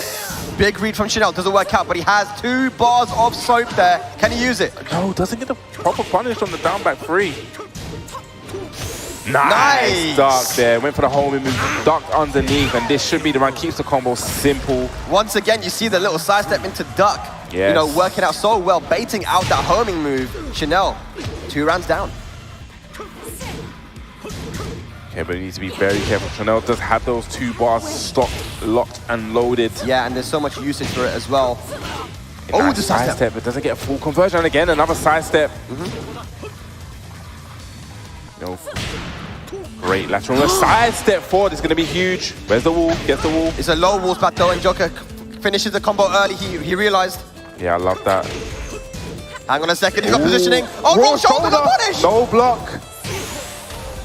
Rage available now, 2 bars of meter. Hang on a second, hang on a second. He's dead. What happened? No, he's not dead. Oh my god. Was that a setup? It must have been a setup. No idea. It had to be a setup. It got a bit spaghetti junction at the end. A bit messy. Okay, Chanel staying alive here. He's got a bit of momentum now. Joker's going to have to try and stop that as soon as he can and get a match on the board. Definitely, you know, tying this up one apiece will probably, you know, bring some momentum with Joker. Yeah. But Chanel definitely not out of this. It's scary as well because he does have that bar. You've seen the EXDP hit twice now. Yeah. It's something that's going to be in the back of Joker's mind. There we go, the 2-2 into DP, a massive chunk of damage. Down back 4, that was a misinput. Yeah, I'm going to say that was a misinput. There's no way he wanted that. Yeah, down 4 usually is the move he wants to go for in that situation. 2 bars a meter once again there for Chanel. Oh no, the big mistake from Joker. Down 2. Once again, Chanel probably doesn't want to poke to put him into rage. In this situation, okay, still hasn't got the rage. Look at this defense from Chanel. This guy's crazy, dude. Oh, and yes! again, whiffing the first hit of that EX dive kick and catching with the second. And Chanel moving on a set point now. Crazy defense shown by the Korean. The Joker's definitely not out of this just yet. Massive round, man. Massive round for the group standings as well. Okay, 1-3. Down 2. We got the Let's Go Joker chant starting. Yeah, the crowd waking up a little bit now while standing 2 gets blocked. Here we go, Joker with a nice start to the round, but with that meter building up, it could go either way. Here we go, 2 bars now. Okay, tries to get the confirm on that. So as well. Ooh, big whiff and a big whiff on the down back 3 as well. Oh, scary Chanel does have those 2 bars loaded. Oh boy. Okay, in rage now. Nice, gets the flow. If he keeps this nice and simple, that should be the round. It is the round there. All right. Chanel with a nod of approval there. Joker not out of it just yet. Oh, he's thinking about the stage or the character select. What does he go for? Again, like I mentioned, the last time he lost with Eliza, he went to Zafina and was able to get 2 matches in a row. But it looks like he's going to the character select screen. Ladies and lads, he's gone straight to the Zafina. Here we go. Trying to run it back, the same thing he did at EVO 2022, and we're going to the Forgotten Realm, the party stage. Definitely the party stage, and I wonder, are we gonna have a deja vu? Are we gonna have this again? Or is Joker gonna, you know, break this? Again, one of the reasons I feel like Chanel went for the Eliza is because Zafina, some of her offense really does get shut down by the back tempo. Even the backswing flow that we saw from Nobi is -15 and Zafina cannot launch it. Yes. So there's like certain things about this matchup with Fang that can give Zafina some trouble, right? But again, like I mentioned, Chanel got the win in 2022 EVO. So let's see. Final match incoming, ladies and lads. Hugely important for the standings. Very. Joker and Chanel. There we go. So we're locked in and loaded 1 apiece. Okay, starting very aggressive Chanel on the offense. Yep. Going underneath the jabs with the back 1+2. Such a good move from Zafina. Yeah. A nice block on the low. Yeah. And using that down back 2, it's a quick mid. It does have some decent tracking as well. It can stop you from stepping. We see that again. They're going to definitely be familiar against this matchup as well. Yeah. I'm sure you've played him a bunch. I You played played him a bunch, Zafina. yeah, but of course he played Arslan as well when he went over to Pakistan. So let's see. But Chanel, he's a different Zafina player, man. Okay, life bars are about even. Okay. Okay, trying to go for that wall bounce. No one wants to make the, you know, big commitment just yet. No, I'm talking my about big God. commitments just while standing 1-2 from And so clever downtown. from Chanel as well to break the floor. It's not But he's dead not though. dead, Hang no, on. the floor scaling and just runs into the jab. Yeah. That was really clever because I think Zafina doesn't get a lot of utility from the floors, right? So break it as soon as you can. Yeah, and again, the while standing 1-2. We've seen that so much this weekend. Yeah, and Chanel is so good at using it, man. Confirming the while standing 1 into the full launch. That's big boy damage. That is definitely big boy, and you know, taking away all the floors, but in a very, very bad position. Needs to get out from that wall. Nice while standing 1-2 punish. Yeah, goes for the squid, as Rip likes to say. Punish that. Here we go, Scarecrow now goes for the low. Oh, hang on. Okay, here we go. Goes to the shoulder, keeps Chanel at the wall, go back to her mix-up, goes to the low. Wow! And once again, you do get to see Zafina's weak side is sidestep left. The up forward 2 has an inbuilt movement to the left side, so it can cause Zafina a lot of problems. Yo, Joker tying it up 1 round apiece. Yep. Big whiff down the FF4, but no punish from Joker. The whiff punishment hasn't been so great, but lovely blocker down 3. Ooh, we're gonna get the wall bounce this time. Oh yeah. Hey, shoulder as well. We're going downstairs. Don't keep Chanel at the wall. Okay, FF. Oh, big stand kick, but goes over. He used the high. Yeah, should have used the hop kick, but still has the life advantage. Needs to be very careful. Rage drive has now been spent. What is the mix-up here? Oh my gosh, More plus frames. Good backdash from Chanel. Punish though. Gotta be careful. The wild side 1 might come out here from Chanel. Definitely looks good. Okay, goes to the low, steps down. This is very, very tense. Yeah. Joker needs to close this out. He does, trying to keep him out right now. Chanel looking for an opening, looking for anything, a launch, a counter hit, something with the floor. Oh my Great God. block on the throw there. That was so clutch. That's probably, that throw break probably decided that round there. 100% big whiff on 1+2, no punish though. Set point for Joker, no! Okay, power crush in that situation, it worked out. Chanel trying to go for up forward 1, I think he got something completely different. Okay, back 4 trades. Okay, the first hit. Okay, counter hit. A big stop sign. Okay. Stuck in Mantis. You know, baiting Joker in. Wanting him to press a button, overextend. Okay, 3-3. Good punish there. Hang on, Joker. Can he close this one out against Chanel? Hang on a second. He just takes him out of the rage there. Joker gets his run back on Chanel from EVO 2022 and gets a point on the board. As you can see there, man, he was very, very ready for the Zafina matchup. Played a lot of games against Zafina, you know, especially after losing to Chanel with, you know, he played against my Zafina a lot, playing against Arslan's Zafina. Like, it's a matchup that can give that character a lot of problems. As you saw in that final match, the back tempo, the up forward 2, the inbuilt movement that Feng has from certain moves that he has can cause Zafina specifically a lot of problems. And as you saw, when he finally hit the down 3 into Mantis, he did nothing because there were back tempo as an option. Up forward 2 beat so many of the moves from Mantis as well. So yeah, it's tough. And Joker was very ready. As we see the replay, maybe sticking with the Liza was the right choice. Yeah, it could have been the right choice, but you know, shoulda, woulda, couldas. Yeah. You can't be, you know, regretting. You can't live life with regrets here. You see, he made a bad error there and got the sidestep 4. But as you said, you know, the Liza, he did take the first game, but it just shows actually the mental fortitude from Joker to actually come back one game down against someone like Chanel. The amount of accolades this guy has, actually, you know, keep that mental fortitude and actually come back is amazing. I mean, he's had such a breakout season. I mean, what a performance here from Joker. And again, you know, this is something as well. Chanel was ducking from the back 10 mix-up so much, so just decided to go for the back 10 1+2 and caught Chanel ducking quite a few times. The sidestep right into duck. You know, it covers so many options of Eliza, especially that homing move, and managed to get the win there. You know, that's one thing I always hear from Joker a lot. It's the joke when he's playing Devil Jin, just a sidestep right duck. That's what I heard in my head. This guy's always sidestep right ducking, man. What's he doing? You see there, gets caught by the second hit. Maybe he tried to interrupt there. Yeah. But I don't know, maybe it was just a little too slow and he went to the, you know, Forgotten Realm 1 game apiece. As you saw there, you said about the upward for the inbuilt movement. Yep. It caused a lot of problems for Zafina, man. And here's that round once again. As you see, I think this is the round where Chanel may have gone for the down 3. No, I think this was the end then. But yeah, it looks so good. I love it. Just stuffs Chanel out of the rage drive there. Rage drive would have made a great comeback here. So let's look at the standings. Yes, let's have a look at it right now. Nobi, Raif, and Joker all on positive points. But I feel like it's going to come down to potentially the 2 training partners once again, like on who's going to make it through. But I'm not sure yet. I'm not sure. So looking at this, what's interesting? So Raif and Joker are tied on points, both at 2. Yeah. But Raif has still got 2 games to play. Yes. So it is all probably going to be on to what happens in this next game to kind of determine how this group's going to stand. Because if Raif does lose and puts him down, and then there'll be like, you know, 1 game left to play, Joker will be in the lead. So I guess the next match is Raif is going to really kind of determine what's gonna be the outcome of this group. Yeah, no, for sure. It's not over yet, man. And Raif has an opportunity to cement himself into that top 8, I think. And actually, I'm just looking at Joker's path. If he was to make it through, his last game is against the #1 of this group, Nobi. So that is definitely gonna. And you know, it's gonna be a hard match, but I definitely know as Joker as a person, that's gonna be a match he's gonna be looking forward to. You know, playing against the best. He wants to be the best, and to be the best, you got to play against the best and beat the best. Absolutely. And Joker's got a really good mindset about this stuff. He's like, everyone's beatable. I don't care. I'll play anyone. I honestly, like, he goes, that's his mindset going into it.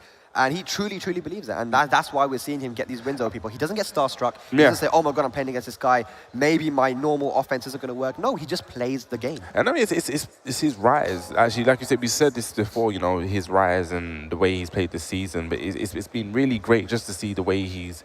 Because like we said this before, we've known him, and I've known and seen his mental mindset and how he actually takes, you know, losses and how he goes back and he learns. Like I said, he doesn't get starstruck, you know, he just plays the game, as he says so many times. Just play the game, bro. Just play the game, bro. Ladies and lads, we are actually going to go on a short break, and when we return, we're going to get back to more Group D action. It's very, very tight, so you don't want to go anywhere. We'll be right back.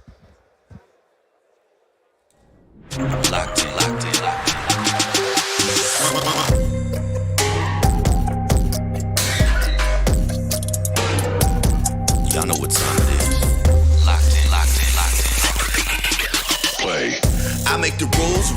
jewels, make it look smooth. You know how I do. Running his kingdom, wish you could be me. Better look up, cause that's where you see me.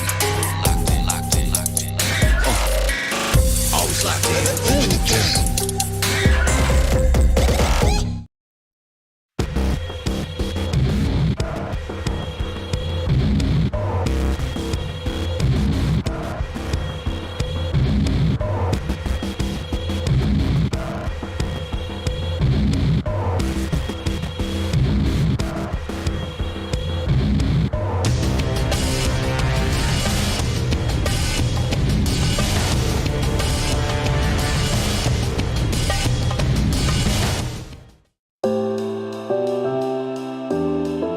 My name is Joey Fury. I'm representing North America. I'm from Buffalo, New York, and I play Craig Marduk. I didn't travel too extensively this year. I realized that what was really important was just getting enough points so that you could get into your regional qualifiers. So I only went to 2 offline tournaments. I went to Combo Breaker and EVO. And I didn't do exceptionally well at either, but I did well enough to get some decent points. I got the rest online. Once it was qualification time, I just ended up playing really well, and so I made it all the way here. So my objective is definitely to play my absolute best, but I'm also always trying to think big picture, take away a lot from this weekend, learn as much as possible, and see where the opportunities are to grow, because I'm going to get to measure myself against the absolute best players in the world. So down the line, that's going to be really valuable. So I want to win this weekend, but I'm also thinking, how can it make me better for the future? So I'm really proud to be representing the United States, representing North America. What I realize is it takes a lot of work from other people to make a great Tekken player. It's a lot of training with your friends, your training partners, and asking questions, talking about the game. It's really a collaborative effort to make one player great at Tekken. So when I think about representing North America, representing the United States, I'm thinking about all my friends and my training partners, and thinking about specific people. It's not just an abstract idea. It's real people that I want to do my best for. I think it stands out that Korea and Pakistan are the strongest. Korea has Nee, who's currently the EVO champion, and Arslan won EVO twice. So they're clearly at the highest tier in terms of regions. But I also know that the top NA players, when they have those days where they're just playing really great, they can beat anybody. We're probably a little bit behind, but totally capable of having a great performance.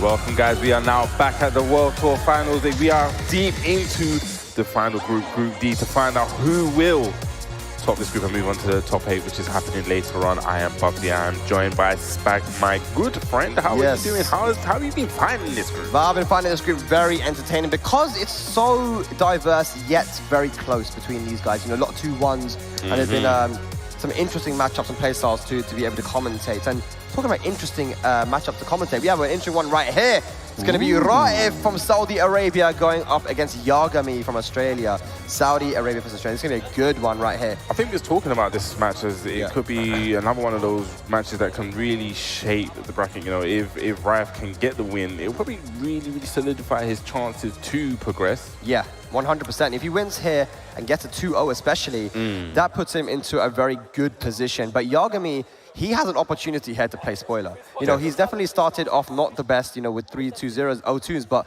like, he's not a bad player by any means. Like, he's been playing very solid, even though he's been losing. Like, you know, he's been close to winning so many of these matches. Isn't it? I think there's going to be an interesting clash of styles as well, you know, because you've seen Raif, he has a unique style. Yagami also, I feel, has a really unique style. And it's going to be a really interesting match to see how these two styles, when they place together, how it's going to, what the outcome's going to be.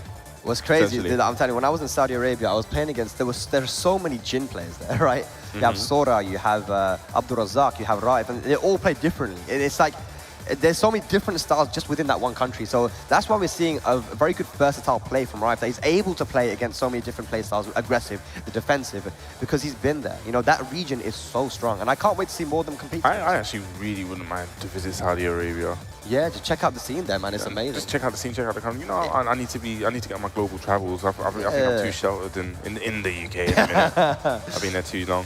All right, it looks like we're going to be locked in, and it's going to be the Kunimitsu from Yagami going up against Saudi's Jin and Raif. Now look, Raif does have experience here against the Kunimitsu. They have a very strong Kunimitsu in Saudi Arabia, in Akil. So let's see. Yes, Federer was actually telling me this earlier on, and he was actually saying that this guy should have actually came to the LCQ because he actually really believed that he could have done so much damage. Joker said it's the best Kuni he's ever played. Yeah. Damn. And you know, we saw how well he's done versus Kuni over the past year, and he said that this is someone that's, you know, he was beating him. Like, he was beating Joker. So that's crazy on the level there. But let's see. This is a different style of Kunimitsu. We're all the way in Australia. Let's go. Let's get her on. Let's see if Yagami can get a match on the board. Yeah, in the final, you know, we're approaching the end of this group. We're in the final stages. Let's see who is going to make it out. And this group was, from the beginning, was so tight. Righto. Let's go. I'm not going to start with the accent. Meant to learn this 1+2. That's a move that I personally hate getting hit by that. Yeah. It's a good move because if you try to interrupt with anything slower than 13 frames, I think you get counter hit by it. Yes, and it does. And it nets you huge damage. You can see Yagami 70% off. That's the kind of sales I like, 70% off. All right, we're good. Yagami's poking away now. He's managed to even out the life lead. I have no idea who's in the lead right now, but the down four, no drop. Drops the combo. He could have definitely taken a life lead there, but now has Rage available. Okay, spends the Rage Drive. You don't really see that much with Jin because obviously the first hit is high. Yeah.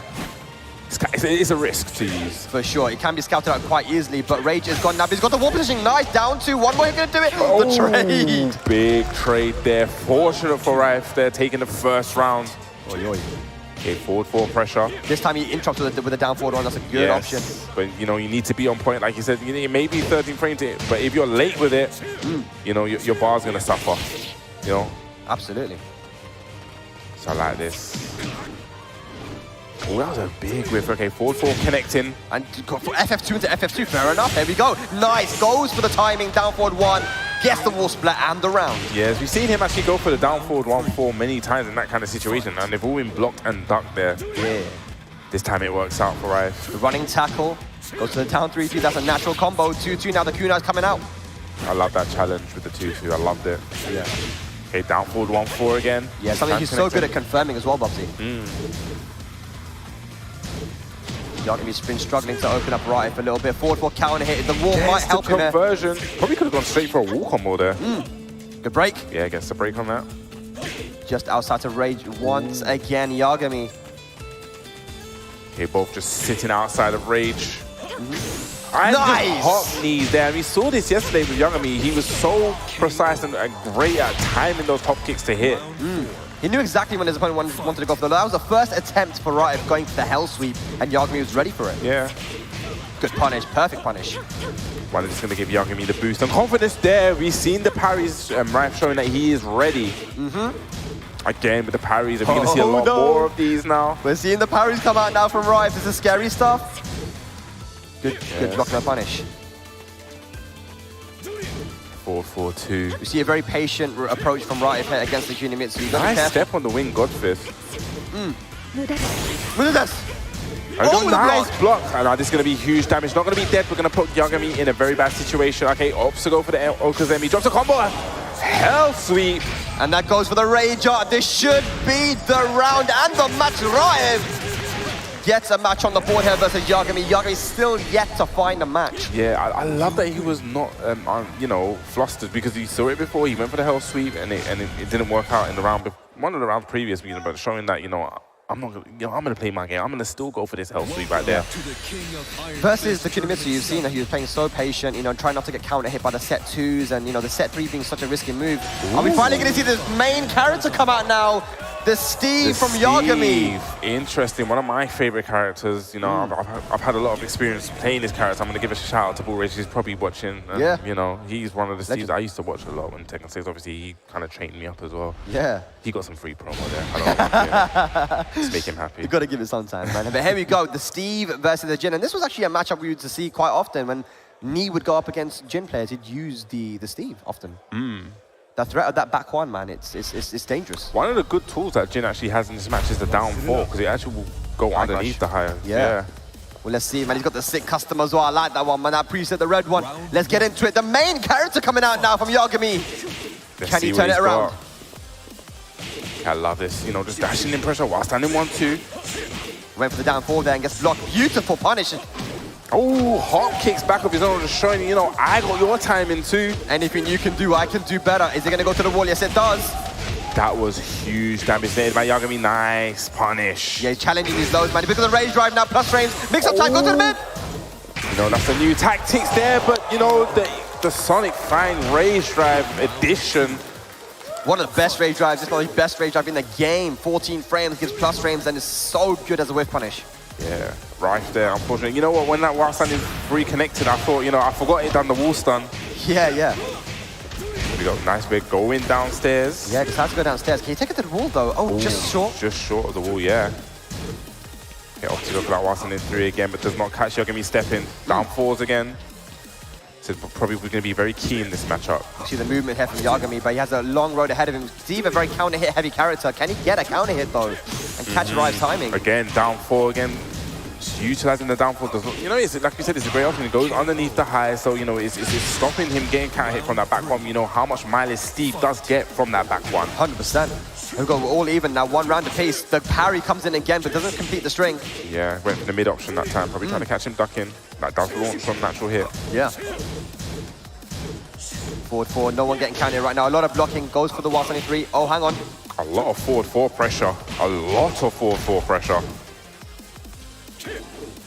Okay, backing off a bit now. And again, the 4-4 pressure. This time gets the counter hit, toe kick.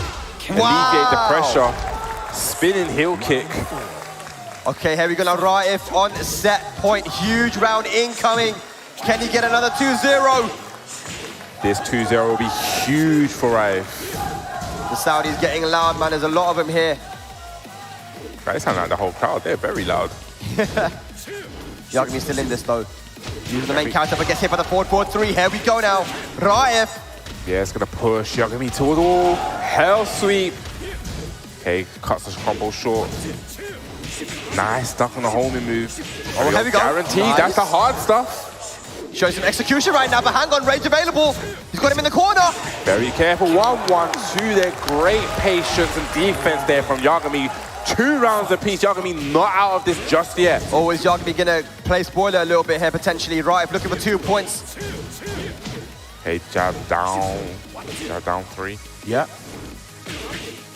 Ooh, nice, finishing the string. Finishing strings. This has been the tournament of finishing strings. Great massage. Oh! Massages him back. That's a mini massage there. No, just neck and shoulders. Oh, hang on. The 50-50 now doesn't get caught. A wall splat though. The throw, broken. Big break. That was a hard duck, a hard read. Raif. Oh! Big high. This is not going to be hit. One more hit gonna do it. And no, and Raif! Mashallah, the Baraka lies and it gets the 2-0 versus Yagami and net 2 further points onto the leaderboard for him. Yes, that was a huge, huge victory. It literally is. I thought it's the whole. They sound like the whole crowd. Yeah. And they stopped when I took the headphones out. That didn't work out. All right. Yes. So that's making things very interesting now. Raif playing so well and so happy about that as well because he's making a name for himself. This is a person that loads of people in the world wouldn't have known about, right? Yes. It's a region that hasn't really been able to travel out. There haven't been major tournaments that have happened in that country as well. So, you know, he's done very well. Let's see how he did here as well. Starting off against the Kunimitsu, again, like we mentioned, that he definitely had the experience against the character, right? Yeah. And played a bit of a patient style, then, you know, went to close it out at the right time. And yeah, got the match. Yeah, definitely. And you're talking about, I actually only remember Raif. He actually won the last year when he done the online. So I actually I actually had the opportunity to actually watch him, and I was really, really impressed. And it's actually great now that we get to see him at this global and put his level on the line and show. And he's looking so strong here. You know, getting the conversion that you see with the forward 4. No. Yeah, definitely. And Yagami, you could tell, man, like, he had the execution. As you said, that was a high execution. That was a high execution thing. You know, you have to crouch cancel that and go for the while standing 1-2. It is very, very tight, you know, showing that he can do it in that pressure situation as well. And this round here was a comeback. Yagami had a pretty healthy life lead. And then, again, getting caught with the forward 4 timing and finished it with a low, just bet it all on that, man. And yeah, beautiful from Raif, man. Just what a good performance by him. So he moves on to now +4 points. Looking good. Nobi, you know, on 6 as well, still has a match remaining versus Joker. So this is looking a bit spicy, man. Yeah. Because if Joker is able to get a 2-0 against Nobi, that puts him onto 4 points and puts Nobi onto 4 points. Yeah, that's what I'm saying. I said from the offset that this group, it literally was so tied up at the end of day 1 that anything could happen. And like you said here, now this next match, you know, Raif done his thing. You know, I like to have your destiny in your own hands. Gets that 2-0, you know, keeping his standing really strong in this group. And the next match is also going to be very pivotal here because we're going to have Nobi going up against Joker. Oh boy, it is the big one. That's a big one. That's a massive one. And Joker definitely needs the 2-0 here versus Nobi. But can he do it against someone like Nobi? You know, this is someone that I don't believe he has played before. There's someone who has a very unique play style, someone who has so much experience.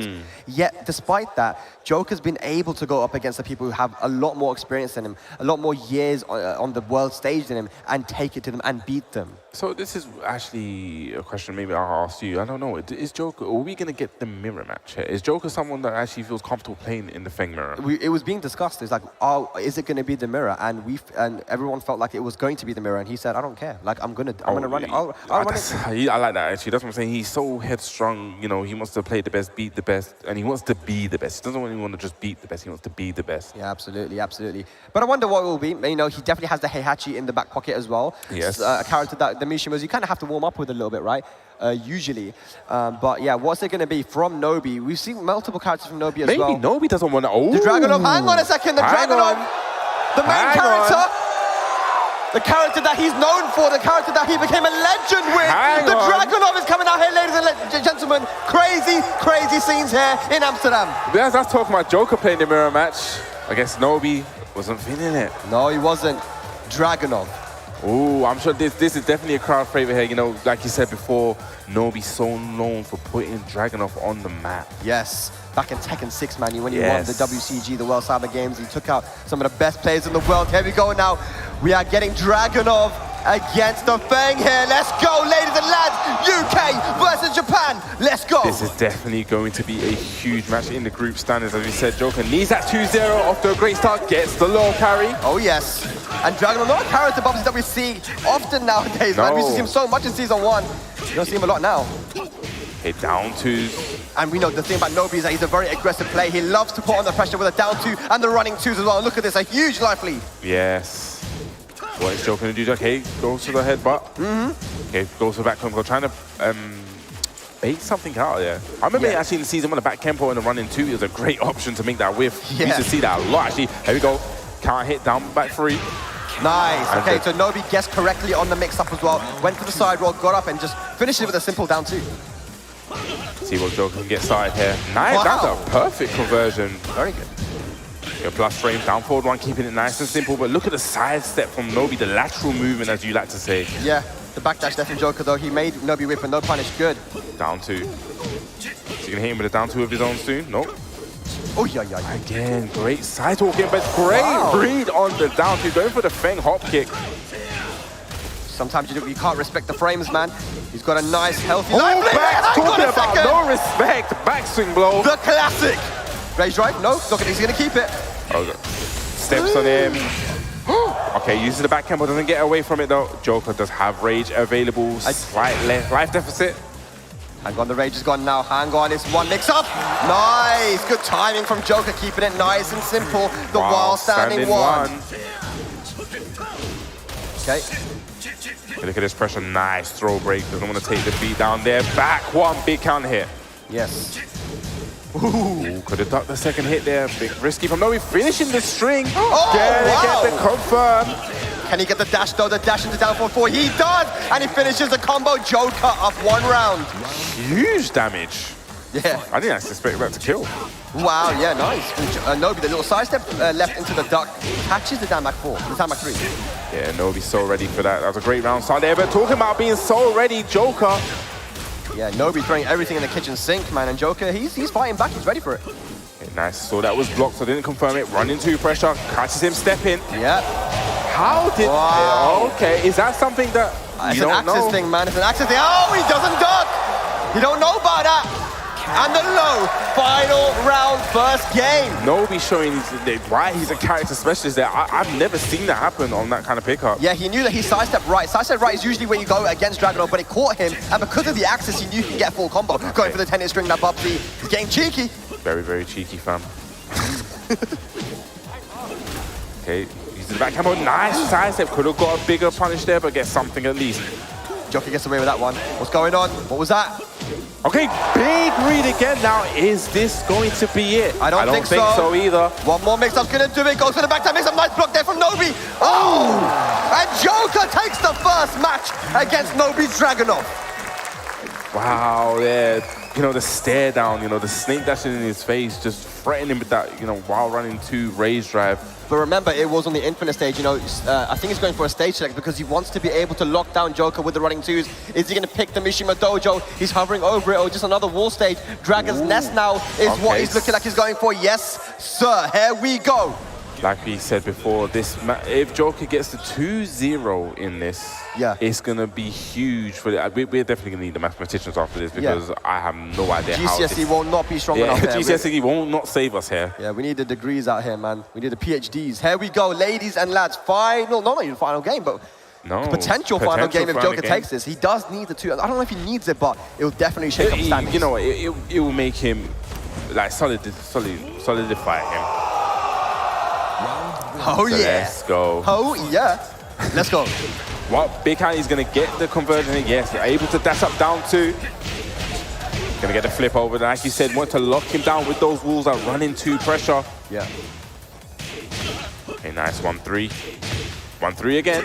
What a Oh, this side is all in the back, and this should be... No, it's not going to be the round. Mini combo down, 3 Yeah. to close it out. Lovely. Actually went for the full string as well. Nobi with the first round. Okay, uses that back kick per step. Down 2. Ooh, start the running 2.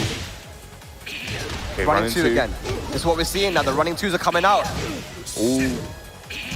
Just look at this relentless pressure there from Nobi. One thing that Nobi's really good at doing as well is the instant running 2s from close to 0 range, right? Not going to get a wall bounce there. Down 2, down 2. Down 2 again. Down 2 again. Chopping away at the legs. Joker not ready for it. Nobi up 2 rounds. So that Nobi stepped up a gear. Yep. He went for the big read there. Not okay. Gets the duck there. Good Nice sidestep. Gets a small punish. Joker on the back foot. Nobi doing what Nobi does best. In your face, chopping away.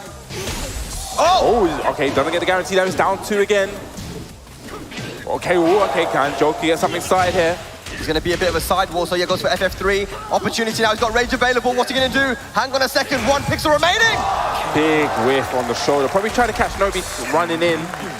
And just like that, Nobi answers back. Yes. 3 rounds straight. What a man. I mean, from losing the first match to going and doing that in the second match. I mean, the stage made a difference and definitely some adaptation, but Joker keeping the walls in play. We're going to the jungle outpost. Oh, okay, Final match, ladies and lads, here we go. Nobi versus Joker. This means so much to Nobi as well, you know, he's breathing, inhaling, exhaling. Oh boy. Sure he's ready for this. So Joker opted to keep the walls. This is a stage that Joker likes and opts to go for. Yeah, him and Kay was both actually. They like it because you do have the breakable balcony and the breakable walls, which Feng can get some nice damage from. Also, playing devil's advocate, I felt that, you know, in the first game with the walless, it seemed that it favored Joker there. So maybe he could have thought about that. But, you know, I respect being comfortable. Yeah, going with what you're comfortable with. Oh, this is uncomfortable leg lock. Yeah, just mistiming the back tempo as well. You know, normally, as you said, it can make the running too whiff, but he hasn't been able to catch the timing yet. Okay, gonna get the punish there. Doesn't get a wall bounce, so luckily for Joker, but is locked down against this wall. Needs to find a way out. Down 2. Yeah. Down 2 of his own. Down 2 of his own. Wow, the back 2 this time. The mid to close it out. Nobi up 1 round. Yes, really conditioning him now. All those back 2s adding up, making him want to duck. Okay, look at that nice side step left. Nobi, that lateral movement. Yeah. The thing, man, you know, in Tekken, when you use your main character, even if it's not technically as strong on paper, it can still be your strongest character, right? Yes. So Nobi showing some crazy Dragunov play here, but Joker fighting back. Okay, nice punch on the back one. Gets the duck. Could have got something a little bit more there, but throws him. Puts his back against the wall, but you see Nobi just stepping out. Yeah. Both guys using homing moves. Nobody wants to step up forward for, gets blocked. Such a close match. Nice. Hang on a second, one more hit. Rage available. Goes back turn. What's Nobi gonna do? Oh, it gets the confirm there. Great time there from Joker. So precise with that. Crazy stuff there from Joker. He evens it out 1 match apiece, 1 round apiece here. But the running 2 counter hit gonna go to the wall. It's gonna do huge damage. It's gonna get the flip over as well. Delays the string. Oh, hard duck. Hard duck doesn't work out. Another counter hit there. A quick fire round from Nobi. Joker needs this to stay in. Are we gonna get a final round? Nobi, the aggression. Has Joker got an answer for it? Okay, down back 3. I love it. Okay, run into. I love the delay on the run into. They saw the Kempo, waited, went for the run into. Gets a step around, but doesn't capitalize there. Yeah, he was too far away for the whip punish. Down 2 again. Nobi has a life lead. Joker, what's he gonna do? Trying to go for the confirm. Oh, one more hit. The wall standing for Nobi. Gonna take it over Joker 2-1. What a set. And finally seeing the main character, the Dragunov, come out here. Wow. Yes, we haven't seen Nobi use the Dragunov in forever. I'm sure that's a treat for the viewers at home as well. I wonder if that also surprised Joker, if he was ready to see the Dragunov, man. Especially since anyone was. No, because, you know, a lot of the matches that we've seen Nobi playing in Japan in his training has been with, you know, the Steve and the Feng, right? Yeah. So, you know, bringing up the Dragunov there, a bit of a surprise pick, but, I mean, you can see why that character is his main character. You know, like you said, he was so precise with the up forward. Something that I didn't even know that you can get a pickup when it's off axis like that. You know, he was so ready in that situation there. So I'm sure that probably more or less solidifies Nobi is going through probably in the winners. Probably in the winners, yeah, most likely definitely. in the winners there. Yeah, most likely. We don't want to give you guys misinformation, but you know, as we see this match, you know, it was interesting because I feel like the infinite stage would have helped him if he had gone for the last match because of how aggressive Nobi is and how good he is at pushing the pressure, pushing the pace on you. Yeah, especially that running too. Once you're locked down against the wall, even with the new 4-4-3, the homing move with the wall stun as well, it's just additional pressure when you're just locked in against that wall. So I probably would have liked to see Joker actually go back to the infinite stage because at least, you know, with the running 2 pressure, you can kind of, you're not backed up against anything.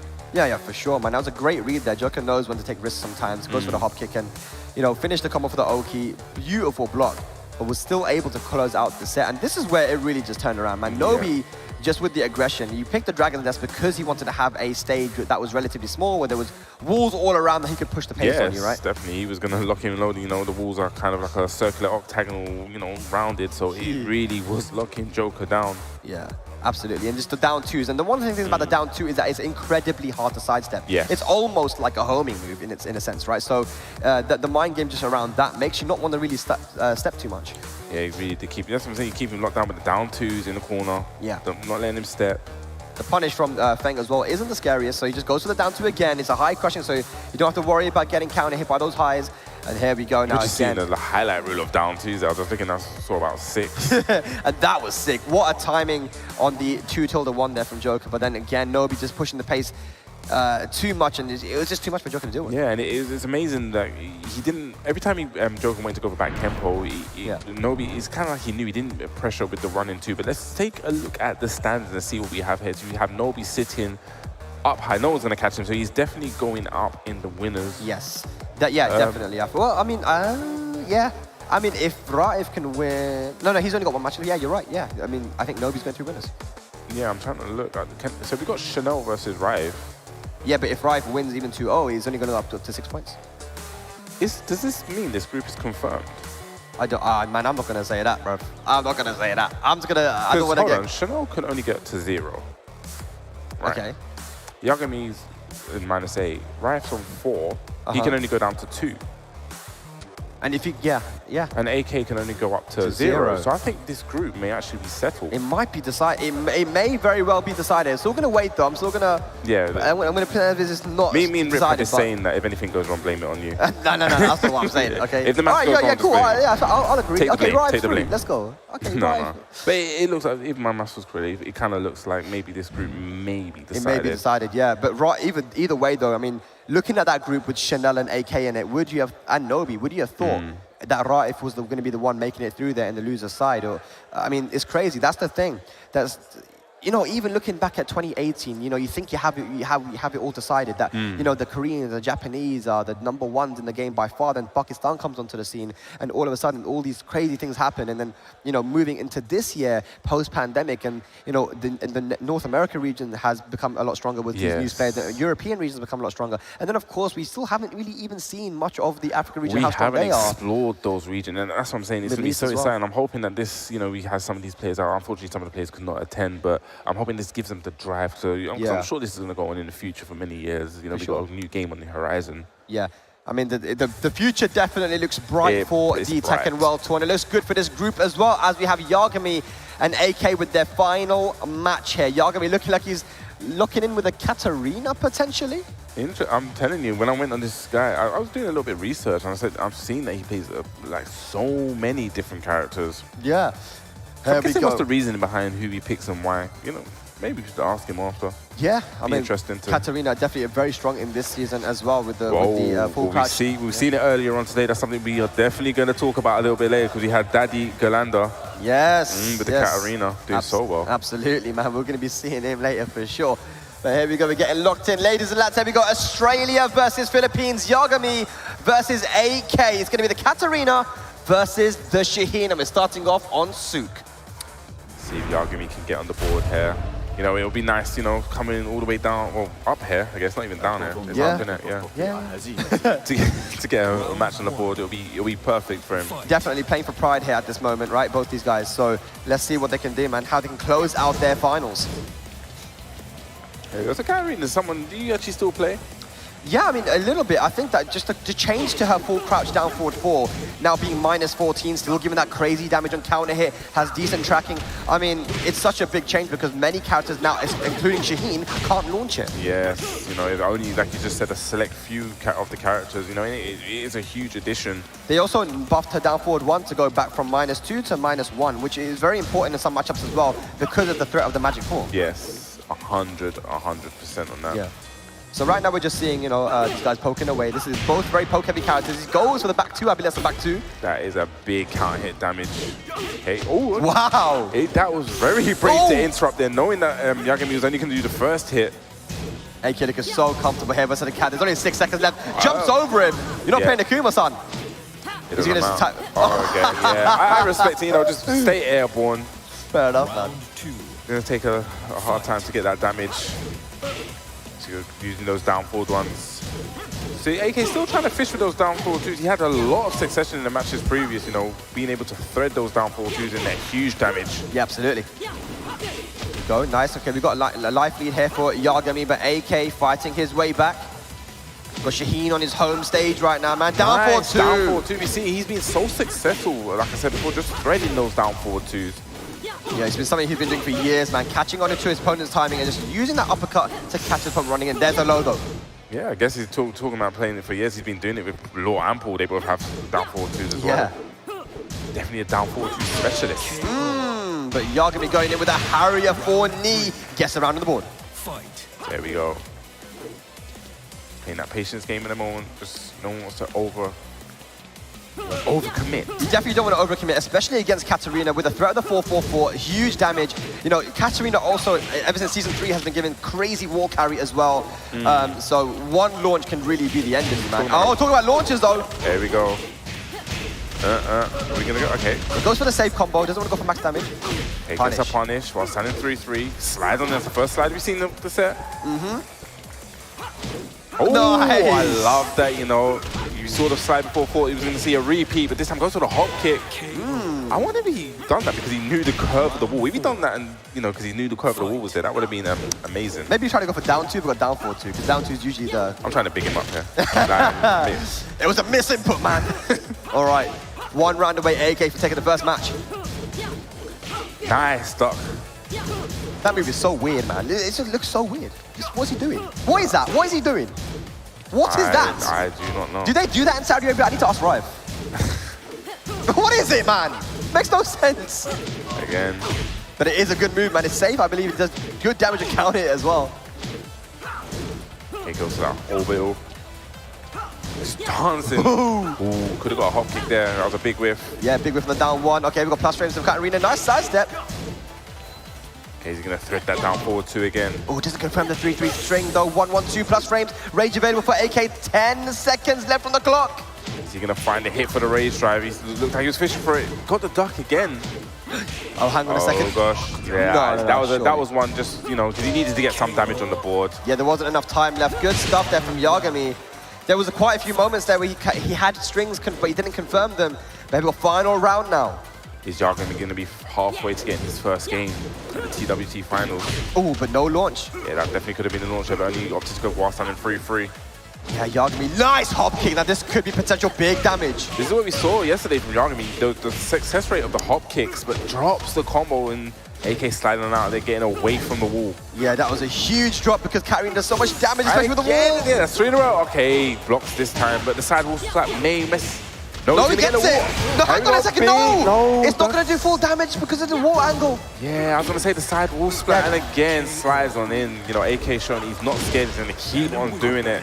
And this is the thing with Yagami, man. We see the standings, we see where he is at the moment, but a lot of the matches have been really close. Really, a lot of close. final rounds, but he hasn't been able to close them out. In that situation, he got the hop kick, but dropped the combo. He tried to use the down forward 1-1 for the carry. Should have tried to go for maybe down 2 or back 1-1 instead. Yeah. But he's gone to the character select screen now. Let's see if Yagami can finally get a match on the board here. What's he going to go for? Is it going to be Steve? I don't know. It's going to be a huge mix-up. Even I'm really mixed up. Okay, we're going to go back to the Steve. I like it. And then with the main boy, here we go. Going for the main character, Steve versus Shaheen. I want to see those counter hit back ones. I want to see them. I want to see the down forward 2 combos as well. Yeah, we got a crowd chart right now for Yagami. AK just still looks cool.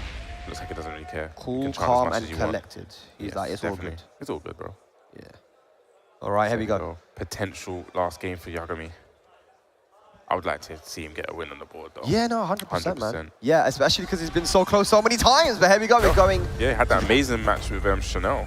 We're going to the Kunimitsu stage here. Let's go. Got the spike shades on. Fight. Let's see how this is going to go.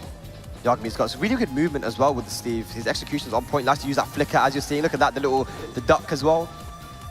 The duck wave dash. What do you call that? The duck dash. I don't know. Cancel. I don't know. The duck dash. Duck dash. Okay, nice. Masaji. See, now playing very, very patient. Good punish. 1-1-2.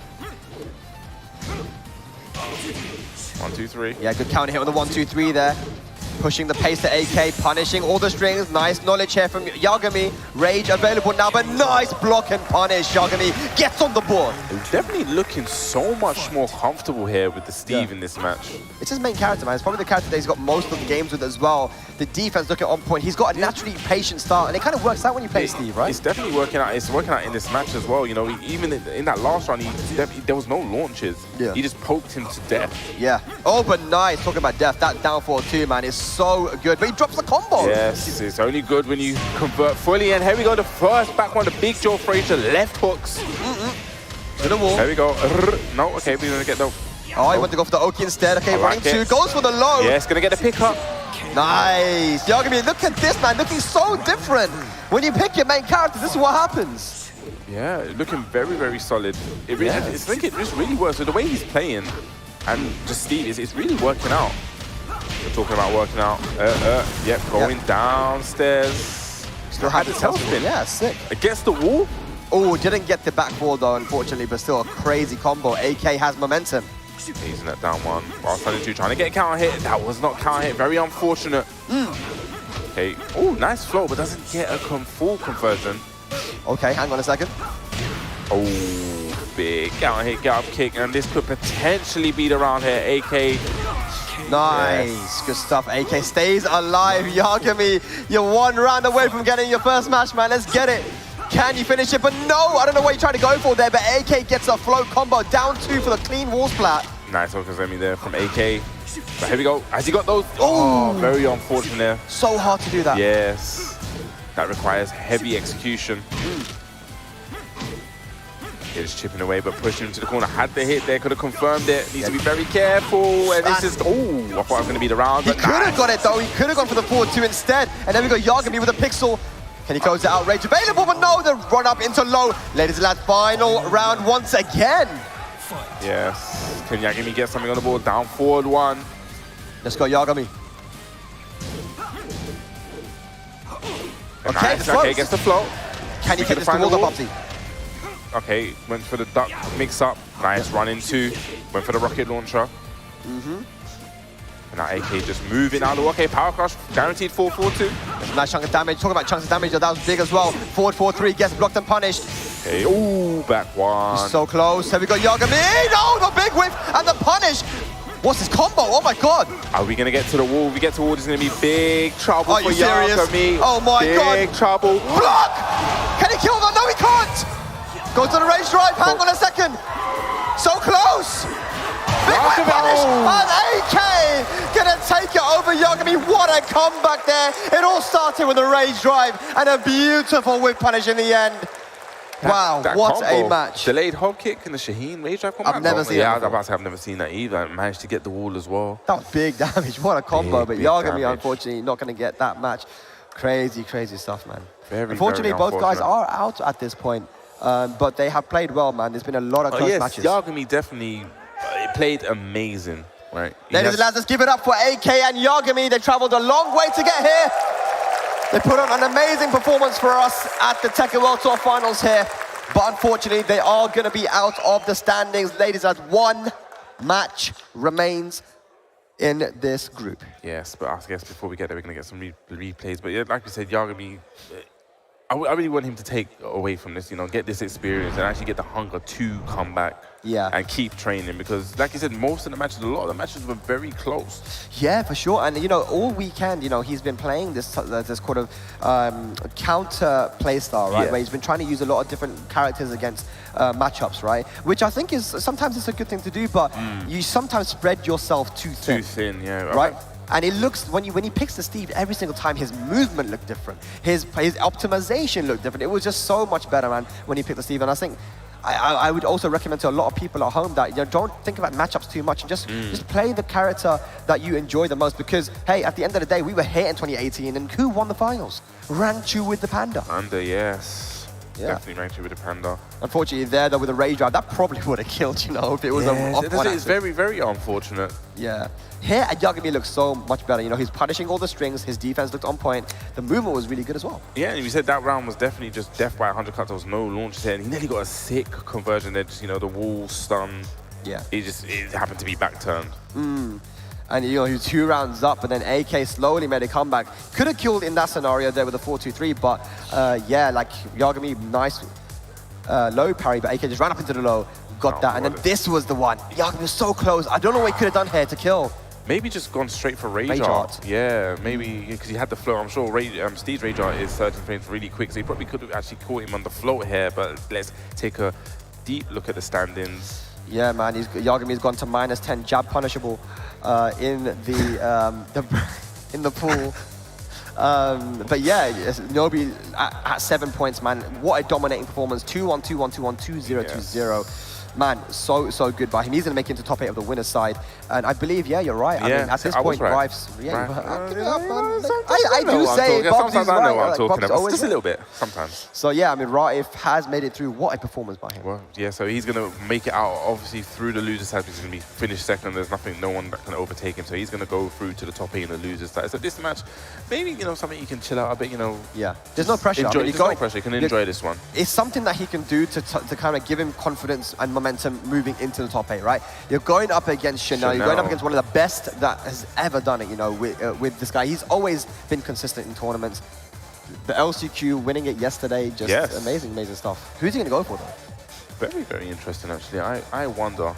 Is Raif just waiting for him to make a choice first? Like, what's going on? Yeah, I think he's asking for your thumbs up. Yeah, okay, we're giving him the thumbs up here. He is ready, just waiting. Okay. He's going for the... Oh, here we go! Okay! Okay! Nice. Going for the character that he is known for, the Elisa. Definitely been running the Zafina and the Eliza so much recently, but what is the character, Bubsy, that he was known for? Elisa. I remember watching him, because I used to play Elisa back in the day. It was a rumor, but I did. But. Definitely going for the main character here. Final match of Group D. Ladies and lads, let's hear it for this match, man. Raif versus Chanel is going to be a bad boy match. Let's go. Jin versus Elisa. It'll be a big accolade for Raif, to have this, seeing I've beaten Chanel on the World Tour stage. Like I said, even though Raif is still out, it's still all to play for, pride to play for, that accolade. You want to take those scalps, have those names, and be like, yep, I've beaten you in this tournament. Chanel playing for pride. Chanel going for the bunny costume as well. I didn't even know that was a thing. I did not know that was a thing. I haven't scrolled that far across. Let's just say that. Okay, opts to keep the wall balcony in play. Yep. Nice block on the hell sweep though. Chanel. Raif starting off very aggressive. Ooh. Hit that 2-1. And I love that. Just disrespecting. Sometimes you just have to do it, man. Just do it sometimes. Yeah, because after certain strings on blocks, opponents try to take their turn as he did there again, but got parried. I love the okay. Forward 2. Big whiff, good punish there from Chanel. Could have got a hop kick there on that whiff. There's gets a hop kick while standing 1-2 pickup. Yeah, this might go to the wall, but he doesn't get the clean wall back. But the mix up from full crouch. Yes. Chanel giving him a little bit of a rocket as well for good measure. Just to make sure he did. Oh, hang on. Okay, chainsaws are out. It doesn't go for the tail spin there. Opted to keep Raif standing.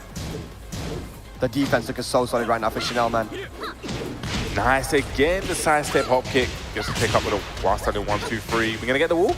Not just quite. Shy. And that's one of the things about Elisa. Her backdash and her side stepping is so strong. She's a very movement-heavy character and goes for the tie the shoelaces. Chanel looking good. He actually went for the little taunt at the end too. You see the lateral movement a lot, but Jin does have that standing for one of the best, better home moves of the game. One of the faster ones, let's say. Can't hit launches as well. For sure. Let's see if it's going to come out here. But Chanel just poking away. Death by 1,000 cuts. Okay, didn't get the punish on the non-electric. Look at this man.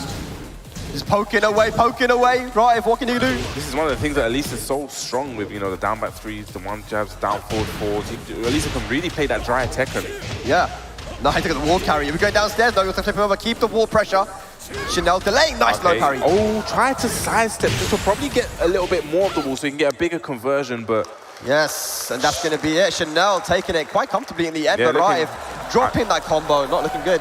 Yes, holding the 1+2 there to get the alternate ending. Chanel doing the ending to the crowd as well himself. He's a very animated guy, a fan favorite, but we're going straight back in rematch. Let's see if Raif can make some adjustments here. Yeah. It seemed like a lot, like Chanel was utilizing Elisa's movement so well and getting those side step hop kicks in. Yeah. Okay, what's going on here, man? Raif jumping.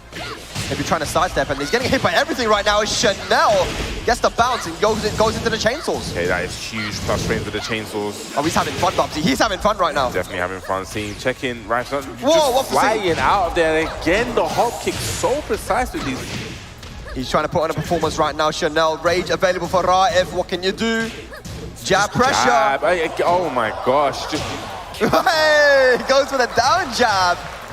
He is definitely having a lot of fun out there. Yes. See if Raif can make a comeback. What can Rife do here? Gonna get a punish. It's a little bit too far. Had a little bit of a pushback. It gets the low parry. Yeah, I feel like he had to do that. Had to try to go for the low parry because he's been getting cut down a lot by those down back threes. Oh, special get up. Special wake up. Yep. Guaranteed, I think that is. Just standing still. Rhymes like a cool, I can dance as well, son. See what you can do. Very patient, no one wants to press the button. Yeah. Okay, trying to realign so Chanel's back against. Oh, that could have been a big whiff punish on the back one. Okay, decent punish down the wall standing too. Okay, now Chanel's been able to fight for position. Both guys fighting for position right now, just sidewalking constantly. Good, presses buttons. Not going to be dead though, rage available. I've got to be careful. Back to 2-1, yes. The round ender. One of the, like we said this before, one of the best round enders. Absolutely, chainsaws are out, man. There you go, what's it all about when the chainsaws are out? Chanel quite happy to just sit back here, man. At least there's a very versatile character as well with a moveset. Yeah, and does have the life lead. Doesn't really need to, you know, press any buttons. Doesn't need to. Well, but now he does. life lead's gone. Nice low parry. Low parry, yeah. All right, this might go to the wall, actually. Definitely going to go to the wall. Yeah. Oh, yeah, what's going on? Did he do the one jab or the two jab?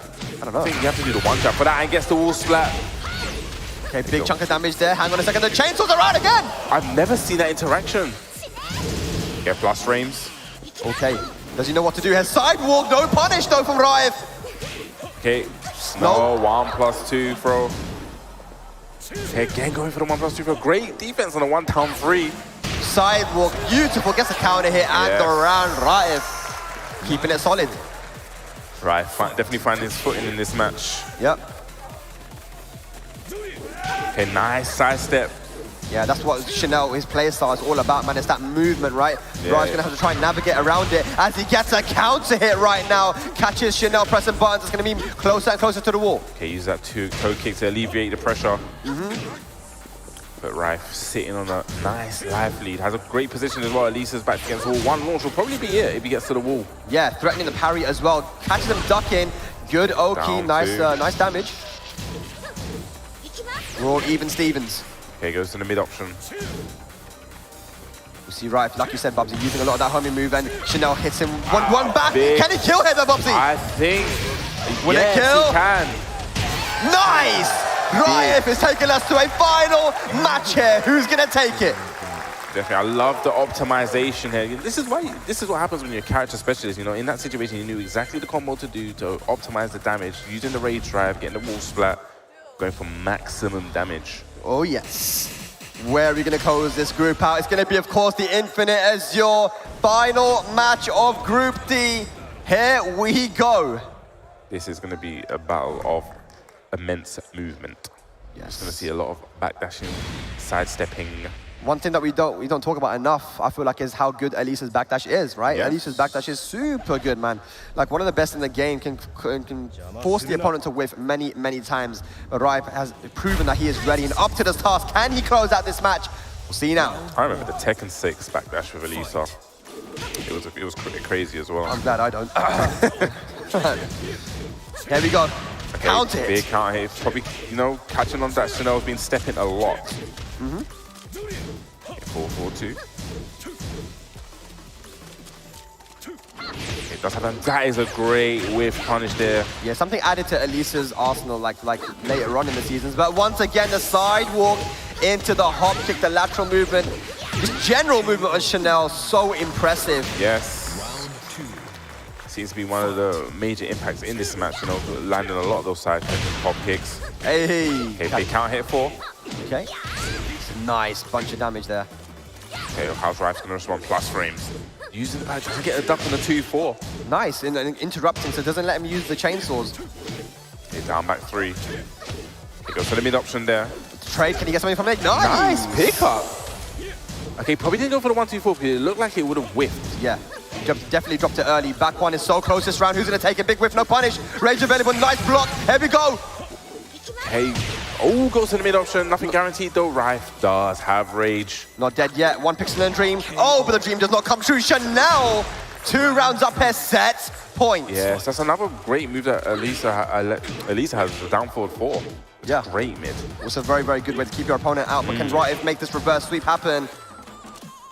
They're just playing very patient. Okay, mental alert is 1+2, huge damage. Yes, definitely. It's going to give Raif a very healthy life lead, but you can't be too passive here because Chanel has proven that he's been poking out Raif a lot. Running 2, gets a guaranteed hit.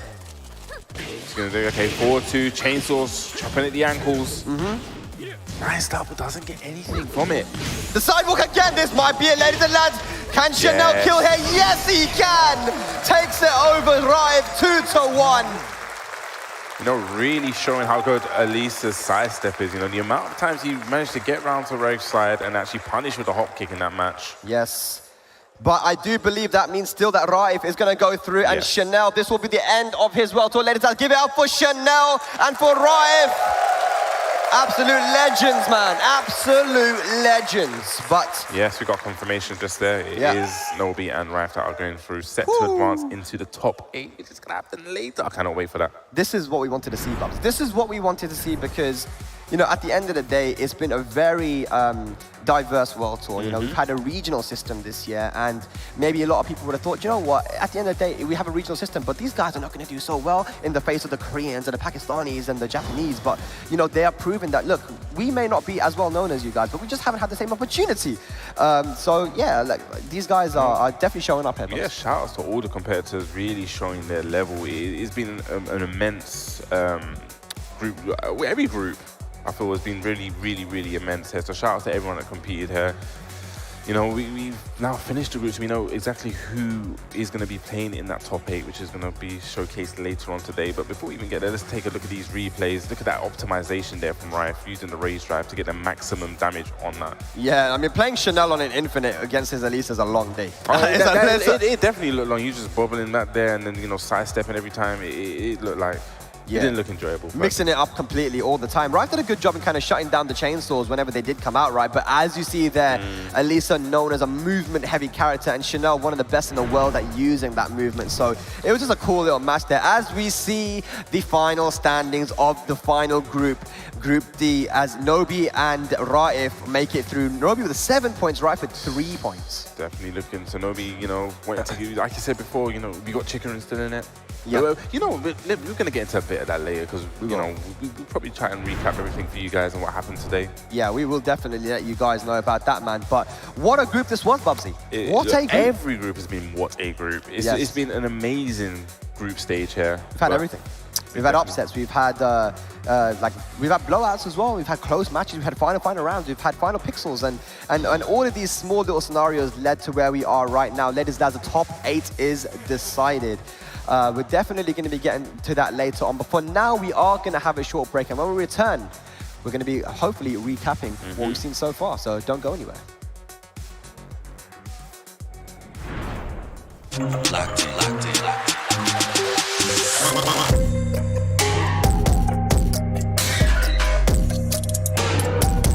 Y'all know what time it is. Locked in, locked in, locked in. Play. I make the rules, rack up the jewels, make it look smooth. You know how I do. Running this kingdom, wish you could be me. Better look up, cause that's where you see me. Locked in, locked in, locked in. Always locked in.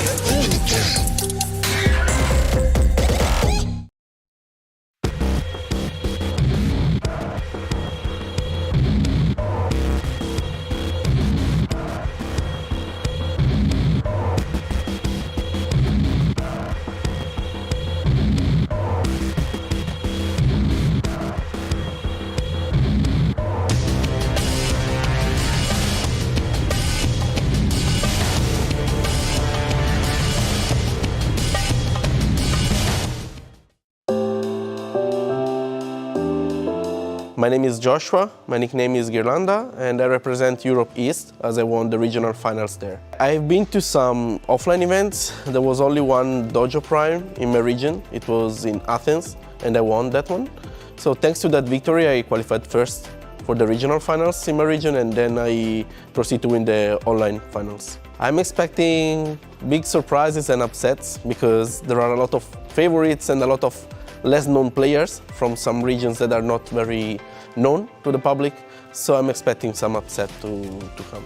It's kind of hard for me because I'm Italian but I live in Bulgaria, so You know, yes, I represent Bulgaria, but also represent Italy, and also sometimes I train also in Indonesia, so I also represent Indonesia a little. I'm a citizen of the world. Coming to Amsterdam again and seeing the theater again, knowing what happened there, basically it was the biggest day of my life, Tekken related, when I won the LCQ here, and then the finals the day after. So it's a very good feeling to be here again. It gave me good memories. And always to be a dad, it's harder than playing Tekken.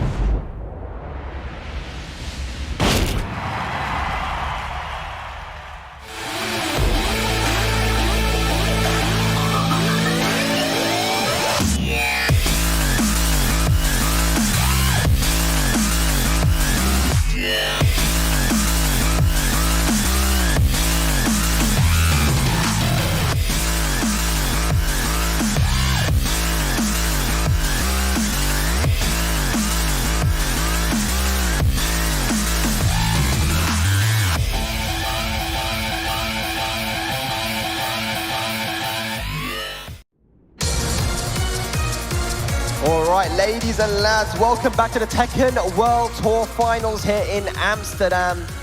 We are done with the group stages now, and we have whittled it down to our 8 final competitors. It's been a long and crazy road to Amsterdam, man, but we are finally getting down to the nitty. Yes, we are nearly there at the top 8. But before we even get to the top 8, we're just gonna, have a little chat between us. Yeah. Talk about what has transpired over the past 2 days. Well, yeah, definitely. If you guys weren't around, it's been long days of Tekken, man. So maybe you guys missed some of the stuff. You had to go out, you had to work or whatever. We're just gonna have a small little recap here of what we've seen from each groups so far and who made it in and how they made it in, right? So, just kicking it off right now.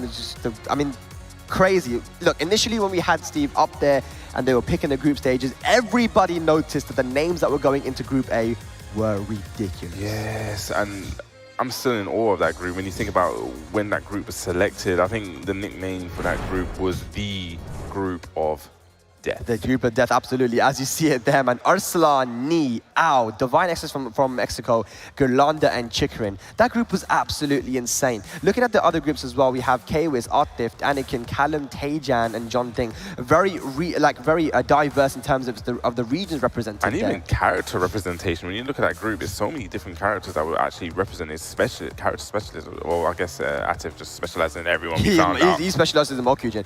Group C then, Joey from the USA, Yonorang, Sergi Master from Peru, who came in actually last second because Noel wasn't able to make it. Unknown EXE from Tunisia, Shin Akuma and Jod. Jod, obviously, the EU representation from that LCQ. What a performance he had.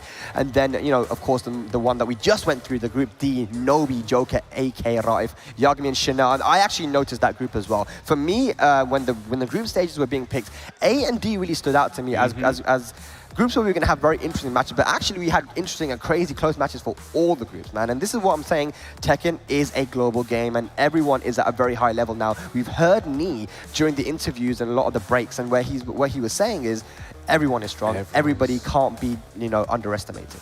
Everyone is a veteran in this game. It's crazy to think how long this game has been out and seeing how everyone has leveled up. And it's a beautiful thing to see actually globally how everyone's leveled up together, to put a great showcase on for us today.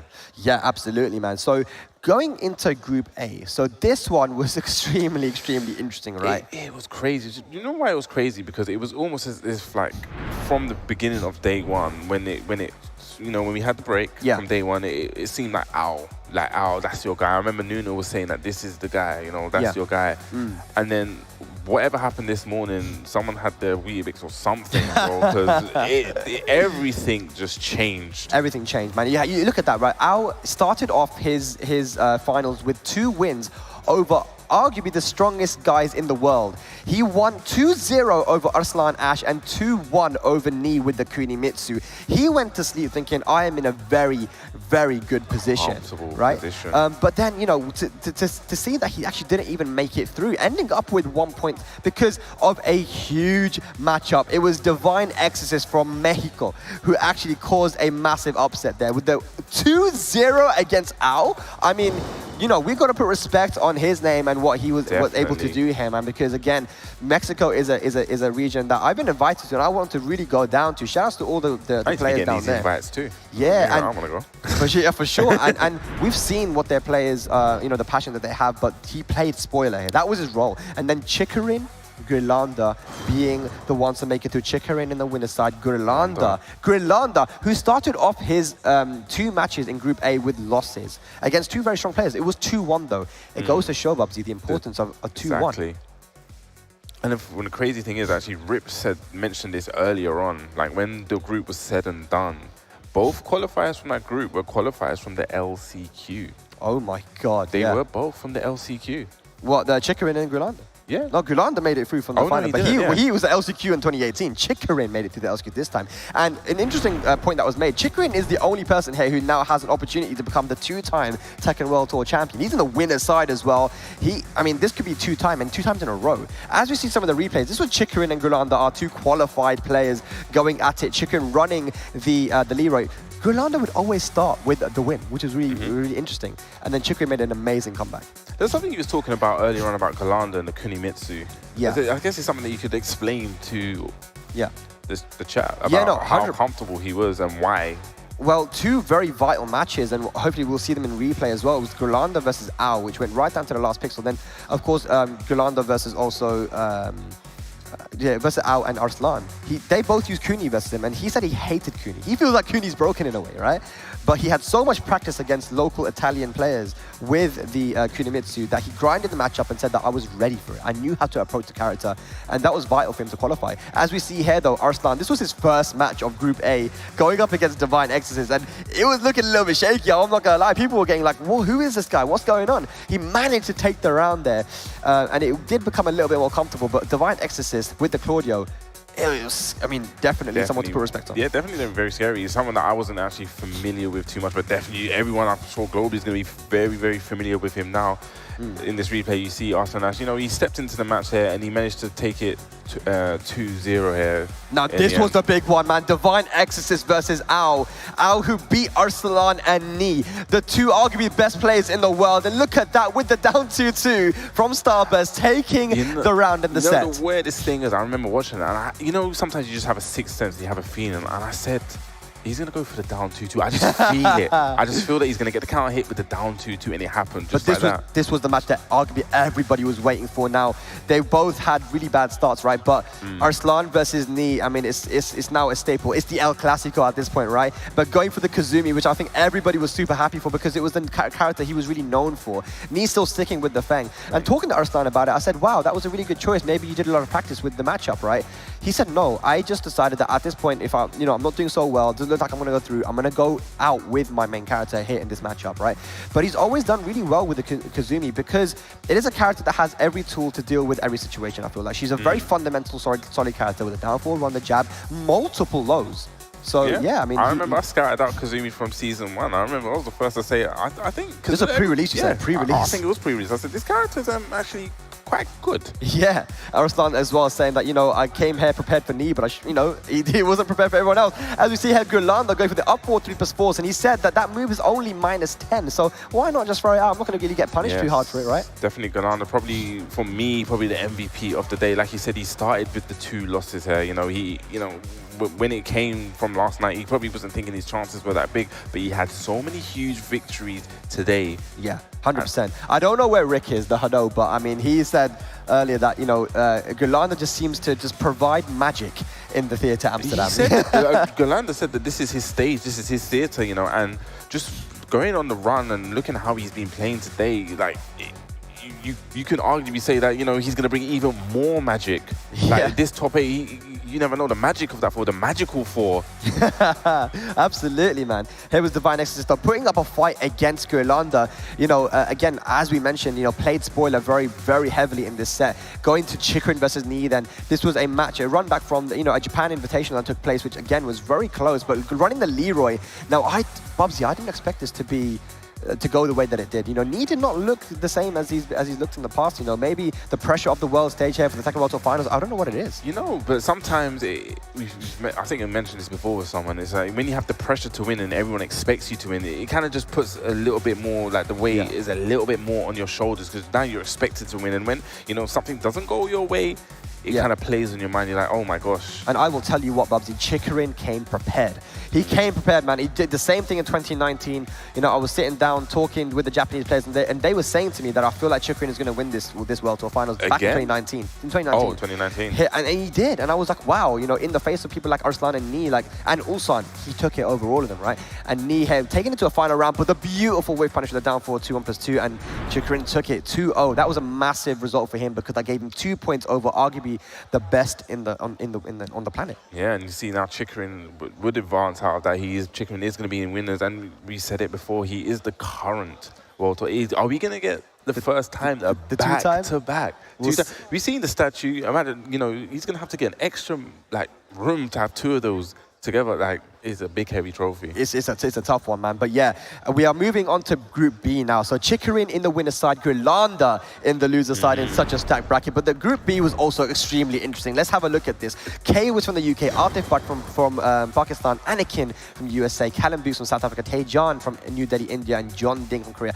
This was a very diverse group, Bubsy, but it was pretty close until it wasn't. Yeah, it's one of those. This is one of those groups where we see how the 2 nils and the 2 2-1s make a difference, because this essentially came down to, you know, two people on the same points, and it came down to a head-to-head. So if I say, you know, K-Wiz did get a 2-0 against maybe the Anakin, it would have made a whole difference, and he would have eventually gone through. Yeah, one of the matches that he was talking specifically about K-Wiz, because as you see there in the rankings, Atif but quite comfortably there with 7 points. Yes. K-Wiz and John Ding were tied for points, but because John Ding won the head-to-head, John Ding took the loser spot over K-Wiz. And K-Wiz was saying there was one read, maybe we'll see it in the replays, but there was a read he made at the wall where he had all the positioning. This is actually the match here, right? So John Ding up 1. He took this second match quite convincingly, I feel like, you know, in the end, and took it to a final match. But the final match was, it was a bit rough. It just comes down to one read, and John Ding's so strong with his mind game. But as you see, once Hwoarang gets going, Bubsy, it's super hard to stop. It's very hard. That flamingo mix-up, you know, it essentially is come down to a guess. Like, are you going to guess the hell sweep? Are you going to guess the mid-launch? Like, what's, you know, you're not going to guess right every single time here. Exactly, yeah. And he was prepared for the Eddie, man. He knew what his punishes were. Tried to go for the tag 2 punish there. It's not the right stuff. Can't interrupt with the jabs anymore. Rage available here. Down 4, great tracking, caught the side step. Now this was an amazing comeback. Running through with the plus frames, down 3-4, pure mix-up, went for the rage drive into another mix-up. Johnny actually backdashes here, but doesn't punish and gets swept back. That's one thing that K-Wiz is so good at doing, utilizing those mix-up. Here we go, Yeah, this was the interesting thing here, right? So he started off so well. He caught out John Ding ducking multiple times and went for the mid. John Ding was fighting back, rage was available. We'll see what happens. Hey, pushed him to the wall again. He's so good with that, with the power crush. Power crush. That's something that Eddie got, not recently, but it's something that's a newer addition to Eddie, that power crush, right? Yeah, and it's quite slow, so you don't really see it used much, but John Ding was so ready to use it. Down 4 once again now. This was the situation, that punish. K-Wiz had the life lead and the wall positioning, went for down 3-4, and it got blocked. John Ding punishes perfectly, and then it was all momentum on his side. At this point, it became difficult. He frame trapped with the jab, the 1-3. Down jab with a lot of plus frames into the low, and yeah, that was it. That was a decisive, deciding factor in that group. Yeah, we saw this match with John Ding and Anakin. This match was very, very back and forth. We saw a lot of clutch defense here from Anakin. You saw the unfortunate miss on the shoulder. Yeah, the wall come off. This was the match that if Anakin actually won against John Ding, and he started off with a win, right? K-Wiz would have made it through. Yes. It didn't matter if it was 2-1 or 2-0. This is also a run back of the Malta Cyber Series, which took place, you know, recently. Anakin and John Ding were in winners finals and grand finals, and it was such a close set. Anakin ended up taking it in the end. Yeah. But you know, this is Tekken World Tour Finals, man. This is first to 2, so anything could happen. You see, Anakin had the momentum. Yeah, he definitely, you saw right there with the block on the bow and arrow. His defense at times was so scary. It's like you couldn't break it down. Interrupting there with the rage drive on the forward 1. Forward 1 is actually minus on blocks. He can't always press buttons. As you see there once again, he tried to do something, got hit by the shotgun. Super close hit. This was sick. Crush, you know, he's scrapping out there trying to press any button just to stop and get the hit. This round again, you know, K was on his feet. He was like, oh my God, if he wins this one, I'm through, you know, I'm here. And that was a great option with the forward 3 there, you know.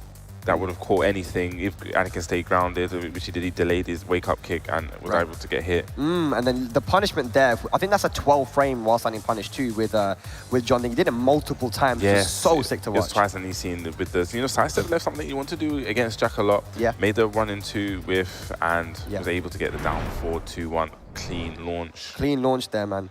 But then, you know, ended up Atif and John Ding. Atif so dominant in that group. I feel like, you know, I think he won every set. He won every single one of his matches, you know. As he said, I think in 2019, unfortunately, the Pakistanis did not make it through. Yeah, but we got one Pakistani in here. Now we move to Group C, which, you know, I think there was, you know, it's like one of the movies you watch and then there's like a crazy twist at the end. This was that kind of a thing, because Joseph Furious, he had an amazing start to his pool, man. Look at the amount of 2-0s he got, man. Yeah, so it was crazy, because I thought we were sitting in the back or the side. I was thinking, are we going to get to see the first ever perfect score here? We're going to see the 10-0, you know, the average 10. Yeah. You know. So and again, looking at Joey. So Hwoarang is actually going to make it through in the winner's side here. They both tied on points. Hwoarang lost 0-2 to Shin Akuma.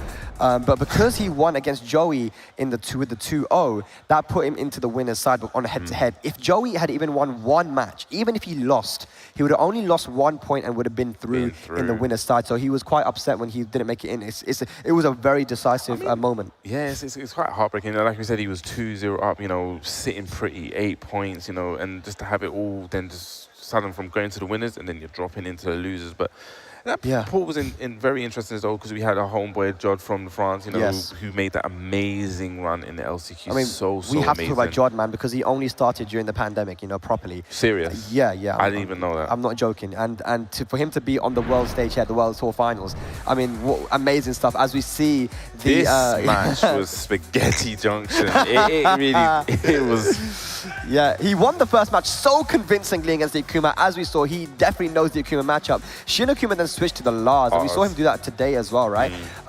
This was interesting because Lars has a lot of strings, and you can actually interrupt a lot of them, from, like while standing 2 into the stance. Jod wasn't doing it until the end, and then he managed to actually adapt. Definitely. One thing I really noticed in the match as well, the down forward 3-3, the amount of times I actually hit. Like the first hit was blocked and the second hit was a hit. It was down 4-3-3 has a lot of pushback as well with Lars. Not a lot of characters can get a punish on it, as we see the rage drive there.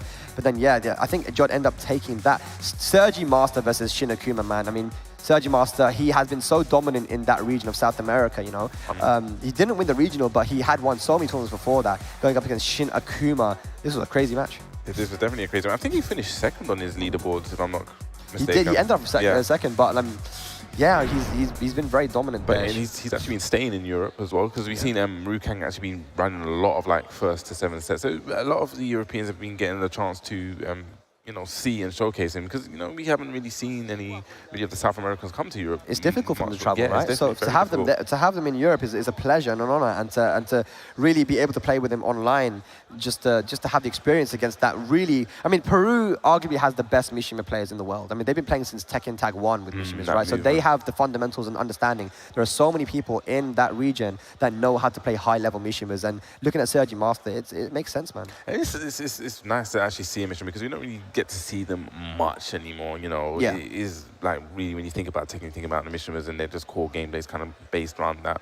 So it was nice to actually have that kind of representation. Like I say, we had quite a few character diversity in there, but we're going to move on to Group D, the group that just happened here, and this was it started off at the beginning of the day very, very tight. I was saying that Nobi was at the top with 2 wins. Unfortunately, Yagami was at the bottom with 2 losses, but everyone in the middle there had 1 win and 1 loss, and it was literally a toss-up. It could have gone any way, any direction. It really could have gone either way, man. And then Nobi, as you see, he won every single set. Even when he was battling the adversity, he lost some of the first matches in these first 2s, but he brought it back. And, you know, a winning record there, 100% winning record, going with the 7 points, because the matches against Joker, AK, and Raif did go to final match. Going with the Dragonov as well. Like, we've seen the Dragonov, and I wonder if we're going to see this for top 8 as well from Nobi in some of the matchups. Joker and Raif were the other guys that, you know, during the middle and the, you know, near the end of the pool, were the guys that were most likely to make it in, right? Joker's had an amazing year. He played so well, but as we see this, again, no launch on the 4-4-3, 1+2 there, but Chanel, I think maybe people expected him to do better here. I don't know. It's a tough group. Well, he did win the LCQ, so he's probably like one of the ones to watch. You know, that LCQ was a brutal tournament. The amount of killers, like when I was looking through the brackets, trying to just look at all the players, I was like, damn, this is probably one of the most stacked tournaments of the end. And Chanel was able to take that 1st place. Absolutely, and you have to give respect to AK for running the Shaheen exclusively. You know, it's a character that is very fundamental, doesn't really have too much BS, you know, and the comeback potential is hard unless you're a very top player. Oh, we tried to go for the squid there, wasn't enough. But yeah, like normally we've seen him switch between the Paul, the Akuma, the Law sometimes. But she stuck with the Shaheen here the whole way, and he did well. Even if he didn't make it through, I mean, he did well. One of the things that really was noticeable from his gameplay was this timing on the down forward 2s, the way he's able to get so much mileage and catch his opponents when they went to come in and, you know, went to attack. He's able to use that as a great keep out offense and actually utilize that a lot and get so much damage and mileage from it. Yeah, for sure, man. This set went right down to the wire as well. Of course, playing against Zafino on an infinite stage is a long day, but he did go for the rage art, and I believe this was enough to kill as well. Why is it always the Shaheen rage arts we see, man? They're the hypest, man. But nice, good block on the slide into the ting, and he went all the way right down to the wire. Chanel and AK, but the get-up kick was enough. And this is what I'm talking about. Like, just those small moments are enough to decide who goes through, who doesn't go through. Yes. It all came down to one get. Okay, that's what we're saying. This group was so tight, and it was literally down to right there. Nice wake up. While standing 1-2 there. Yeah, going for the Kunimitsu. Yagami, though, from Australia, is very unfortunate. He didn't get a match on the board, but he was so close in so many of the matches in the final round. I was saying it before, like, you know, he did run the Kunimitsu in most, I think in the majority of the matches, but when he actually brought out the Steve, he looked so much more comfortable. He seemed like you said before, his punishment, his movement, just his defense and general gameplay, it seemed like the character Steve really suited him, and he was able to really get well, he didn't get the win, but he done a lot better. You see that one of the rounds where he literally just poked him down just with 1-1-2s. Yeah. Now this set was crazy because that was AK's match to win right there, right? I really thought that this was going to be Nobi's first loss. AK was looking prepared for the Feng, and you know, a lot of people had to be prepared for the Feng because it's a character that's being used so often now with the recent buffs. Didn't get the wall splat. Unfortunate there, yeah. So he needed to get a little bit of a high wall splat. Would have got the wild stand in 3-3, taking him downstairs, probably to take the round. But there, you know, Nobi probably seeing that he's going to be aggressive now. He's dropped the combo. He's probably going to try to capitalize here. Great read. Now this set was interesting as well, man. Joker versus Chanel, a run back, as I said, from the EVO 2022. It was the first match. This first match actually went to Chanel with the Eliza. Now I understand. I think personally that Zafina is not a good pick for Feng, right? And I think that's why you went for the Eliza. Got the first match. Second match, Joker. You know, the sidestep right and duck. You see it right there. Right there on cue. The sidestep right and duck. Such a good option there. And then he switched it to Zafina in the end, and Joker was able to get the match. Chanel. I mean, it was a very close match, but Nobi and Raif from Saudi Arabia making it through. Nobi in winners, Raif in losers, and he has made a name for himself, right here, man. Raif from Saudi Arabia, and for his country. And he's definitely got, you know, all the opportunity now to make a name even bigger, you know, because all these guys, like you said, are qualified into the top 8. It's something that will be happening a little bit later on, and it's just going to be such a treat. So just to summarize once again, in the winners side of top 8, we have Chikrin, Atif Butt, Yonorang, and Nobi. Like Yonorang, dude, I actually called that he was gonna do really well in the regional for Korea as well. He hasn't really done much traveling, but whenever I've ever watched he streams a lot. So whenever I've watched his stream, I'd see him in death matches. I'm like, this guy's ridiculous, dude. Like, best Horang in the world by far, you know. And so the winners: Chikrin, Atif, Yonorang, Nobi. That is 2 Japanese, 1 Pakistan, 1 Korea. In the loser side, we have Girlanda, John Ding, Joey Fury, and Raif. It's so diverse, dude. We have EU, we have Korea, we have... Ooh, we got a nice graphic for that we as got well. the, yeah, we got the graphic ready and made there. Okay, so Chikrin versus Yonorang to start it off for the winners semi-finals, top 8. That's a Korea versus Japan straight away. I have no idea who's going to take that. I actually watched, when I was talking about death matches, I watched death matches for this one. It was Yonorang versus Chikrin. Yonorang was beating him back. But it was Chikrin's gym though. On the other side, we have Atif versus Nobi. Look, man, I'm going to tell you, Nobi actually got a, you know when Arslan first traveled to like an international event in Asia, he got 9th place, and actually Nobi was the one who took him out with his Dragunov. I'm telling you, like, Nobi has his own style. It could be quite difficult, but Atif has looked very good today. He's looked so solid. Like I said, he has not lost. And oh my gosh, it's Grilanda versus Joy Fury. Well, we're going to have an EU-NA in boy, top 8. EU versus NA. Okay. I believe these guys have actually played before as well. I want to say Grilanda, I think he took it. I'm not 100% sure. I don't want to give misinformation, but I believe they have played. Maybe someone can give me some information there. But yeah, Raif and John Ding to close out the losers round 1 as well. Saudi Arabia versus Korea. This bracket is going to be insane. And it's weird to see that there's no Ni, there's no Arslan. It's probably the biggest story of the day. Like we said, when we saw Group A and we saw that there was Ni, we saw that it was Arslan, we probably thought, you know, everyone, if you was to put like your guesses down, your fantasy brackets down, you would have said, yeah, these two are going to make it out. And just to turn around on what's happened over the past groups, it's been a real shock. But I'm glad to see this diversity. I'm glad to see, you know, we got Pakistani represented here, we got Korea, we got Japan, we got EU, and we got NA.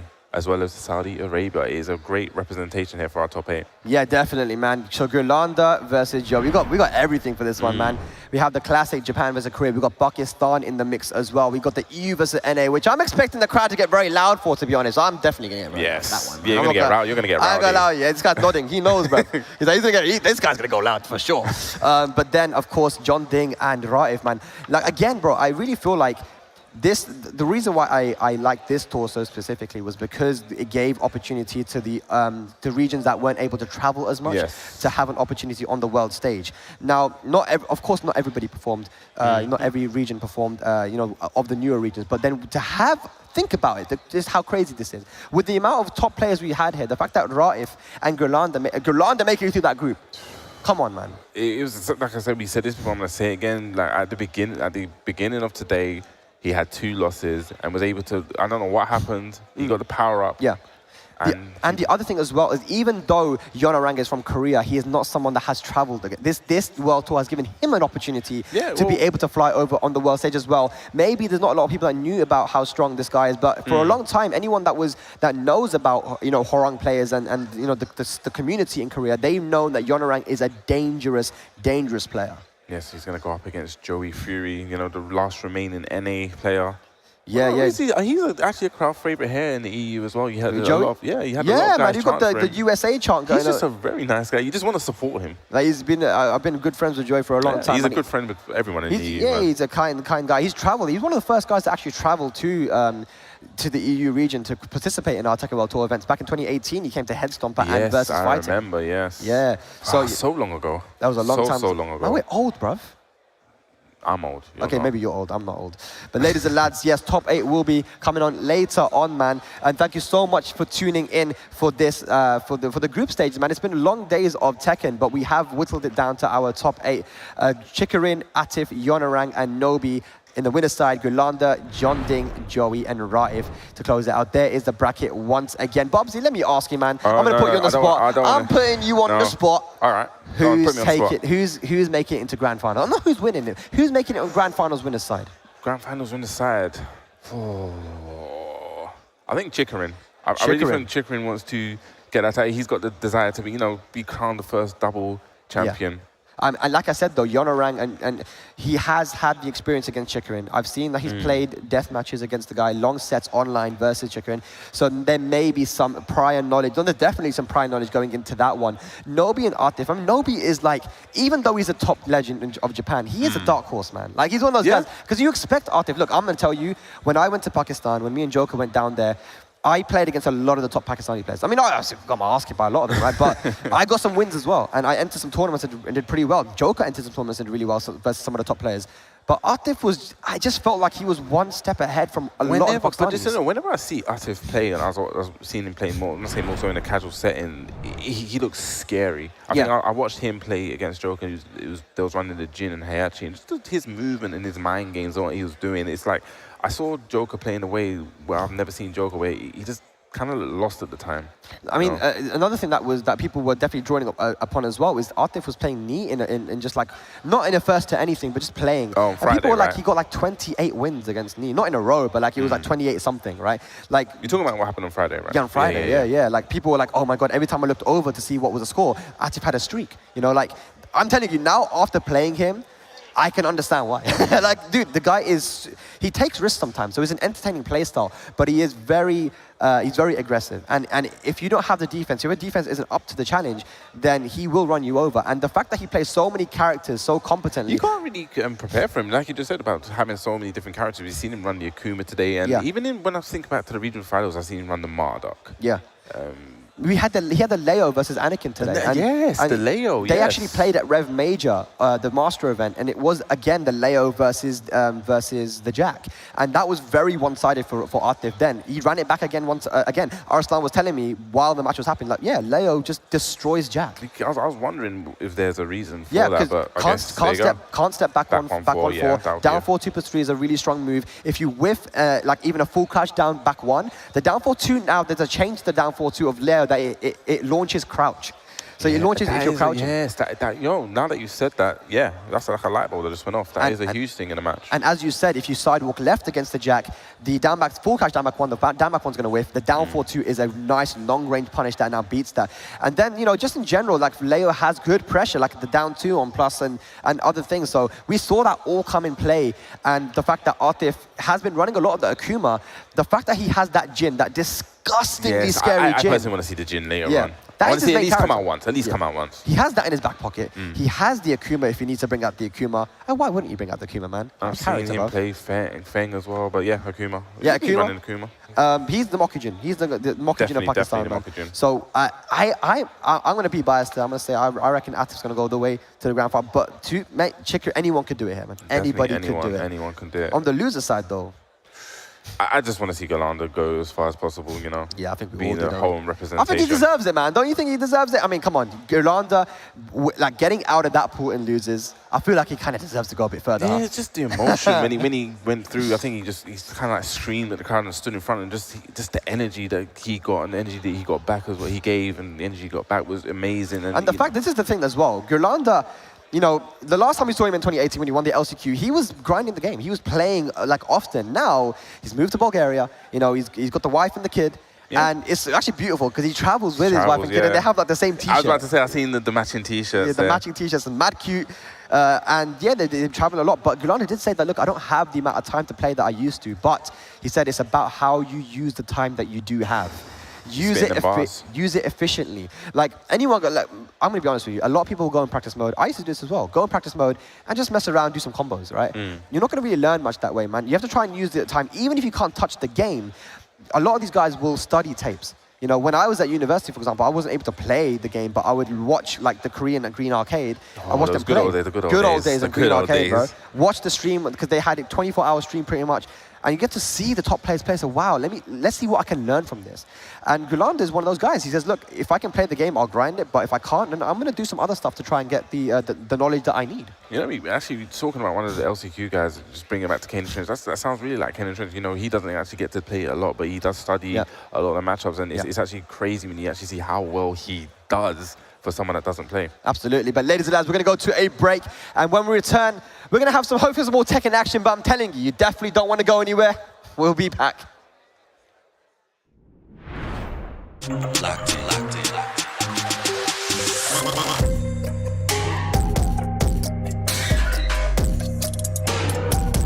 Y'all know what time it is. Locked in. Play. I make the rules, rack up the jewels, make it look smooth. You know how I do. Running this kingdom, wish you could be me. Better look up, cause that's where you see me.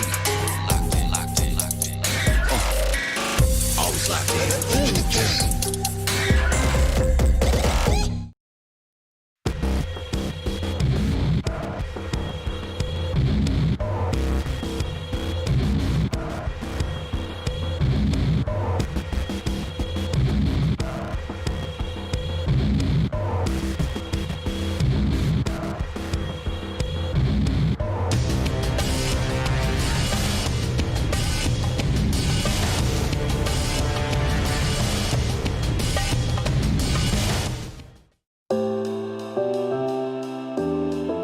My name is Wall Liu, and I'm also known as Anakin, and I'm a professional Tekken 7 player. Well, this year they introduced a different format to the tour, and a lot of the players who were used to the previous formats didn't really like it because they felt like the points that they had earned throughout the season didn't really matter as much in the past, where, for example, if you had enough points, you would automatically qualify, but now you'd have to battle it out with the players in your own region, and that for all the more recognized top players, it's even more challenging than playing an international tournament because the players in your own region, your own country, are most familiar with how you play.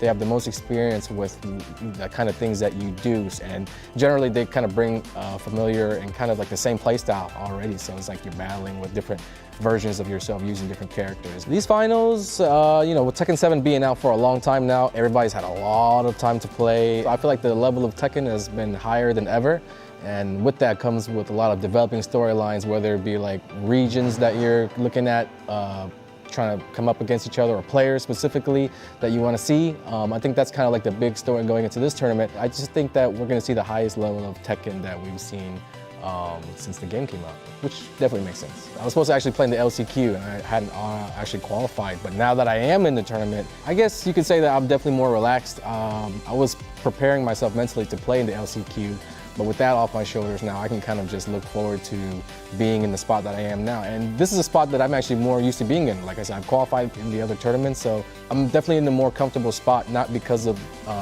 having to play in the LCQ or anything like that, but just being in the position where I know it's going to be the groups of round robin, and I know the format and the players.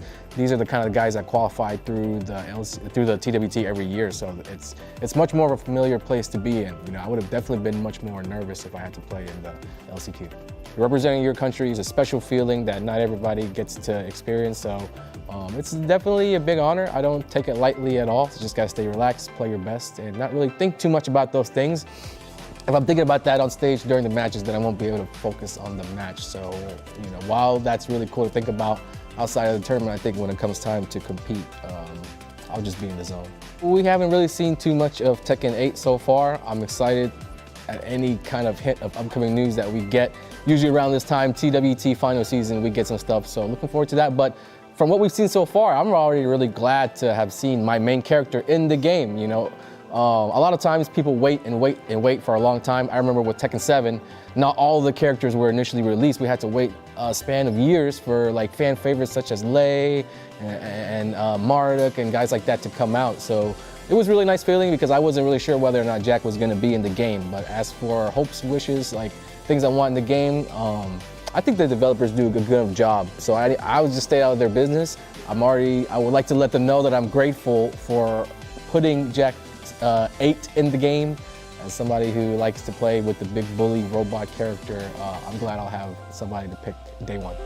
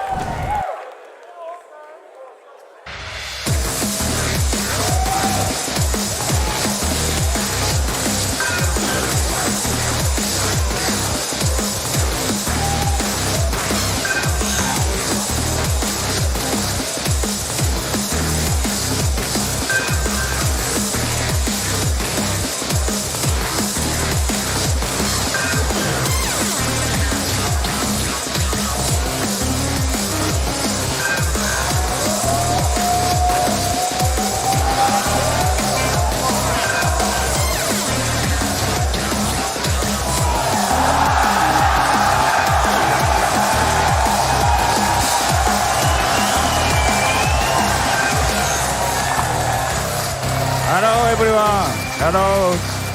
Can you hear me? 聞こえないね。Can you hear me? Okay. I can't see anything. ね、いや非常にトーナメント盛り上がって何よりもたくさんの、国、今回の予選の方式もあってたくさんの国、そして皆さん見ましたよね、たくさんのキャラクター、いろんな種類のキャラクター見れて、なんかいつもと違うトーナメントの雰囲気でとても楽しいですね。This has been an extremely exciting tournament so far.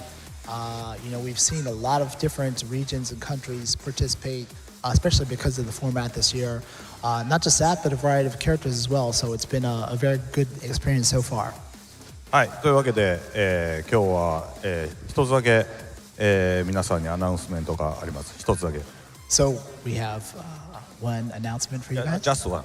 Only one video. I have only one video. Only one. Too short video. Too short video. Okay? じゃあそのねまず PV 見てもらいましょうか。早速ね。So I think we have a video for you guys. Yeah. Okay, let's go.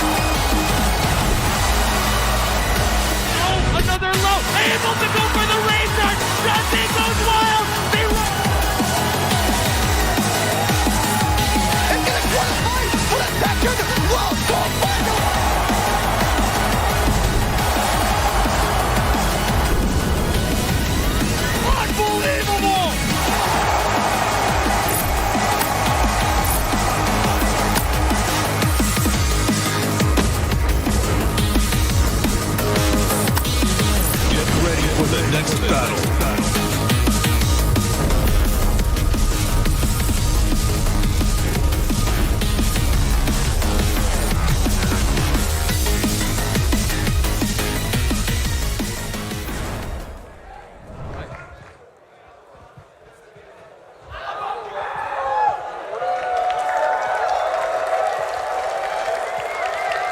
はい、というわけで、鉄拳ワールドツアー、2023が、また始まります。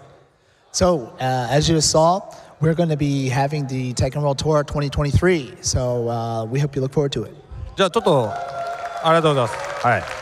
ちょっとねスライドがあるんで、ちょっとこの大会のいろんな概要を皆さんに説明したいと思いますんで、スライドの方お願いします。So now we're just going to go over some of the fine details of it. So we'll check out some slides, please. Okay, so it's going to be starting March 31st. We're going to be kicking off the tour this year. You all are probably waiting for this, but it's going to be a return to a global leaderboard this time. Next slide, please.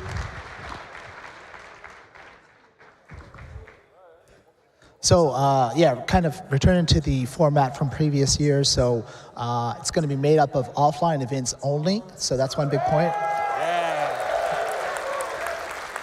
And the global leaderboard is back. Global leaderboard. Yeah. And people might remember from past years, challenger events are going to be coming back this year. Next slide, please. So the structure, it's going to be kicking off at the end of March, and then so we'll have the Master, Challenger, and Dojo events running throughout the season, and then later in the season we'll be having the LCQ, and then it'll culminate in the World Finals. Okay, next slide, please. So for the categories, you're probably pretty familiar with it, but we'll have one Master Plus event, we'll have a Master category, Challenger events, and the dojos will also be returning. Next slide, please. As far as the point breakdown, you can see it's kind of similar to last year, or this year, 2022, I should say. You'll see the various dojo categories with the 96 being the biggest, the added challenger that makes a return, and then master and master plus. So if you'll notice, your score will be calculated with your best master plus placement, your top 2 masters, the top 3 challengers, and your top 4 dojo placements will determine your ranking in the leaderboard. Another notable point is that the dojos are also region-free this year, so all the events will be region-free. Yeah. Next slide, please. So regarding the dojos, like we said, they're going to be kicking off at the start of the tour, the end of March. All of them are going to be offline. They're all going to be region-free. But then there's also a new dojo approval process. So we'll go into that details later. Next slide, please. So how do you register? We'll be using the Tekken, the esports portal that we've been using up until now. So that's where you'll go to register. So it says region here, but it just means that if you're in a region that you can apply to, for throughout the world, it should be fine. So it's going to be region free. Don't worry about that wording. Next slide, please. So for dojo applications, if you're a TO and you want to participate in the tour, we'll be accepting applications for mid-March, since the dojos themselves will kick off at the end of March. And so you'll be doing that directly through the Tekken Esports Tournament portal. One other change this year is we will be requiring a stream for dojos. So just to make sure that it took place and so we can check everything. So.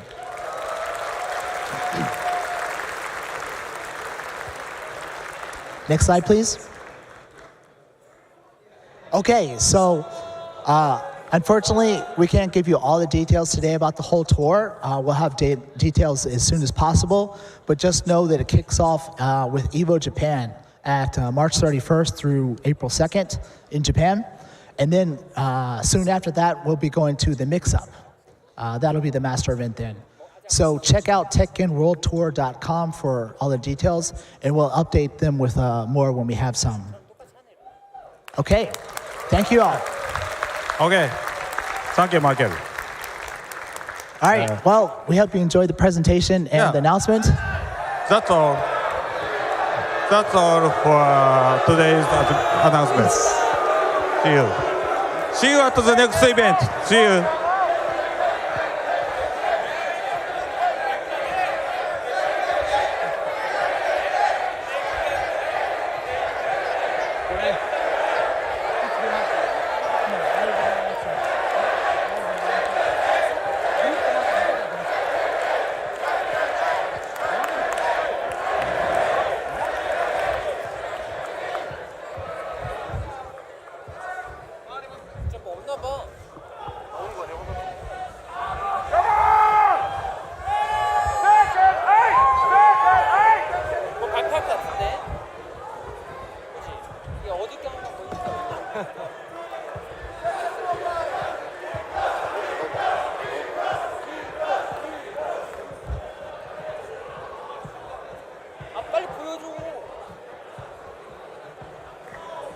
Who is booing?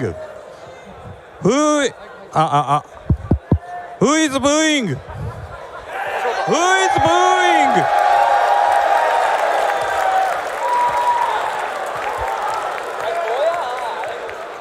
Who is booing? Are you booing to me? Sit the hell down. Okay? はい、一つだけ、鉄拳8の情報があります。All right, one Tekken 8 detail.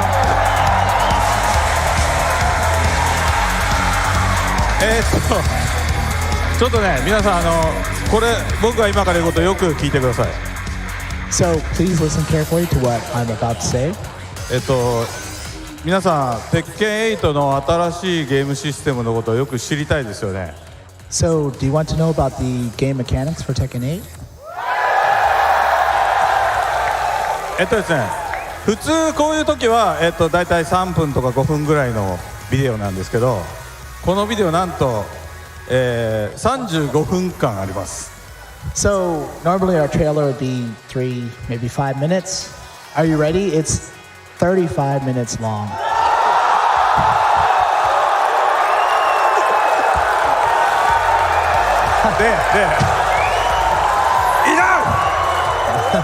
Enough! Be quiet! Okay.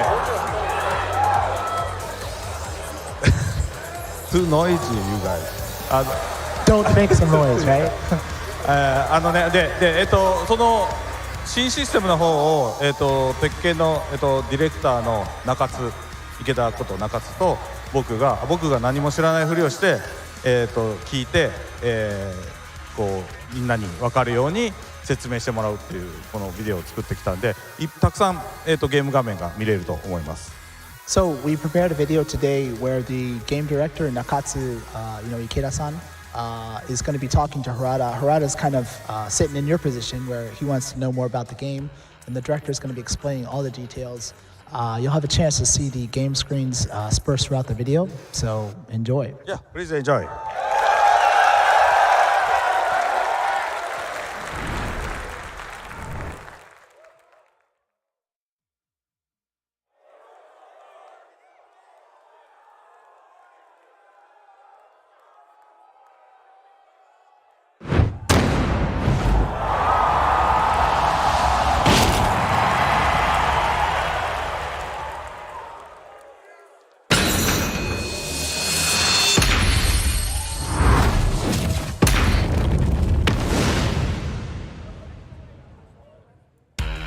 はい、皆さんこんにちは、鉄拳プロジェクト、リーダーを務めてます原田です。そして開発のトップである、はいどうぞ。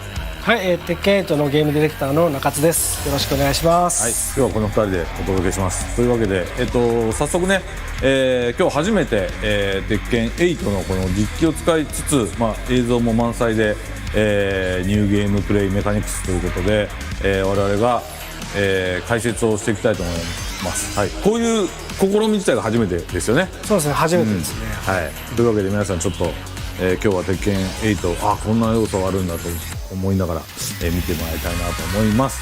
というわけで早速じゃあ行きましょうか。はい、行ってみましょう。はい、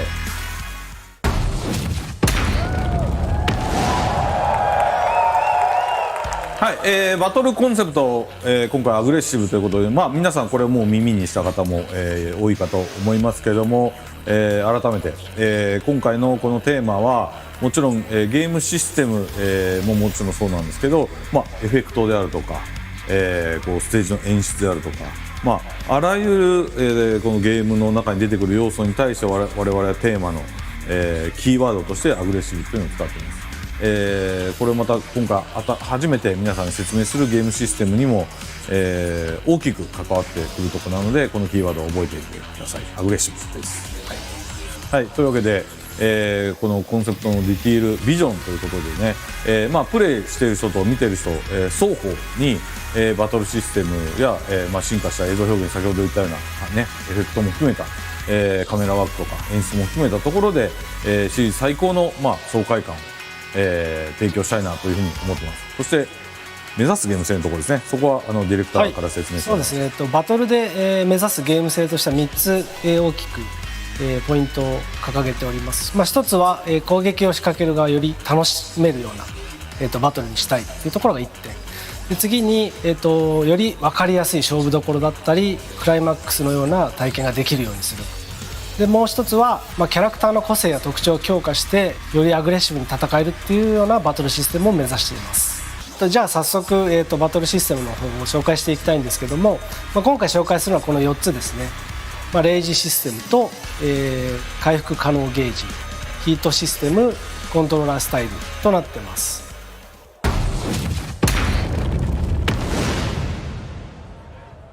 まずは、既存システムの変更点から紹介していきます。1点目が、レイジになります。皆さんご存知レイジはね、昔からもう6の頃から導入されているシステムですけど、今回、いくつか変更点があるのでその詳しいところをちょっとお願いします。はい、そうですね。まず0時状態っていうのは、体力が一定以下になると自動的に発動します。で、体力バーだったりキャラクターにこう赤いオーラが出て、攻撃力がアップしたり、レイジアーズという大技を打てるようになります。でレイジアーツは体力自分がね減ってれば減ってるほどダメージが上がる仕組みですね。そうですね。そこのより逆転要素が、逆転要素の仕組みの部分は、鉄拳8でも継続しております。でレイジアーツは、こんな感じですね。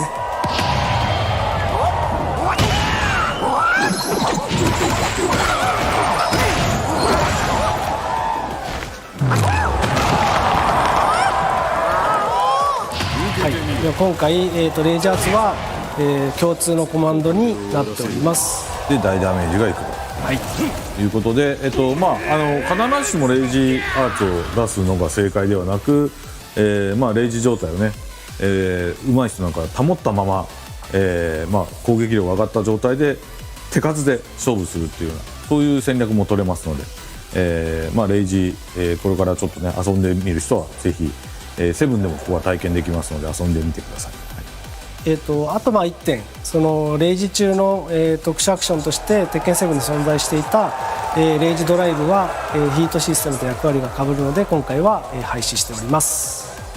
初めてねなくなる要素そうですね、もうどんどん足しちゃうとやっぱり複雑化するので、一旦整理して、レイジドライブ自体は、なくなっています。はい、はい、というわけで、じゃあさっきねレイジアーツ、コマンド統一したって言ってましたけど、もう少しちょっと補足しましょうか、具体的にどういうコマンドになっているのかと、より簡単な方法があるかと。そうですね、基本的には全キャラクター共通で、斜め下右下と両パンチで出ます、この辺にコマンドが出ると思いますけど、で、こういうコントローラーの場合は、PS5 の場合は R2 ボタン、で、1ボタンで、レイジアーツが発動できます。そうですね、セブンでも1ボタンで出るように一応してますけど、今回ここは継承しているということで、はい、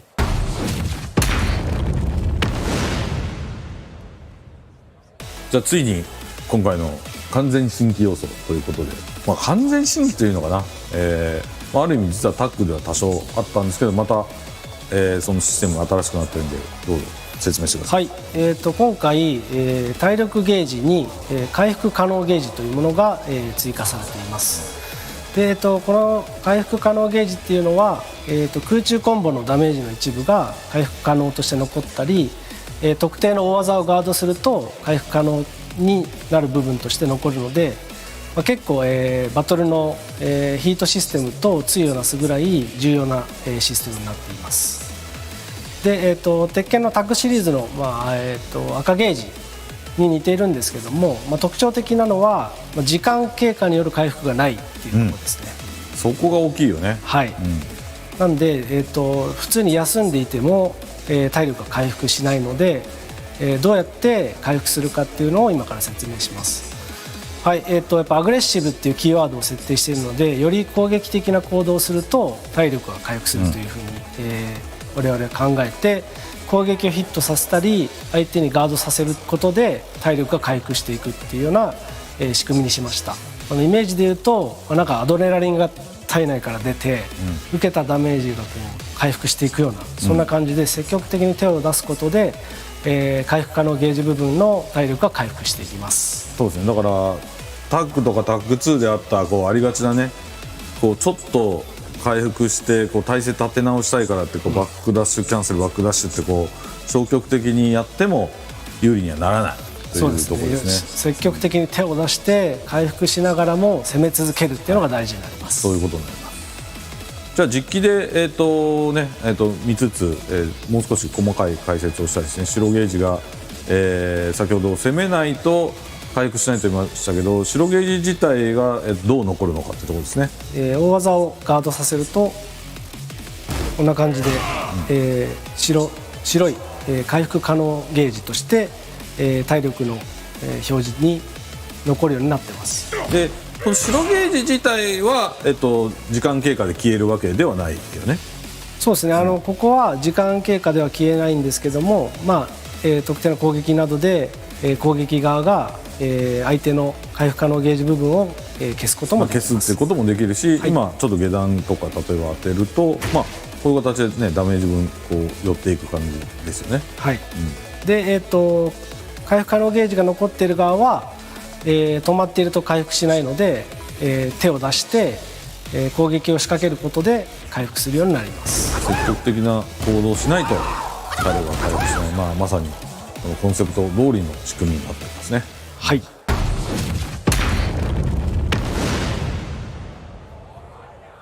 はい、というわけで、もう今回のね核となる、システムですけど、ヒートシステムを詳しく説明したいと思います。少しだけ、アメリカのね USA のリージョナルファイナルで、トレーラーをもとに、簡単にですけど、説明しました。でもあそこではもう全然全容が分からなかったと思うので、今日はそこを深掘り、していきたいと思います。はい、じゃあ皆さんお待ちかねの、ヒートシステムについて、説明していきます。はい、ヒートシステム自体は、本当に一言で表すと、圧倒的に攻め得なボーナスタイムになってます。一定時間、強化覚醒状態のようになり、駆け引きや攻めの起点を、自分で作ることができるっていうのが、大きな特徴になります。まずはヒート状態お見せしましょう。簡単なヒート状態の入り方が、1個あります。こうやるとヒート状態になって、キャラクターに青い炎が、まとったり、ヒートタイマーと呼んでいるタイマーが減少していきます。具体的にはどの操作で今出したのか。具体的には、この R1 ボタンに設定されているんですけど、はい、ワンボタンでヒートが、いつでも発動可能になっています。そうすると体力ゲージの下にあるタイマーが減少していって、何もしないと、10秒でヒート状態が終了します。でも割と長いよね、意外にね。そうですね。効果時間ね。はい。10秒基本的に10秒なんですけど、実はこのヒートタイマーの減少っていうのは自らこう止めることができまして、これも相手に技をガードさせたりヒットするとタイマーがこう止まっているのが分かると思うんですけど、なんで攻め続けるとヒート状態を維持したまんま、バトルを継続できるっていうような相手を押し込んでいける特徴があります。だからここもうコンセプト通りしっかりアグレッシブにやっていった方がより有利だよ。そうですね。防戦一方だとより不利だよっていうことですね。攻めてる側がやっぱり、メリットがあるように設計しています。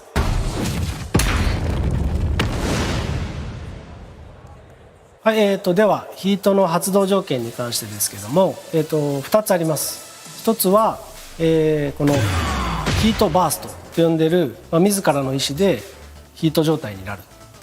こちらが、一つのヒート状態に入る方法になります。これもワンボタンでね。これワンボタンです。さっき言ったように入れると。もう一つはヒート発動技というものが各キャラクターに複数設定されていて、こんな感じで相手にヒットさせると走りながら近づいてプレッシャーをかけて、圧倒的に有利な展開を作った上で攻撃を仕掛けられるというような発動方法があります。ヒート発動技自体は各キャラ、一つではありません。主に、平均すると大体5個前後ぐらい、ありますね。結構あるね。そうですね。なんで、5個前後あるかっていうのは結構その戦略に、影響するので、各キャラクターの特性を見ながら、複数設定しています。じゃあ、まずは初心者というか、今回から始めてみようかなって人はこの5つの技をまず中心に覚えるっていう分かりやすさみたいなところはやっぱあるんだよね。そうですね。やっぱそこを意識して、作ってますね。やっぱり鉄拳ってすごくたくさんいろんな技があるんですけど、まずどの技から覚えたらいいかっていうのを分かりやすくするためにヒート発動技をいくつかキャラクターの特徴的な技に、設定することで、昔でいうなんていうんですか、インストカードみたいな、アーケードのね、筐体に貼ってあったような、まずこれを覚えよう、まずこの技だけ使えばそれなりに遊べるよっていうようなところを意識してヒート発動技を設定しているので、初めて使うキャラもヒート発動技を覚えれば、それなりに戦えるしかっこよく戦えるようになってます。何よりもね、キングとかすっごい技数多くて、もうあれ格闘ゲーム界でもギネス記録取れるぐらいある。めちゃくちゃありますからね。また僕個人的にはキングは使わないけど、今回のこのヒートが入ったことで実はすごい面白くなってるから、そのキングの俺ヒート発動技だけをまず覚えて、それだけでも結構あんまキング使わない俺がすごく使えるようになって、ね、そうですよね。だから使えるキャラの幅も既存のプレイヤーにとっても増えるし、まあ初心者にとってもいろんなキャラにこうトライアルしやすい形にはなってるってことだよね。そうですね、まずはやっぱりヒート発動技を覚えるっていうのが鉄拳へと上達への近道になってます。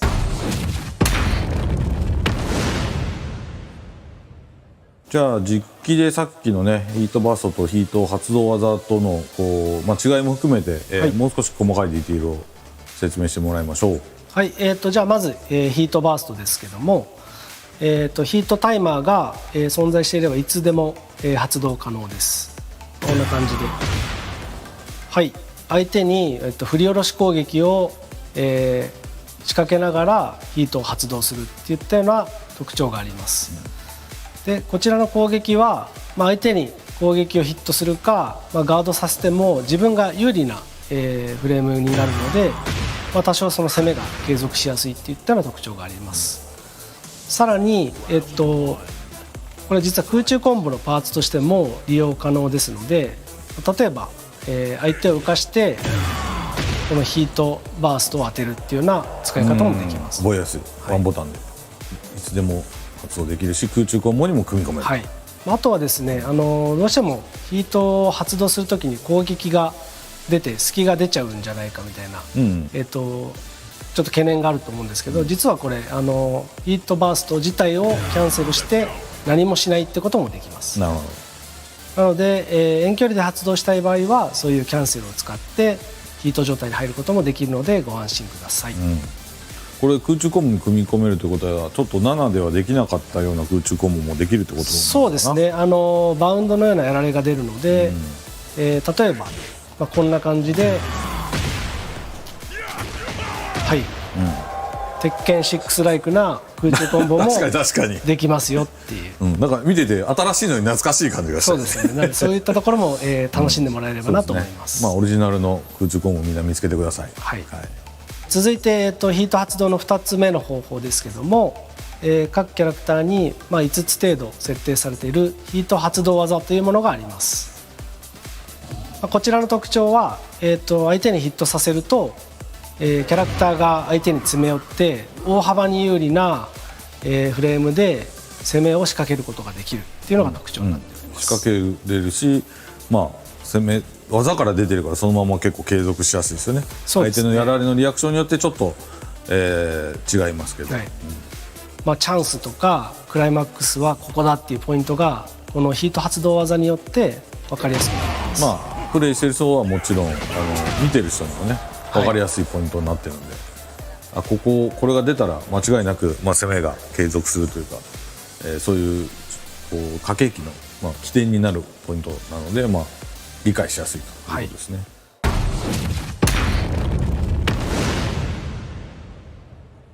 というわけで、先ほどの説明あったように圧倒的に攻め得なボーナスタイムがヒートシステムということで、この一定時間の、強化時間ですよねにおいて、駆け引き攻めの起点を作ることができる、どういう、攻め駆け引きそして起点があるのかというところは、詳しく、説明してもらいましょう。どうぞ。はい、ヒート中にできることは大きく3つあります。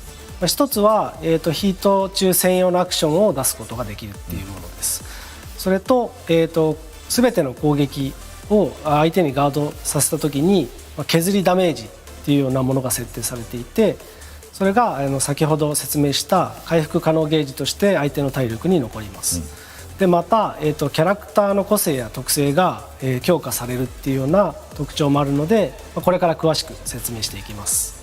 ちょっと質問があって、そのヒートタイマーの横に実はこの鉄拳8みたいなね、鎖の8みたいなこうマーカーが出てるんです。これが何なのかっていうことをちょっと説明してもらえますか。はい、このヒートタイマーの横にあるこの鎖のようなアイコンは、ヒートエナジーと言いまして、ヒート中の専用アクションで使用します。でヒート中の専用アクションは、2つできることがあります。1つは、ヒートスマッシュといったような強力な技が出る、このヒートタイマー中にしか出せない技そうですね。はい、それがその一つこの8っていうこのねマーカーを消費することで出せる、エナジーを消費して出せるというね。これが一つあります。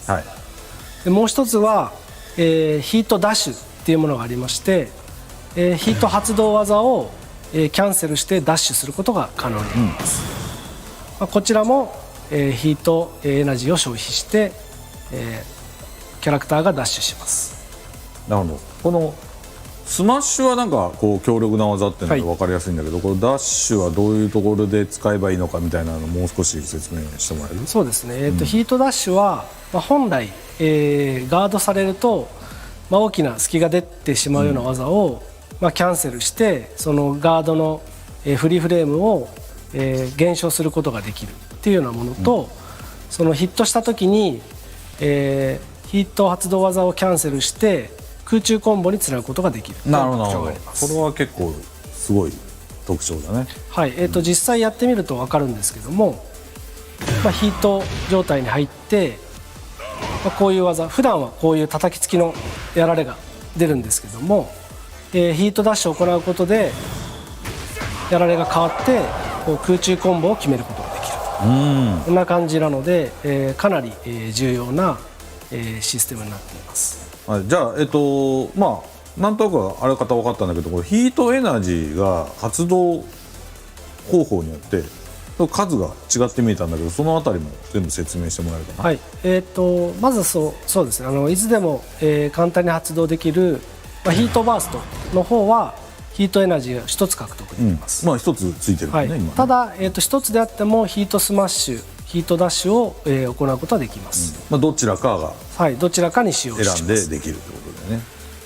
はい、次に、相手に技をヒットさせないといけないというヒート発動技の方は、見てもらうと分かるんですけども、ヒートエナジーを2個獲得できます。ってことは、ヒートダッシュを行った上でさらにヒートスマッシュを当てることができる。なるほど、それは強力ですね。こともできますし、ヒートダッシュ2回行うことができるので、キャンセルはい、なるほど。それはじゃあこう多分駆け引きの中で使い分けになるね。ですね。相手の、技の隙にヒート発動技をうまく叩き込めば、ダメージも与えつつ、ヒートエナジーも2つゲットできて、その後どう攻めてやろうかなみたいな、楽しい、攻撃の設計ができるようになります。単体で使えばこのいわゆるレイジドライブ的な使い方にもなるってことだよね。そうです。まさに、ヒートスマッシュは本当に、鉄拳7でいうレイジドライブのような、本当に強力な攻撃になってますんで、うまくダメージを奪いたかったり仕掛けたい場合はヒートスマッシュを積極的に狙うと、大きなリターンを得ることができると思います。できるし、発動技からいくともうダッシュとの組み合わせで、空根がすごかったりもう一気に壁まで押し込んだり、いろんな使い方が広がるってことですね。そうですね。本当にそこにプレイヤーの、個性が出ると思いますね。どういう、ヒートエナジーを運用していくかっていうところ。いやー、そうこれを攻略するだけでもかなりやりごたえがありそうだね。そうですね、結構やっぱ人によってこう最後まで取っとくタイプの人だったり、もうヒートになった瞬間にヒートスマッシュを打つみたいな人もいるしね。性格が出るんですよ。俺のキングみたいにヒート出すよ出すよってずっと見せかけてずっと出さないみたいな人もいるからね。出さなくて終わっちゃう残念な人もいます、ね。僕は大体そうですね。ですね。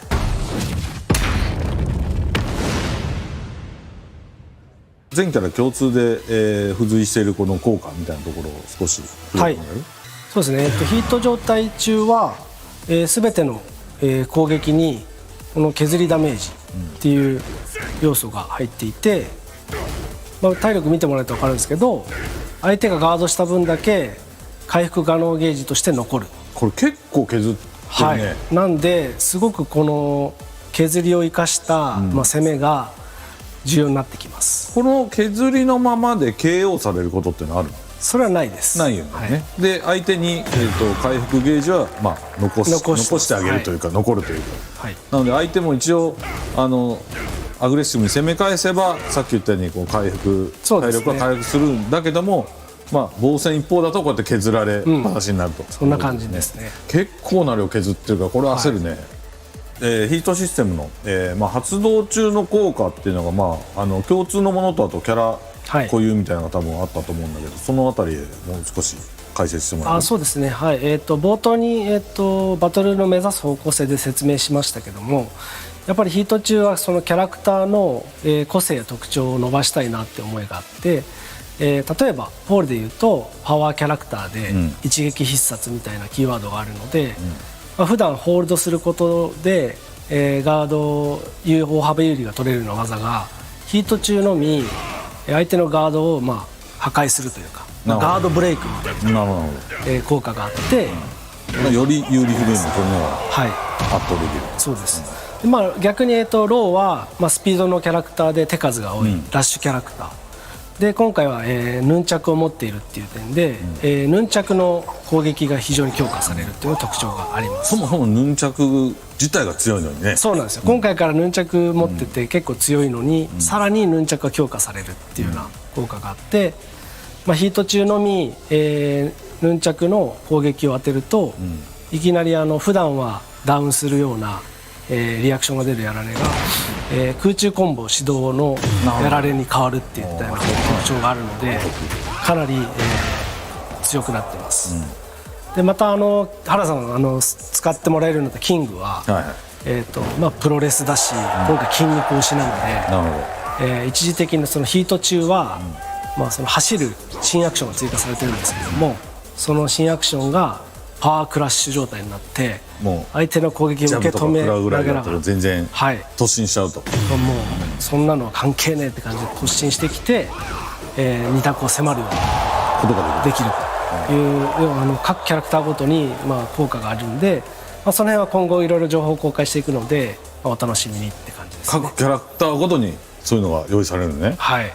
キャラクターの個性だったり、その入力によって強化される点が伸びてくるっていうような調整を今、行っております。なるほど。もうキャラクターのこう攻め方の特徴だったり遊び方の特徴だったりに合わせてやるということですね。なんで、本当ヒート中はいろんなことができるようになるし、攻め方にもバリエーションが出るので、すごい楽しくなってます。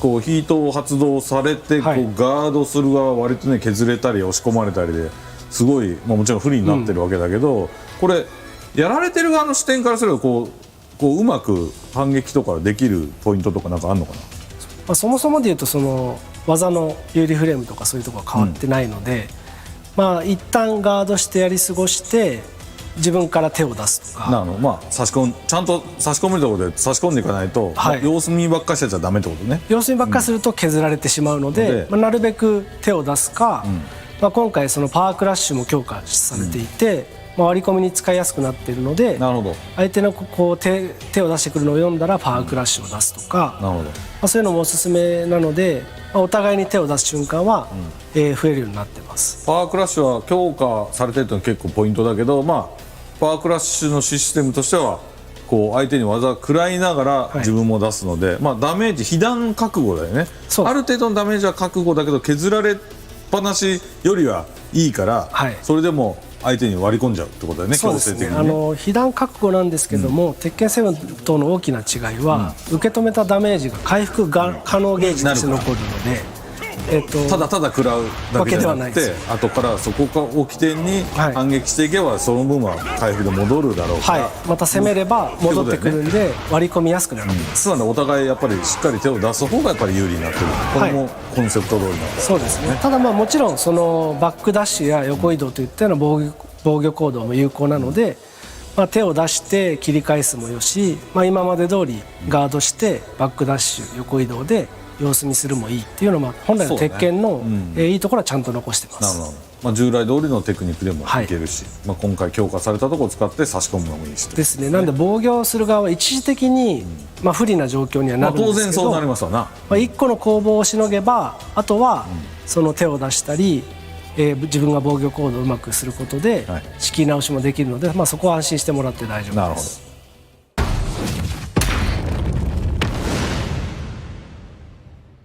はい、今回ねまたコントローラーのねこう遊び方のスタイルみたいなところが、少し新しくなったみたいなので、そこを説明してもらえますか。はい。今回、コントローラーのスタイルを、2つ用意しています。一つは、従来の鉄拳操作、アーケードスタイルという名前を付けてますが、当然だよね。当然、はい、できるようになっています。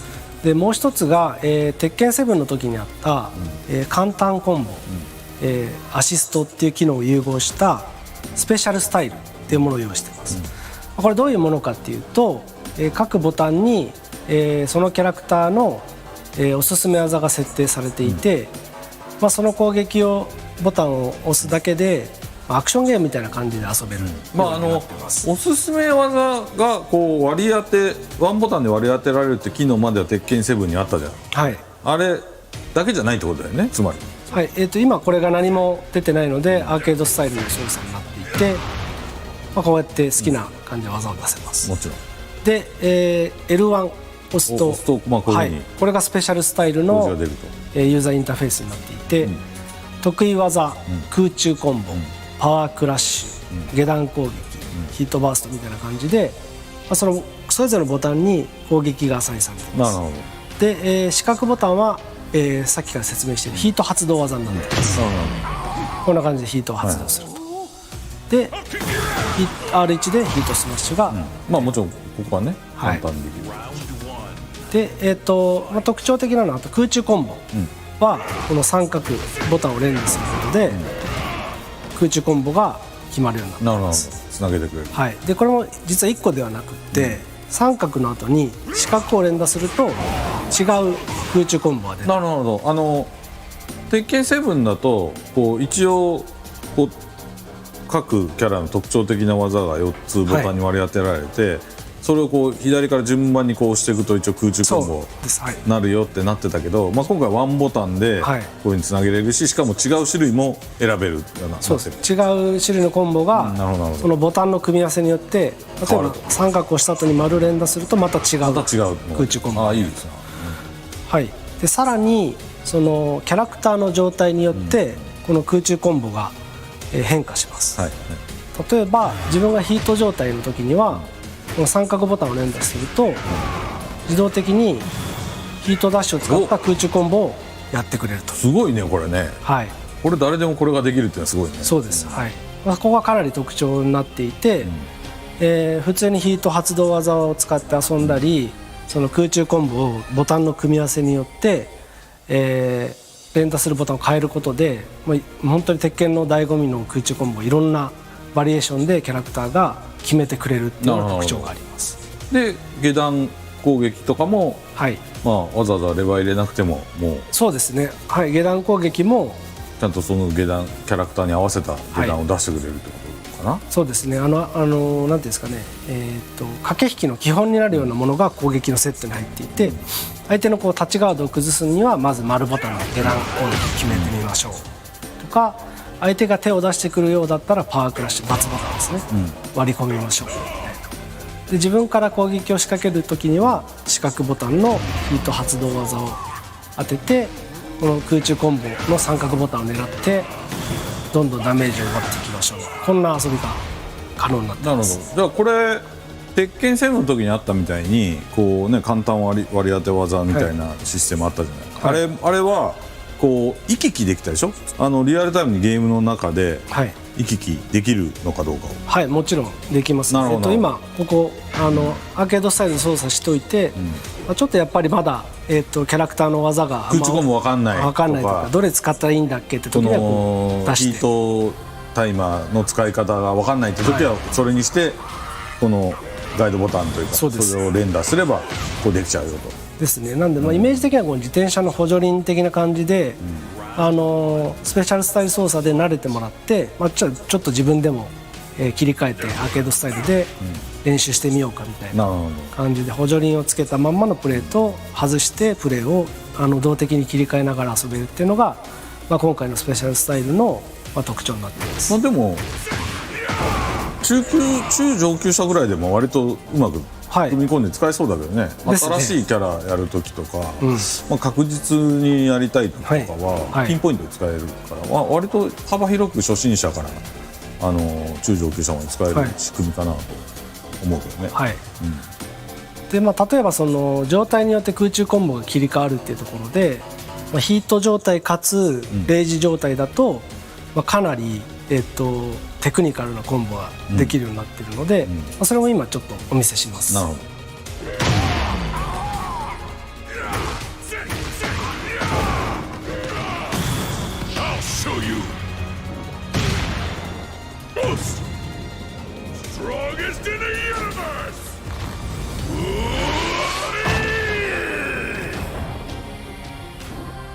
もちろん例えばバーサスモードとか、まあね、今もうストーリーモードあるよって言ってるけど、ストーリーモードだったりそういう他のモードだったり、例えばみんなが気になる、ね、オンラインの対戦、オンラインのランキングマッチとか、まあ、普通のプレイヤーマッチとか、ああいうとこでももちろんこれは使えるのかな。もちろん使えます。なるほど。基本的にはやっぱりそのキャラクターをまあ上手にかっこよく操作するために作ったので、まあ、ストーリーモードのようにいろんなキャラを操作するところでもすごく役立つ機能ですし、対戦でこれだけ使っても楽しめるように作っているので、まあ、バーサスモードであろうが、まあ、オンラインの対戦であろうが、特に使用制限は設けてないです。なるほど。それはいいね。なんかかなりいろんなキャラも楽しめるし、いろんな腕前の人が幅広くいろんなモードで、まあ、遊べるな。そうですね。より、まあ、対人戦に臨みやすくなっていると思うんで、自分はスペシャルスタイルで出てみようかなみたいな、まあ、そういうプレーもできると思います。そうね。それで大会とかもある程度ところまでいける可能性はあるね。そうですね。だから全然その上手くなるまではこっちの方が、強いなみたいなところが実感できると思うので、なるほど。しばらくはそっちでやっといて、ある線からはもう、壁にはぶち当たるだろうけど、でもそこまでの確かにブーストって意味では、結構いいシステムだよね。はい。そこは結構、しっかり考えて設計しました。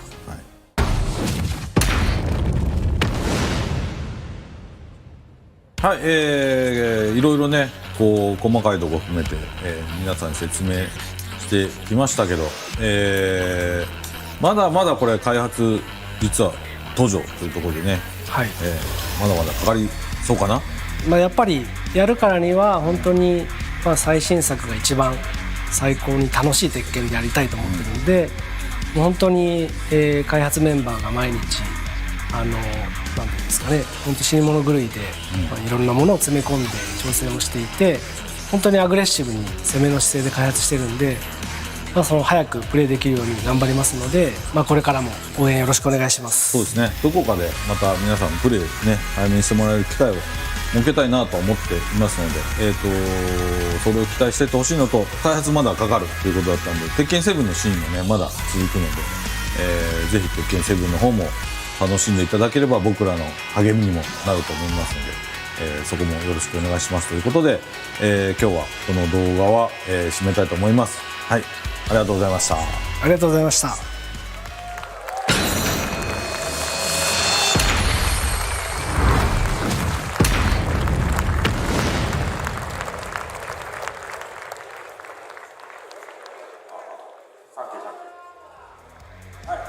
というわけで結構長い説明ビデオだったので、まあ、みんななかなか理解、ねできなかったかもしれないですけど、実はやればすごく簡単なので、ちょっとそういうプレイできるねクローズドアルファテストみたいなものを皆さんに場を提供しようかなと思ってます。So that was a pretty long video. We understand. It might seem that there's a lot of content, and it might seem some things are difficult. But if you try it out yourself, it's maybe not as difficult as it might seem. And we actually have prepared some times for you to actually get hands-on with the game. はい。というわけで、ちょっとスライド。Not today. Not today. Hold on. Hold on. スライド出してもらえます？はい。はい。というわけで。Alright. Okay. Next slide, please. Next. はい、というわけで、クローズドテスト、やろうかと思ってます。いろんなとこでやろうと思ってます。これ、まあ、そのまま説明してあげて。So, yeah, the alpha test, we have selected locations where we'll be doing this, which we'll be announcing later on. はい、next slide, please. はい、まず最初は、次のエボジャパンから、開始します。So the first opportunity will be at Evo Japan. はい。で、これ、もちろんエボジャパンだけじゃなくて、皆さんの、ね、 Not just EVO Japan, that's just the いろんな first ところ one. でやりますから、はい、というわけ So で、 various locations. それ共通なんですけど、エボジャパンもそうですし、他のなんか、アメリカだとかヨーロッパだとかいろんなところでやるイベントで、このテストをやる際の注意なんですけども、この鉄拳7の部門にちゃんと、エントリーしてください。大会にエントリーして、かつその、クローズドアルファに参加しますっていうテスト参加サイトが出てくるので、そこにもうレジスターしてください。つまり大会とそのクローズドアルファの両方にレジスターして、ちゃんと大会にね出た人からこうテストできるようになりますので。So starting with EVO Japan, we'll have locations in, for example, North America, Europe, etc. But the way that you'll kind of sign up for these is you need to first sign up for Tekken 7 at the event, but then you also have to apply in a special website, which we'll be releasing more details about. So the website will be open in mid-February, I believe. はい。というわけで、皆さん、エボジャパンの2023から、ぜひね、エントリーして大会出ないとかじゃなくて、ちゃんと大会も出てもらった上で、このクローズアルファの、エントリーもしてください。そしたらその場で、ね、ビルド置いときますんで、遊んでもらってフィードバックをください。So we hope that you'll all go to EVO Japan and to enter the tournament for Tekken 7. Sign up in the site so that you can get some hands-on with the game, because we'd love to hear your feedback about what you think so far on Tekken 8. But please, no DQs. Actually properly be in the tournament, please. はい。あれこれまだスライドあるのかな？ネクストスライドある？はい。またこの詳細に関しては近日に、公開しますので待っててください。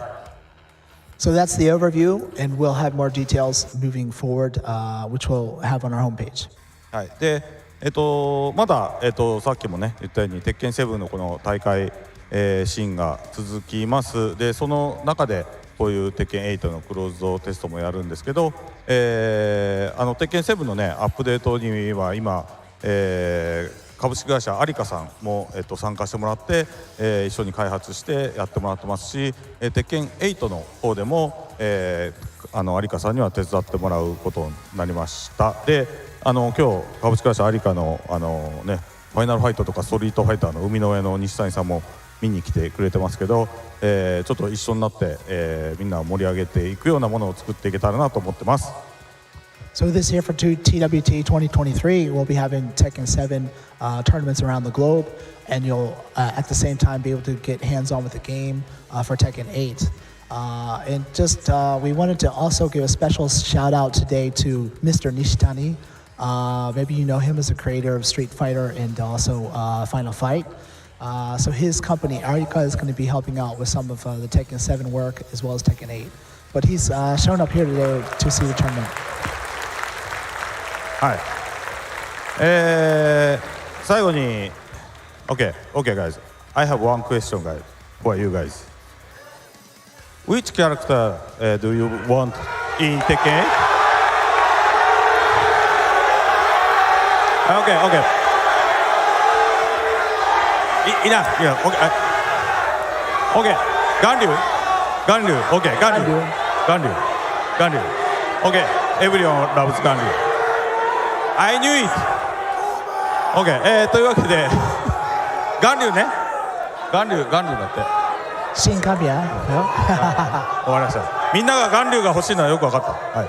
というわけで、もう大丈夫かな？これ終わりかな、最後のな。はい。というわけで、トップ8これから始まるんですけど、その前にもう一個だけ、ビデオがあるんで、もう一個だけ見てもらって、でその後トップ8楽しんでください。僕らの出番はもうこれだけで終わりかな。So of course the most excitement is to come with the top 8, but just before that we have one last video for you guys. Enjoy, please enjoy. See you guys. Bye.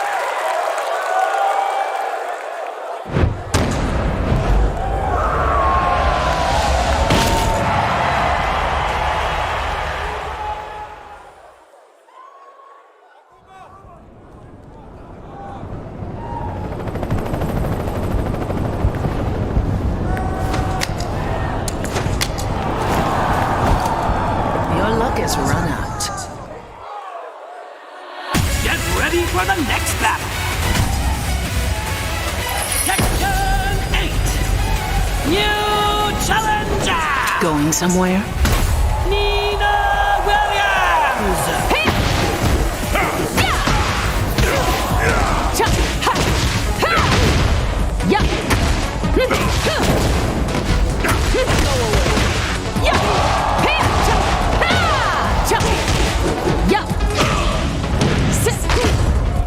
Isn't it past your bedtime?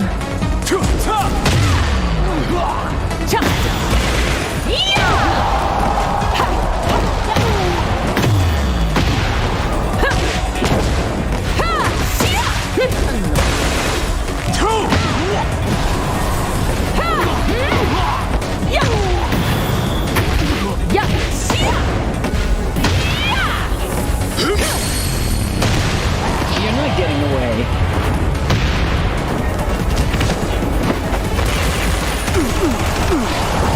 Die in silence. Goodbye. That was disappointing.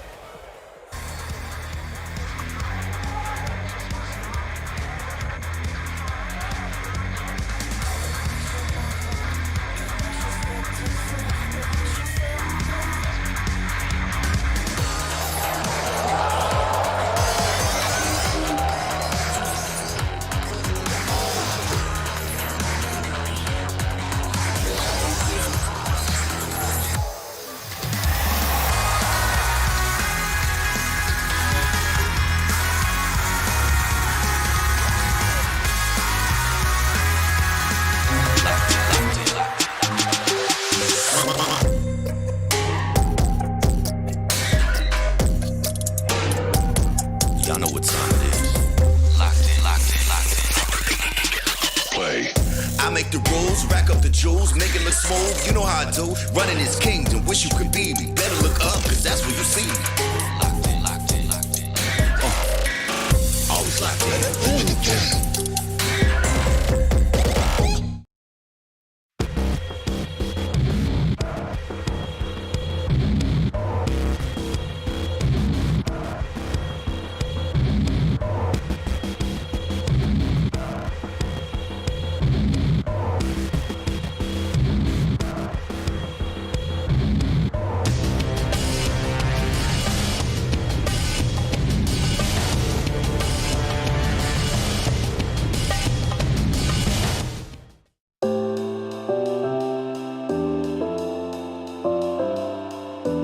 When I arrived here, it's like me here walking in the cold streets of this beautiful city while staring at the Tekken World Tour entrance with my favorite characters, which are Law and Paul.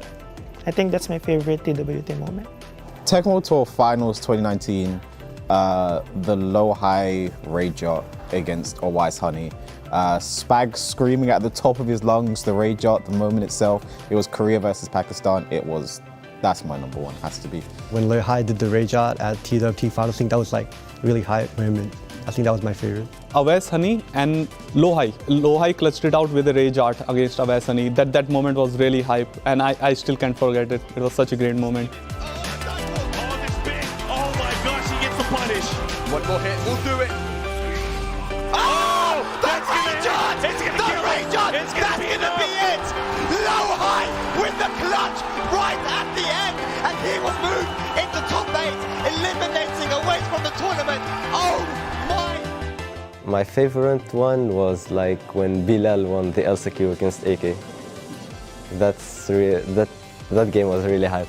My favorite Tekken moment was when I won Evo USA and I did Sujut. I think that was my favorite moment. The LCQ that I won in 2018 is my favorite Tekken World Tour event. He's got it! Tournament life hanging in the balance. Qualified for the Tekken World Tour Finals. And also the finals that the day after. The whole atmosphere was amazing, and I hope this time it will be the same. just what's coming into my mind right now is the 2017 one, because that was really the first one. It was such a unique experience to be there, and just everyone being like very close to the stage for Kudans versus Saint at the 2017 finals. Everyone was like kind of on the edge of their seat, and I'd never been to an event like that before. Just so many amazing players in this very kind of small, intimate venue. So everyone just being like right up close for this crazy grand final is a good memory for me. I think Kudans versus Saint in TWT finals 2017. I think that was my favorite. I think Kudans reset the bracket versus Saint, and he managed to win with Devil Jin, which was very inspirational.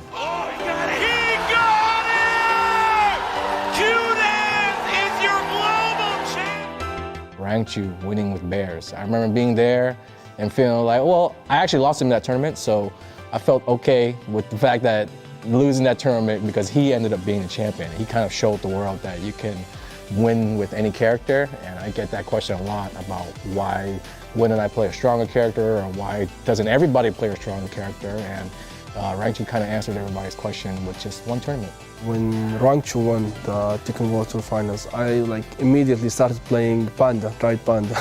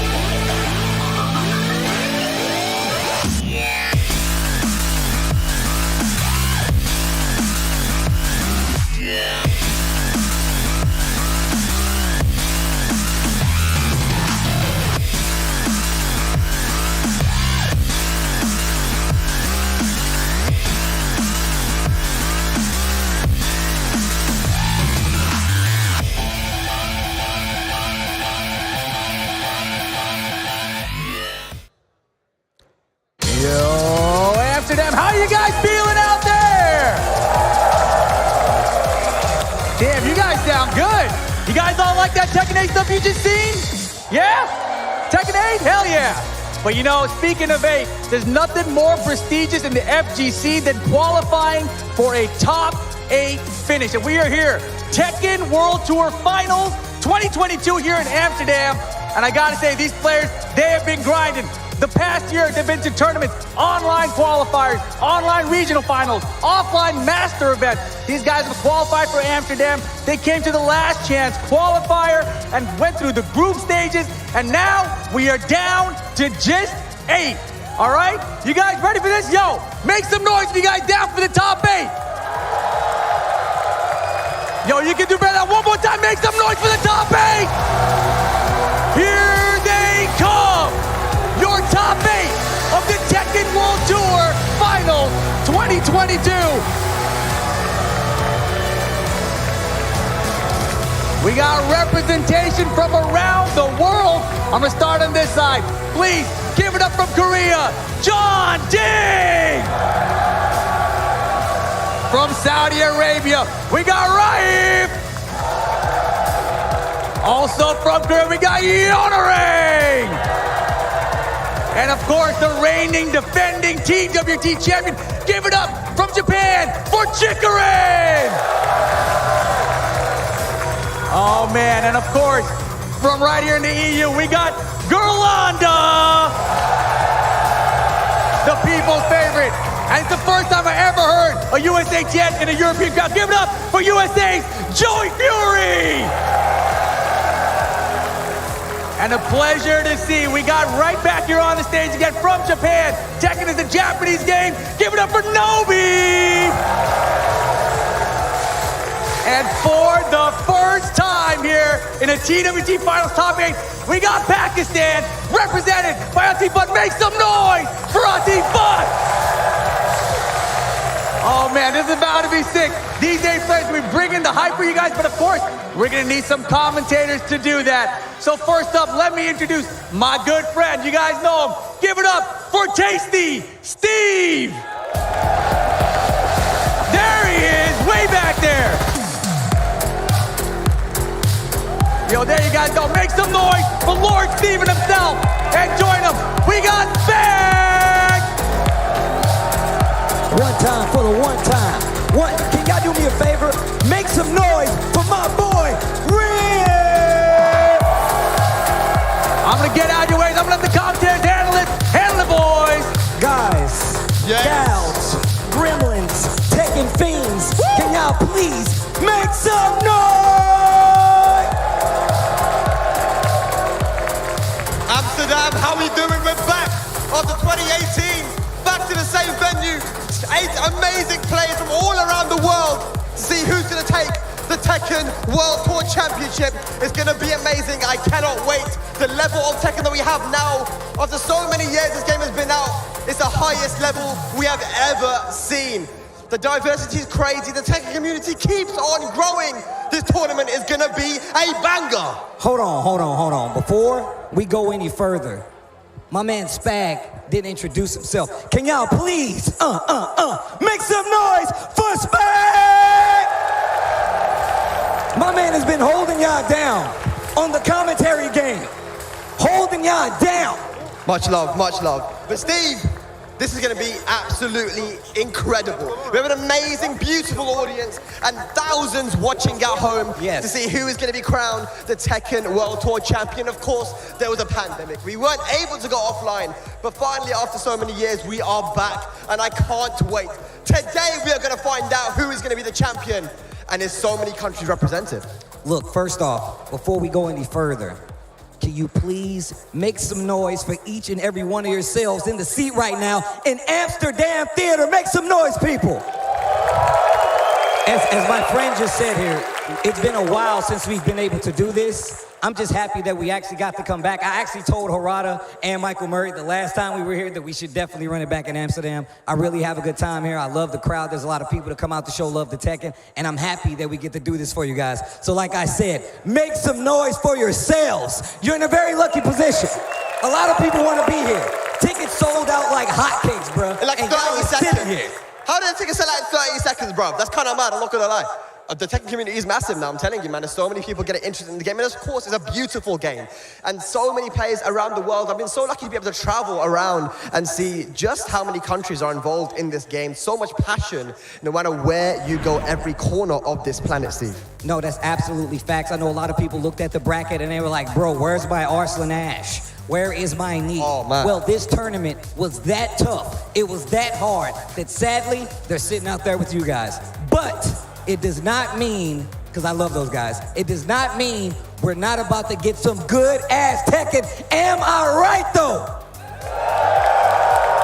You're absolutely right, Steve. As we look at the bracket on the winner's side, we have a Japan versus Korea to kick it off. Chikarin, the defending Tekken World Tour champion, going up against Yonorang from Korea. If you guys know anything about this guy, he is absolutely incredible and getting the chance to compete internationally because of this World Tour. And then on top of that, on the winner's side also, a TIFF. But going up against none other than Nobi, our second winner's side match. That is actually a run back from that TWT event that they had in Japan quite some time ago. Jeez. And that's gonna be a crazy battle because we saw what happened. This is early in the Pakistan migration into Tekken. It's gonna be a good run back. It's been a while since then, man. Let's see what happens, man. On the loser's side, though, this is gonna be a bit of an interesting one. Now, you might remember that me and Steve were involved in a little bit of a fun first to 10, right? Are you trolling, bro? Are you trolling, bro? Are you trolling, bro? EU versus NA. Ladies and lads, it's gonna be Grilanda against Joey Fury. Oh, wow,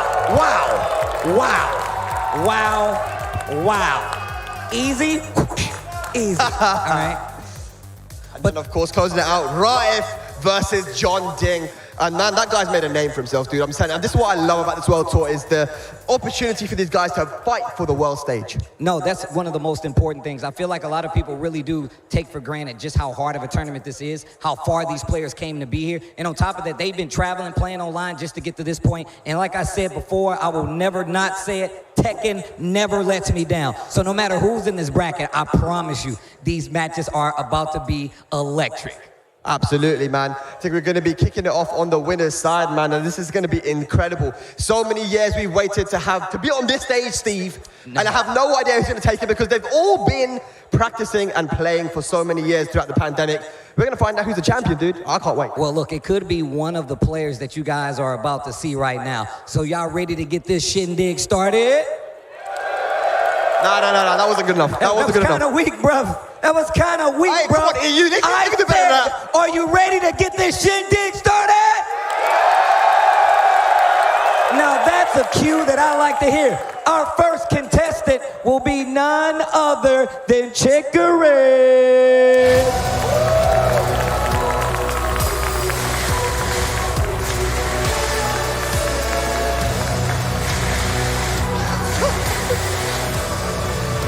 A returning TWT champion, a monster of the game, one of the most sincere and craziest labbers I've ever seen. I used to fall asleep and wake up, my man was still streaming. I'm not even joking. But going up against Chicory, this guy, I mean, being able to travel pretty much for the first time, I feel like internationally, but he's a beast from Korea, Yonarai!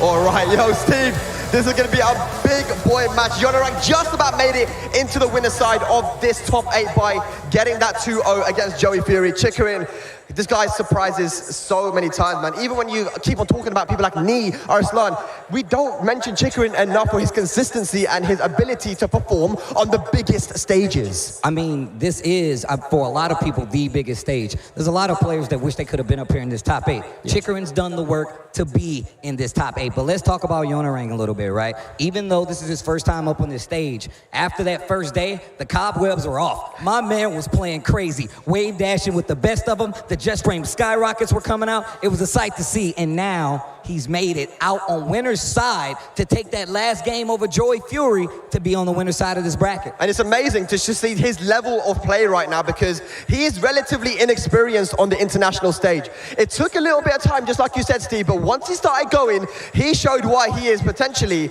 most probably, the #1 Hwoarang on the planet. Oh yeah, looks potentially true. I'm gonna say potentially true. Yeah. I want to see him get this tournament under his belt. Okay. Like you said before, a lot of people have not been exposed to Yonarai until this very moment, and that's one of the reasons I love the TWT, because you get these players that you might not have heard before on these other stages because they want to get the glory here. Let me tell you right now, right? I was awake one night, I couldn't go to sleep. I'm like, let me check out Yonairang's stream. Now, what did I see on Yonairang's stream, ladies and lads? I was watching a death match between Yonarai and Chicory. Wow. Now, yo. all I'm gonna say is I saw a pretty big streak on Yonairang's side. That's all I'm gonna say. Wow. Yonarai had a bit of a streak going. So look, they have experience against each other, Steve. They've played each other. Even if it's online, there is some knowledge there on both sides. Right, there's a little bit of history, a little bit of XP for both of these guys to exploit while they're fighting each other. There's a lot on the line. Now, obviously, these guys are on the winner's side of the bracket, so they're in a good position to head to that grand finals without going down to that lower bracket. However, we know the stakes of this game. Anybody could be down there waiting. Anybody could go to that lower bracket at any point in time. So it don't matter who's sitting on the other side. You might be on the other side of that bracket. Come time to go home. Absolutely, and remember that Chicory is fighting to keep that trophy in Japan, right? He wants to be the 2-time Tekken World Tour champion. Nobody has done it before. He is currently the defending, and it'd be 2 times in a row if he was able to do it. He's in a great position. He's picking the Leroy as well, of course. No surprise there, and of course, Yonarai sticking with the Hwoarang. So I'm gonna tell you right now, man, I think the fact that we have like two strong Hwoarangs that could have been in this top 8, I feel like that says a lot about this character. But also, Hwoarang's not an easy character to get into. He requires a lot of work to get his game set up. And if you see how to stop him from getting his party started, then it makes it a lot harder for him to actually play the game. Let's see if Chicory has what it takes to stop him. Absolutely. Oh boy, ladies and lads, our first match of the top 8 of the Tekken World Tour Finals is starting right now. Hwoarang versus Leroy, Japan versus Korea, Yonarai versus Chicory. Can I get some noise for the first match of this TWT Top 8? One time, let's go! Alrighty. It's going to be quite interesting, Steve, because you mentioned that, you know, Hwoarang, once he gets started, it can be very hard to stop. But Leroy has the sabakis, he has the parries, that Wing Chun style of fighting. Boy. Let's see what Yonarai can do here. All right, here we go. Man, from down at this angle, it looks like the whole screen is moving. It's really crazy. All right, so a bit patient from the start, just using the jab, trying to get a feel of each other. Ooh, big launcher. That's more than a feel. That's going to be a chunk of damage. Absolutely. Here we go. Got him at the wall now. This is very dangerous. Chicory putting on the pressure. good pressure on the wall as well. Down back forward, counter hit. Chikrin strikes first blood. Crunchy. This is good. Chikrin, of course, the threat of the parry, the threat of the sabakis is going to make Yonorang be a little bit more reserved with his offense. Got to pick his shots very cleverly. Yeah, you can tell Yonorang. Oh, nice parry. Gets the follow-up as well. And just simple 1-2s. I love the fact that Yonorang will go back to the simple just jab, 1-2s, and some of these good mid attacks, these good high attacks that Walrong likes to use. Absolutely. Here we go, though. Yonorang with a small life lead. Chikrin trying to fight back, just sitting outside of rage. What's going to come? Chikrin's keep out has been so good, so scary. And you can see he's looking for that big launcher right there.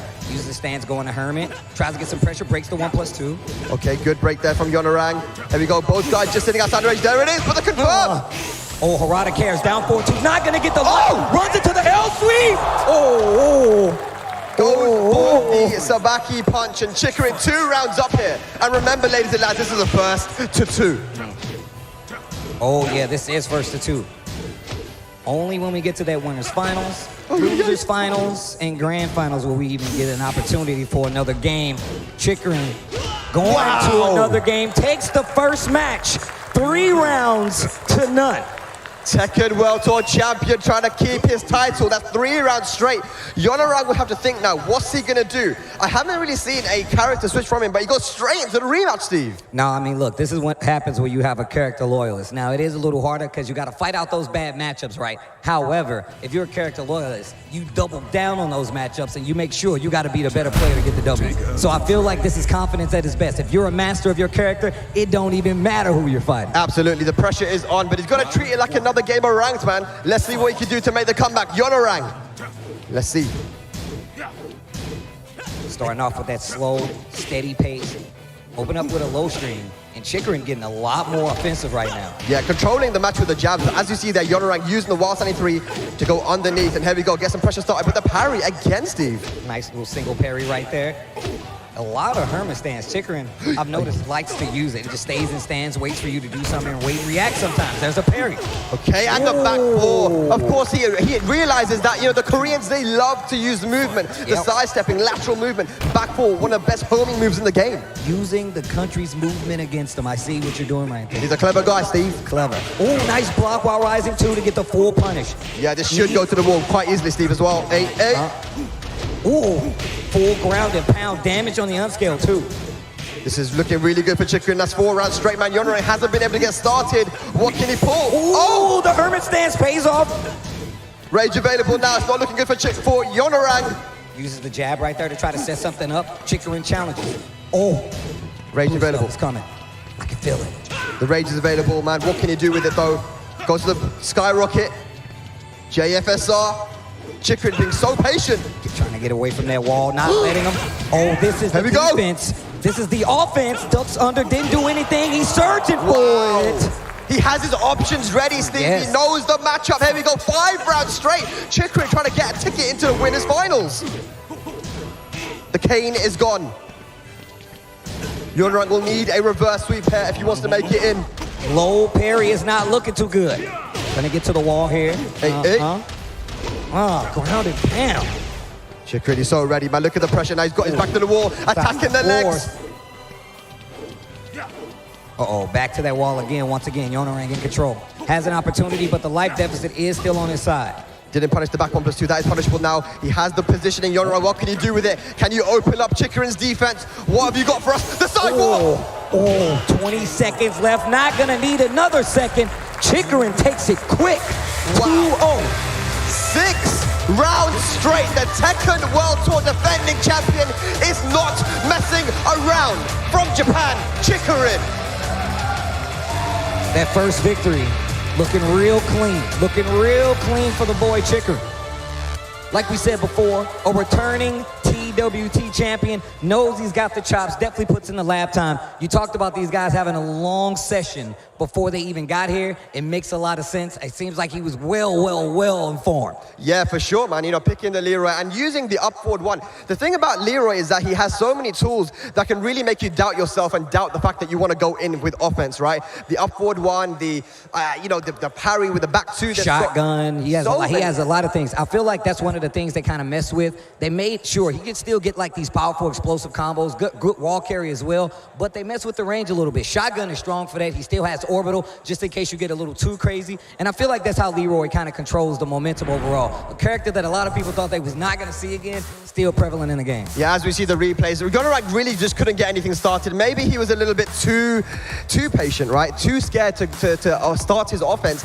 We didn't see many down 3-4s. Like maybe, Chicory's keep out was so good, it didn't really let him. No, have you noticed they started early in the game, Chikarin really scrambled at the up-close game. That's why I really feel like this was a pretty successful series right here, but also still holding the ground long enough to be like, all right, I have enough space, let me get this up 4-1.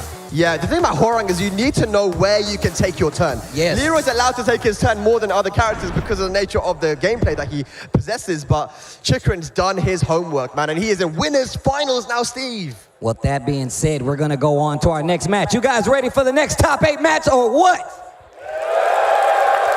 I gotta make sure you guys are still paying attention. With that being said, my man said some pretty hefty words for the Tekken community. He said that it is a Japanese game. Your next contestant, make some noise for Nobi!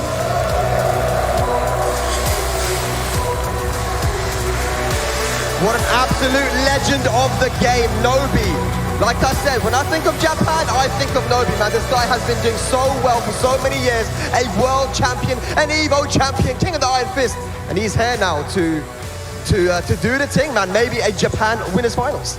But he's got to fight somebody first, man. He does. You just can't be a winner in the winners. You just don't show up. So who is the opponent that he'll be facing? You can see him right over there, right? I can see him right over there. Ladies and lads, for the first time ever, Pakistan represented in the top 8. First time. Ladies and lads, from Gujranwala, Pakistan, we have Atif Bhatt.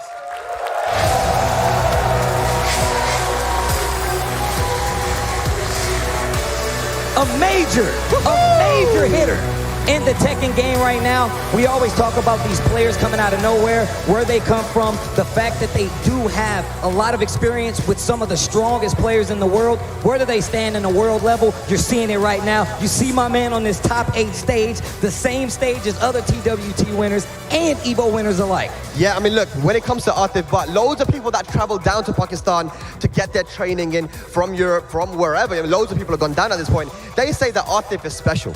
He's a special type of player. When you play him in a long set, it is a long day, right? But the thing is, like you mentioned, Steve, this is actually a run back. This is a run back. Like I said before, these guys got to meet up at a TWT event. I can't remember when. Tokyo Masters. Tokyo Masters, thank you so much. And I'm gonna tell you right now, Pakistan was there with a plan. Yeah. 2 in the top 8, if I'm not mistaken. No, 2 in top 2. 2 in top 2, excuse me. And that right there was a clinic. Because I'm telling you right now, if you go back and check the VODs, I'm looking at the players' faces, they were like, bro, what do we do? Like, it was one of those. I don't want to, here's the thing. Atif is a very polite guy, very nice.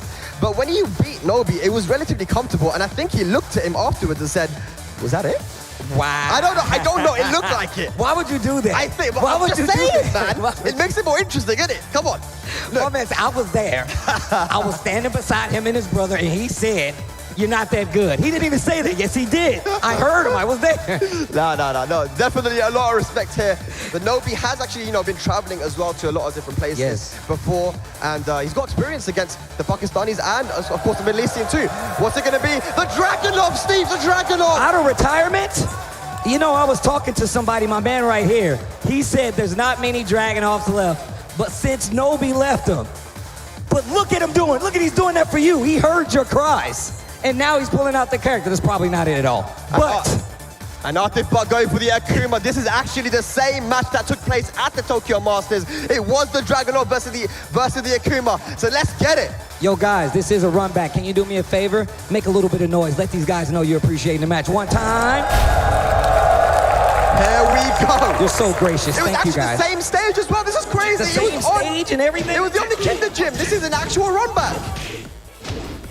Okay, Atif Bhatt with the Akuma. Now, the thing is, Steve, that you know, Akuma being the problem that he was in 2019, I'm sure that every single country has now done a lot of homework on how to be the character, right? Oh yeah, but I also feel like this is one of those matchups that you have to learn how to fight. To some degree, you have to have some kind of counter. Speaking of, that was a counter hit. That definitely was a counter hit, bro. Atif Butt takes that first round. A couple of wins there. He's gonna use the meter 10-frame launcher, cashes it in, that should go to the wall. Yeah, very unique trade here for Akuma. That 10-frame launcher, a lot of people like to complain about it. I say, don't get hit. All right, here we go, down 2, no meter to make anything happen, Tatsu to the wall. Oh yeah, the mix of 50-50 from full crouch. Is this gonna be dead? Yes, it is. 7 golden letters. Wow. 2 rounds up in quick succession. Clean. Oh, nice block on the down 4. Here comes Nobi. That was a clean punish. Go to the wall. Crowd's getting into it. Spring him. Oh, back turn, specific combos. Nobi showing he's a master. Dive kick gets hit, nice punish. Wow, what a challenge. Just raw down 2 and hurricane kick. Blocks the down 3. Side steps, the running 3, Nobi. The sidewalk looking beautiful here from Nobi. You do want a sidewalk left against Akuma because it is the way you go against most of his strings. Down 2. We've seen it before. One of the main poking tools of Dragunov. Nice backdash right there. Down 3, not close enough to make the meter count though. Yep, now using those down 2s as well, just chopping away, trying to get the life, force Atif to be the one to progress. Here we go! The upward 4 clean. Are we gonna take to a final run? Yes, I think we might, Steve! I don't know. All right. Egg to the wall. Okay. Hey, you got final round. I like the sing-along combo. The A, I love that. Feels like Sesame Street. All right, here we go.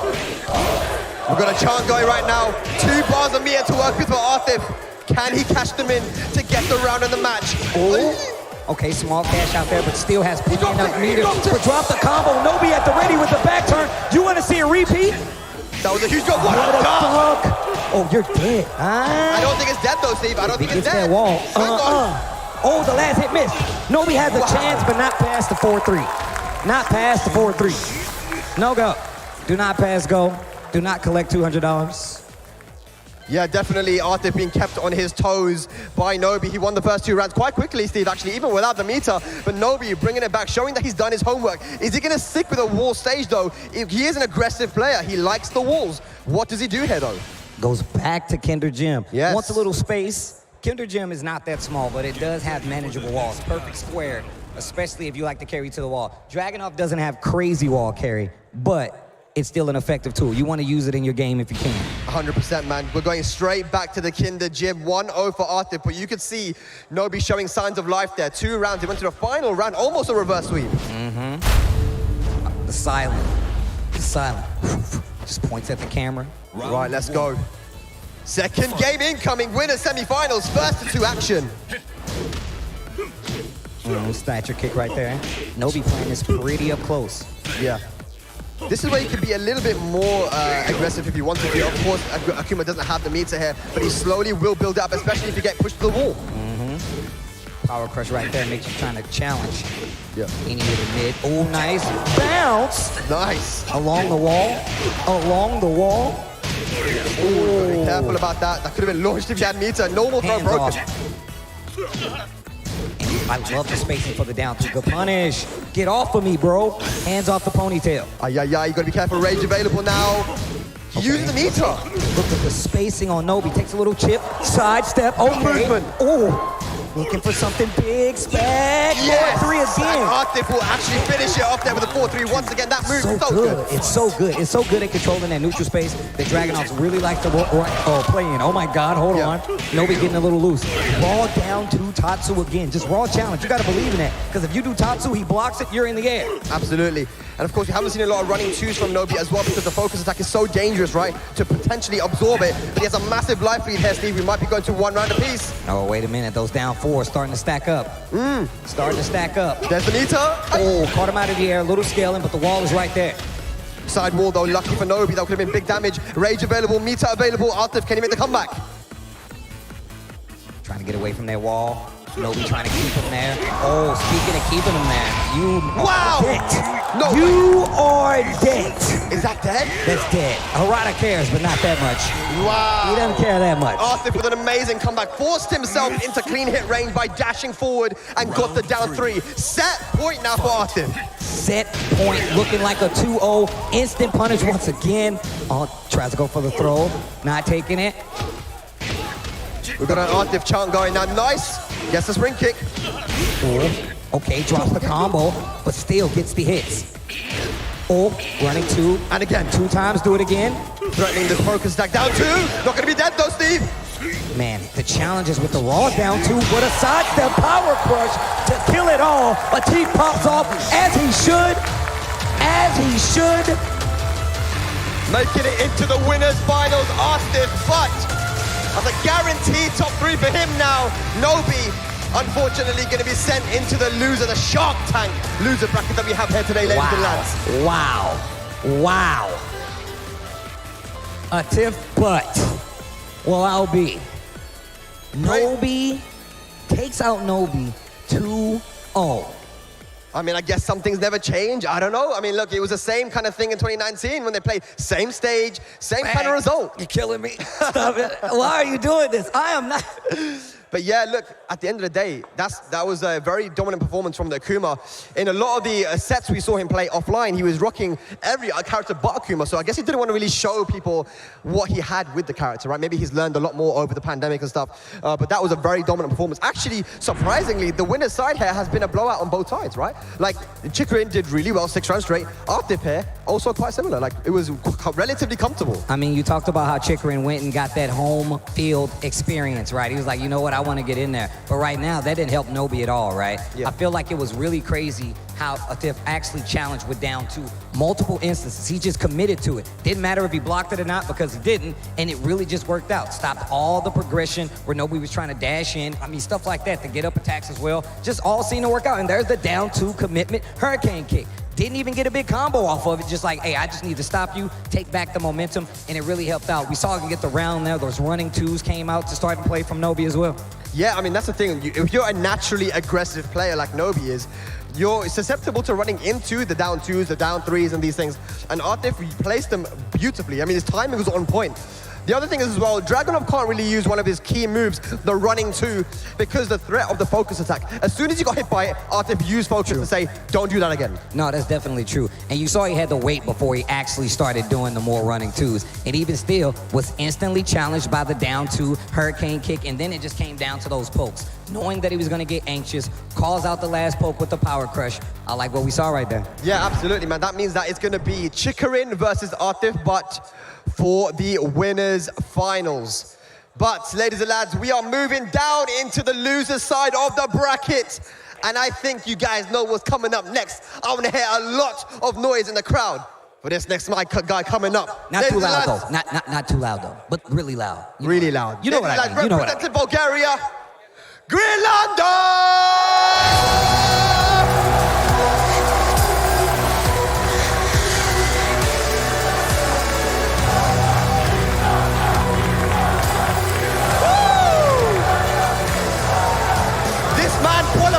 From the group of death, people like Al, Arslan, Ash, Nee, and Grenlanda made it out. He performed magic on this stage in 2018, and he is back for top 8. Look, I don't know if it's Amsterdam, I don't know if it's because he's got his beautiful family here, but my man is powered up. Hey now, how you doing? I remember you.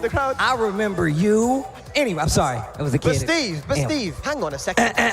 Let's get back on track a little bit. We need to get back on track. The kid caught my attention. That's not fair, Grenlanda. Now, who is Grenlanda going up against? He's going up against, I'm gonna give my best. He's going up against the old US of A. USA, I hear it in the far back off in the distant yonder. But you know what I see over in the yonder? I see Joseph Bartholomew Fury. Make some noise for Joey Fury!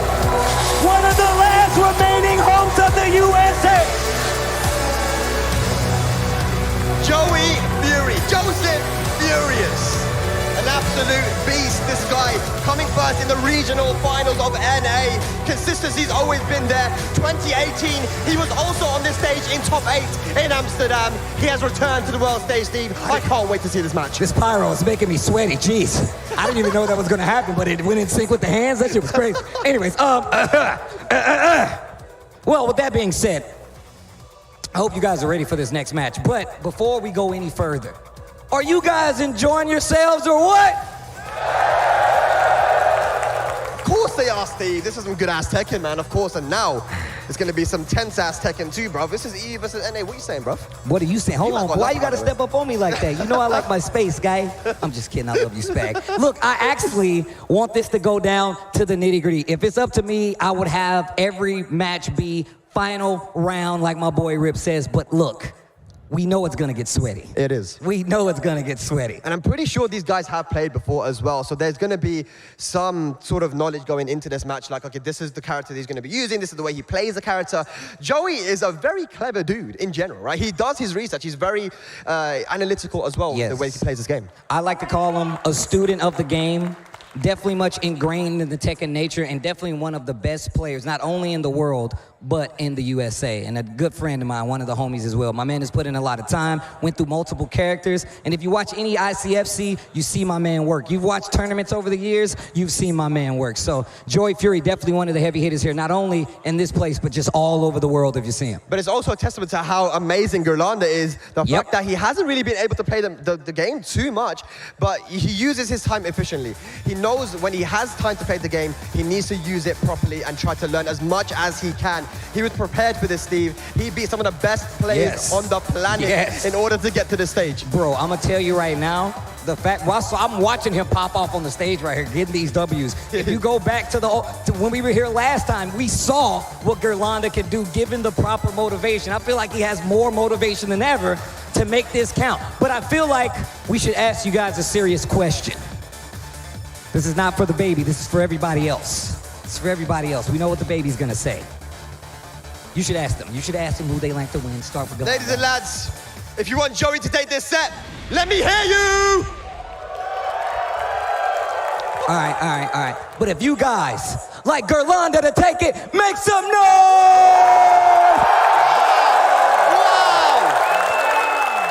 Wow! Holy cow! Showing your true colors. I was gonna take you guys home with me, and now you're not going anywhere. Let's go.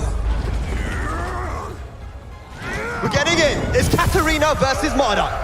My man carried a car to the beach, though. Isn't there a saying about that? You don't bring a car to the beach? Anyways, here he goes.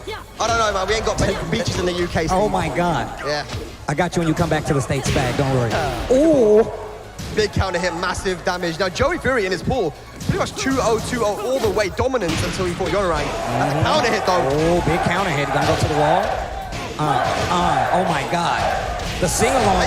Oh, catty corner combos. Oh, wow. Big read bait there.